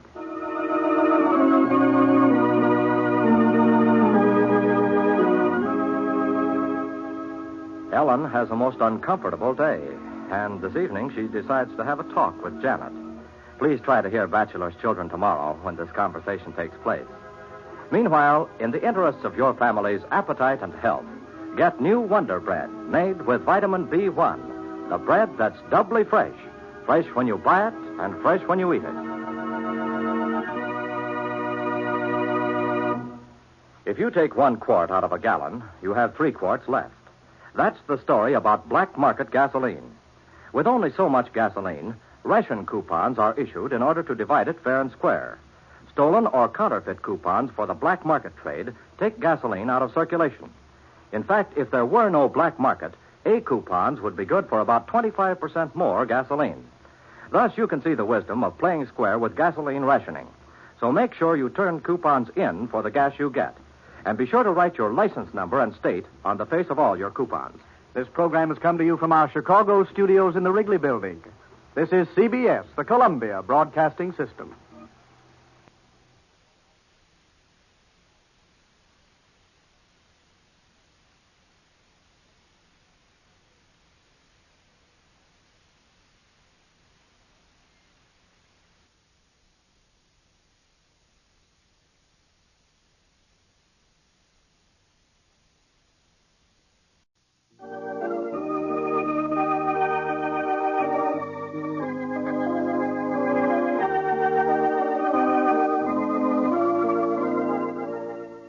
Now, the makers of Phillips Milk of Magnesia tablets present Amanda of Honeymoon Hill, radio's drama of love and life in wartime in the romantic South.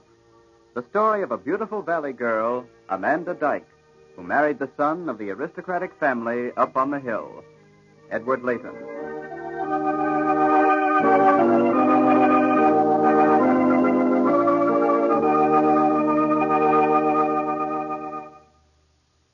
Today, at the end of our show, a special appeal will be made to every woman in America who is eligible to join the waves.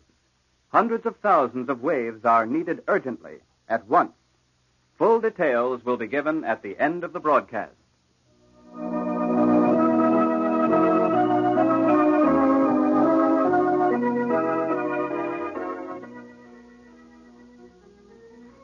And now for our drama, Amanda of Honeymoon Hill.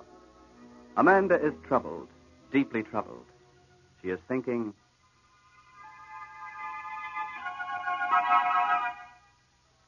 ever since Edward and I had to leave our lovely home in Virginia, come here to Washington to live, we've been plunged into such a different world.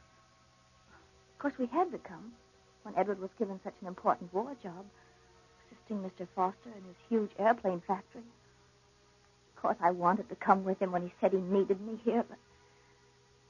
Well, now we've had to move into Mr. Foster's home, Edward and I.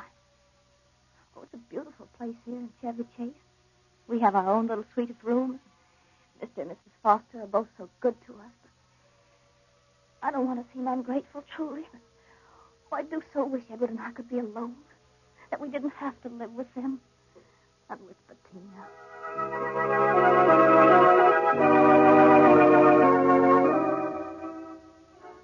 If Amanda knew the full truth, she'd wish far more urgently that she didn't have to live in the same house with Bettina Foster. For Bettina, the glamorous, unscrupulous daughter of Edward Layton's employer, is greatly attracted to Edward. Under a pretense of friendliness to Amanda, Bettina is bent on making trouble for her. And last night, Bettina did her best to stir up trouble between her young cousin, Jeanette Lawrence, and Jeanette's soldier husband who was away at camp. Now it's after dinner, and Edward and Amanda are talking in the sitting room of their suite in the Foster home. That was Jeanette who just telephoned me, Edward. She asked me if I could meet her tonight or if she could come here to see me for a little while. Of course I told her to come here. I'm so glad you did, darling. In 10 or 15 minutes, I'll have to leave you and join Mr. Foster in the library. We have a lot of work to go over, but I do hate walking out on you when you've no other plans for tonight. Oh, darling, I've a million and one things I ought to be doing. Stockings to wash and buttons to sew on your shirts and things like that. You don't have to worry ever, dear, about leaving me alone.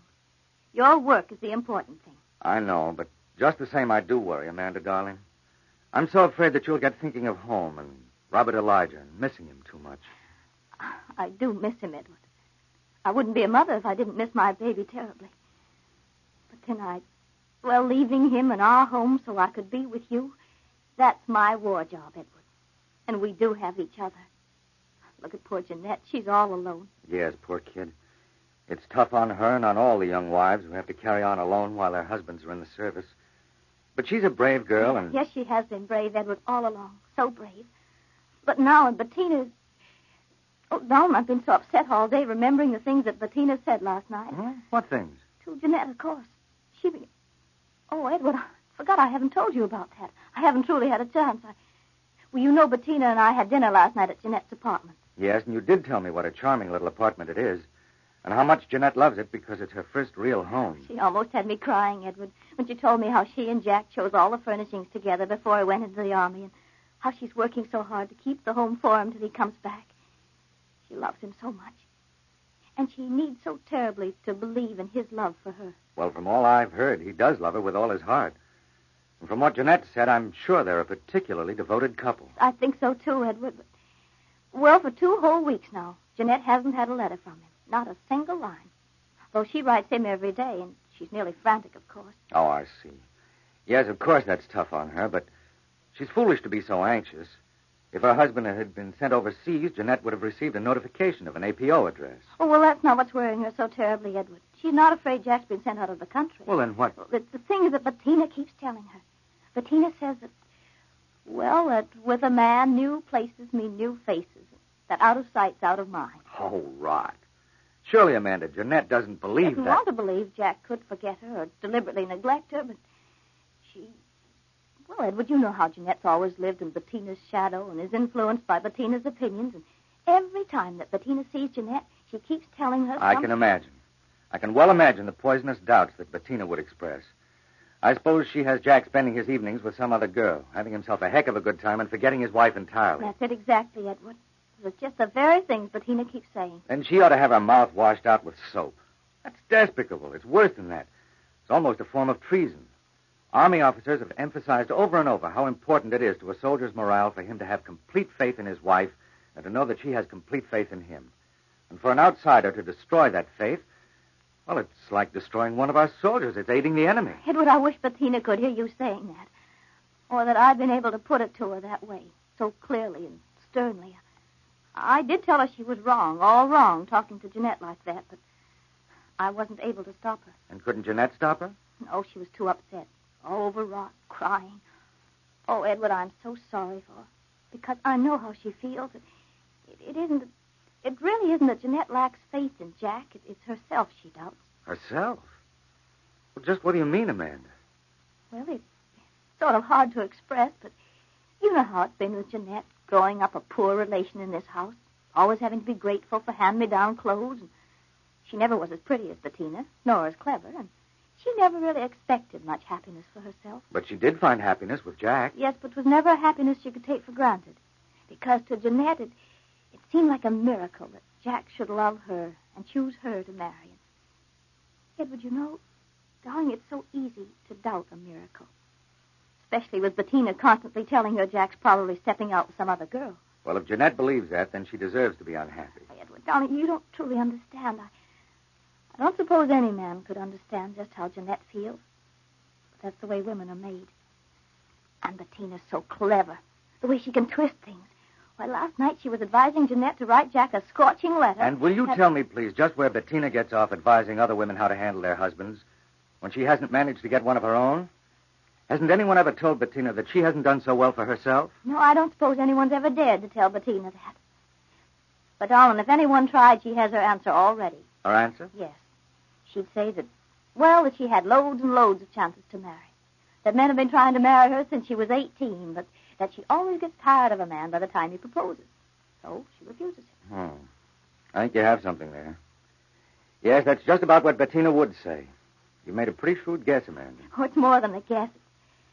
Well, only the other day, Bettina was telling me that the really popular girl, the one who's sure of her beauty and charm for men, she never marries very young.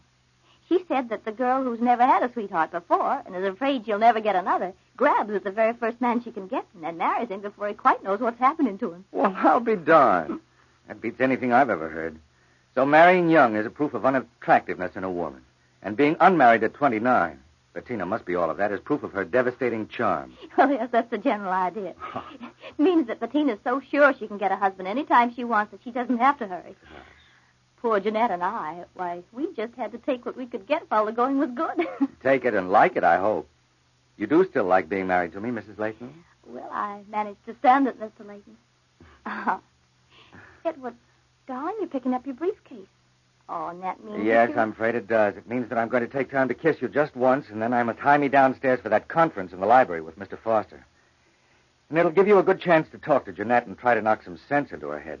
She ought to be here soon. I'll do my best, darling. I only wish that you could talk to her yourself. I will sometime, when I get a good chance. Goodbye, darling. Bye. Don't wait up for me. I may be very late. I must remember what Edward said. Every word of it, so that I can tell Jeanette. Army officers have told us over and over how important it is to a soldier's morale for him to have complete faith in his wife and to know that she has complete faith in him. There she is now. Come on in. Oh, Jeanette, darling, I'm so... Oh, Bettina, it's you. Yes, it's Bettina.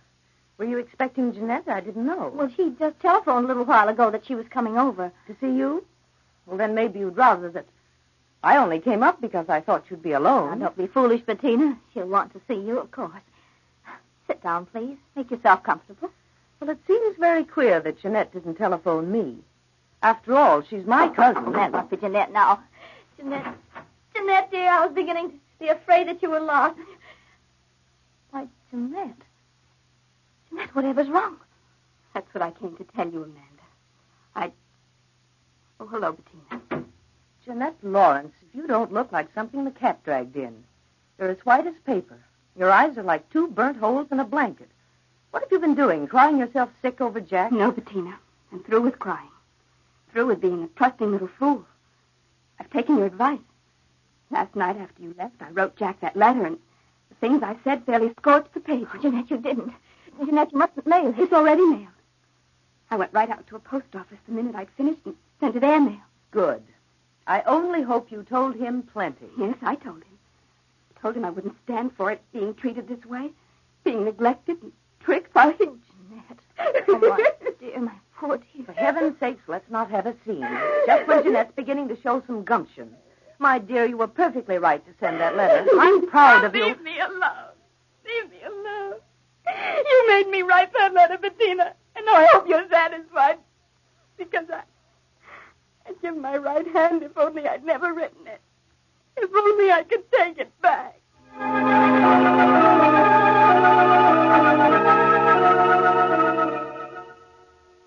But not all the wishing in the world can bring back a letter that's been written and mailed. These poisoned darts of words that Jeanette put on paper are winging their way to pierce the heart of her soldier husband. What will Jack Lawrence do when he receives that letter? And now that she has done her worst with Jeanette, what new trouble is Bettina to make for Amanda?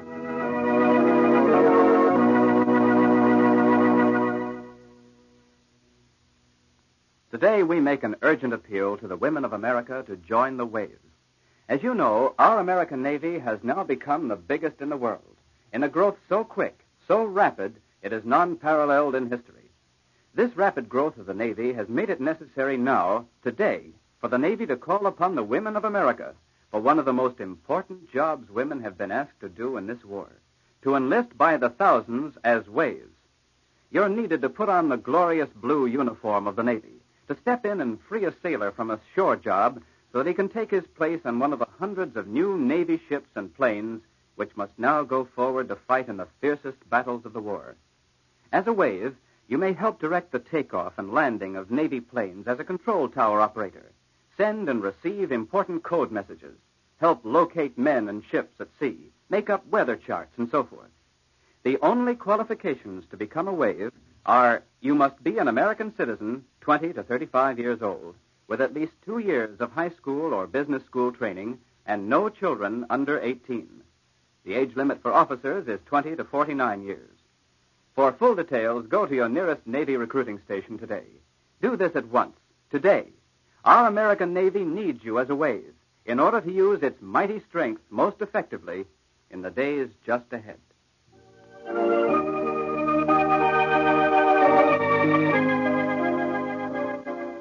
Amanda of Honeymoon Hill is presented each day at this time by the makers of Phillips Milk of Magnesia tablets. Don't miss our broadcast tomorrow. And please stay tuned for Second Husband, which follows immediately. This is CBS, the Columbia Broadcasting System.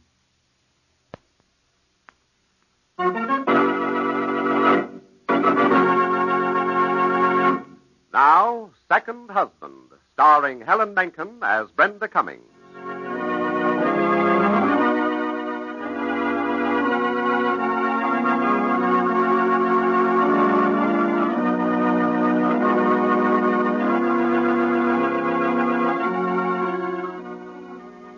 Second Husband is presented by the makers of Dr. Lyon's Tooth Powder.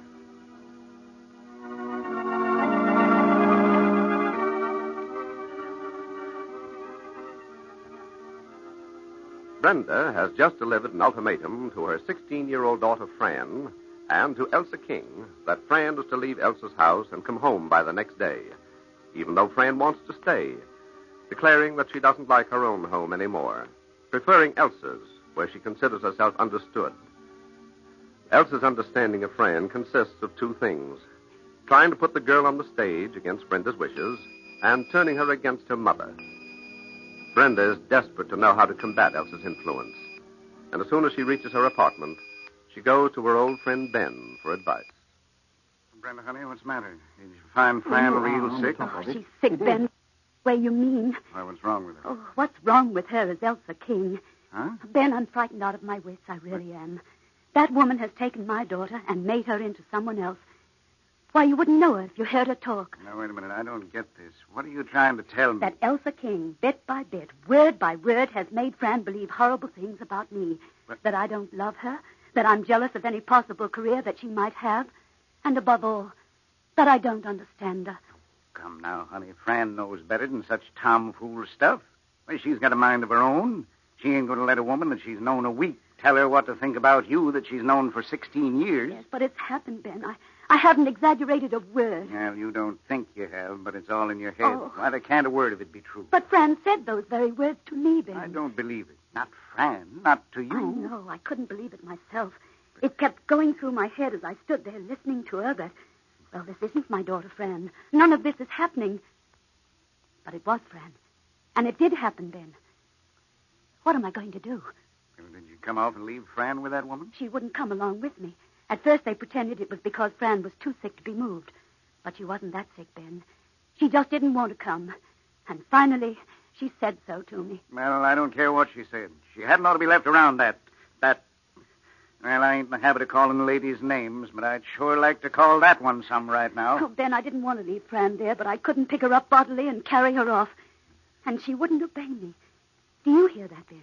Fran, who's always been the most obedient child in the world, defied me completely. Well, I can pick her up bodily and carry her off, and what's more, I'll do it. Well, I told them that you'd come for Fran tomorrow, Ben. Tonight, this minute.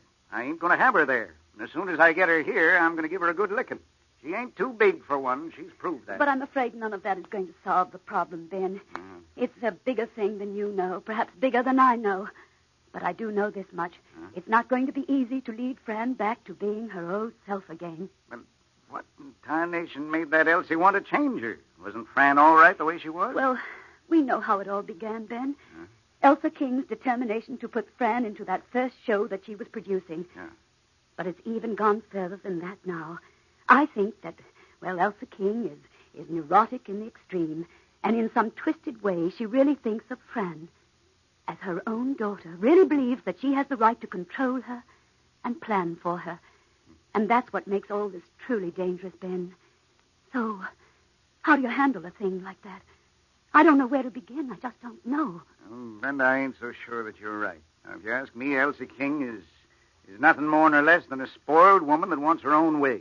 Now, she wanted Fran in her play, and you balked her. She's fit to be tied, that anyone would dare to stand up to her.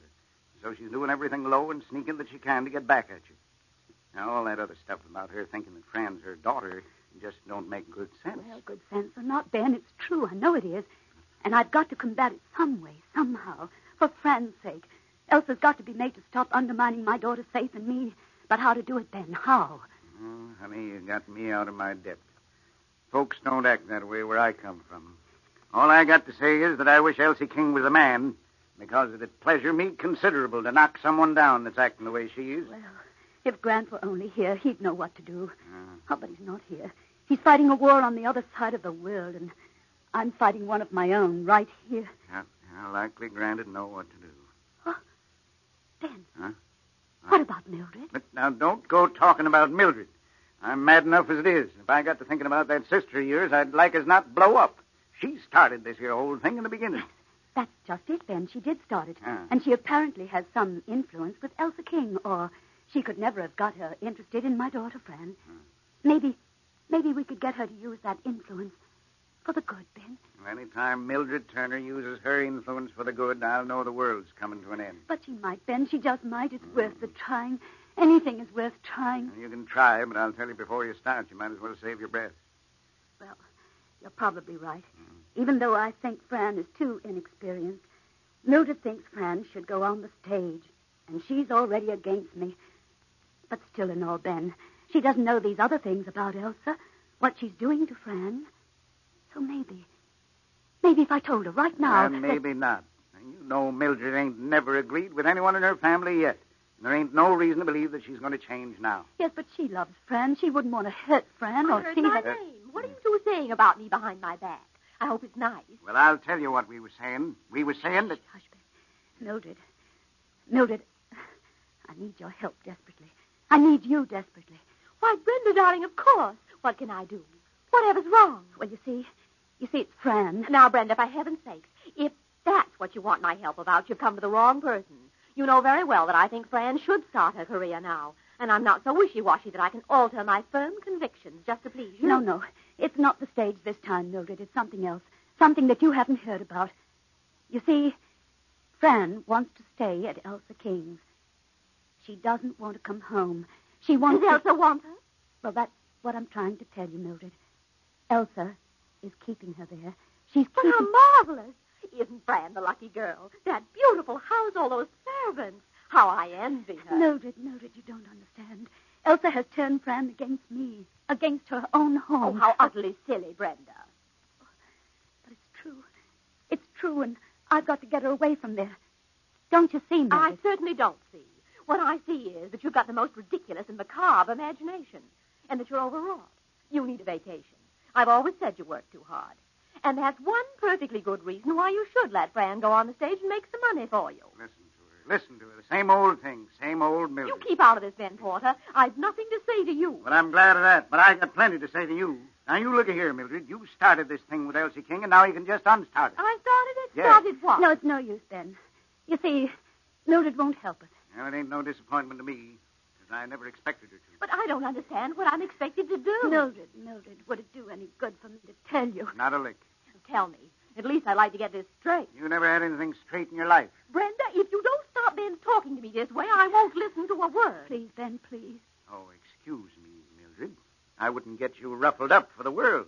No, I take it all back. I never meant a word of it. I think you're the smartest, best, helpfulest lady in the world. Now, does that suit you? Your sarcasm leaves me unmoved. Well, ain't that a pity? No, Ben. All of this doesn't help. Be quiet, please, so I can tell Mildred what I wanted to do. All right, honey, all right. Not a peep out of me. All right, then. Mildred, if you'd go to Elsa King and tell her that she's hurting Fran, really hurting her, by mixing up her mind and taking away all her beliefs, then maybe she'd stop. I told her, but she wouldn't listen to me. Elsa King doesn't like me. She likes you. Will you do that for me, Mildred? But, Brenda, it's all so fantastic. Fantastic or not, it's what's happening, I know. I've seen Fran, and I tell you that she's changed already, and she'll change all the more. So, will you go to Elsa and try and show her what she's doing? My dear Brenda, I wouldn't dare have the effrontery to tell Elsa what to do. How could I interfere? How could you interfere? Well, I'm a piebald pony. To think I live to see the day that Mildred Turner says she can't interfere with no one. Her as wouldn't bat an eye to interfere with a king on his throne if she had the mind to. I don't know how you got the gall to stand there and speak those words, any more than I can see how you got the nerve to refuse your own sister when you started the trouble to begin with. Ain't you the least bit ashamed is what I want to know, ain't you? Brenda, if you can keep Ben quiet for one peaceful minute, I have something I'd like to say to you. Never mind about me. I'm getting out of here. I can't stand to hear no more. There you are now, Mildred. He's gone. Tell me what you have to say. In spite of the fact that I think all this excitement is perfectly ridiculous, I'll speak to Elsa. Oh, will you? Will you, Mildred? I'm sure it'll do some good. And I do thank you. Will you go and see her right now? Oh, I suppose so. If I must, I must. You know, Mildred, Ben's really wrong about you. Because sisters do stick together. And I knew that you'd help me in a crisis.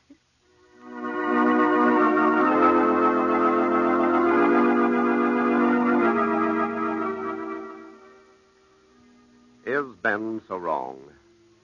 Will Mildred really help? Or will she, as is her habit, bungle things all the more? We'll find out tomorrow in Second Husband.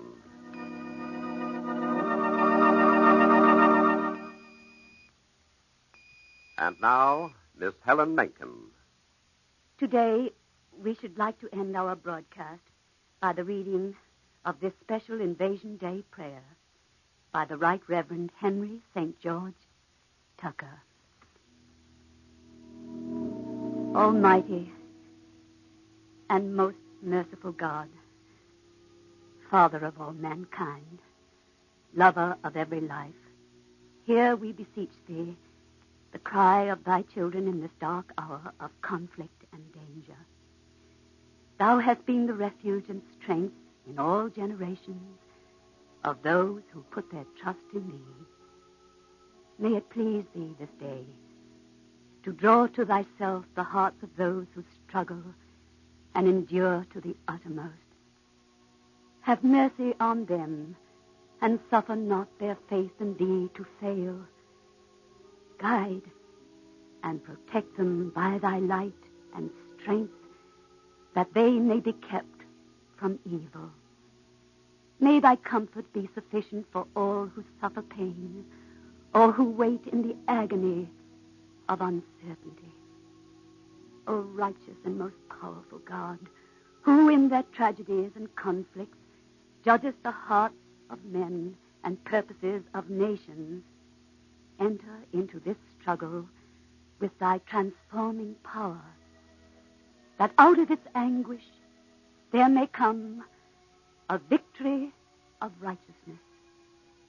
May there arise a new order which shall endure, because in it thy will shall be done on earth as it is in heaven. Forgive us and cleanse us, as well as those who strive against us, that we may be fit instruments of thy purposes. Unto thy most gracious keeping we commend our loved ones and ourselves, ascribing unto thee all praise and glory through Jesus Christ, our Lord. Amen.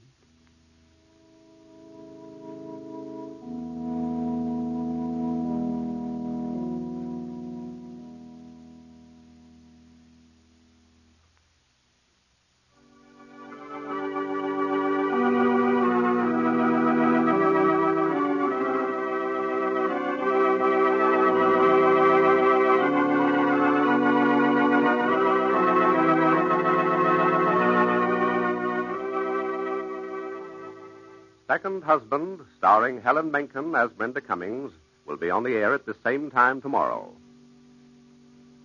This is CBS, the Columbia Broadcasting System.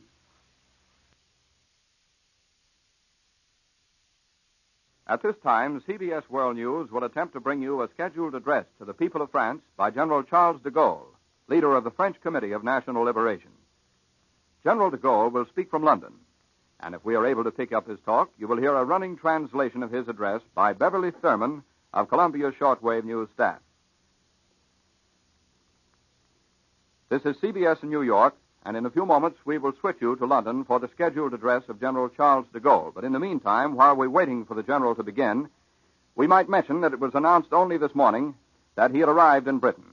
As you know, his trip to England has been planned for some time, and he is scheduled to discuss at length with Prime Minister Churchill and other leaders the problems of his committee. High on the list of subjects to be discussed, it is commonly believed, is the question of whether General de Gaulle's Committee of Liberation is to be granted full or provisional recognition as the present government of France. At the present time, the Committee of Liberation does not enjoy the recognition already granted to exiled governments of other occupied nations, which now have their headquarters in London.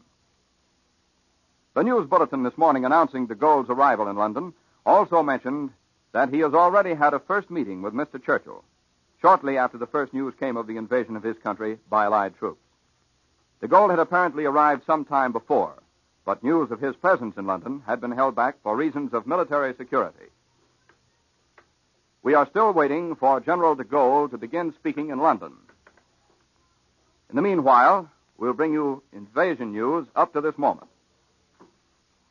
President Roosevelt summoned top Army and Navy chiefs to the White House today in Washington for an invasion conference, and he is preparing to lead the nation in a prayer which he wrote last night as the Allied Armada moved across the English Channel to France. Mr. Roosevelt called in General George C. Marshall, Army Chief of Staff, Admiral Ernest J. King, Commander-in-Chief of the United States Fleet, and General Henry Arnold, Commander of the Army Air Forces. Meanwhile, reports are pouring into the White House from the War and Navy departments on the progress of the invasion. When the invasion came early today, President Roosevelt was sound asleep, and the White House was quiet except for a message center through which came official reports of last-minute developments. The President retired early in the evening after his radio broadcast, but undoubtedly was up early canvassing the latest official dispatches. After the landing in France was announced, members of the White House staff remained in close touch with their offices, and the workday was expected to begin an hour or two earlier.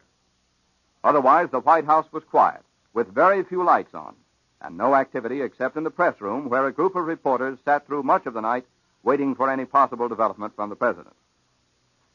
The contrast with that other climactic occasion, December 7th, 1941, was marked. News of the Japanese attack on Pearl Harbor was disseminated from the White House with, as one reporter recalled, a flash a minute. This time, the White House seemed to be sleeping through the first phases of the action. Here's a late bulletin from London which says that more than 1,000 American heavy bombers attacked enemy targets in France this morning in support of the invasion. Military observers in London said today that a general Russian offensive coordinated with the Anglo-American attack from the west may be launched within the next 48 hours and almost certainly will begin before the weekend. News of the Allied landing in France spread swiftly throughout Russia today and touched off enthusiastic demonstrations such as rarely have been seen since the war began. American war correspondents in Moscow were the first to break the news, and they were quickly surrounded by cheering crowds who rushed to shake their hands and to offer congratulations. Radio Moscow's chief announcer, who customarily reads only Premier Stalin's orders of the day, broadcasted General Dwight D. Eisenhower's special communique announcing the landing. He read the bulletin in a solemn and triumphant tone, rivaling his best performance for the Red Army's biggest victory announcements. Soviet war marches, Yankee Doodle, and the triumphal music reserved for Stalin's victory orders followed the bulletin. For 2 weeks now, the Russian people have been expecting the invasion to begin at any moment. And the question on everyone's lips was, has it started? The Soviet people now are waiting for their own armies to strike from the east in the coordinated offensive mapped out at the Tehran conference. The Germans' Transocean News Agency said today that a battle was in progress in the English Channel north of Le Havre between German naval units and Allied forces attempting to make a landing. Nazi broadcasters said the Allies had won footholds on several islands off the coast of France. Earlier, they reported landings in the Channel Islands west of the Norman Peninsula. That's the Normandy Peninsula. The Transocean Agency reported that a naval battle was going on in the channel north of Le Havre between German units and Allied forces trying to make a landing.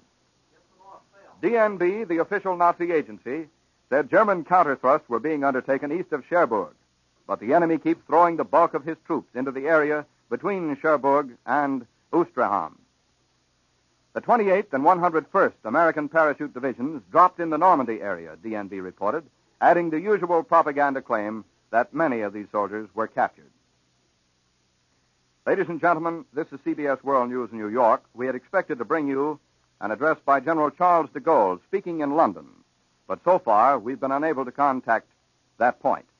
Meanwhile, we're bringing you news of the invasion to bring you up to date on what has occurred in this biggest of all days, the invasion of Western Europe.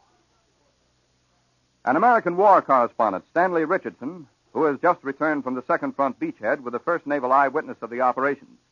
And now, ladies and gentlemen, we're informed that we can hear from General de Gaulle in London. So we switch you now to London for the address by General de Gaulle. 1500 ans, gagner chacune de nos victoires, c'est ainsi que nous gagnerons celle-là. En bon ordre. Pour nos armées de terre, de mer, de l'air, il n'y a point là de problème. Jamais elles ne furent plus ardentes, plus habiles, plus disciplinées. L'Afrique, l'Italie, l'océan et le ciel ont vu leur force et leur gloire renaissantes. La terre natale les verra demain.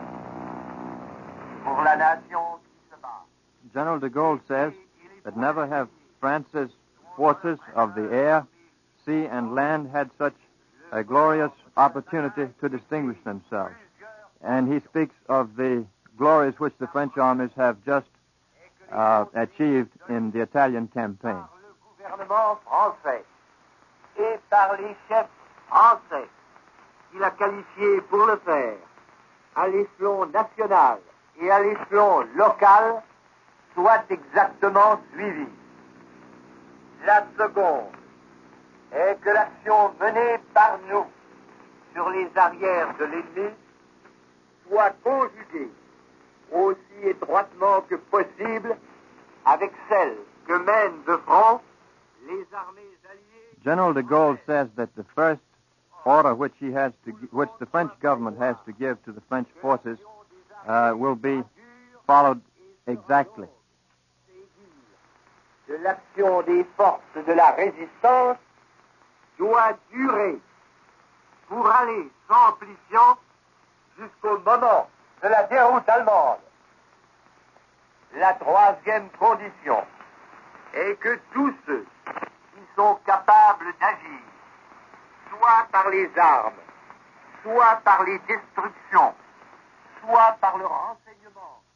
General de Gaulle says that the action which the French armies will carry out with the Allies against the enemy will be exactly conjugated with those of the Allies.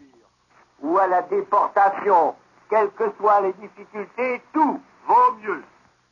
And with these actions, that of French resistance will also be combined. La bataille de France a commencé.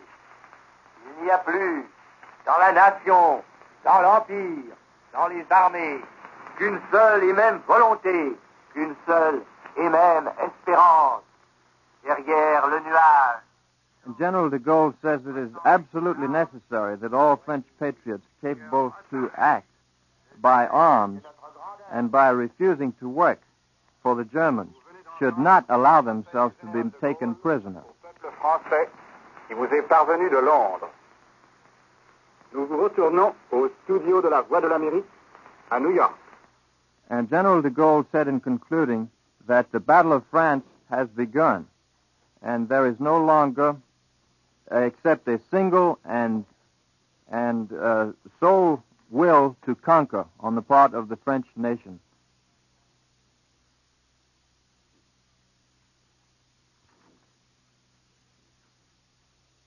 You have just heard a speech by General Charles de Gaulle, and its translation, a running translation of that speech, by Beverly Thurman of Columbia's shortwave news staff. General de Gaulle spoke to you from London. And now, here in CBS World News headquarters in New York, is Columbia's distinguished commentator, Mr. Quincy Howe.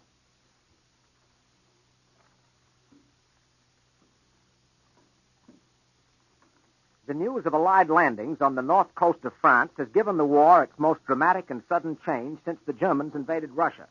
Up to less than 12 hours ago, the Russians alone had engaged and defeated millions of German troops in vast land battles.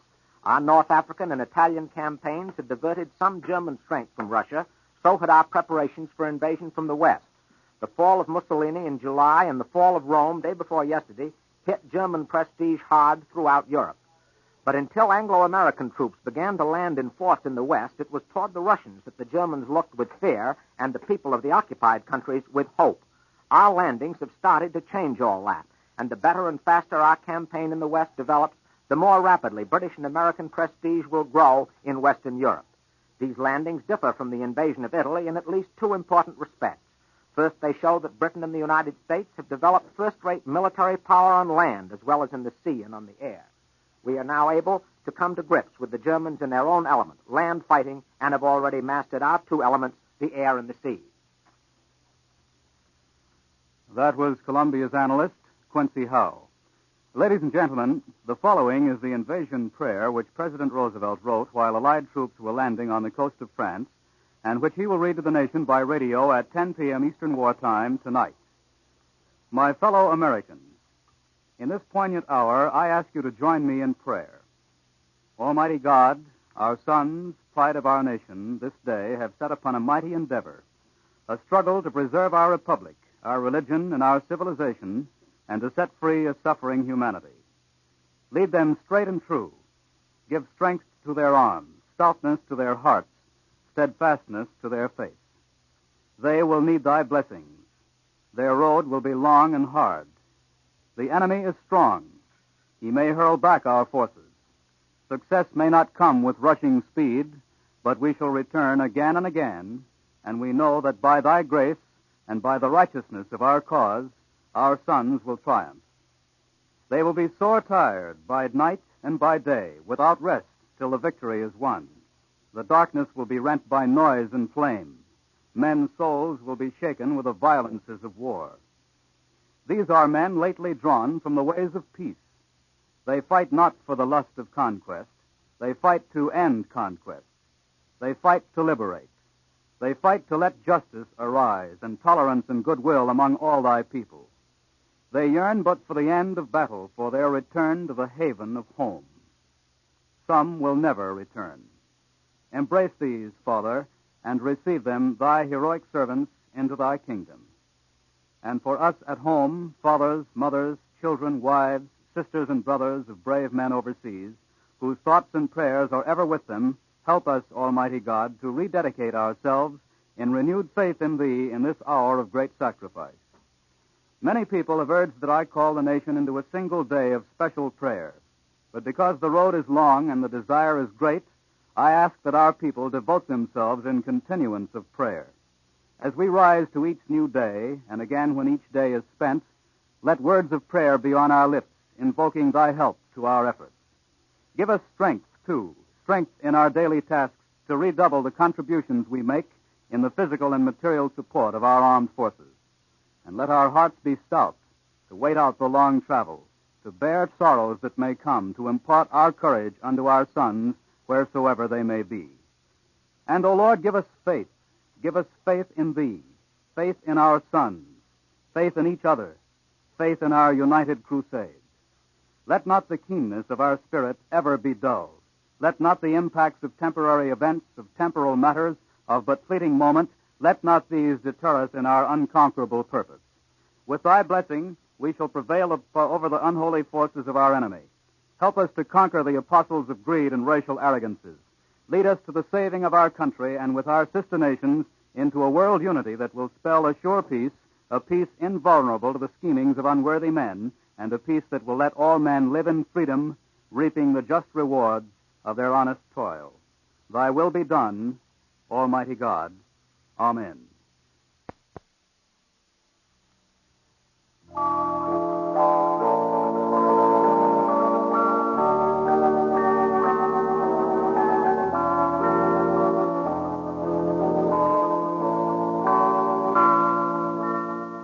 Well, friends, the long-awaited D-Day is here. And in Littleton, as in thousands of other towns, hamlets, and cities throughout our country, the churches are open for prayer. Aunt Jenny herself has just returned and has been talking out by the front gate with Martha Reynolds, one of whose boys has been in England with the invasion forces. And here's Aunt Jenny now. Folks, you heard what Danny just said, and I guess there's not one of us but has someone near and dear in the service of our country.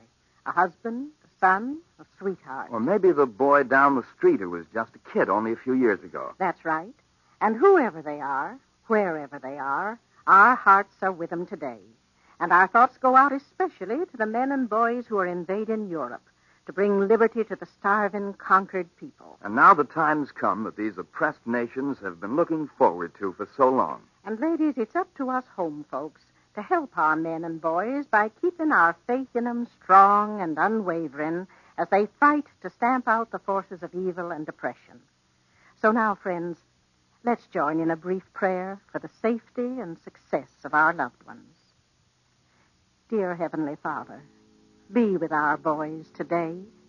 They're fighting that liberty and right may prevail. Give them the strength that is beyond human strength. Sustain and comfort them, and grant that the light of victory may begin to shine in the not-too-distant future, and that our boys will come home to us again. Friends, for the sake of our dear ones in the service, let's all firmly resolve anew this day that we'll not relax our efforts, that we'll continue to do everything in our power to help win the war, to back up our brave fighting men and women. God bless them, every one. And now for your story, Aunt Jenny. Well, friends, you remember Claire Rogers was just like a daughter to old Anthony Abbott before he died?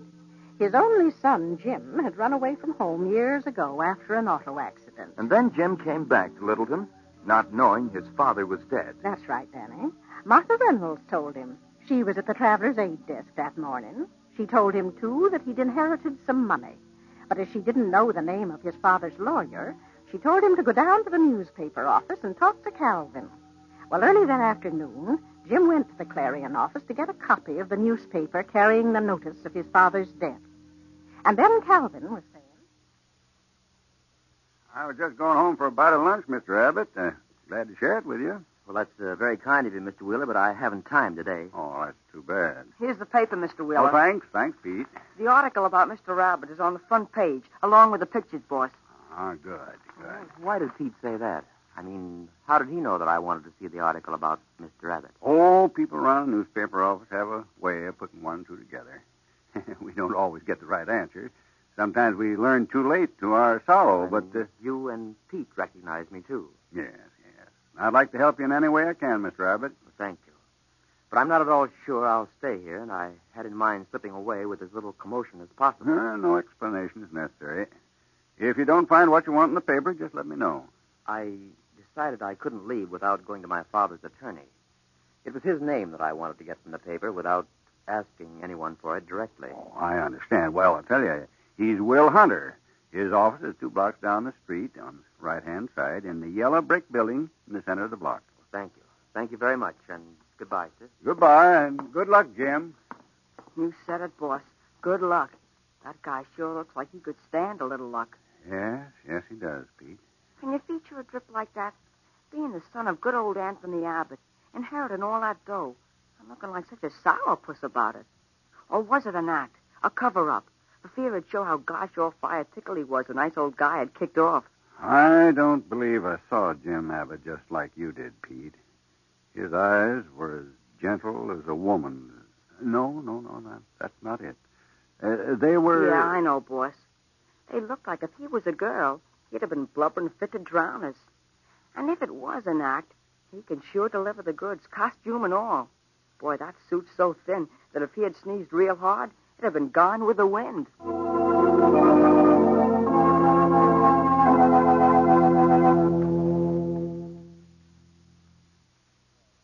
Hunter, I'm Jim Abbott. Well, how do you do?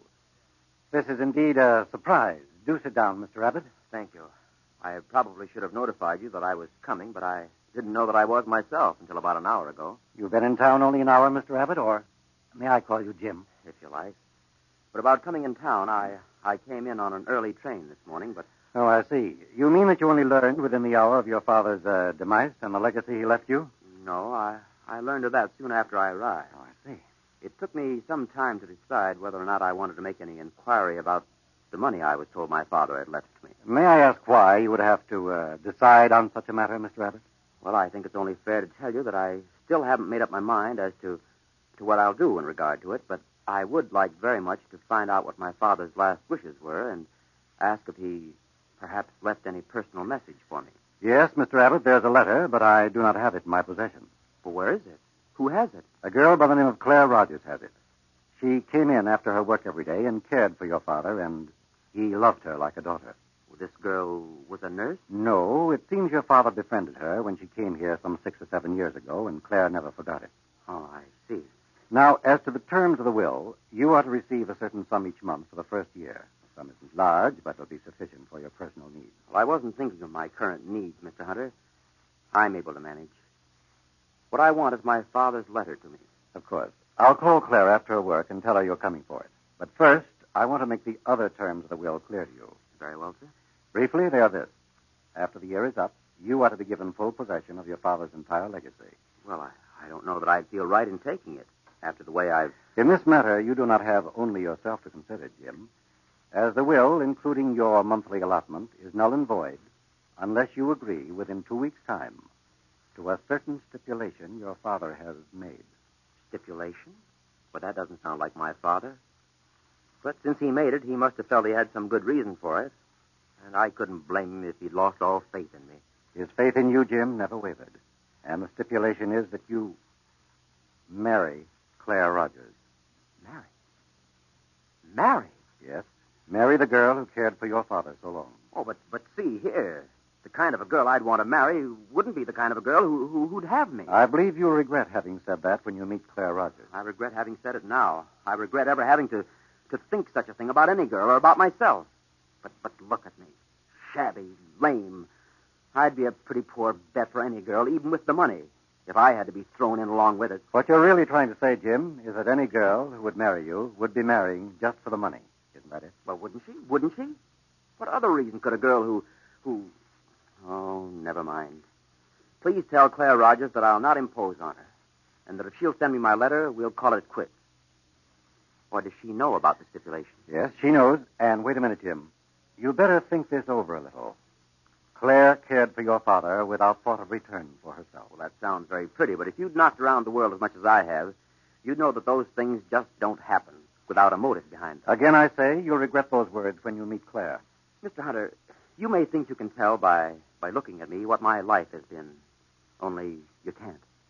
I mean, there are certain things that I still have ideals about. Jim, it was your father's last wish expressed to me that I would promise him not to let you bolt without meeting and talking with Claire.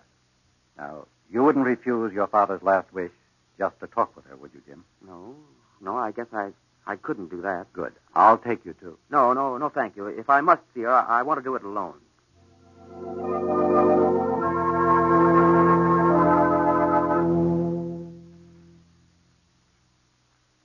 Rogers, I've been here 2 hours, and we've talked about everything except what I came to talk to you about. I'd like it much better if you'd call me Claire. You see, I've known you for such a long, long time, Jim, through your father, that... Well, please call me Claire. And let's not talk about anything that disturbs you this afternoon. I'm sure there are still other things that you want me to tell you about your father. You've been very thoughtful to tell me all the things you have. Oh, I'll remember lots more as time goes along. Do you mind if I ask you something? No. You went to the cemetery this morning, as soon as you found out about your father, didn't you? Well, how did you know? Because there were fresh flowers there. When I went on my weekly visit this afternoon after work. You mean that you take flowers out to him every week? He loves flowers, Jim. Somehow I believe you do, too, don't you? Why, I mean, I saw you looking at the sweet peas there on the desk. They're out of the garden. My landlady lets us roomers plant things in. Look, all this talk, don't do it. I'm pretty well washed up, and I don't take this sympathy very well. Oh, Jim, what a word to use between us. Us? Well, that sounds as though you had already accepted the stipulation my father made for us to marry. Well, I have. Without ever having seen me? Why? Well, Jim, maybe I can answer that better by saying that now that I have seen you, you're just as I thought you'd be from what your father told me of you. Just as fine, just as sensitive, and just as lost. All right. If that's the way you want it, and the money means enough to you to take it, even if you have to have me thrown in with it, I guess you've earned it. Oh, Jim. I'll call you tomorrow and make arrangements for the wedding.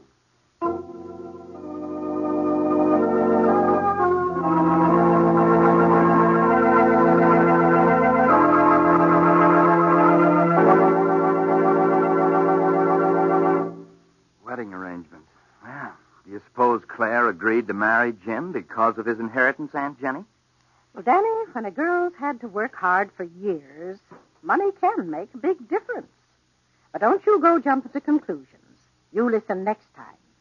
'Cause right now, I want to appeal to all you wives and mothers. In times of anxiety, you are the one the whole family looks to for hope and strength. That's right. So even though it may be difficult, I'm appealing to you to be as strong and cheerful and matter-of-fact as possible.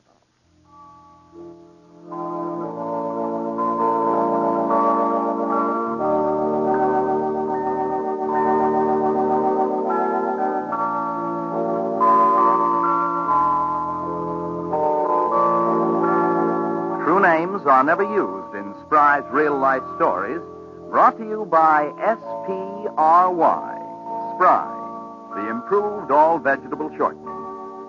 Dan Seymour speaking.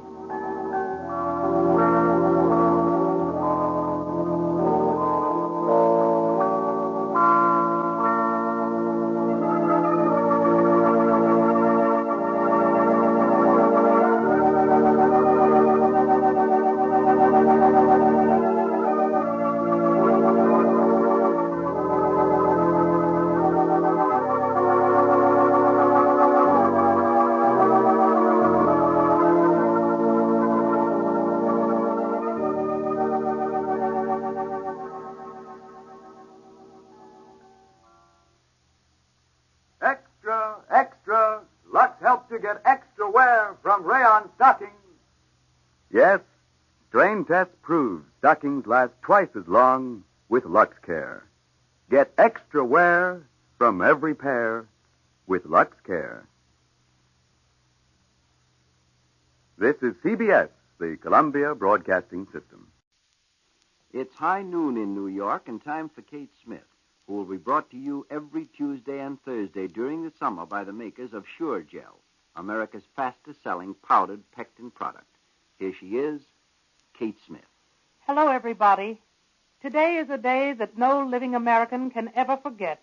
Invasion Day, forged into our consciousness in letters of fire. It marks the pinnacle of weeks and months and years of anguished preparation, the consolidating of our mighty forces. This is the hour of the death blow to those, our enemies, who have spread evil, sorrow, and suffering like a black shadow across the face of this earth. This is the day of reckoning, when America and her allies go forward to the terrible task of crushing completely and forever the enemies who for 4.5 years have ravaged one helpless nation after another. This is the day that must mark the beginning of the downfall of Nazi Germany and the downfall of all those who have sanctioned and aided the brief reign of terror, the cruelty, insanity, and arrogance of Hitlerism. Let the blow be swift and sure. Let us be strong and unswerving in purpose, strong in the assurance that we go forward in a cause which is right, in the liberation of the oppressed and the restoration of human decency and dignity from the forces of evil. This is Invasion Day, Liberation Day. Here at home, we sit beside our radios, eagerly hanging on each word of news that flashes across an ocean around the world. We're filled with a conflict of many emotions, fear, excitement, and hope. But these emotions will not help those whom we most desire to help. They will not carry our brave fighting forces forward unless we harness those thoughts and guide them and use their power to forge an invincible weapon against the foe. Today, we cannot afford to stand idly by, scattering our thoughts so haphazardly that they reap only the wind. We must concentrate them on victory and turn our earnest, united thought into devout, unceasing prayer to God. Wherever you are at this moment, whatever you are doing, join your prayers with mine. A prayer for victory. Pray that our crusaders may be strong, that success will crown their every effort. Pray that they may speedily accomplish their mission and bring their adversaries to unconditional surrender. Pray to our Father in heaven to look down with compassion upon this sick and sorrowing world and guide the forces of right against the forces of evil and insanity. If millions of us, every man, woman, and child in America, will lift our fervent prayers to God, those prayers will be answered. You all know the power of faith and prayer. Use that power now. Use it with every fiber of your heart and soul and mind, so that your prayers, along with mine, may reach outward and upward to encompass and aid those we love and the cause for which they crusade. Lift up your prayers for victory and for peace to him who said, "Ask, and ye shall receive." And now, Ted, what's new? Allied invasion forces are storming ashore along northern France this noon, taking the first long step to Berlin from a bridge of ships stretching across the English Channel. And the most important news of the hour, in the words of Prime Minister Churchill, is that operations are proceeding according to plan. Never before in history has the world seen anything like the invasion armada that stands between England and France and fills the skies above. 11,000 planes, 4,000 ships, and thousands of smaller craft are in action. And when the invasion was only hours old, the good news came through that we have seized beachheads which threaten the whole Normandy Peninsula and a rail line that runs right into Paris. The British radio says that we have a firm grip on 2 beachheads and that Allied formations are advancing inland possibly as much as 10 miles. Meantime, the German DNB news agency has admitted dolefully that American tanks have been put ashore in at least one sector. D-Day and H-Hour arrived between the hours of 6 and 8:15 a.m. Western European time, which is between midnight and 2:15 Eastern Wartime here in the United States. It was at that hour that land forces under command of General Montgomery began moving ashore along the Normandy coast in the Le Havre-Cherbourg area. As a prelude, the Royal Air Force staged a shattering 1,300 plane attack, and naval guns poured their heavy fire against Nazi strong points. A short time later, great forces of our airborne troops began dropping out of planes behind the enemy lines. In a speech to the House of Commons, Prime Minister Churchill declared, "Obstacles which were constructed in the sea have not proved so difficult as it was apprehended. The fire of the shore batteries has been largely quelled. Mass airborne landings have been successfully effected behind enemy lines, and landings on the beaches are proceeding at various points at the present time."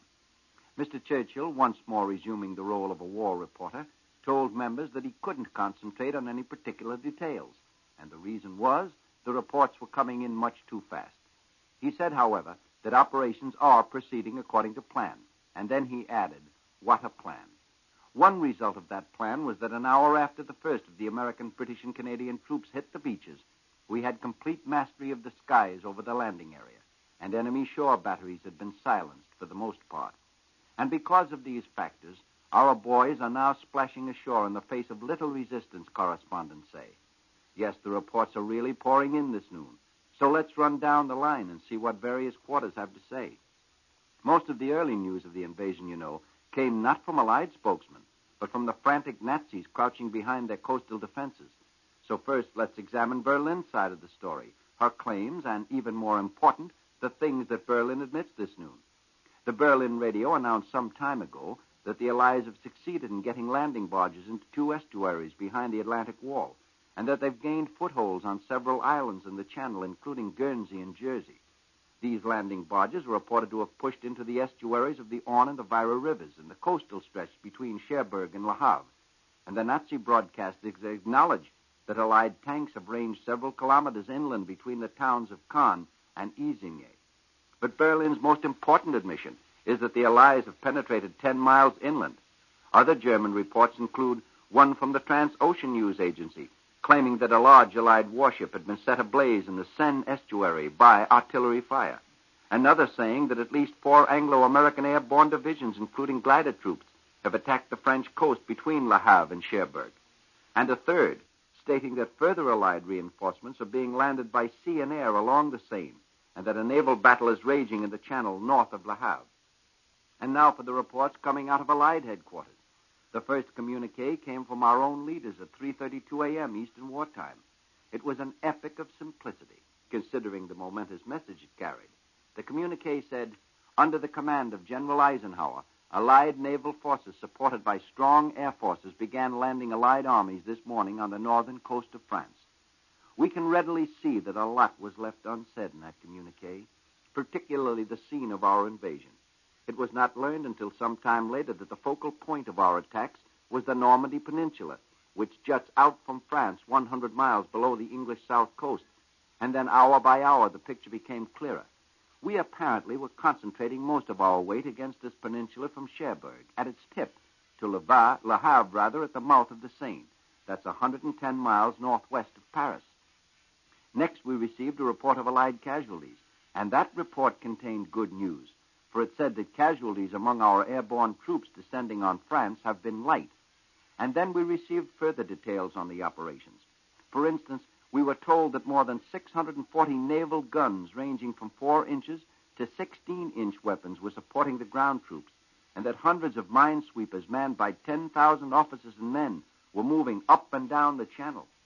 And after examining these news highlights from the headquarters of both sides, you will note that the first mighty blows of the invasion have been directed at one section, the Normandy coast of France. But there are hints at this hour that new additional operations may come momentarily. Other invasion forces from the great arsenal of the British Isles may spill out into other quarters of Europe, notably Holland. Now, the first hint that the Netherlands may be slated next for invasion came from an Allied headquarters spokesman this morning. He broadcast urgent instructions to the people of Holland, warning them to flee inland immediately to a distance of 21 miles and to keep off the highways, the railways, and the bridges. The people of occupied France also received last-minute instructions. They were told that the Allied air forces have adopted a new manner of attack and that they will be given advanced warnings to leave their towns and cities before the mighty bomber fleets arrive overhead. General Eisenhower himself also had words of instruction and encouragement for the oppressed peoples under Hitler's domination. The Supreme Commander told them that the hour of your liberation is approaching.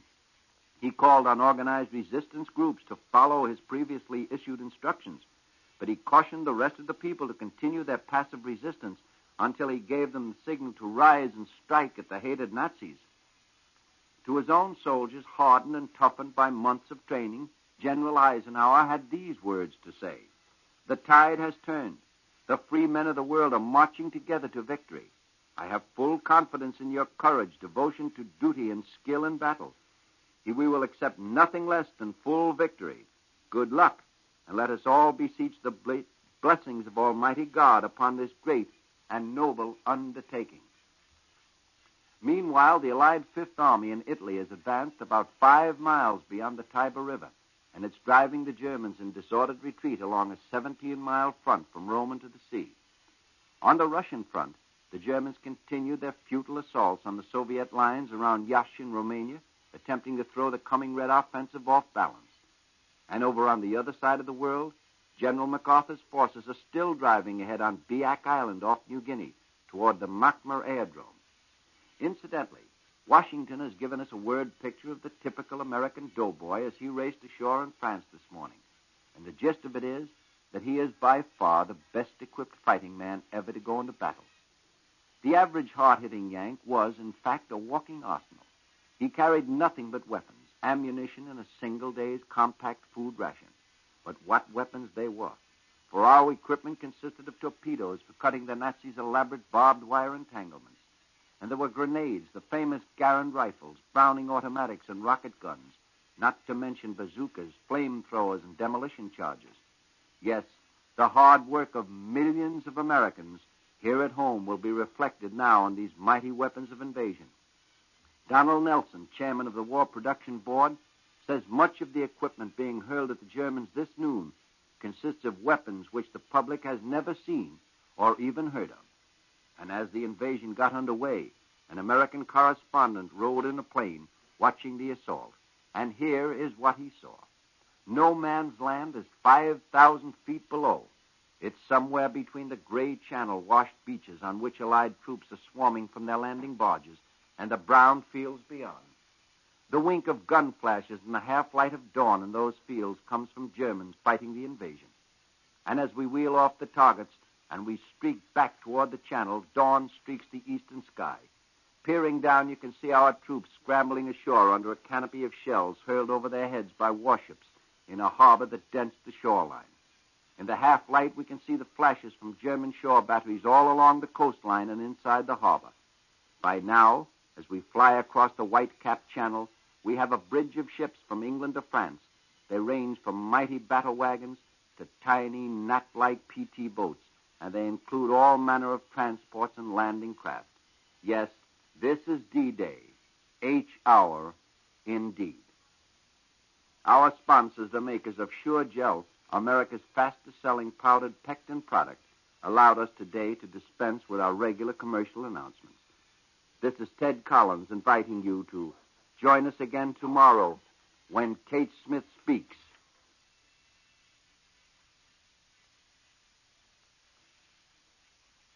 The Homemaker's Quiz. Question: what is a practical, everyday way for me to help guard the health of my family? Answer: one way is to see that your family gets the sleep they need. If you know that the caffeine in coffee disturbs someone, serve Sanka coffee, which is 97% caffeine-free. Sanka's real coffee. Delicious, satisfying coffee. It comes to you roaster fresh in a vacuum-sealed jar. So buy it today at your grocer's. Sanka coffee. King George VI of England will speak at 3 p.m. Eastern Wartime and President Roosevelt at 10 p.m. Eastern Wartime tonight. Keep tuned to your Columbia station for the latest news. This is CBS, the Columbia Broadcasting System.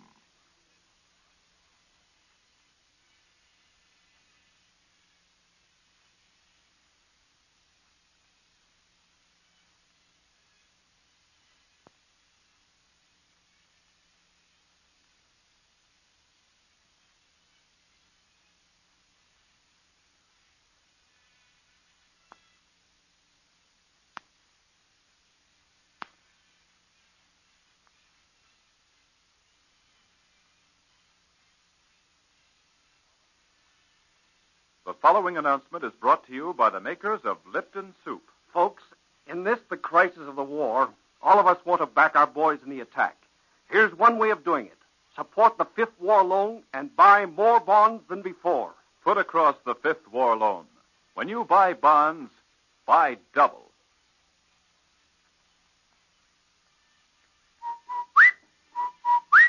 Rinso presents Big Sister.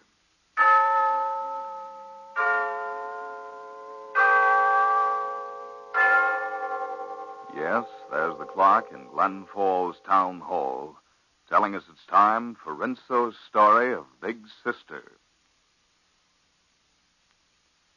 The warm sun is pouring through the open window of Ruth Wayne Big Sister's hotel room. It's 1:30 in the afternoon.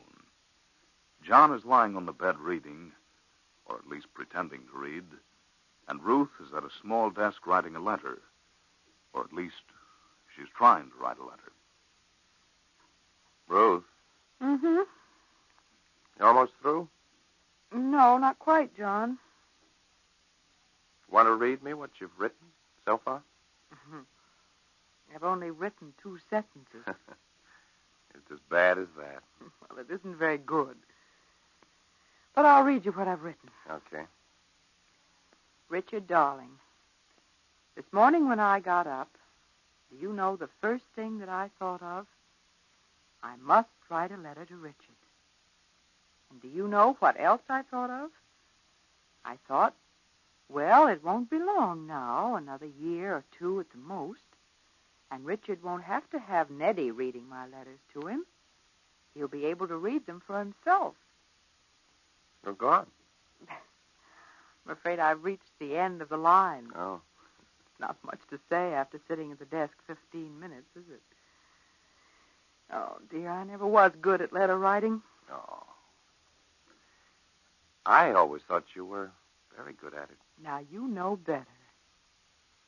Ruth, darling, do you know something? What? We're getting into a bad habit. Are we? Mm-hmm. A very bad habit. The habit of not saying what we mean. I don't follow you. Well, there's nothing wrong with your ability to write interesting and readable letters. But you can't write that letter to Richard because the kid wants to know when we're coming home. And that's the one question we can't answer. Huh? Isn't that so, Ruth?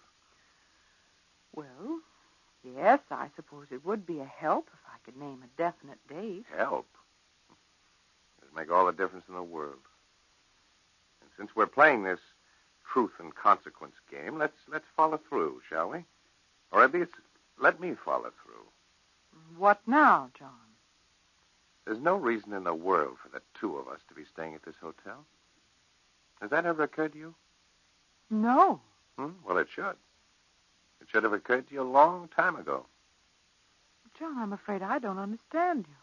Look, the only sensible thing for you to do is to go home. But, John, I thought... Ruth, isn't it true that there's no practical purpose accomplished by your staying here? Isn't it true that now there's really no reason for you to stay away from Richard? I don't see that at all. You mean you do, but you don't want to admit it. Golly, I don't know how we got started on all this, but tell me something, will you? Mm-hmm. Do you want me to go home? Frankly? Of course. No. Well, that's what I thought. But that's no reason for you to stay around. But you're wrong, John. Oh, Ruth, darling, I shouldn't be so dependent on you. Now, that's nonsense. Well, I don't think it is. Ruth, you miss Richard and you miss Now, wait a Nettie. minute, dear. Well, I see no reason at all. No, now, wait. Let me speak my little piece. May I? Well, go right ahead. Now, this is going to be one of those in the first place and in the second place little speeches. And you'd better watch out, or I may have a third or fourth point to add. Well, let's have the first point. Right. Now, I think it's ridiculous for you to talk about being dependent on me. I think it's silly for you to want to see this thing through alone. But, Ruth, Now, I still have the floor, John. I'm not through by a long shot. Darling, let's not mince words. This is a painful, trying ordeal you're facing. And it would be unfair and unthinking and unwifelike for me to walk out on you. But, Ruth, darling, I don't think so. Well, I do. And I'm sure if you thought about it a little while longer, you'd think so, too. Certainly I miss little Richard.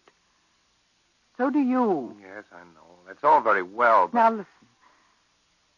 Neither of us is here because we want to be here. And neither of us should leave before this thing is settled. I know, but... You say you want me here. I want you to want me here. Well, of course I miss Richard. My goodness, I'd miss you a lot more if I went back to Glen Falls. Now, let's have no more discussion about it, shall we, Joe? All right, Ruth. We won't. But don't think I'm not grateful. Well, nevertheless... Now, darling, if you start thanking me for staying here or any such nonsense, you're going to make me acutely uncomfortable. I'm sure you wouldn't want to do that. No, darling. I wouldn't want to make you acutely uncomfortable. As a matter of fact, I'd give a great deal if I could make you comfortable. Now, don't worry about me. Oh, but I am. But you shouldn't be. Ruth, one of these days, I'm going to make up to you for all this. And I don't like that. Why not? Because it implies there's something you have to make up for. There is. But there isn't. You couldn't have helped what happened any more than I could. And it's perfectly ridiculous for you to feel a sense of guilt. Yeah. That's it. What's it? That sense of guilt. That corrosive sense of guilt. Oh, Ruth, when I think there was a time when... I'm sorry. I'd better take it easy. Don't look so worried, Ruth. I'm not. Why do you smile? Well, not because I'm amused. But, Ruth, hearing you say you're not worried... You think I'm lying? No. I think you're being tactful. Well, that's the same thing, isn't it? Well, I'm not being tactful. I said I wasn't worried, and I meant it. Of course, things aren't the way I'd like them to be. But I will tell you this. I was a lot more worried before we got here than I am now. Well, can't think of anything that's happened since we got here that should be reassuring. There's only one trouble with you, Ruth. Only one? Mm-hmm. Only one. And it isn't a trouble, exactly. Well, come on, let's have it. What is it? You're not a good actor. You say you're not worried. But right at this very moment, you're plenty worried.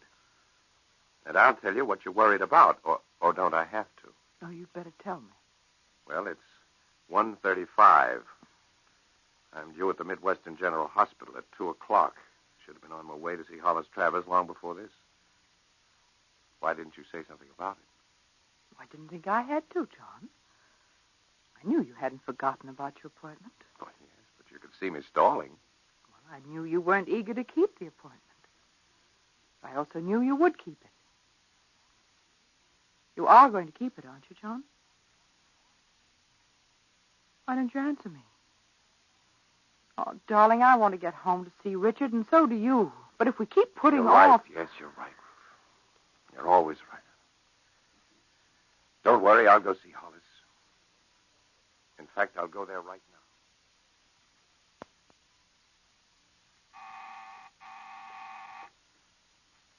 now. John. Hello, Hollis. Come in. Thank you. Let me have your hat. I'm sorry I'm late. I was worried you wouldn't come, but now that you're here, it doesn't matter. Where's Miss Stone? She'll be here later. Do you mind being alone with me? What? Oh, why should I? You shouldn't, but I thought you looked panicky for a minute when I... John, look at me. Well, what's the matter?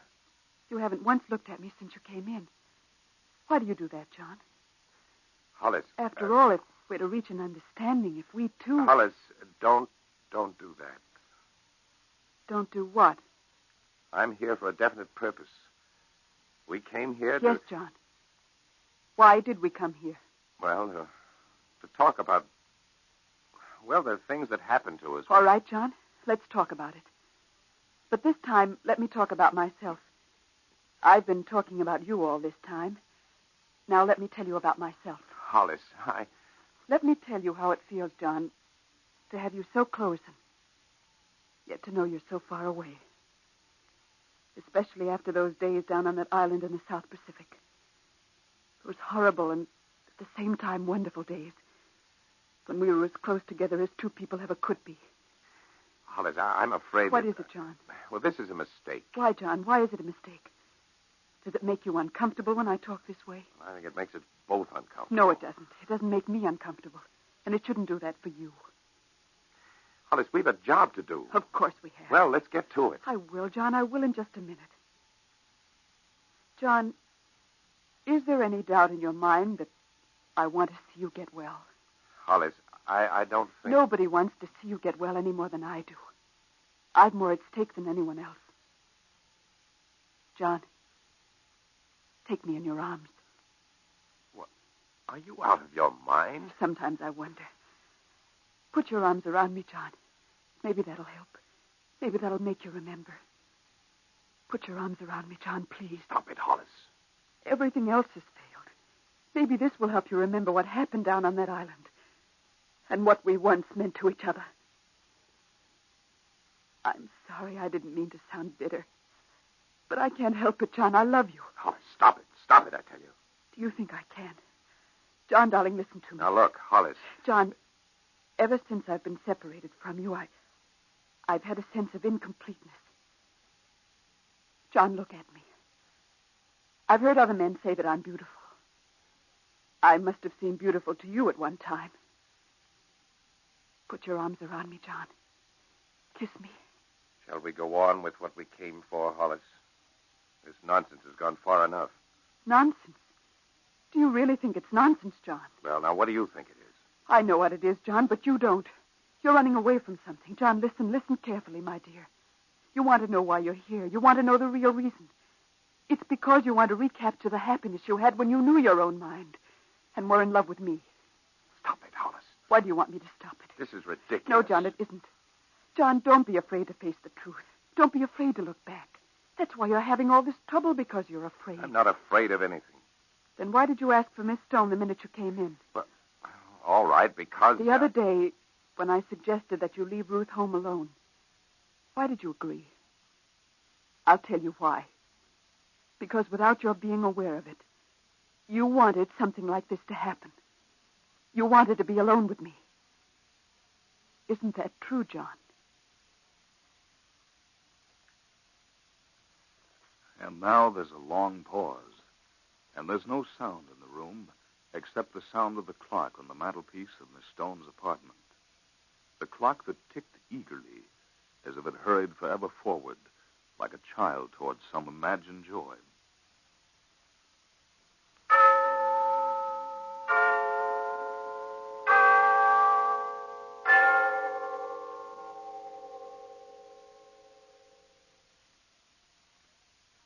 Well, it's come at last. The news we've all been waiting for. D-Day and the Allied invasion of Hitler's fortress Europe. And so, to our prayers for a speedy victory, let's add our mightiest efforts to help win this war. If you are an unemployed woman, single, or a non-farm housewife with no small children, there's a place and a need for you in war work. If we're to meet our war production goals, and we must meet them if we are to win the war, hundreds of thousands of women must get into war work this year. If you've been thinking about entering war work, remember, most war jobs are no heavier than ordinary household tasks. And remember, too, you'll be doing an important job for our country. Go to your local United States employment office and find where you are needed most. Do it now, today. We'll meet you again at Big Sisters tomorrow. This is Jim Amici speaking for Soapy Rich Rinso. The town of Glen Falls and the names of all characters used on the broadcast are fictitious. This is CBS, the Columbia Broadcasting System.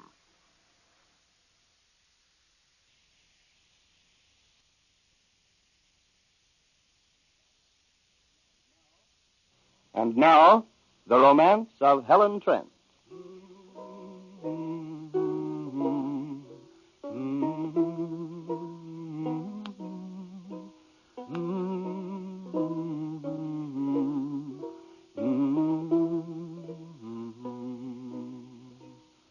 Once again, the makers of Benefax multivitamins present The Romance of Helen Trent, the story of a woman who found that when life seemed finished, over, she could still recapture romance at 35 and even beyond.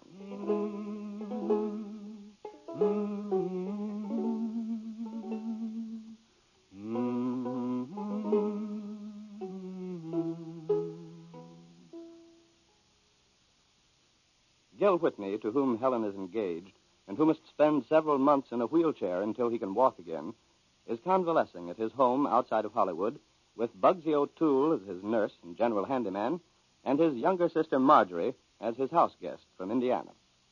Every afternoon at 5, when Helen finishes her work as chief gown designer at Parafilm Studios, she hurries out to Gil's to have dinner and spend some time with him. And tonight should be an especially nice, peaceful evening for them, because Marjorie has flown back to Indiana to spend a weekend with her children. But the evening, starting off now, is not going to be peaceful at all. For today, Helen's long-accumulated disappointment reached a peak in her. Her disappointment that Gil keeps insisting they delay their wedding till he's well again. Helen, in an outburst of angry tears, said to Agatha Anthony, with whom she lives, I'm going to talk to Gil Whitney tonight, like I've never talked to him before. I'm going to ask him one more time, just this once, this last time, to marry me and let us possess our happiness. I'll use every trick in the book to coax him and force him out of his foolish attitude. I'll cry and wheedle and if necessary, stand on my head. But I guarantee you this time I'll get results. And I should have taken this stand long before now, too. By the time Helen got out to Gil's, she was calm again, very self-possessed and quiet. But she's waited her chance to speak, and now it's come. With dinner over, the two are sitting together in the lamplit living room. Gil has put his wheelchair next to the phonograph and is playing for Helen an old record of April in Paris, which was one of her favorite tunes several years ago. And Helen has just been telling him of the wedding this afternoon of one of her co-workers at the studio, Betty Fairfax. You know, 3 months have gone by since you got out of the hospital, Gil, and we've done nothing about it. But in that same length of time, Betty Fairfax has met and married the man she loves. You see, not all people are spendthrifts with time like we are. Please, sweetheart, don't begin on that again. I'm not beginning now. I'm finishing, Gil. And you're going to listen. You're lucky I blew off all my steam and temper on Agatha tonight, so now I can be a little calmer with you. Look, Gil, this is June, and already we've thrown 3 months away. I'm now announcing to you one fact, and I mean every word of it. Gil, you're going to marry me this month or never. Do you understand that? Now, in June, or not at all. Sweetheart. Why this sudden outburst, darling? Because all of a sudden I'm sick to death of living for a future that never comes and chucking the present into the wastebasket. Why, you and I might as well be in the first stages of a courtship as the way we are now. I'm away from you all day long, and I rush out here at night. And can we have a meal alone together? Can we even find a place to sit and talk alone together? No, Bugsy's around and Marjorie's around and people are coming and going and I can hardly be close to you. So I'm starving a little. And I'm getting more and more angry and fed up and tired and disgusted with the whole thing. Helen, do you think I don't feel the same way, too? And furthermore, I'm getting terribly embarrassed at my doing all the urging about this. Do you think it flatters a woman any to propose to her fiancé at least once a day, every day in the week? I'm stopping it right now, Gil. This is my final time, and you can say yes or no. I think you're mean. Oh, Helen, please. Now, wait a second, my darling. Why can't I be taking care of you? I'm the logical one to do it, aren't I? I could quit my work and look after you, and life would be a beautiful thing. It's only for a while you'll be this way. And you won't even give me the privilege of helping you when you need me most. We could have all the long, lovely days together. It'd be something sweet we'd remember all our lives. And instead, you're keeping me on the outside where I can hardly look in. I can't even plan a meal for you, or get you your medicine, or even arrange the flowers here in your house. Marjorie and Bugsy beat me to it, and I just come out and visit in the evening. And it's empty and lonesome, and I hate it. I hate it.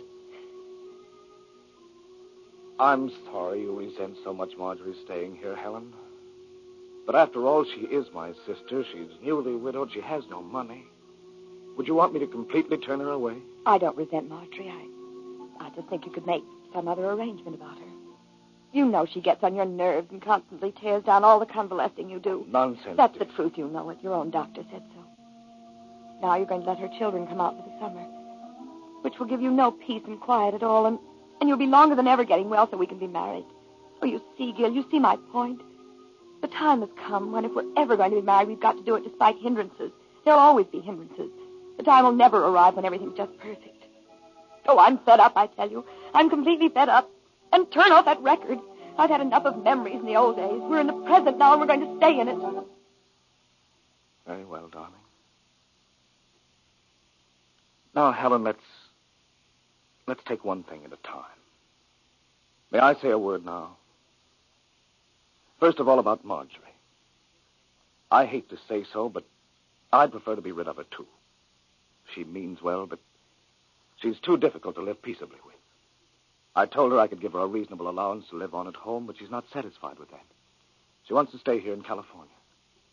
For the time being, I feel compelled to give in to her. I'm all she has in the world, and I cannot and I will not shirk my duty to my only sister and her youngsters.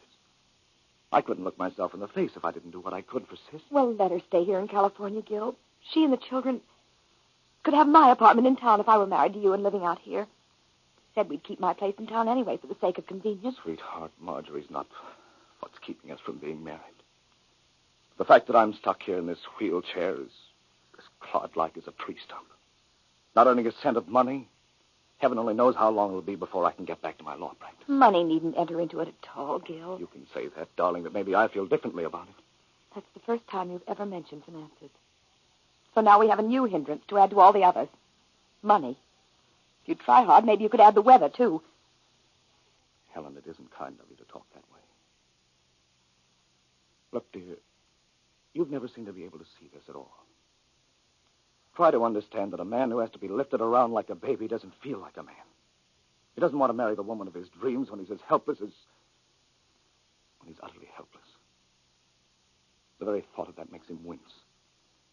Try to think a little of how I feel, Helen. Oh, darling, to me you're not helpless. And I love you more now than I ever have in my life. It'll be for such a short time, Gil. Only a few months that you'll be this way. Why can't we take it in our stride and go on and live? I want the first few months of our life together to be beautiful the way I've dreamed of their being, Helen. You can't have everything in life turn out the way you've dreamed it. That's my whole point.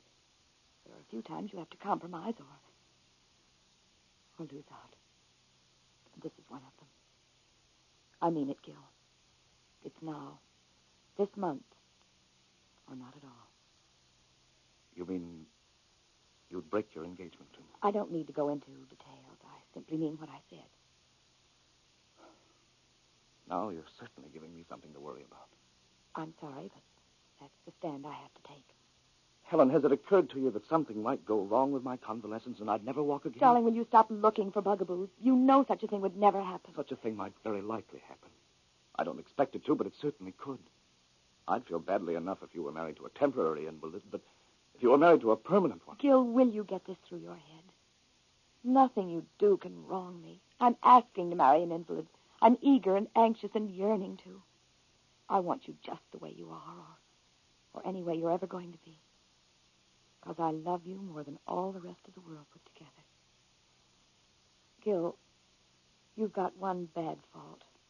And I'm going to tell you what it is, darling. You're a perfectionist. You want everything to be perfect and ready before you make a move.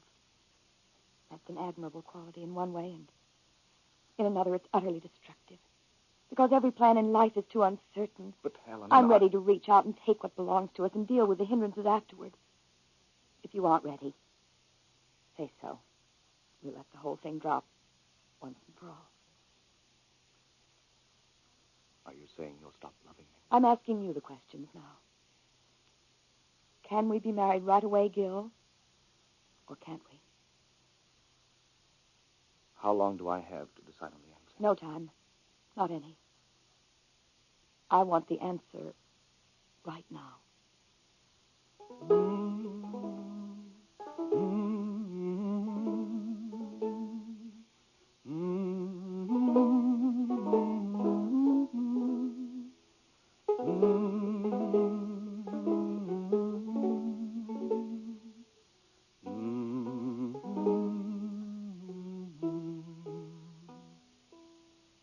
Well, it's been a long time. We interrupt this program. We have interrupted this program to bring you another special invasion broadcast. We take you to London for the report of Edward R. Murrow. Go ahead, London. Here is a summary of the latest news available at Supreme Headquarters, Allied Expeditionary Force. There is no cause for pessimism. The beach opposition was less than had been expected. Our convoys did not come under serious attack. The minesweeping was good. It was a low-tide landing, and the minesweepers did the most difficult job ever done by the little ships. They established the clear water, and they led the big ships in. There was no changing of course. They had to contend with a 2-knot change in the tide right in the middle of the operation. That meant they were sweeping in a strong cross tide. The weather has not been kind during the first phase of the operation. It was bad when the attack began, but the weathermen said it would improve, and they were right. Many of the men must have had an uncomfortable passage.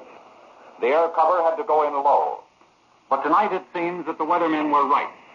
The opinion here seems to be that we are over the first 2 or 3 hurdles, but there are many more to come. The American naval forces were able to silence the shore batteries at the points of landing, and our losses at sea have been very, very small. In the air, it is clear that the Luftwaffe has not given serious battle. Up to noon today, only about 50 enemy fighters have been seen. It is clear that the Germans haven't yet committed their air force, haven't yet made up their minds. It appears that the Allied air has done its job. Between midnight last night and the early hours of this morning, more than 31,000 airmen were over the target area, and that doesn't count the airborne troops. More than 1,000 heavy bombers were out last night. Then, more than 1,000 of our heavies went out at first light. After them went the mediums and the dive bombers. The lack of enemy response in the air is pleasing, but it is no cause for undue optimism. They still have a formidable fighter force. Their morale is still good. They just haven't made up their minds. They're waiting. Goering has issued an order of the day, telling the Luftwaffe it must beat off this attack at all costs, even if the Luftwaffe is destroyed. But he has not yet thrown in his main force. The RAF 2nd Tactical Air Force alone flew more than 2,000 sorties today, providing a fighter umbrella over the invasion beaches. Not a single enemy aircraft had been seen in the bridgehead area up to early afternoon. Returning pilots, who could see the ground operations, described the landing of troops and equipment as going like clockwork. One Spitfire pilot said, "I went through Dunkirk, and I am not ashamed to say that I cried with joy at the sights I saw today." One French flyer remarked, "We all felt as if we were on our way home at last, and it felt good." Prime Minister Churchill has just given the House of Commons a rather full report on the fighting so far. Here's what he reported. The landing of troops on the broad front has been effective, and troops have penetrated several miles inland. Lodgements exist on a broad front. Losses are far less than we apprehended. Many dangers and difficulties which appeared at this time last night as extremely formidable are behind us. This operation is proceeding in a thoroughly satisfactory manner.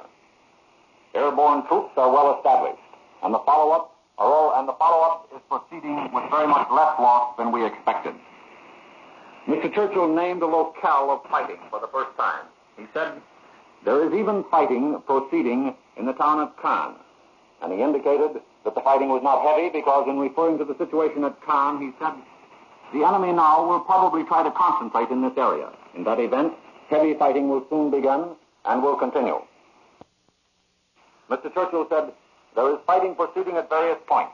We have captured various bridges, which are of importance, and which were not blown up." Mr. Churchill began his second report of the day to the Commons by saying he had been at centers where the latest information is received. After speaking of unexpectedly low losses, he said, "The resistance of the batteries has been greatly weakened by the bombing of the air forces, and the superior bombardment of our ships quickly reduced their power to dimensions which did not affect the problem." He called the landing of airborne troops a marvelous feat and said they were larger than anything there has been so far in the world. He said risks had to be taken in respect of the weather, but he declared that General Eisenhower's courage is equal to all the necessary decisions. He ended by saying, "It is a most serious time that we are entering upon, and we enter upon it with our great allies, all in good heart and in good friendship." And the Commons cheered the Prime Minister's optimistic report. And now, with the immediate worry off our minds about just the getting of a foothold in Europe, it's not too soon to turn some attention to the political problems that liberation, particularly of France, is going to involve. One aspect of the political struggle for power in France was illuminated sharply this afternoon. Early in the afternoon, Marshal Pétain issued a proclamation to the French people, urging them to do just exactly what the Germans want, namely, stay put and carry on with their normal jobs. Pétain's excuse is that any other course means reprisals and bloodshed. And just a few minutes ago, General de Gaulle, who is now in England, issued an appeal to France of an entirely different kind, an appeal to all Frenchmen to fight the Germans, fight them wherever and whenever they can strike, and with every possible means. General de Gaulle said that the battle for France was in full swing and that Frenchmen must participate in defeating the already retreating enemy. He told them to sabotage and destroy the German defenses, evade German conscription, and mobilize their assistance to the Allied armies. He called upon Frenchmen to obey the orders of the French government, by which he meant the Committee of National Liberation in Algiers, and also to obey the orders of the properly delegated French officers. All the hypothetical situations, assumptions, and conflicts about France of the past few years will now soon be proven or disproven in the light of hard results inside France itself. Another report out of Germany casts some light on what may be our strategy in this new attack. This report says that the landings are designed to secure the port of Cherbourg for the landing of heavy equipment, and goes on to say that Allied parachute troops have been dropped at both sides of the base of the peninsula to pinch it off. If this succeeds, the peninsula will fall to us by strangulation, with no way for German reinforcements to rush to the defense of that vital harbor. Whether or not this is so, Richard Hontelet noticed this morning when he was flying over that area that the coast of Normandy is a dead place, with not a truck or motorcycle moving over its roads. Meanwhile, there have been more reports, which we cannot yet confirm, to the effect that we have landed on the Channel Islands of Jersey and Guernsey. There will be a communique out later on this evening, and we will see how much of this the Supreme High Command confirms. We return you now to Columbia in New York. You have just heard Edward R. Murrow, Columbia's Chief of European News. Here in CBS World News headquarters in New York is Doug Edwards. The CBS now continues its reporting of the news of the Allied invasion of Europe. You may be interested to know that since 3:32 this morning, Eastern War Time, and in the more than 9 hours since then, we've devoted approximately 7 hours to invasion news and analysis. This has included the words of fighting men themselves, reports from eyewitness radio reporters, bulletins from the press associations, communiques from Supreme Allied headquarters, and urgent messages of government leaders speaking to their people and to all the world. Those of you who've been listening are aware of the urgent pattern we're following, which is to recapture the time of any regular program on our schedule whenever fresh news comes in from the scene of action on this great day of liberation. We have necessarily repeated much of the news in summary form, but have brought you familiar programs in their regular places whenever even repetition has run its course. Fresh news will, of course, be broadcast at any moment within seconds of its receipt and without warning. Stay tuned to your CBS station for constant coverage of the latest news from every theater of the war. Prime Minister Churchill said in London tonight that Allied troops have penetrated in some cases several miles inland after effective landings on the French coast on a broad front.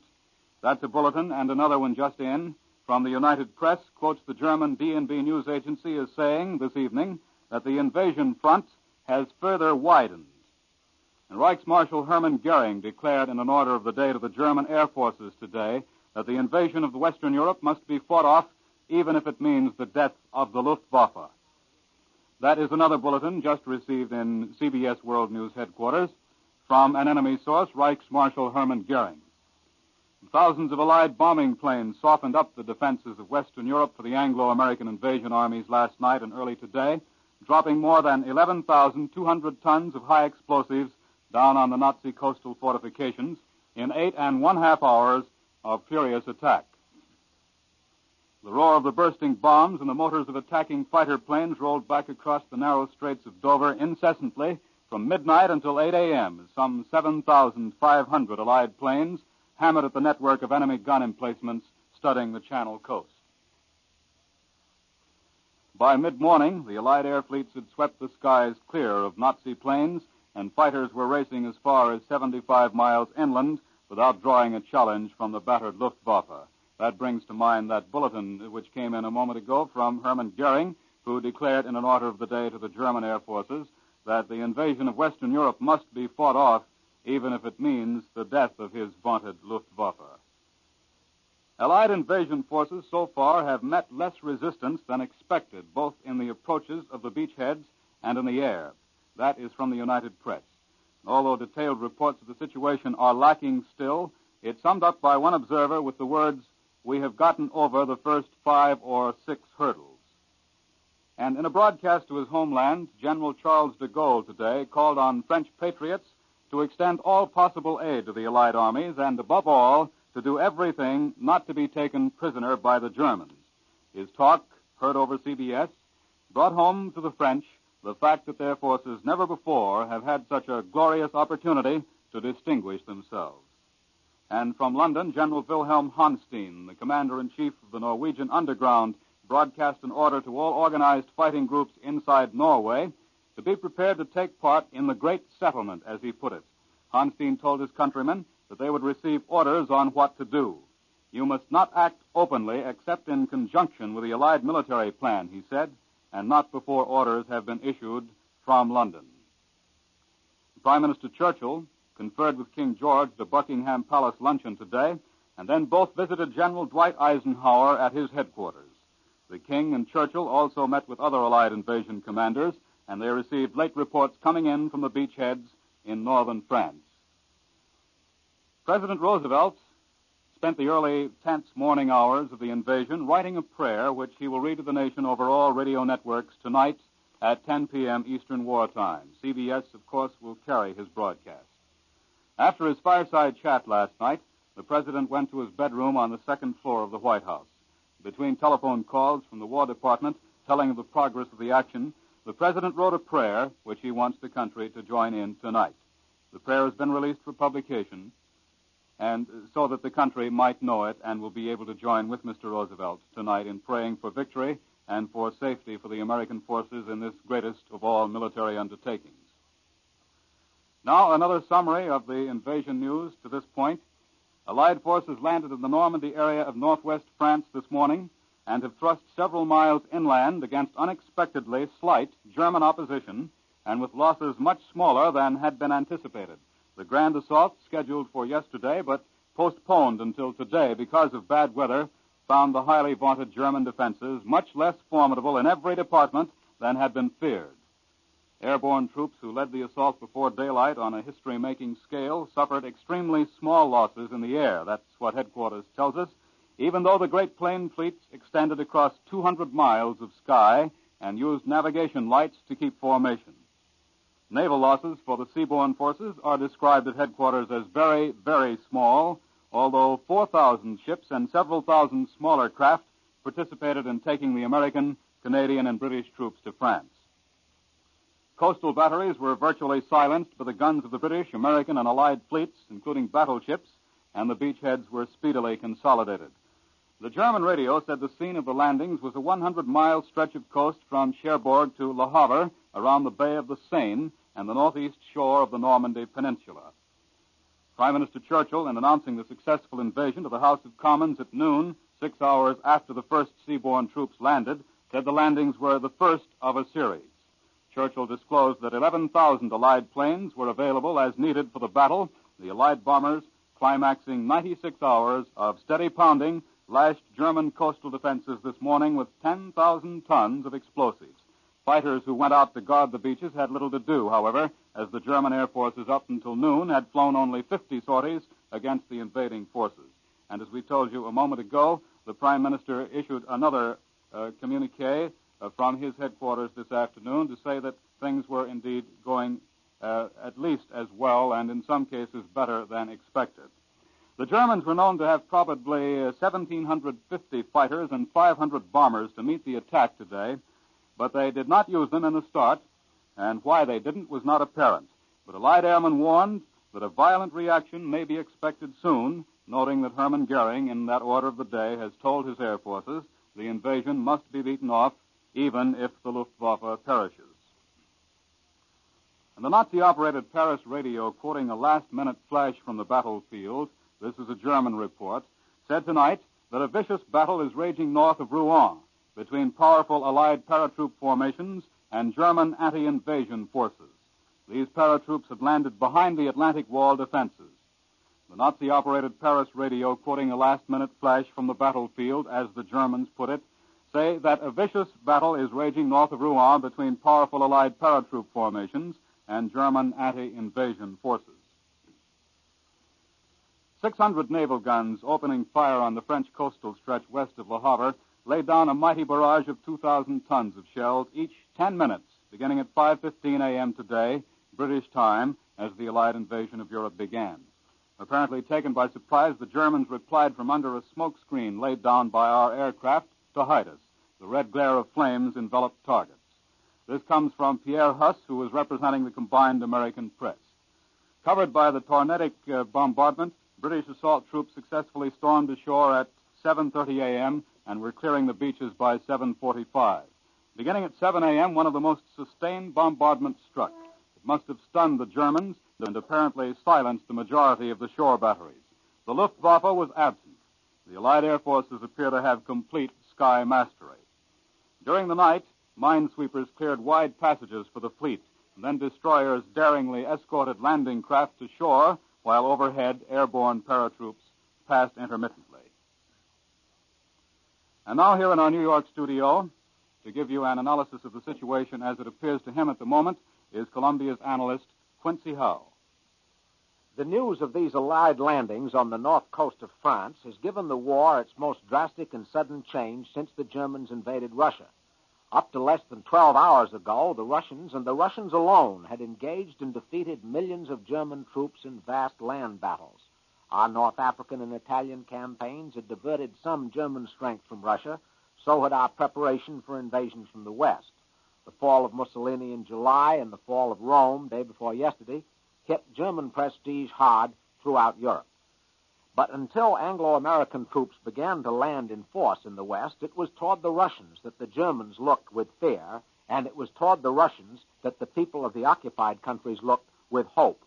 Our landings have started to change all that, and the better and faster our campaign in the West develops, the more rapidly British and American prestige will grow in Western Europe. These landings differ from the invasion of Italy in at least two important respects. First, they show that Britain and the United States have developed first-rate military power on land, as well as in the air and on the sea. We're now able to come to grips with the Germans in their own element, that's land fighting, having already mastered our two elements, the air and the sea. The campaign in Italy amounted to little more than a dress rehearsal compared with the scale of the present attack. Then, in the second place, these landings in France represent our first attempt at real liberation as compared with invasion. Although the Italian people had little liking for Mussolini and nothing but hatred for the Germans, the French people went into the war against the Germans and have lived under German domination for the past 4 years.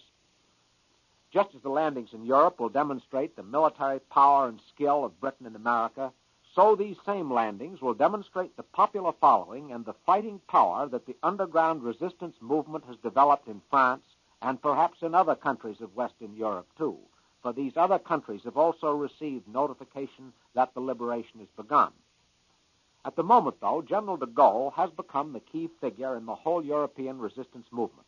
That's because the first landings have occurred in France, and because General de Gaulle has no rival as a leader of French resistance. But it may be some time before we know how strong the French resistance movement proves and how much General de Gaulle himself can deliver. Raymond Daniel cabled a dispatch from London to the New York Times this morning, a few hours before the landing began. This dispatch warned the American people not to expect too much of the French resistance movement. It pointed out the great difficulties under which the French must operate. The American decision to withhold full diplomatic recognition from General de Gaulle and the French Committee is therefore being put to its first practical test. And if the resistance movement does not live up to the hopes that some of us have placed in it, there may be a temptation to blame that on General de Gaulle rather than on the French situation as a whole. If, however, the French resistance movement does prove effective, then General de Gaulle and his French committee will have scored a double triumph. They will have prevailed not only against the opposition of the Germans, but against the doubts and hesitations of President Roosevelt and our State Department. The people of the other occupied countries with their exile and their exile leaders will also follow events in France with passionate life and death interest. They'll see first how strong we are. Then they'll see how much authority an exiled leader carries. And if General de Gaulle cannot rally the French people around him with all his contacts in the French underground, then the exiled leaders of Belgium and Holland, and perhaps of Norway, too, may have reason to believe that from now on the leaders of the resistance struggle will be found inside Europe and nowhere else. The Russians will also watch the course of the invasion with just as much interest as we are watching it over here, perhaps even with more interest, and this is why. Ever since the Germans invaded their country, nearly 3 years ago, the Russians have been clamoring for a second front in the West. During these 3 years, they've had about one-third of their richest territories invaded and laid waste. Nearly one-third of the Russian people have been enslaved at one time or another by the Germans. For 3 years, the Russians have been living for this day of liberation because they've always believed that only large-scale military operations in the West can take enough German divisions off their necks for them to be able to hit back with decisive strength and really smash the German war machine. This Russian demand for a second front in the West is impossible to reconcile with the fears that some people have that Russia hopes and plans to dominate the whole European continent. Quite the opposite. Only by large-scale military operations in the West can the Anglo-American powers hope to exercise political influence over Western Europe, and the Russians are realistic enough to understand this.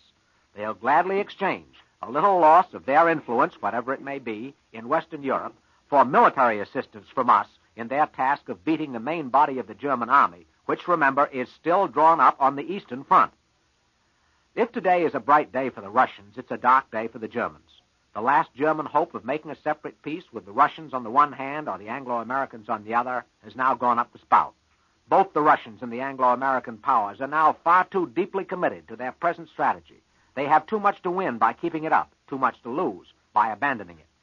Nevertheless, we can expect to hear plenty of German propaganda that will continue to try to stir up suspicion and division between the Anglo-Americans and the Russians. The Germans are now under pressure from east, south, and west. They have a three-front war on their hands, and they'll fight this war with political as well as military weapons in the hope that somehow, somewhere, one of these offensives can be called off. And the Japanese are going to watch with deep concern what's happening in Europe right now. If the Anglo-Soviet-American coalition comes through its present test in Europe, then the Japanese will have good reason to fear trouble for themselves later in Asia.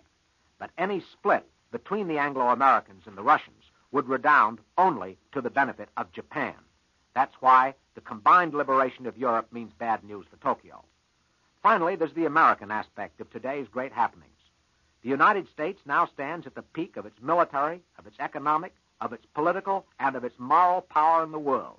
Never in the history of our country has our power of every sort, counted for so much as it does today. More than 150 years of American history lie behind the unexampled effort that this country is now making all over the world, not only in Western Europe, but in Italy, in the South Pacific, in Asia, on the seaways and skyways of the world, and right here at home, in our factories and on our farms. We're throwing everything we've got this summer into the greatest military operation of all time. But it's much more than a military operation. The fate of the whole world is involved, and in that fate, the United States has the decisive role to play. You have just heard Quincy Howe, Columbia's news analyst. Keep tuned to your Columbia station for a return to CBS World News Headquarters in just 30 seconds. This is CBS, the Columbia Broadcasting System. Now, here in New York, is Columbia's correspondent, John Daly. The latest news we have of the Allied invasion of northwestern France is still in that bulletin from the Associated Press in London, which reports that Prime Minister Churchill said tonight that Allied troops had penetrated in some cases several miles inland after effective landings on the French coast on a broad front. In Washington, President Roosevelt's top military, naval, and air chieftains reported to him that the massive Allied cross-channel assault is going well up to now. The invasion is doing all right so far, Admiral Ernest J. King, the commander-in-chief of our Navy, said as he left the White House after an hour-and-a-half conference with the chief executive. Into our studios and our newsroom here in New York have come a series of eyewitness dispatches from the other side of the world where the fighting is going on. We'll read some of these dispatches to you to give you a clear picture of what is happening as the Allied troops storm the fortress of Hitler. Correspondent E.V. Roberts, representing the combined American press, has sent, for instance, a dispatch telling how General Eisenhower spent the hours just before our men went ashore in France. General Eisenhower, he said, stood on a rooftop on invasion eve and watched a mighty airborne armada form in the sky and wing its way toward France and the beginning of the final phase of the War of Liberation. The Supreme Commander radiated a calm confidence contagious to those about him. He spent the greater part of the day among the troops, seaborne and airborne, walking from group to group, chatting and laughing with the men. At 2:30 p.m., says Roberts, on Monday, Eisenhower met with a small group of British and American press and radio representatives. He told them that the invasion of Europe would be launched Tuesday, and the machinery was already in motion. They were informed that the operation would be the largest of its type ever launched, and that the Allies had assembled their mightiest land, sea, and air force for the purpose. Eisenhower talked to them for an hour and a half. The conference took place in his command tent, a plain, bare-walled structure about 20 feet square with canvas roof and walls of stained pine boards. At the start, he greeted each correspondent with a handshake and a friendly, lopsided grin. He stressed the importance of the job his staff officers, British and American, had done in preparing and launching the blow, and spoke earnestly of his desire to emphasize this. The weather, the correspondents learned, had been the biggest Allied headache in the selection of D-Day. At one time, General Eisenhower interrupted his discourse to look out of the door and comment with enthusiasm upon a patch of sunshine. The general sat comfortably slouched behind his big, battered desk. On the desk top was a green telephone, a desk lamp, an inkwell, and a packet of cigarettes. During the conference, he occasionally leaned forward to tap with a finger for emphasis. He smoked constantly, sometimes lighting one cigarette from another. Beyond that, he made no movement. He did not appear to notice the express train roar of constant Allied air patrols overhead. Roberts adds that after the conference, the general stood outside, hatless and with hands in pockets, and chatted with the reporters informally. They remarked upon his calmness, and one asked him, "Don't these things make you nervous?" He chuckled and said he was the type that boiled up inside, but that when things got too bad, he was usually able to sleep it off. He told them that he planned to visit the airborne units during the evening, and that before turning in, he would probably read a little philosophy or a Wild West story. The correspondents were then permitted to tag along on the Supreme Commander's visit to the airborne units, but only with the understanding that they would remain definitely in the background. There is a warm, personal relationship between General Eisenhower and his men, and he made it clear that he wished it to remain personal. Roberts says that as the party swept along a road overlooking a coastal town en route to the airborne bases, the correspondents could see a great flotilla of landing craft out at sea. At the airborne assembly areas, Eisenhower walked swiftly and alone through the groups of men where they were drawn up at attention. He asked that they be placed at ease. He stopped frequently, picking men at random to talk with. Often he was completely surrounded by the men, and they trooped after him, laughing and joking like schoolboys. The reporters estimate that during the evening hours, he talked with several hundred men individually. He asked them where they were from. He seemed determined to find a paratrooper from his home state of Kansas, and what they did in civilian life and what their army job was. And then he added personal touches. He asked a youngster where he got his hair cut, and an ex-Dakota farmer how much wheat he grew per acre. He asked about the weird war paint of the paratroopers, and was told that it was a mixture of cocoa and cottonseed oil. "It tastes good," one trooper told him. The Supreme Commander's party reached the last base just at takeoff, says Roberts. At 7-second intervals, the big C-47s roared off the runway and lurched into the sky in a seeming endless stream. Eisenhower was escorted to the roof of headquarters for a better view as they circled above, coming into formation for the great task ahead. He turned his face toward France and watched them vanish in the darkening sky. And that's how General Eisenhower spent the last hours before invasion. The British radio has just reported that every plane in the vast fleet of American transport aircraft that flew with troops and equipment onto the continent was painted with broad blue and white stripes and carried colored lights, yet no fighters or heavy flak opposed it. The huge, brilliantly lighted armada stretched for more than 250 miles, continued the broadcast, which was recorded here at the CBS shortwave listening station. It traveled only a few hundred feet above the ground, and it took more than an hour to pass. It met only small arms fire, mostly from 50-caliber machine guns. Here is a late bulletin with a dateline Folkestone, England on it. It says, "German guns across the English Channel opened fire at 5 p.m. today for the second time since the invasion began, but ceased as soon as Royal Air Force planes appeared over them." That is, of course, 5 p.m. English time, which would be 11 a.m. New York time. Penetrations several miles inland were made by American, British, and Canadian troops which poured into northern France by air and sea in overwhelming strength and established firm fighting fronts in the first stage of the battle for Europe. That is, in essence, a summary of what Prime Minister Churchill said in his report to the Commons. Mr. Churchill, in his second appearance of the day before the House of Commons, gave this stirring report of the invasion. The Supreme Headquarters of General Dwight D. Eisenhower's Allied Expeditionary Forces added to Churchill's summary by disclosing that the first in a series of 4 or 5 obstacles in the way of Europe's liberation has now been overcome. Disclosing that enemy opposition was less than anticipated and that coastal defenses were weakened into virtual uselessness by air and naval bombardment, Churchill said our airborne troops are well established and our follow-ups are all proceeding with very much less loss than we expected. Fighting, he said, is proceeding at various points.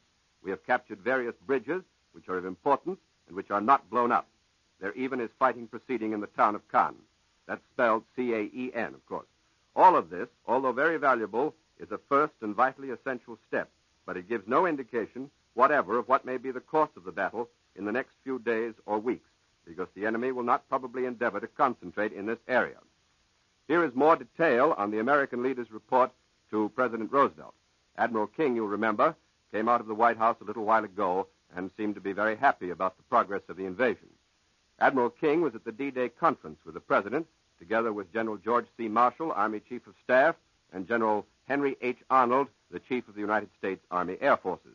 The 3 top-flight leaders of America's military might emerged from their conference with President Roosevelt smiling and in apparent good humor. General Marshall was asked if he could say anything about the progress of the Allied landings, and he replied, "I'd rather not," but he smiled with evident satisfaction. Admiral King then said, "It's doing all right so far." President Roosevelt called the officers to the White House a few hours before, and he will go on the radio to lead the American people in prayer for success of the Allied liberation of Europe. Now, evidently, the airborne troops, which would mean paratroopers, glider-borne troops, and transport troops, have played a very major part in the securing of beachheads in Hitler's Europe. And here, a United Press correspondent who has just returned to England after riding on a 9th Air Force troop carrier plane, which dropped American paratroopers on France, tells his story. It's an eyewitness description. He says American parachute infantry, spilling from troop carrier planes with deadly stealth, apparently caught German defenses by surprise before dawn and struck the first American blow at selected targets in Normandy. Thousands of paratroopers were dropped dead on targets by hundreds of Dakota carrier planes operating in 3 wings from myriad bases in Britain. The surprise, he says, was shown in the lack of opposition to the first plane arriving over the drop zone and the moderate and inaccurate flak encountered by those which followed. Night fighter opposition was negligible, although the big C-47s and C-53s, which carried up to 18 men each, were escorted by Allied night fighters and intruders. The huge planes roared off from their bases in the dead of night, and a few hours later returned with one of the lightest casualty lists ever reported for an operation of such magnitude. The weather favored the paratroopers. The planes were able to drop below an undercast directly over the drop spots. And while the American paratroopers hit at German communications, airfields, supply dumps, and command points, British airborne units were striking farther along the French coast. Brigadier General Paul L. Williams, whose troop carriers led the invasion of Sicily, congratulated all wings in his command on the successful execution of their missions.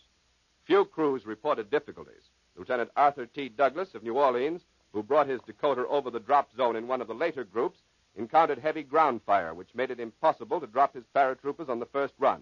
He made 3 runs in all before dropping his human cargo. When we approached the drop zone, Douglas said, it appeared circled with machine gun fire and light flak which formed a crossfire. The bullets sounded like rain on a tin roof. We made 1 run, but nobody could jump. And as I started away from the target, the crew chief told me about it. We were going out over the channel, but I swung the plane around and went back over the drop zone again, trying to get under the trajectory of ground fire. That time, most of the men jumped, but there still were some unable to get away. Flak burst near us and threw 3 men to the floor, so we circled and went back a 3rd time. Bullets were whizzing all around the plane and cutting it up, so when I got rid of my stick, I went to the deck and got out of range. When he says he went to the deck, of course it means he went right down as close to the ground as he could get. Major Howard W. Kennan of St. George, Utah, who was co-pilot of the lead plane, said that his crew saw fires burning furiously near the drop zone, apparently started by preparatory bombings.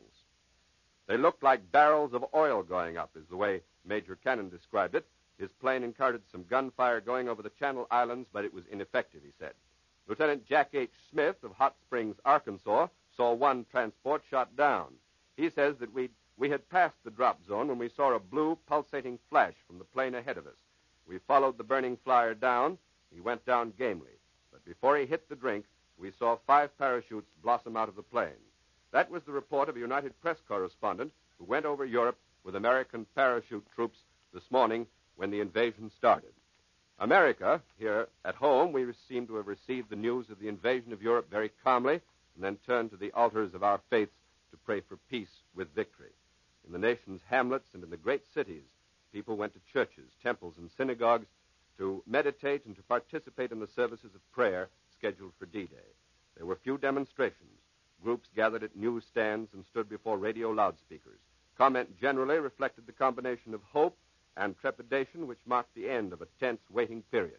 I'd just come up to New York from Washington, and on the way up I noticed in the railroad stations that the people stood very quietly and read their newspapers. Even here in New York, in the subways, instead of glancing at the front page and then running to the sports page, people were sitting quietly and reading the latest details of the invasion from their papers, and sometimes on the stations you saw them portable radio, which was giving the latest news as they stood there. The people have been quiet. Perhaps they've tasted so often of this invasion that they now understand that just securing a beachhead doesn't mean the battle is won. They know that the days ahead of us are going to be just as difficult as those hours which followed immediately after H hour on D-Day, which is today. Thousands of men and women in war production plants observed a brief moment of silence, followed by an immediate resumption of the flow of materials of war. Plant officials announced uniformly and proudly that the announcement came without a slackening of output. Here in New York, a public prayer observance to be held at 5:30 p.m. this afternoon at the Madison Square Eternal Light World War I Memorial was announced, in ceremonies which will be repeated in communities in all parts of the country. Some cities, such as Albuquerque, New Mexico, announced D-Day and H hour with sirens and whistles, summoning men and women to their places of worship. At the United States Veterans Hospital here in New York, 1,800 men, still hospitalized 25 years after World War I, were given the news by nurses. Patients in pajamas and bathrobes, walking on crutches and canes, gathered in the hospital lawns and bowed in silent prayer. Newspapers issued extras all over the country, and radio broadcasting companies such as our CBS pushed all scheduled programs aside to bring you the news. The New York Stock Exchange halted its activities for a 2-minute prayer period. Emergency orders for augmented personnel went out from the nation's telephone companies. As American servicemen accepted the news in their stride, a light note was struck by a group of French sailors in New York who linked arms and joyously danced down Broadway. That also happened in Philadelphia. I brought a new Philadelphia paper up with me, and they described there French sailors munching donuts in the Salvation Army canteen in City Hall Plaza, looking up when the women volunteer told them that paratroopers were landing in France. She had no way of knowing what the sailors thought, but she did notice that they gulped their coffee and swung across the plaza toward a subway entrance and their ships. The major racetracks suspended their programs, but generally sports events went on as scheduled. Virginia's civilian defense officials sent over the civilian air raid warning system a summons to 8 p.m. prayer meetings in all the cities and most of the towns. Here in New York, Lord & Taylor, a specialty shop, closed for the day, and its 3,000 employees were given the day off to pray and hope for victory. Now we have a bulletin here from New York which gives us further details on the young British girl, Joan Ellis, who sent through the false flash 3 days ago announcing the opening of the European invasion. Joan Ellis, it says, the 22-year-old British teletype operator who sent that false flash 3 days ago, reporting the European invasion, was very happily remembered by newspaper editors when D-Day finally arrived. The newsmen here found time to message expressions of agreement with James P. Rosemond, who is the managing editor of the Akron, Ohio Beacon Journal. He said, based on Joan Ellis's statement, asking America to forgive me, suggests AP editors' cable message to her. Ours would be, no one in Ohio concerned about invasion flash, good luck and carry on. That message was forwarded to the London Bureau of the Associated Press. Tell the British girl who flashed the invasion Saturday that we all love her and that she scooped the world, said the Mayfield, Kentucky messenger. The South Bend, Indiana Tribune messaged, please cable Joan Ellis that Indiana thinks you knew it all the time. Comments such as these came from all parts of the country, and perhaps Joan Ellis did a great good deed for her country, for we know now that great fleets loaded down with troops and having all the semblance of a full-blown invasion have sailed repeatedly up and down the coast of France. They've had the Germans in tenterhooks and time again sent them to their bastions of defense only to find it was a false alarm. General Eisenhower at this time played another one of his wonderful tricks on the enemy. Watching past performances of invasions, I saw some of them in the Mediterranean myself. They got used to the idea that General Eisenhower never invaded unless the moon was waxing, was new, that the tides were high, and the H hour always came between 2 and 4 o'clock in the morning. This time, General Eisenhower let the moon go its way, let the tides pretty much go their way, and struck in daylight, probably accounting for the surprise of the Germans. Here is a late report from the Supreme Headquarters of the Allied Expeditionary Forces in England. More than 10,000 tons of explosives, it says, were showered on invasion coastal targets by an estimated 31,000 airmen in the 8-hour period between midnight yesterday and 8 a.m. today. Spearheading the tremendous aerial armadas which by night and day blasted a path for the invading ground forces was a giant formation of well over 1,000 RAF Lancaster and Halifax bombers, which last night dropped 5,600 or more American tons of bombs on 10 Nazi gun batteries. Remember that the Lancaster and the Halifax are the great British bombers which have roared out over Germany these 2 or 3 years past and can carry great loads. They are the planes that usually drop the great blockbusters weighing 8,000 pounds and even 12,000 pounds. The resistance of the batteries, that's enemy batteries, has been greatly weakened by the bombing of the Air Force, and the superior bombardment of our ships quickly reduced the fire of these batteries to dimensions which did not affect the problem. That is what headquarters announced, giving us one of the clear-cut indications of the reasons for the success of our initial efforts in the liberation of Europe. The estimate of 31,000 airmen in action, made by well-informed observers, did not include airborne troops. Now, the well-informed observer in England is undoubtedly a capable Army officer who is giving on-the-record background to guide the correspondents in their reports. We find now that the Japanese people have at last been informed of the Allied invasion of northern France. Don Mosley, our correspondent, the CBS correspondent in San Francisco, reports that Radio Tokyo has declined to editorialize in any manner concerning the success or failure of the operation.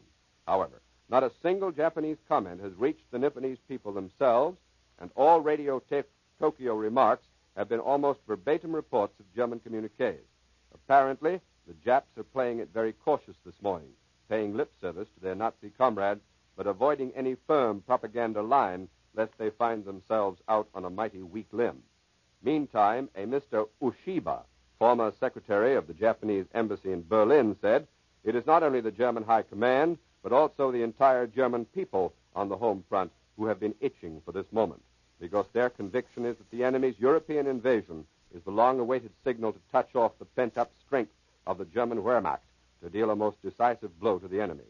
Then Ushiba, in a sweeping remark, added his conclusion that now the Allies are walking into a death trap laid by the German High Command. However, such a comment has not been told the Japs themselves. That gives us a fundamental idea of the kind of Japanese propaganda that is going out to the people of Japan. I don't think that these reports from Japan necessarily indicate that the Japanese have any faith in the ability of their Axis comrades to hold the Hitler fortress of Europe. They must appreciate already that the beaches are secured. Here is a flash from Reuters in London, which says many secret weapons were used for the first time by the liberating armies in the invasion of northwestern France this morning. The Ministry of Supply in London revealed that information just a short while ago. We've heard in the past months, almost now for in the past 2 years, the reports of German secret weapons. We've had a good deal of information about their rockets, about their glider bombs and their radio-controlled tanks, but we've had very little on the Allied side in the way of boasting of our magnificent weapons. I saw some of them in operation at the Anzio beachhead. They can't be talked about even now, and yet even those weapons, as terrible as I saw them, have been superseded by even newer weapons, since this report says that many of the secret weapons were used for the first time by the liberating armies when they broke their way into northwestern France this morning to start the long-awaited liberation of the occupied countries in Europe. The news continues to come into the CBS newsroom. We will be standing by here to give you the latest reports as they come in. The latest report we have so far on the progress of the fighting is the announcement from Prime Minister Churchill that there have been penetrations of several miles. Radio France in Algiers broadcasts a statement by André Le Troquer, who is the French Commissioner for the Administration of Liberated Territories in metropolitan France, declaring that the liberation of France has started. Following is the text of the statement as broadcast to French areas and reported by the Federal Communications Commission. Events expected by the whole of the French people have finally taken place, says Mr. Le Troquer. Our hope becomes a reality. The liberation of France has started. In this most solemn hour of our history, we all have only one duty, total sacrifice for the motherland. French blood will flow again. Think of the sufferings that our brothers will have to endure to be finally liberated. Let us unite all our thoughts in the certainty that tomorrow France will be free and we shall make her greater and more beautiful than she has ever been. That report came from Algiers, the seat of the French Committee of National Liberation, and was made by André Le Troquer, the French Commissioner for the Administration of Liberated Territories in metropolitan France. Meanwhile, we received earlier today the news from London that General de Gaulle has arrived in England and evidently has already held consultations with the British authorities, looking for the complete cooperation of the people inside France. What we can expect in the way of cooperation and help from the French people must still remain a question mark. We do know that there are Frenchmen who have fought against the Germans underground for many, many months, for many years inside France. We will only have to wait now for time to see if all France rises to help us, and we feel sure that they will. These reports that we have just read you, eyewitness reports and the last-minute details of the news of the invasion, have just come into our newsroom and constitute the latest information that we have.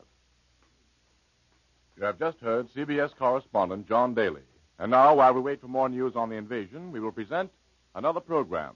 Our Gal Sunday, presented by the makers of Anison, Life Can Be Beautiful, presented by the makers of Ivory Soap, and Ma Perkins, presented by the makers of Oxidor, will not broadcast today because of the special news you've just heard. This is CBS, the Columbia Broadcasting System.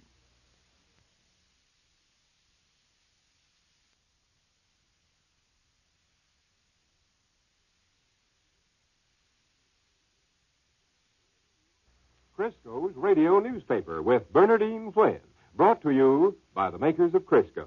And now, here's Bernardine Flynn. Thank you, Ed, and hello, everyone. This is the day for which we've all been waiting. D-Day, invasion of Western Europe.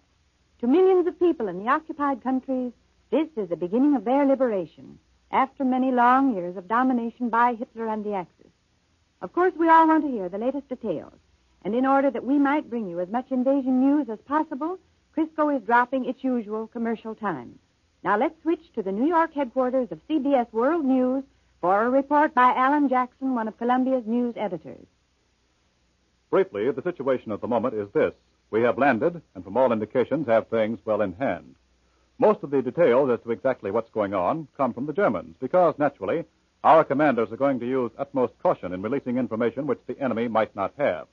However, Admiral Ernest King, the commander of the United States Fleet, said this morning in Washington after a conference with President Roosevelt that, from his viewpoint, the invasion of Europe is doing all right so far. The grand assault on the continent, as a matter of fact, was scheduled for yesterday, but it was postponed until today because of bad weather. When it did get underway early this morning, shortly after midnight, it found the highly vaunted German defenses much less formidable in every department than had been feared. For instance, airborne troops who led the assault before daylight on a history-making scale suffered extremely small losses in the air, even though the great plane fleet extended across 200 miles of sky and used navigation lights to keep formation. Naval losses for the seaborne forces are described as very, very small, although 4,000 ships and several thousand smaller craft took part in transporting the American, Canadian, and British troops to France. Coastal batteries were virtually silenced by the guns of the British, American, and Allied fleets, including battleships, and the beachheads were speedily consolidated. The German radio says the scene of the landings was a 100-mile stretch of the coast from Cherbourg to Le Havre. Britain's Prime Minister Churchill, announcing the successful invasion to the House of Commons at noon, 6 hours after the first seaborne troops had landed, said the landings were the first of a series. And then later on he said that heavy fighting was taking place in the town of Caen, which is about 10 miles inland. Berlin admits that the invaders have succeeded in sending landing barges into two estuaries that are behind the Atlantic Wall, that great line of defenses which Hitler has talked about so much in the last couple of years or so. The Germans admit that Allied tanks have cut their way inland several miles, between the towns of Caen and Isigny, two French towns about 35 miles apart. And, still according to the enemy, our troops have made penetrations ranging up to 10 miles.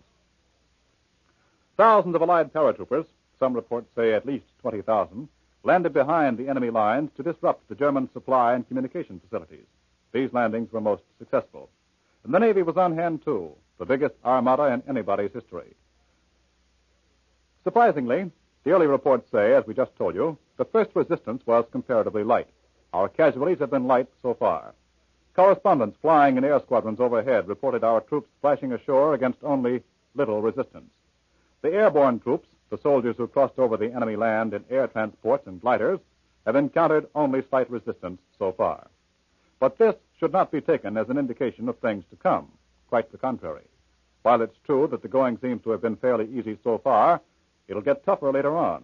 The Germans, for instance, are holding huge reserves of troops behind the lines, waiting to see where the Allies will hit the hardest.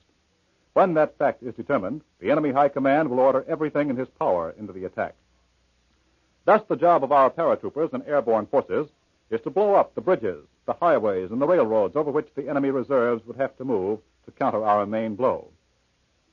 This enemy blow may come in a day. It may come next week sometime. But when it does come, it will be the enemy's supreme attempt to knock a damaging hole in our invading armies. And the fighting will be tough. General Eisenhower calls the invasion a crusade, and he says that nothing less than full victory can come of it. Early this morning, just a short while after the first official announcement of the invasion had been made, Eisenhower made a special broadcast to the underground fighters of the occupied countries. He warned them against any premature uprising, but he urged them to complete their preparations and to stand ready for the signal. And that signal, it is expected, will touch off the greatest revolt in history. Estimates place the size of these underground armies at something like 8 million men. 8 million men armed and waiting to strike back at the people who have held them in subjugation for so many years. Well, perhaps it might be a good idea now to take a look at the geography, that is, the land at which the Allied armies are striking today.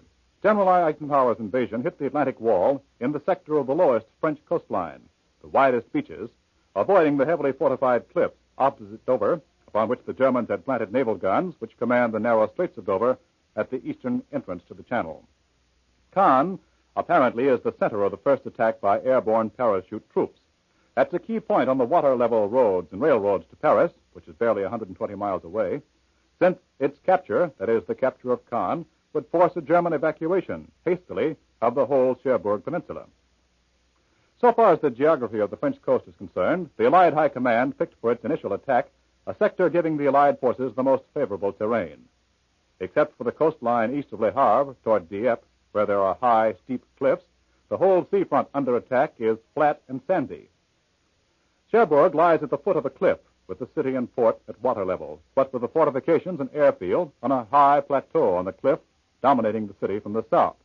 It always was considered one of the best fortified and strongest defended of the French Channel ports. Le Havre lies at the mouth of the Seine, the natural gateway to Paris.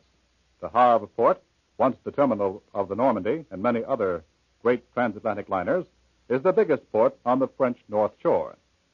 It was under frequent air attack during 4 years of occupation, but unless the Germans dynamite its locks in their defense or retreat, it may be found fairly intact upon the entry of American troops. One of the first coastal villages attacked and flown over by airborne troops was Bure-sur-Mer, the fishing village where Admiral Richard E. Byrd and his crew made a forced landing at the conclusion of their transatlantic flight in June 1927. Prime Minister Churchill told the House of Commons when he went to the address this morning that the invasion was proceeding according to plan. Then, with emphasis, he added, "What a plan." President Roosevelt spent the early mornings of the invasion day writing a prayer for victory for the armed forces, and he will broadcast this prayer to the world at 10 o'clock tonight. He has expressed the hope that the nation will join him in the prayer.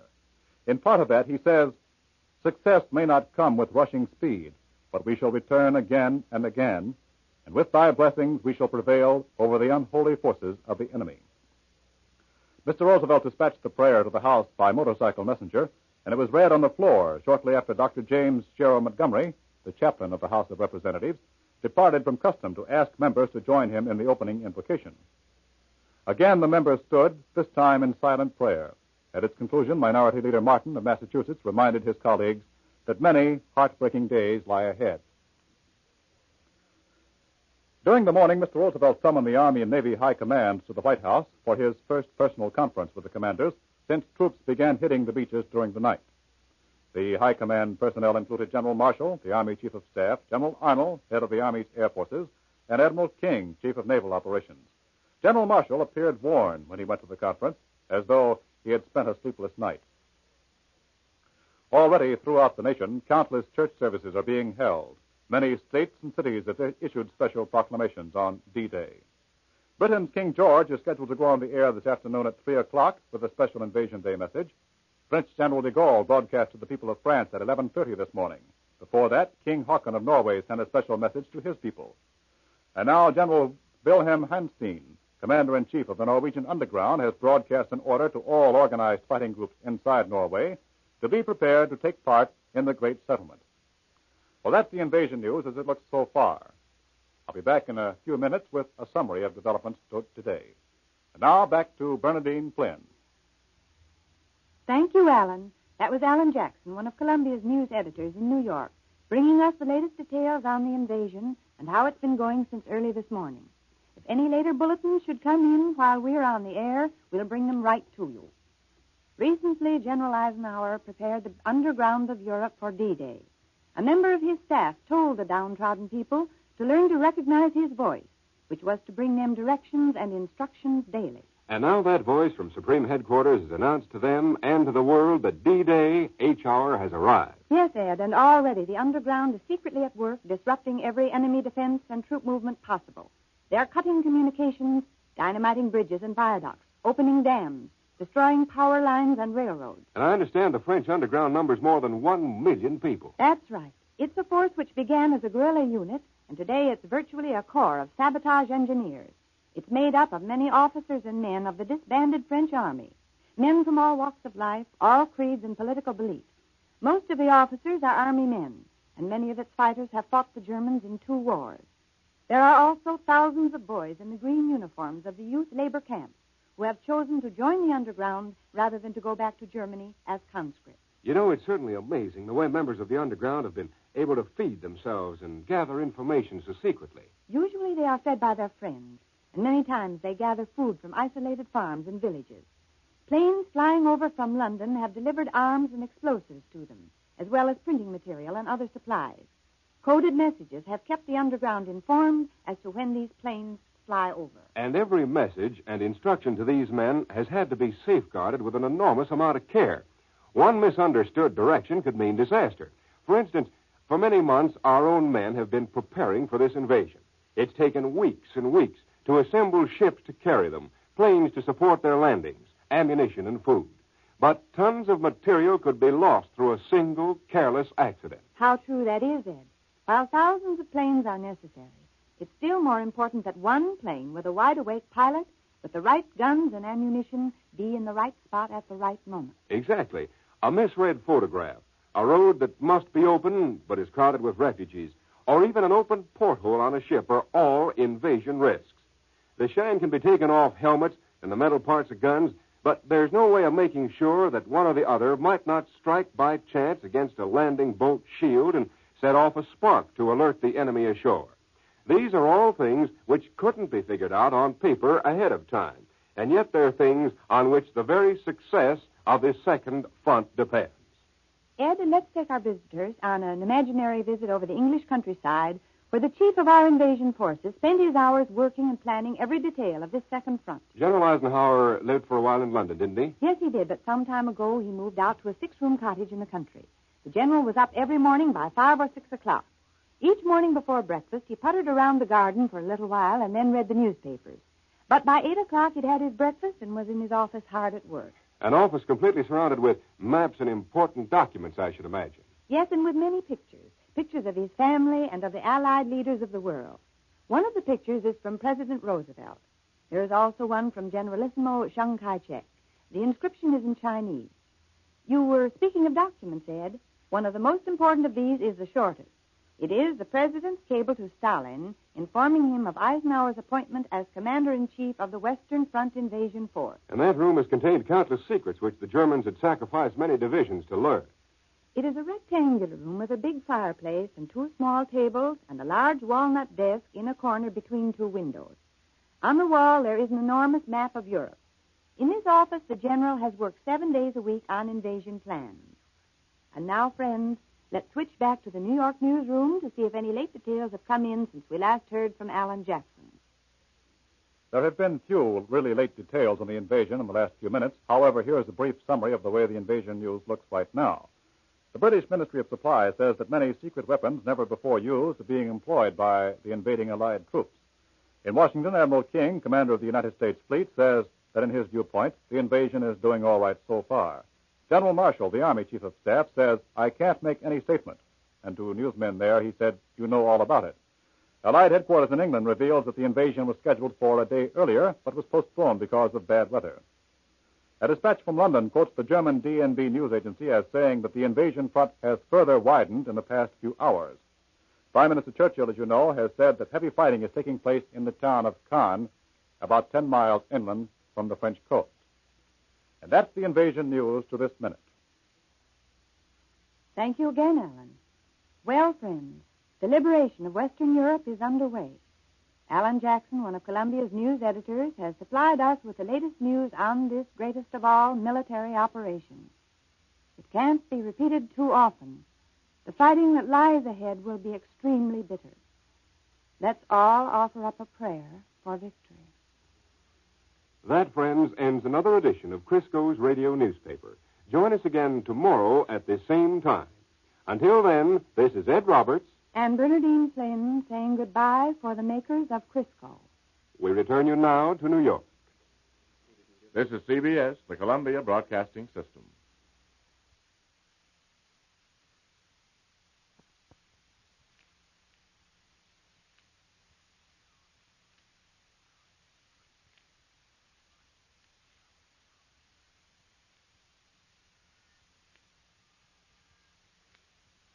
The Goldbergs, presented by the makers of Does, will not be heard today.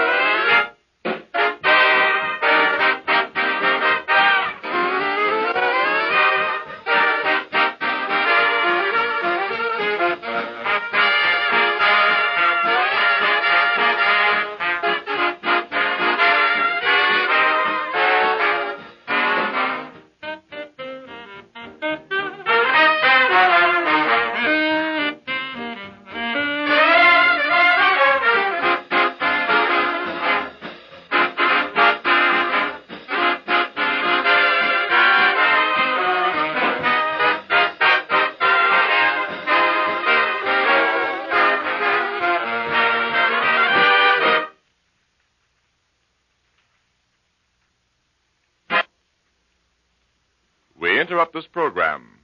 We take you now to CBS Washington. Albert Leach reporting. Washington has accepted the news of invasion with mixed emotions.